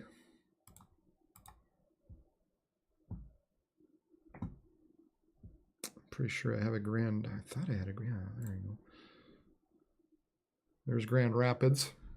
Switch over to Grand Rapids as these storms now approach them.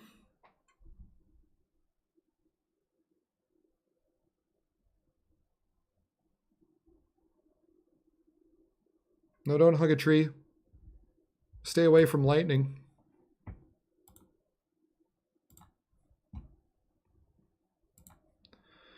Haven't taken a good look at the radar for a while.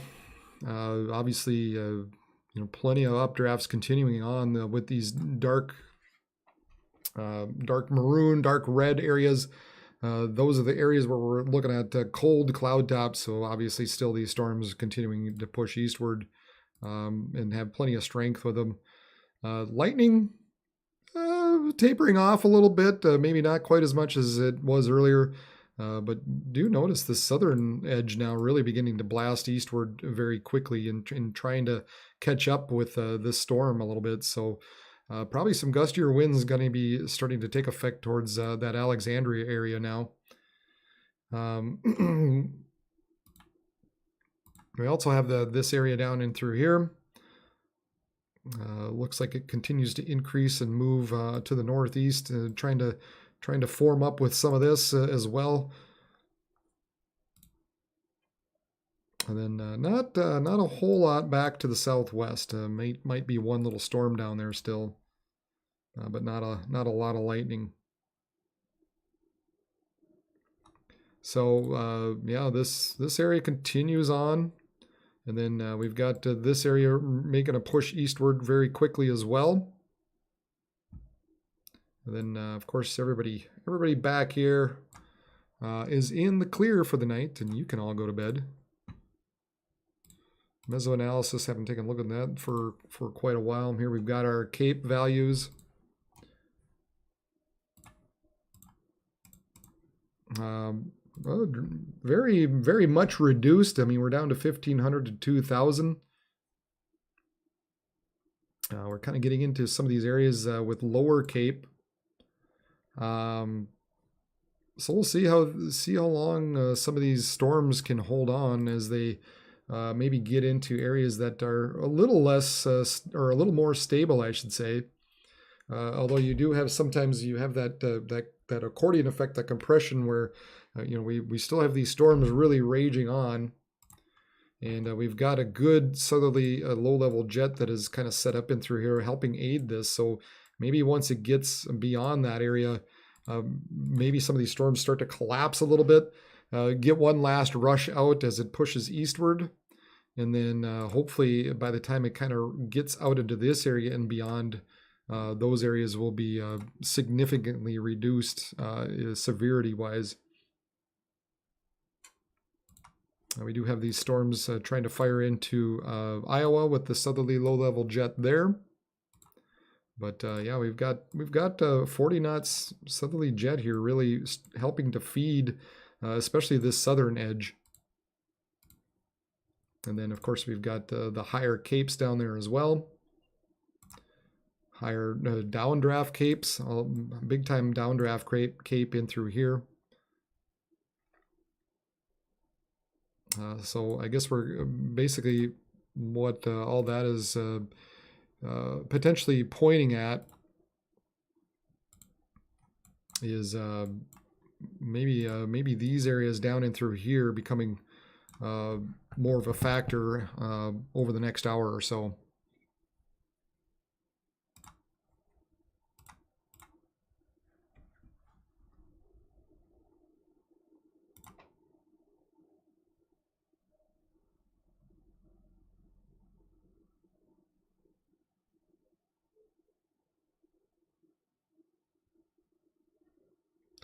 I always say it depends who you are.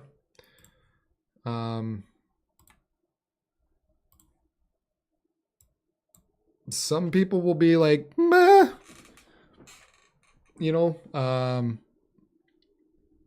just kind of deal with it as it comes. Thank you, Amber Marie Main and Jennifer Miller, if I haven't thanked you for subscribing. It was probably a bigger deal a little bit further west just because of the potential larger tornado potential. I mean, obviously we still have that potential into the night. But more than likely we're getting some damage, some downed trees and stuff. It happens a lot.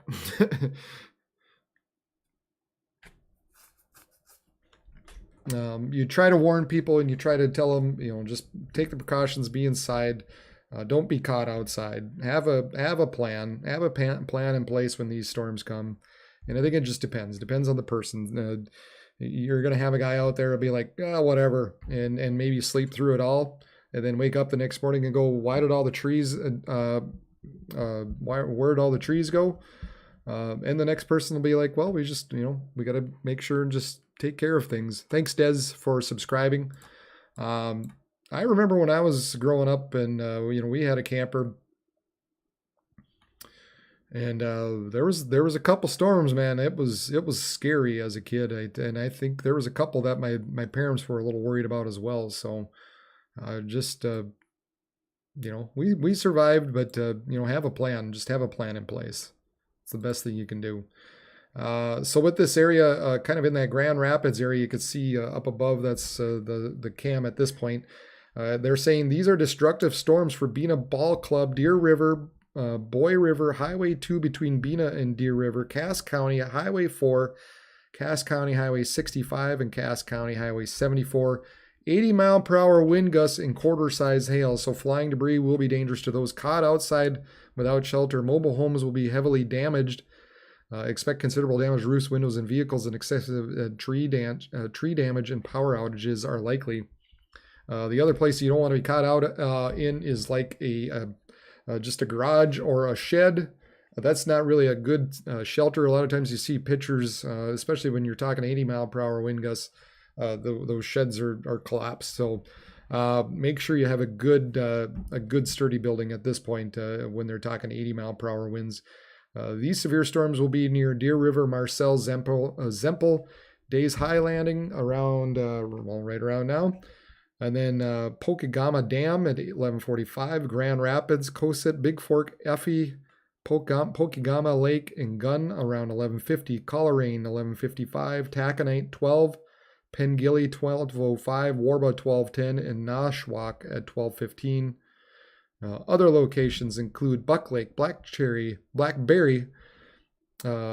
Calumet, Max, Ball Club Lake, Swan Lake, Stony Brook, Bovey, Mud Lake, Boys Fort, Band, Deer Creek area. Extremely dangerous situation, they're saying, with tornado-like winds expected. Mobile homes and high-profile vehicles are especially susceptible to winds of this magnitude, so for your protection, move to an interior room on the lowest floor of the building. These storms have the potential to cause some serious injury and damage. So these guys out of Duluth not screwing around with this big area of wind now blasting eastward. They've let go of the tornado warnings. But you've got this large area of wind really pushing east, so we'll keep a close eye on this Grand Rapids cam and maybe flip over to full screen eventually here. If it really begins to power up here. Even this area down in the south, heading towards Aiken in south of Grand Rapids as well. Looks like it's got quite a punch to that as well. So picking up a little bit of steam now. This area really bowing out in through here. So Grand Rapids, if you're out ahead of these storms at this point, we need to be in a shelter.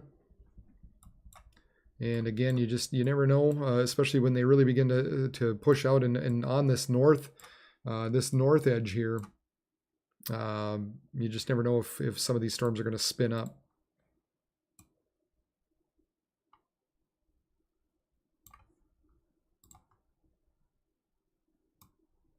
Anywhere along there, that's a kind of an area of concern, I guess, for just the potential of a spin up. But yeah, that's some strong winds blasting eastward at this point.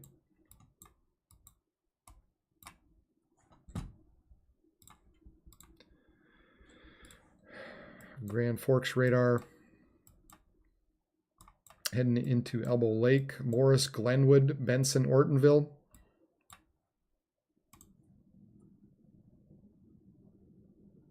I'd say there's still probably 60-mile-per-hour winds at this point. Maybe some stronger stuff up by Fergus. Got a kind of a band really trucking eastward towards Wadena. That's an interesting area. So I guess if you're in that Wadena area, we've got some strong winds really ripping your direction. Do I still have Wadena up? There's Wadena. They're going to have to be on the lookout as well.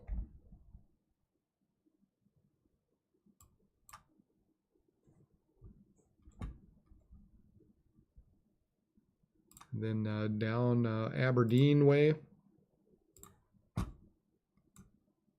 There's those storms that are rolling through Watertown at this point. Looks like they've gotten a little bit better, but still some stronger stuff north of Watertown around Florence and South Shore Summit, Wabe, coming up to Millbank and Ortonville. Yeah, those that area is really starting to push eastward into Millbank now in Ortonville. Clear Lake, Watertown, Millbank, Ortonville, South Shore, Revillo. This is all in South Dakota. And now these storms about to enter into west central parts of Minnesota as well.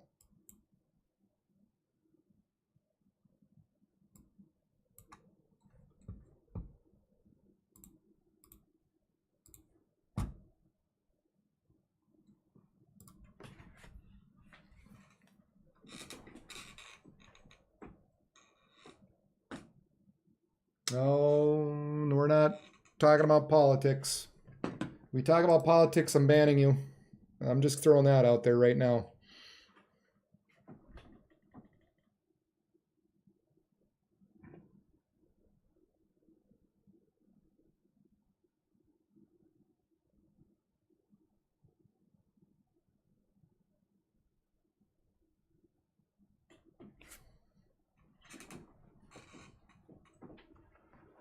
This is not a political channel. This is a weather channel. You want to talk politics, go somewhere else. I don't want it.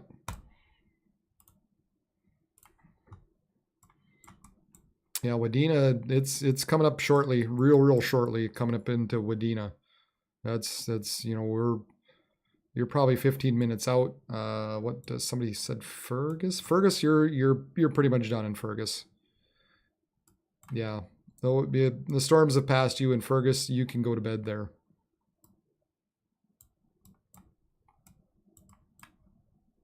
So if you're Fergus, Detroit Lakes, Park Rapids, Walker, Bemidji, Bagley, Mahnomen, you know, Bena, Cass Lake, Bena, up through Baudette, your night is done. You can go to bed. No need to worry about any kind of storms rolling through you at this point.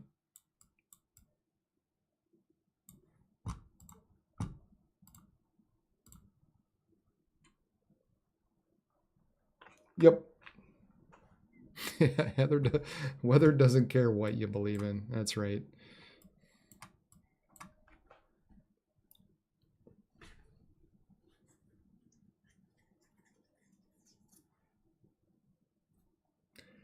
Man, I'll tell you what, I'll give you guys props for keeping it nice, keeping it good. Everybody's been real good on the chat. That's great to see. Just very cordial. Minnesota nice, right? Minnesota, North Dakota, South Dakota nice. How about it? That's what we are up here. We'll keep it nice. And I do appreciate it. Thank you, Kurt, for subscribing. Just kind of curious where we're at. 628 in subscribers. Thank you. Thank you. Wow, that's been amazing. We've blasted through 500 and are now at 600. Man, yeah, if I just got to reach 1,000 here. That's the goal eventually. That's the goal eventually, is just to reach 1,000. That's kind of the magic mark. So we're getting there, and I appreciate all the help that everybody's been giving me.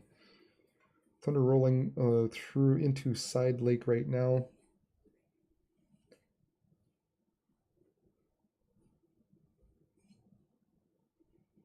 There are trees and lines down all over here in DL from the storm. Lots of property damage. around the rotation that was sort of out of by Wolf Lake. Rotation that was out by Wolf Lake. Okay.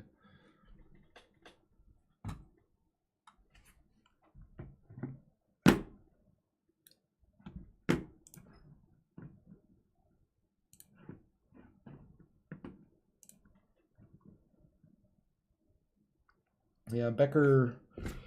Becker County has 570 out. Wadena County has 716. Hubbard County has over 1,000 people out of power, and then Cass Lake has almost 4,000 people out of power. So, yeah, these storms are really they've kicked it into high gear here. That's for sure. As they continue to push eastward, it seems like more and more there gets to be more and more power outages.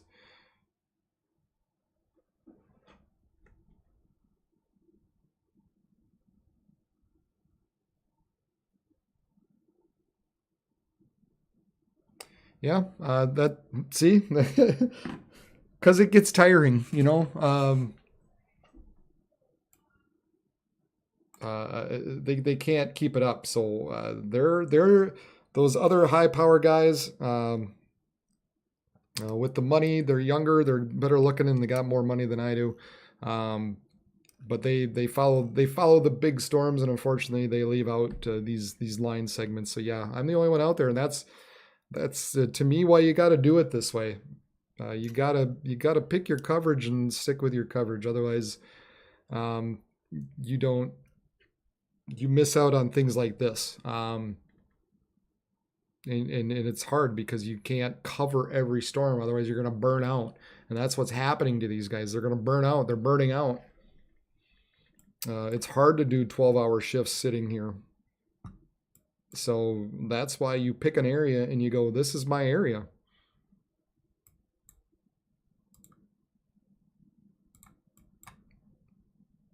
Yeah, and I tell you what, guys, I'll be here in the winter. I keep hating to hate to keep saying that talk about the winter, but I mean we'll be around in the winter as well. So a little bit of rotation showing up here north of Grand Rapids. These storms about to roll through here. Let's flip over.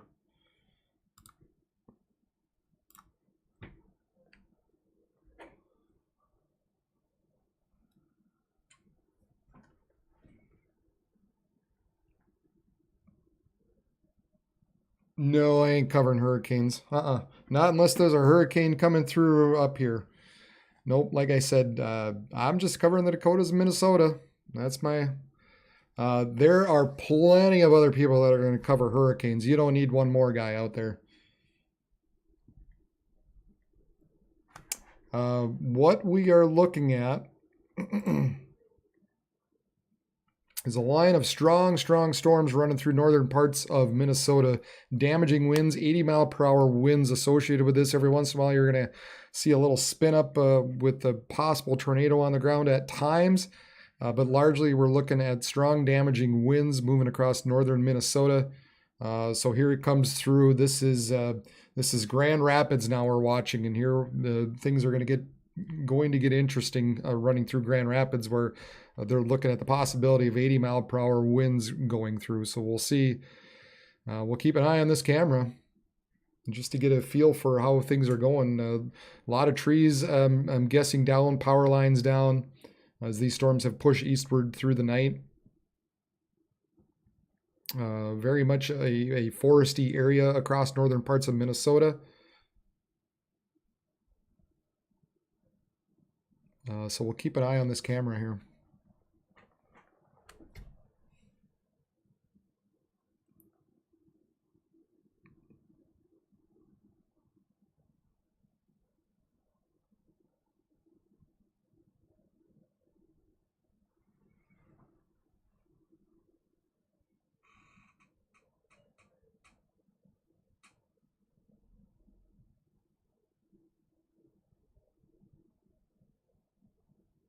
Oh, Wadena's got a fair going on too.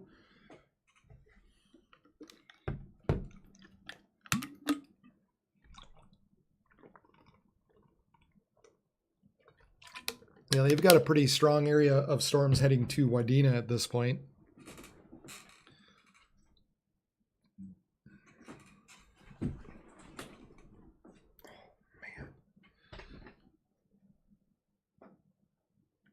So this is Grand Rapids in kind of northeastern parts of Minnesota.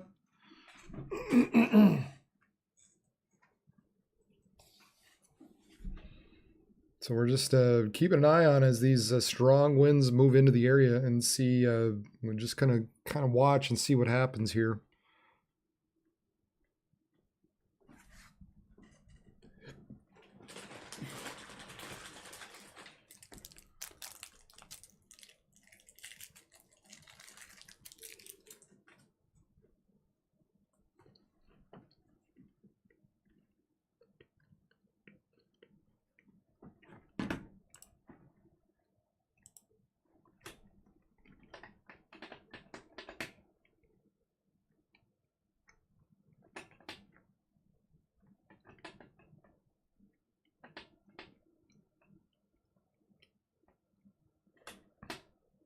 About 30 minutes ago in Cass County, Minnesota, right around Longville, Cass County dispatcher reported trees down across Highway 84 at the intersection with County 126.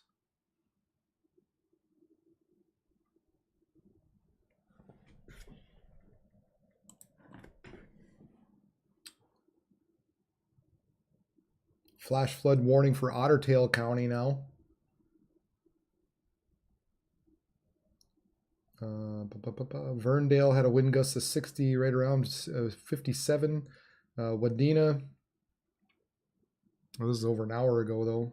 Over an hour ago, 55 miles per hour.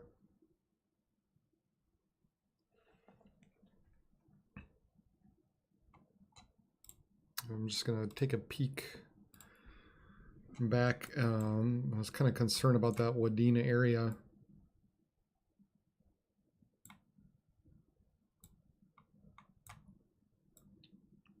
As this kind of looking at this line head towards New York Mills, Henning Deer Creek, and Wadena and Lawndale. I was watching this area kind of move through Perham. Oh, I should probably flip over to Perham. I've got a lot of different areas to watch.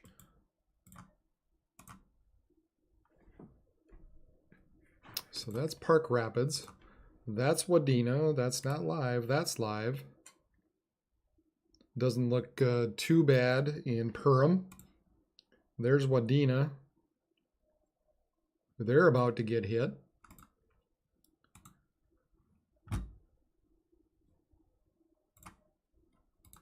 And then here's Grand Rapids.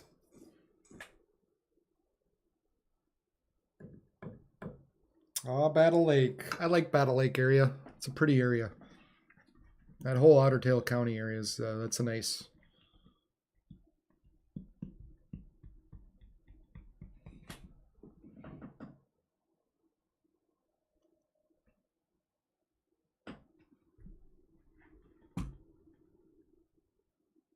So this is the Mayville radar that I've got over beside me here. As these storms, line of storms now heading towards kind of the New York Mills Wadena area. There's also a flash flood warning out for that area as well for Otter Tail County. So make sure you're not driving through some of these areas where the rain has just kind of gone over and over and over again. Just you got to make sure, especially at night, that just don't drown, turn around. That's what you got to do.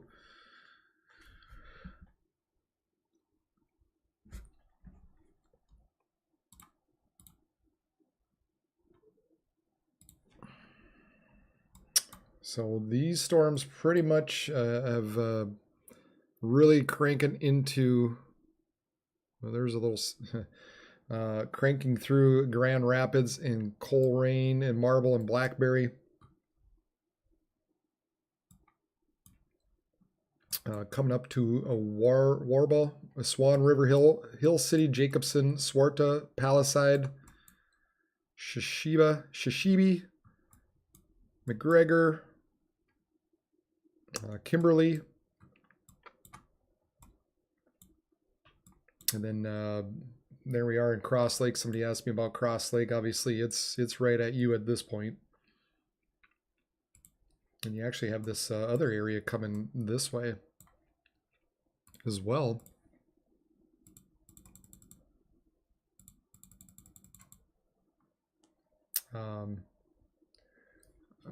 I guess I would maybe at this point still continue to include this area around Cross Lake, Crosby, Nisswa.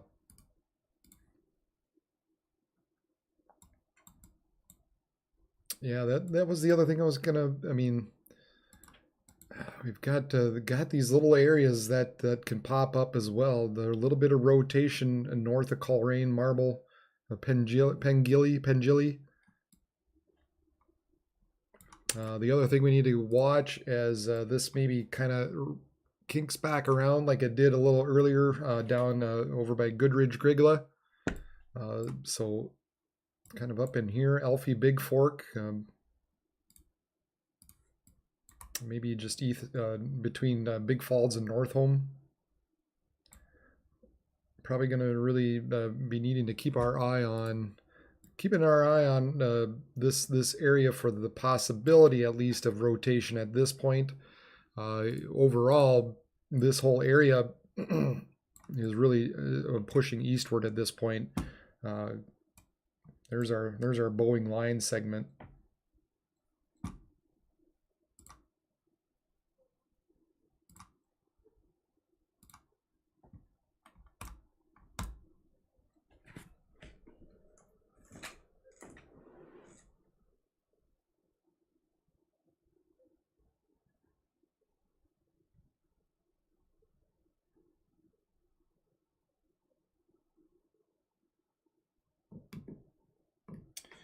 Lost power now? Yeah. Battle Lake. Yeah, that Battle Lake area.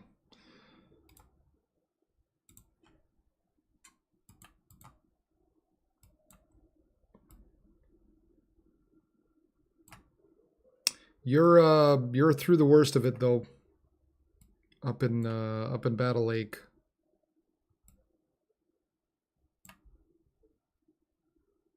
So, yeah, power's out. I'm sure these storms rip through here, heading towards Wadena and Hewitt and Bertha. So definitely some stronger storms heading towards New York Mills and in through here.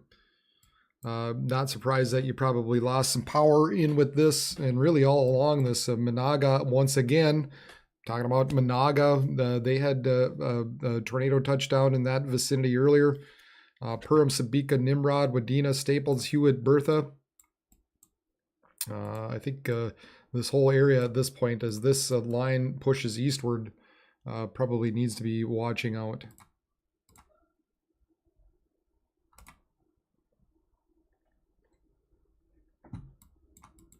.57-mile-per-hour wind gusts, Verndale. And then this area down by Millbank continues to push eastward. Quick look at the Aberdeen radar.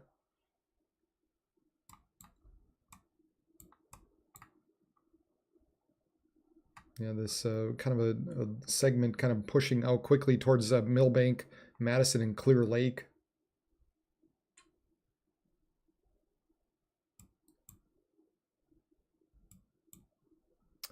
I think some of these areas up a little bit further north, you can see this kind of pushing northward as well.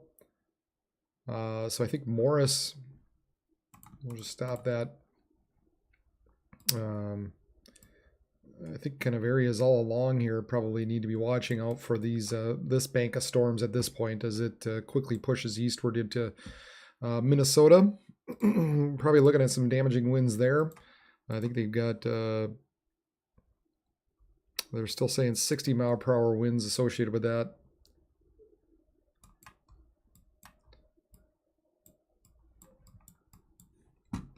And then back further north, this is kind of the other area we're watching. Just coming up on Wadena once again. Thankfully, Grand Rapids didn't look too bad, at least in town. I don't know what the other areas look like, and then we got a couple of areas of rotation still.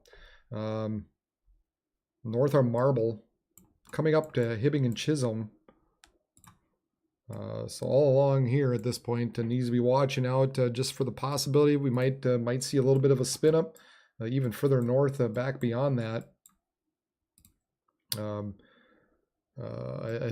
Possibility all along here. You just never know. Here's the main area, the main high profile area that probably needs to be watched more than anything, regarding just the chance of maybe a tornado just quickly, briefly touching down as these winds begin to continue to surge eastward. Again, just take precautions, be in a shelter, have a plan in place as these storms continue to push east. Towards Hibbing, Chisholm, Virginia, Eveleth, Meadowlands, Floodwood, and then even up into Togo, Craigville, Effie, or Cook. That area kind of all heading towards you, or in Cook. That'll be close. Now we'll keep you in that. We'll keep you in the mention, but.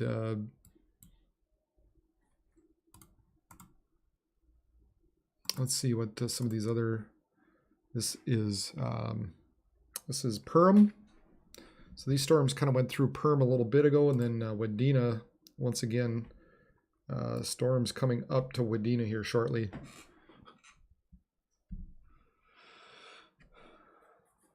Two new subscribers, Side Lake, Minnesota. Thank you, Robert Goebel.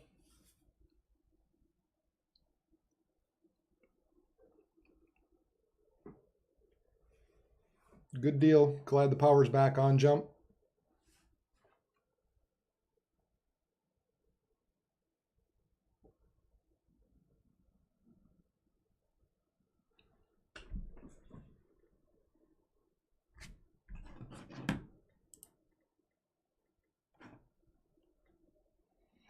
Yeah, Becker's got a lot more power outages now.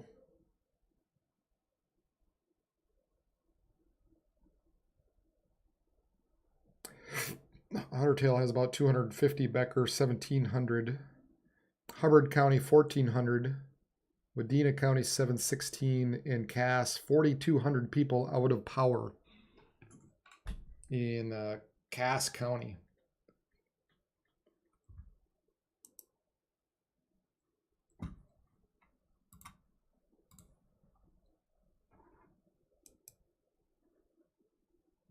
So that's Cass County, I think that's this one right here. Right here is Cass County. So that's the area where these storms push through. And they've got 4,200 people out of power with that.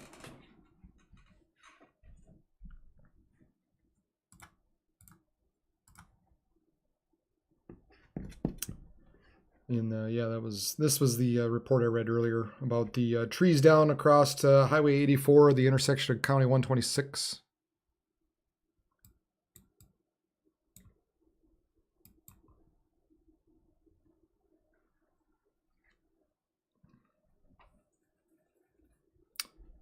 So yeah, if you're coming up to, if you're around Hibbing, Virginia, Cook, or Meadowlands, Floodwood, you need to be making plans at this point to be taking shelter. These storms are moving east around 45 miles per hour at this point. And then I think anywhere within this line at this point, you just never know if you get a little area rotation as well. That's kind of the area we'd be watching for. Thank you, Northern Minnesota Sasquatch, for subscribing. There's a big severe thunderstorm warning now just about to clip Duluth. Moving east at 50 miles per hour, 70 mile per hour wind gusts and quarter-sized hail associated with these storms. Hail damage to vehicles is expected. Expect considerable tree damage. Wind damage is also likely to mobile homes, roofs, and outbuildings. This will be near Pengilly around 12:05. Keewatin, Nashwauk, Swan River, Warba, Jacobson around 12:10. Hibbing and Libby around 12:20. Other locations include Big Sandy Lake, Tyvola, Floodwood, Tamarack, Bull, Meadowlands, and Mountain Iron. Remain alert for possible tornado. Just like we just said here, tornadoes can develop quickly from these storms. If you spot a tornado, go at once into a basement, a small central room, or in a sturdy structure. Don't wait. Just do it. Just get into a sturdy structure, and why mess around with these storms? You're going to be safe if you go down there. Just turn on the TV and have this on the side on your phone, or have this up on your TV, and sit back and read a book and let these storms roll through. Probably about the best thing you can do. But yeah, they just I like I don't know.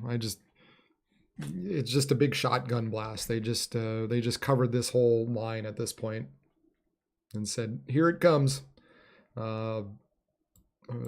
Moose Lake, Cannon, Brookston, Cromwell, Floodwood, Meadowlands, Duluth, Hoyt, the Lakes, Eveleth, Virginia, Chisholm, Hibbing, Meadowlands, maybe eventually Cook and Tower. So 70-mile-per-hour wind gusts there. And then we've got this area pushing eastward into Wadena, Park Rapids, Monaga, Sabika, Nimrod.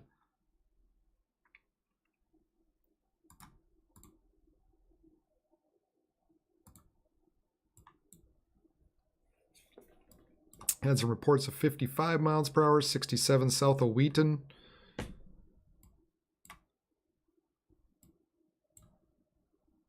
And then our Aberdeen radar. Aberdeen, South Dakota.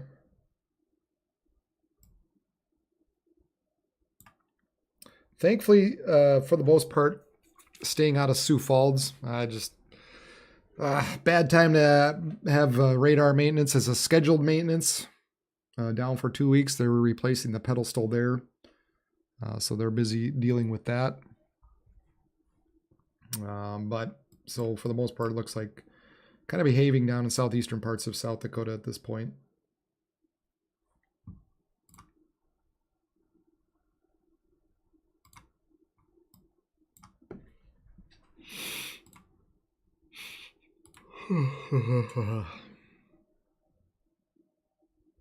Here is the latest satellite image.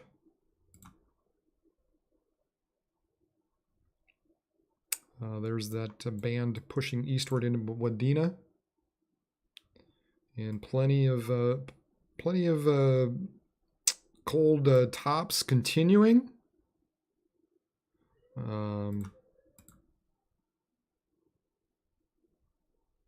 One thing I don't notice as much is the bubbling. So let's go over here and take off the flashes for now.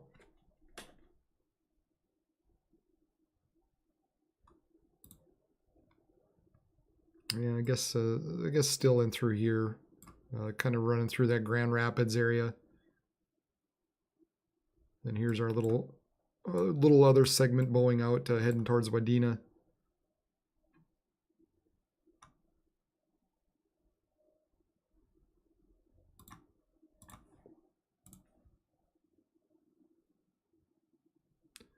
Yeah, I guess still plenty of updrafts in there. Maybe not quite as much as before. Kind of in through here. This whole line. I mean, I had a big old updraft in it. Now it's just kind of more on the north edge, the way it's looking.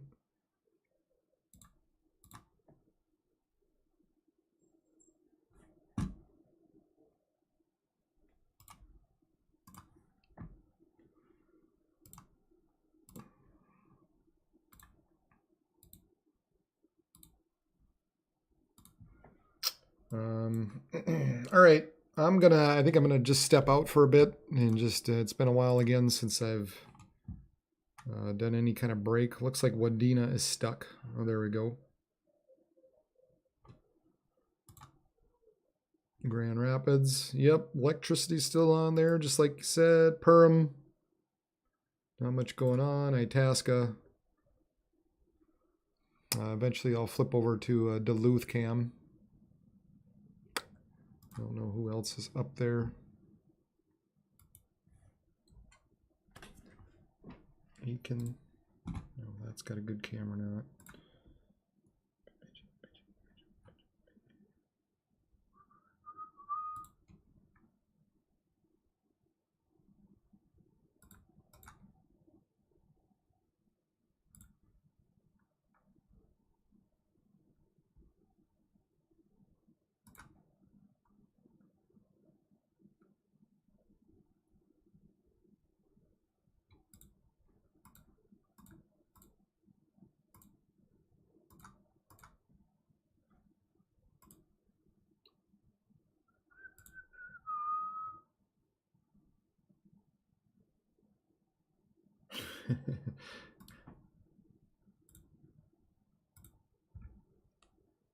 Haven't looked at the old Twitter machine in a while.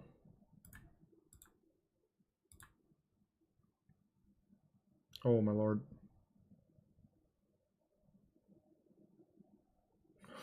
All right. Okay. I think good as time as any right now. Rotation near Hibbing. How concerned am I?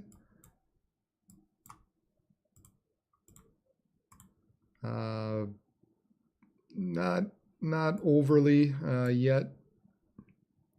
Would think of this area maybe up here has a little more teeth to it. If we're worried about talking about rotation.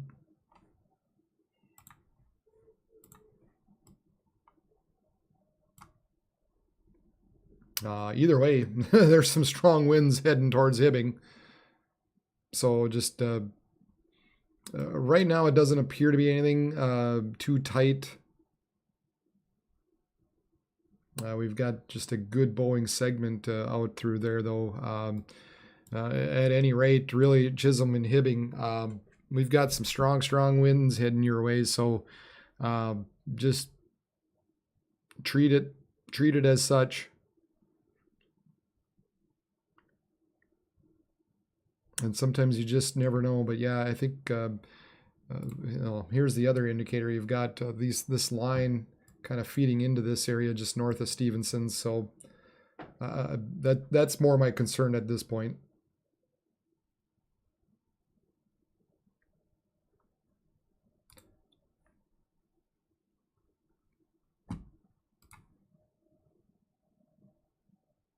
The only thing would be is if maybe if there would be a little bit of a excuse me, a bit of a kink in there.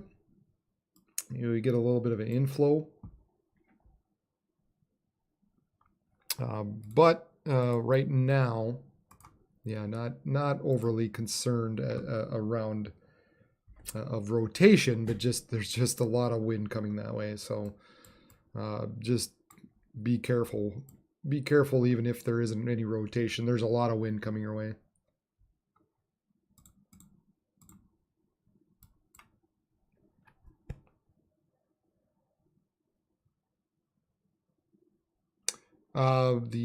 Let's see, the green triangle. So this is indicating hail, roughly an inch. This is even smaller, less than an inch. And then this triangle says, just says, hey, just look here. You might have some rotation. And it's a green triangle, so it's not deep.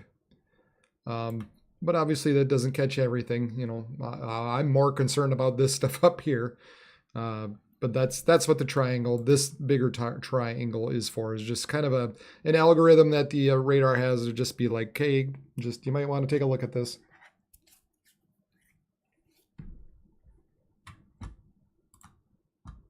Oops. Okay, I'll be right back after a bit. Let me duck out and just have a bit of a break. And we'll check back in with you in a few minutes.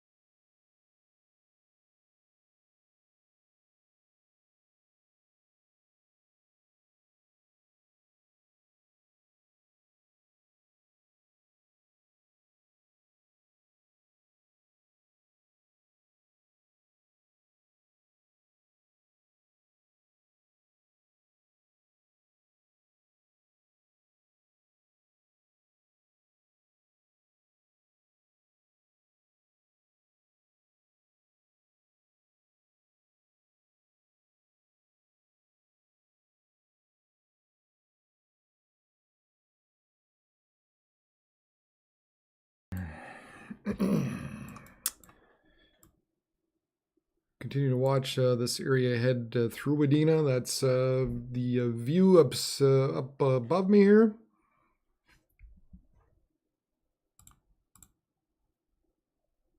Looks like it's a little frozen at that point, but nevertheless.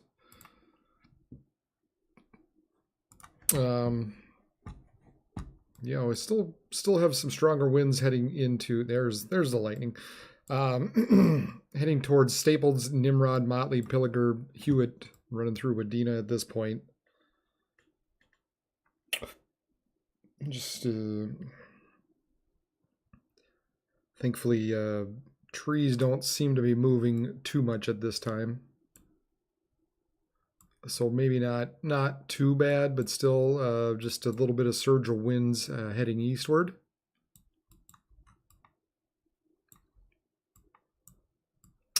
Storm's just about to Alexandria at this point. Not looking particularly strong through Alexandria, so that's good. I think at most 60 mile per hour winds. I think that'd be on the high side. Up Duluth, that's the main area of concern at this time. We've got these strong winds blowing through, blasting through Chisholm and Hibbing, Meadowlands and Floodwood, coming up to Eveleth and Virginia and Iron Junction. And as we put this into motion, yeah, you definitely see that bowing segment. Watch out, Duluth, Two Harbors. It's coming right for you. This area is just heading bullseyeing right for you. Two Harbors, Duluth, Cannon, all you guys right through here. 70 mile per hour winds, some tree damage possible with these storms, moving east at about 50 miles per hour.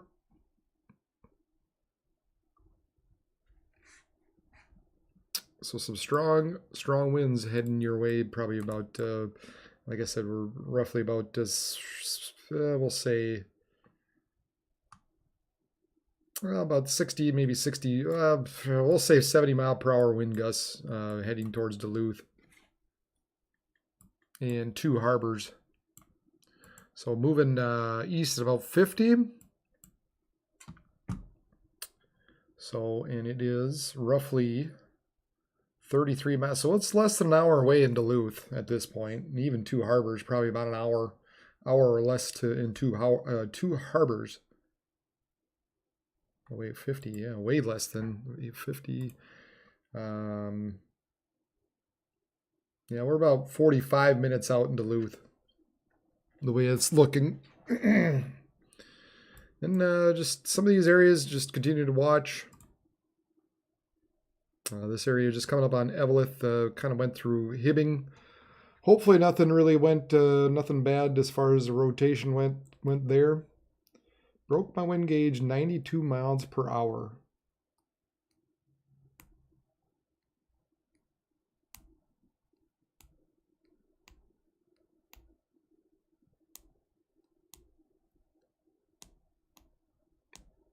That's a strong wind gust. So you know, the other thing, obviously, if you have a weather station and you have something like that, I always encourage to report that to the Weather Service, just so they know what's out there.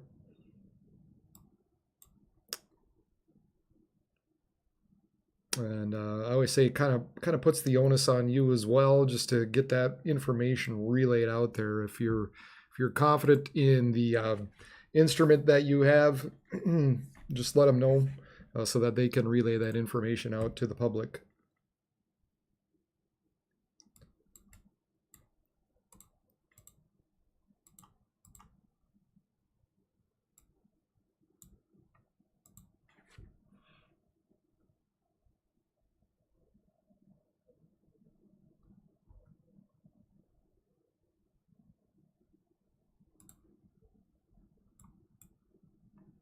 Thankfully, pretty much everything else has been dropped except for this northern area.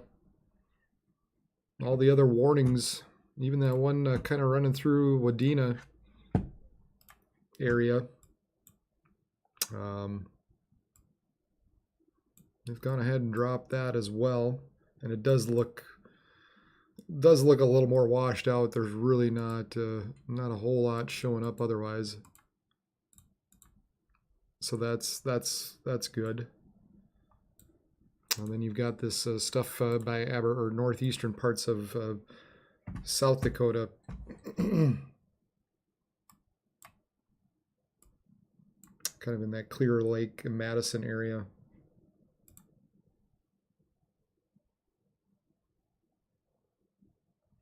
Continuing to kind of push eastward. I guess wouldn't be surprised if you see some stronger gusts anywhere from Morris to Madison to Montevideo and Clear Lake as well.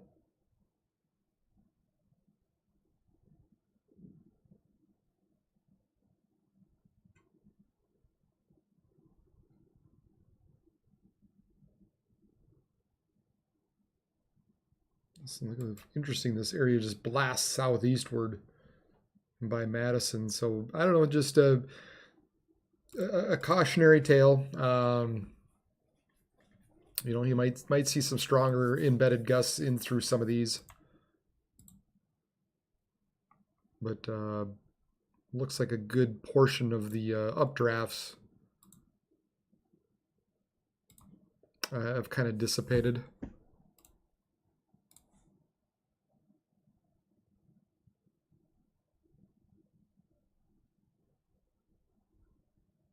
Looking at the satellite, yeah, that area kind of just in west central Minnesota continues to sort of fire up, have plenty of lightning in with it. Then this kind of area in the Wadena area still has some updrafts left with it, but not a whole ton of lightning. By and large, this area in the north continues to be the focus.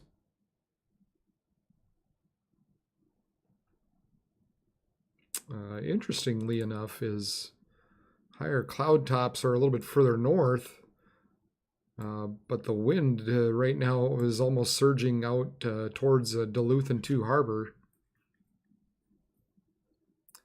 So I'm just curious if with time the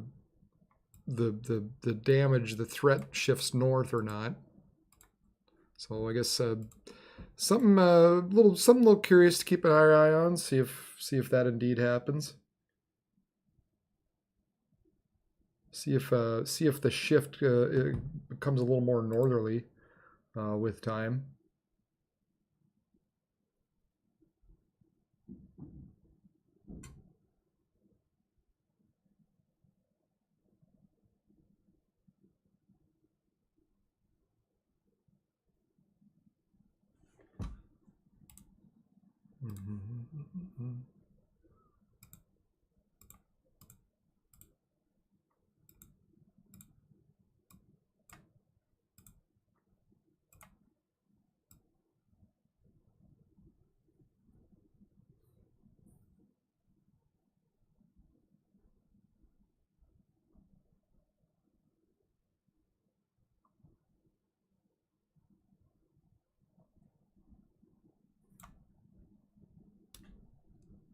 Good. 20 miles north of Hibbing, calming down now. That's good.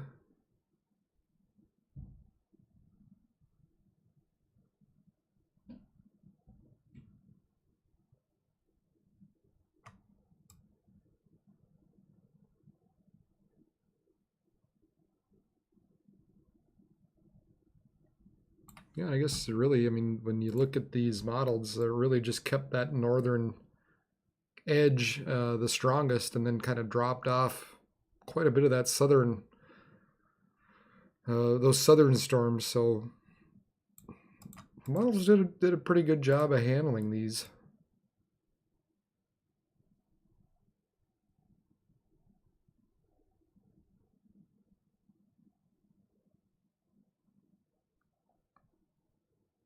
As far as the intensity goes, so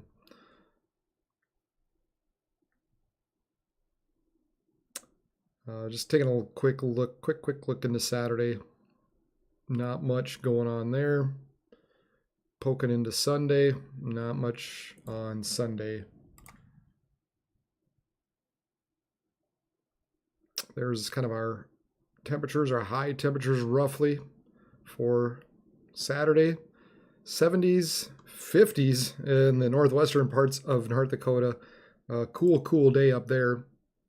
Obviously, along with that, you get a cooler day. You get some gusty winds, northwest winds gusting 35, maybe 40 miles per hour. Obviously, the dew point's a heck of a lot better, though. And then as we get into Sunday,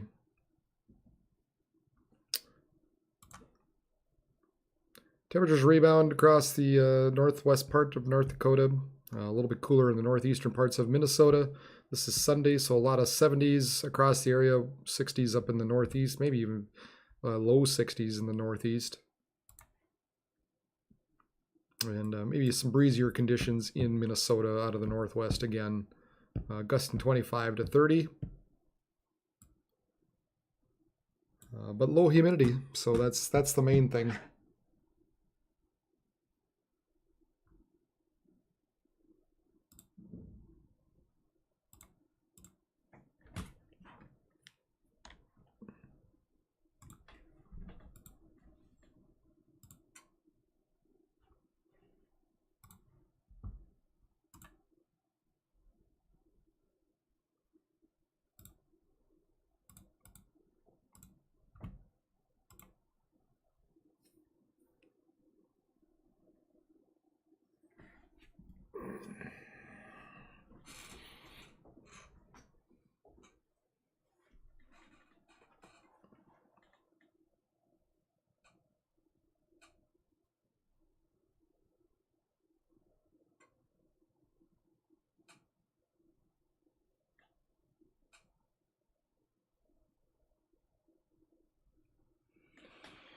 Oh yeah, oh boy, a lot of damage for you, Wolvenar.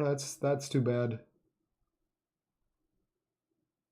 Yeah, gosh. Sorry. Where are you exactly? I'm just curious. Itasca? Is that roughly?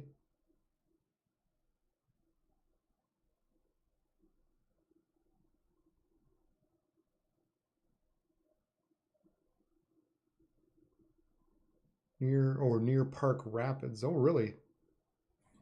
Okay.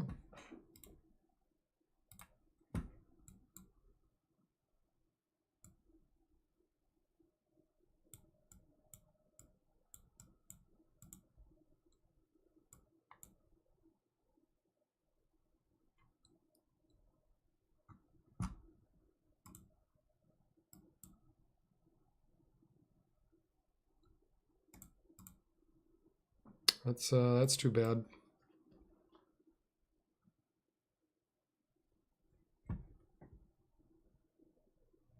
Hope yeah, hope everything's all right out there around your area then, Wolvenar. Be safe walking around. That sucks. Yeah.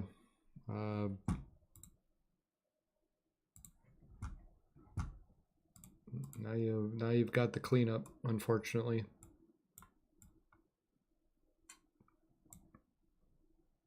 A little bit of rotation just northwest of Forbes, but still lighting up that Christmas tree up there. 60 mile per hour winds, maybe 70. Moving east at about 50 miles per hour. I've got the one of the Duluth cams up top.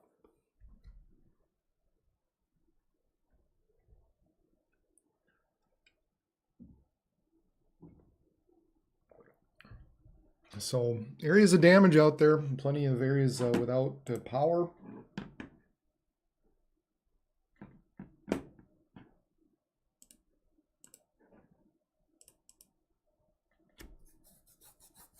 And that that map continues to sort of spread eastward.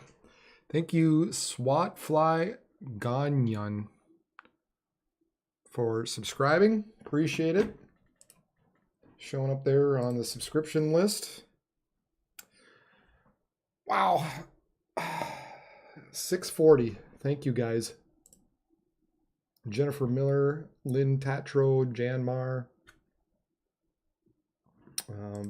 Anybody else I might have missed, thank you very much. But gosh, yeah. I'm glad you guys are looking out for each other on the chat. That's great. So if anybody knows somebody around Park Rapids can kind of help Wolvnar, help that guy out.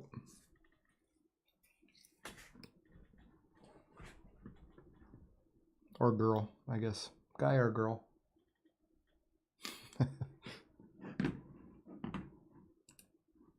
Most of the, a lot of the, let's see here.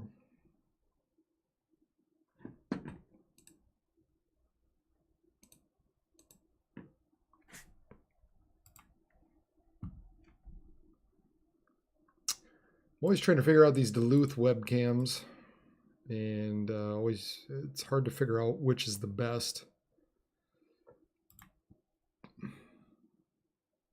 because I don't know exactly which way they're pointing.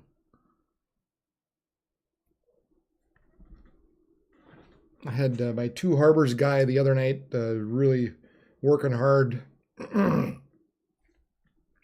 as we tried to pinpoint some of these areas or figure out where some of these cams were. He obviously lived in Duluth, or lives in Duluth.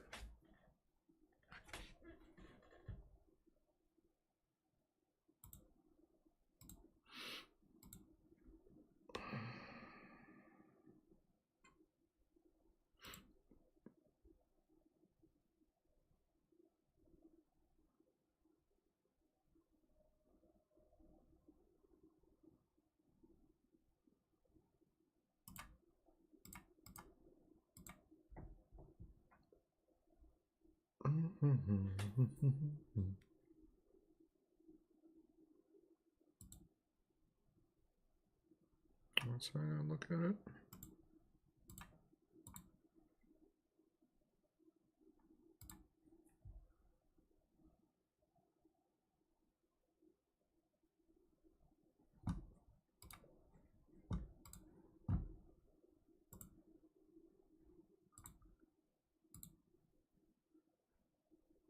Wow.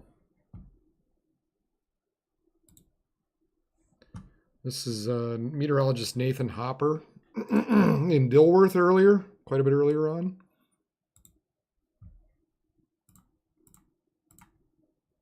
Not quite ideal shopping Friday night. This is from Dilworth Walmart. Thanks, Zach, for sharing.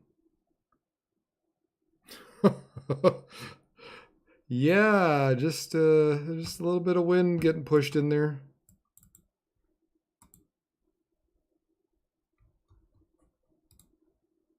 Wow, that's crazy.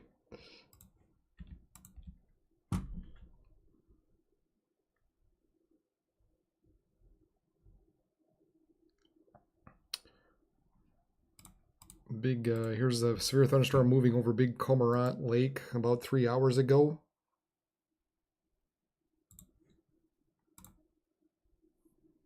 By Stephen Flegel. Fleegs79. Big old shelf cloud that rolled through there a while ago.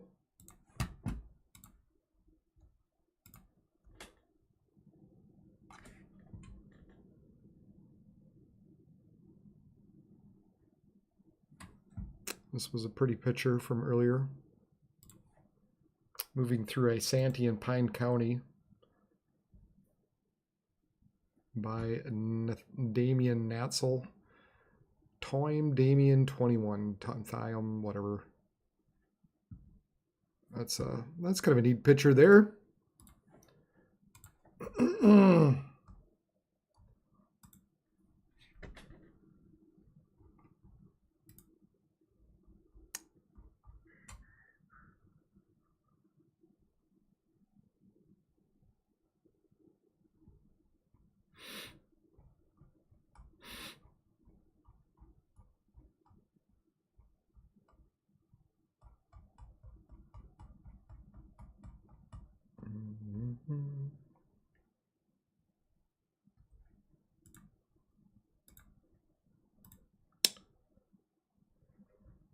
Sorry, I'm just kind of poking through Twitter and just seeing what's out there, if there was anything interesting.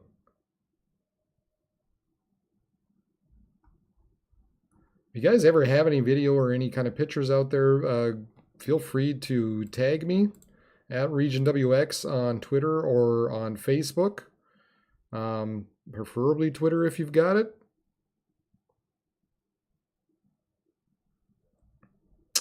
And that way, we'll go ahead and share it on the stream. Always like doing that. Always like finding some good pictures and videos out there.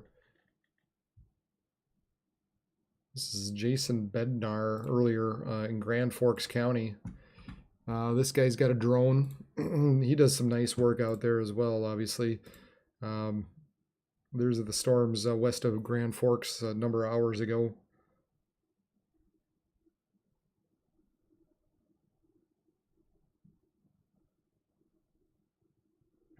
Moving to North Dakota. Well, you're going to have all kinds of different... Wow, that was a good lightning strike on that video. You're going to have all varieties of weather with this. You're going to have this. You're going to have hot weather. You're going to have 100 degrees, and you're going to have 30 below. So you get to enjoy it all.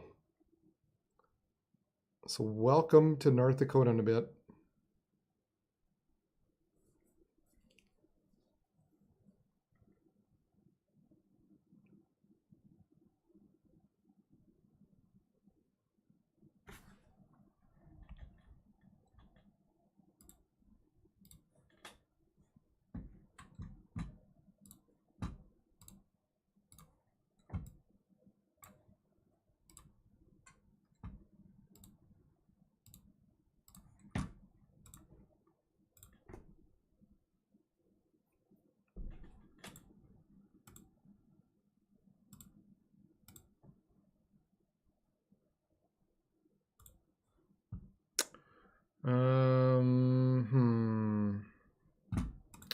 Trying to figure out a good location for Duluth, because it seems like nothing ever points to the west in Duluth. It's all out towards the lake.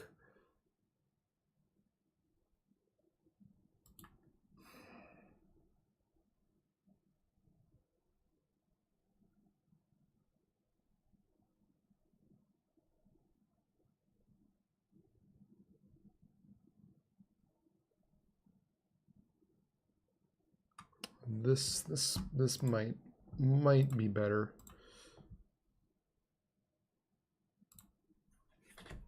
Might be better, because I think at least is pointing northward.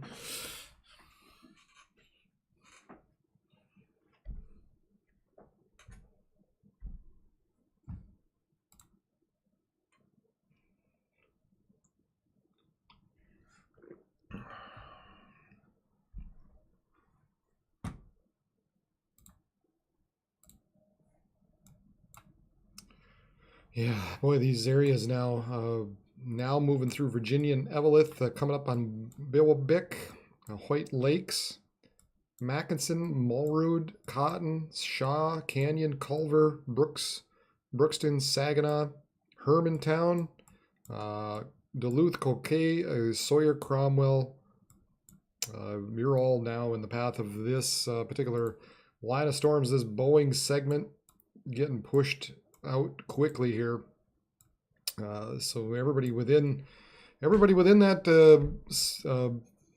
the warned area, we're looking at some strong winds heading your way. So, and then eventually heading towards Duluth and Two Harbors as well, White Lakes. And if it continues on into eventually Silver Bay as well.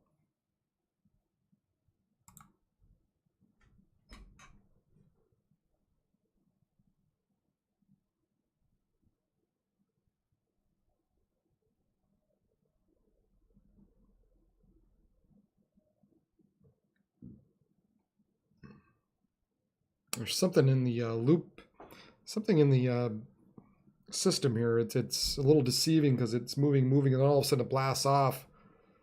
It's like it's not grabbing the frames. Bigger time differences in between frames, so then all of a sudden it looks like it's moving maybe eastward a little quicker. because this whole line all of a sudden moves, and it just seems I mean, that's suspicious. Obviously, even this southern area here all of a sudden just begins to speed off. So there's something a little off in the algorithm that makes it look like all of a sudden it really is taking off more than it was previously.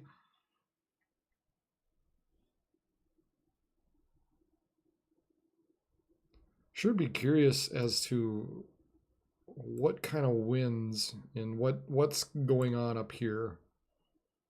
That is just a heck of a boundary.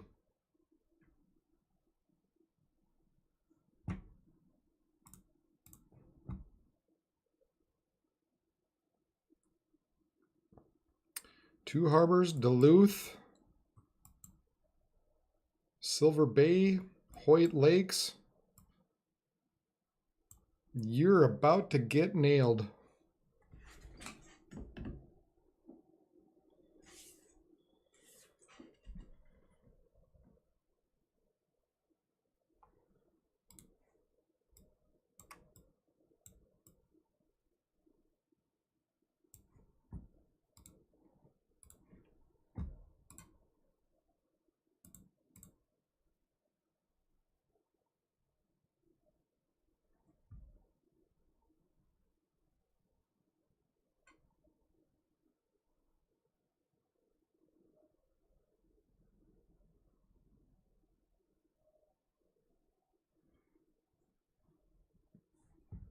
So we'll continue to sort of watch this as it probably pushes into Lake Superior, essentially.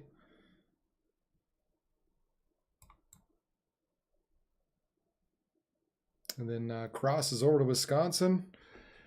And then at that point, once it does so, I think it's time to end the stream. We've been going coming up on 10.5 hours here.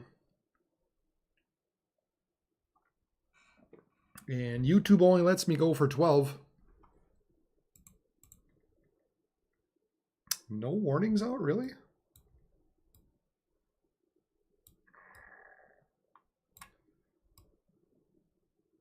There's no warnings out.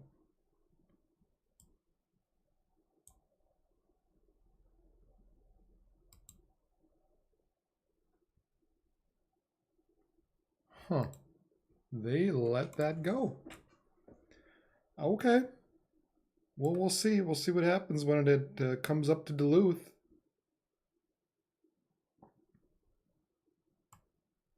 I still think there's at least maybe some 60s in there, but these guys are the professionals. I mean, I'm not going to question them, but I'd still say there's probably at least some 50-mile-per-hour winds running towards Duluth and Two Harbors. But no severe thunderstorm warnings out there.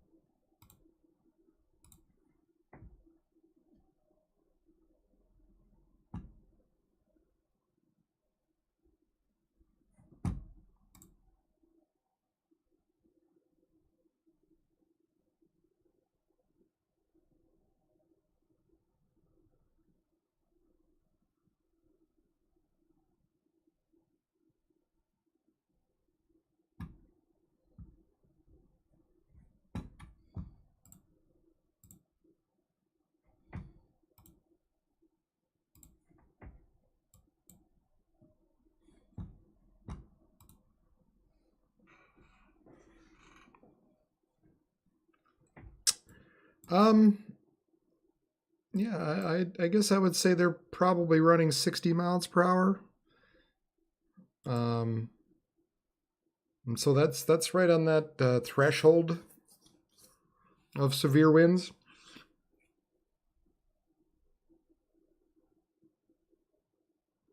Of to where they issue a warning, but there's not currently anything out there at this point.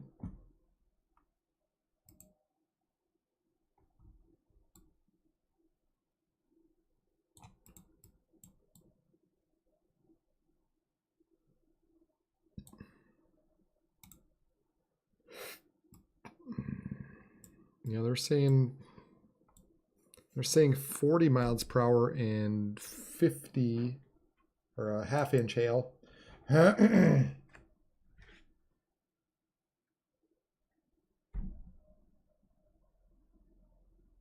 well, they're saying 40 mile per hour winds.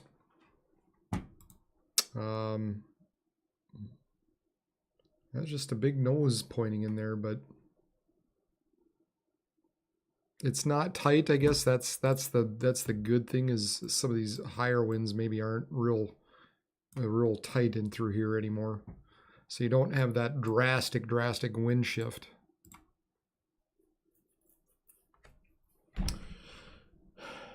Back around 11:30 p.m. Around Marcel in Itasca County, reports of trees down from Itasca County Sheriff. So that's when things ran through Marcel earlier. Over an hour ago.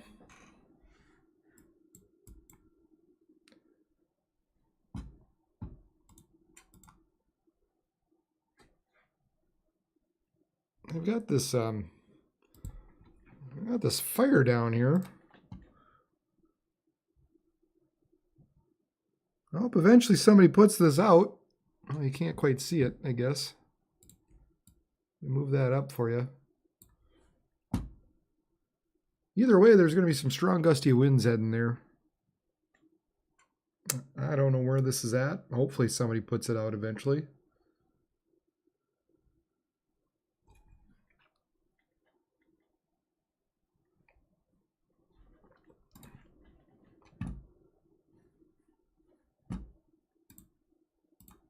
Take a look around. Let's take a look around. Let's take a look around Duluth.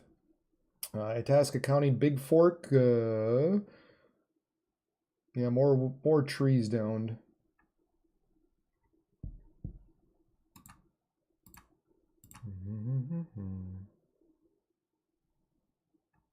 Lighthouse cam. There's the lighthouse. And a camera of the lighthouse in Duluth.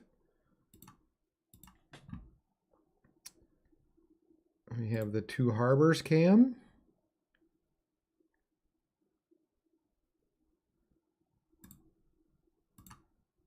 We have the beach cam.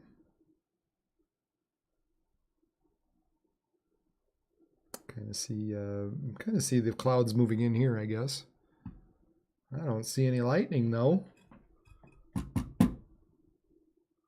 Or Minnesota, or what?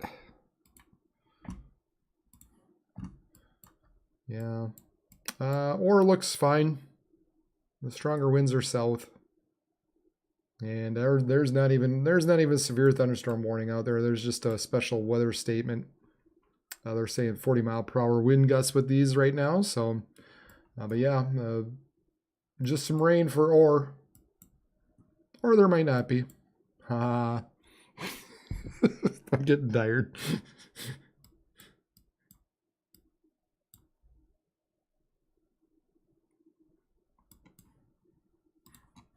I'm getting a little sleepy. It's been a long day.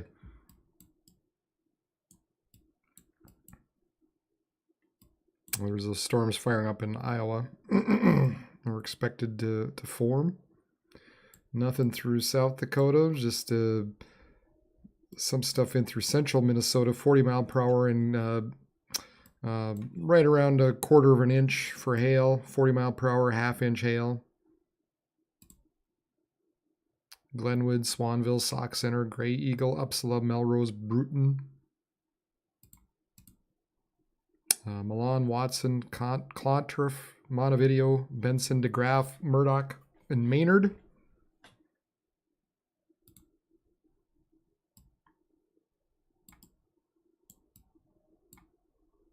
And then Cloquet, Hoyt, Lakes, Hermantown, Arnold, Proctor, Duluth, right around 124, Superior, and Two Harbors.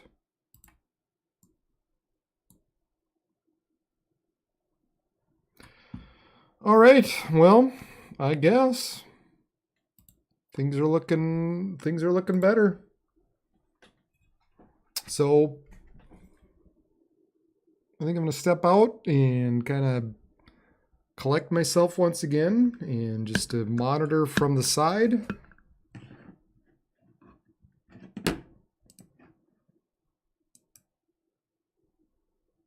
$640 subscribers. Thank you very, very, very, very, very, very, very much. That's fantastic. Thank you so much. Continue to tell people about this page. Continue to let them know that this is out there. We cover the Dakotas and Minnesota. That's what I cover. That's all I cover. The more I do this, I mean, I've been doing this for years, and the more I get back into this and continue to do this, the better it becomes, because it just becomes more familiar with you. And that's a lot of how sometimes it works with meteorology. The more you work with areas, the more you just know how things behave. So it's great to get back into this again. So thank you for all the subscribing and the likes and the shares. Continue to do that, because if this dies, if this doesn't go anywhere, then it's obviously I'm done. It doesn't pay to move on. So the more that this can take off, the more I'm able to do this and hopefully grow and eventually make some money off of this. Obviously, that's the end game. Unfortunately, that's always the end game, is the money end of it. I can't continue to put my time and money into this.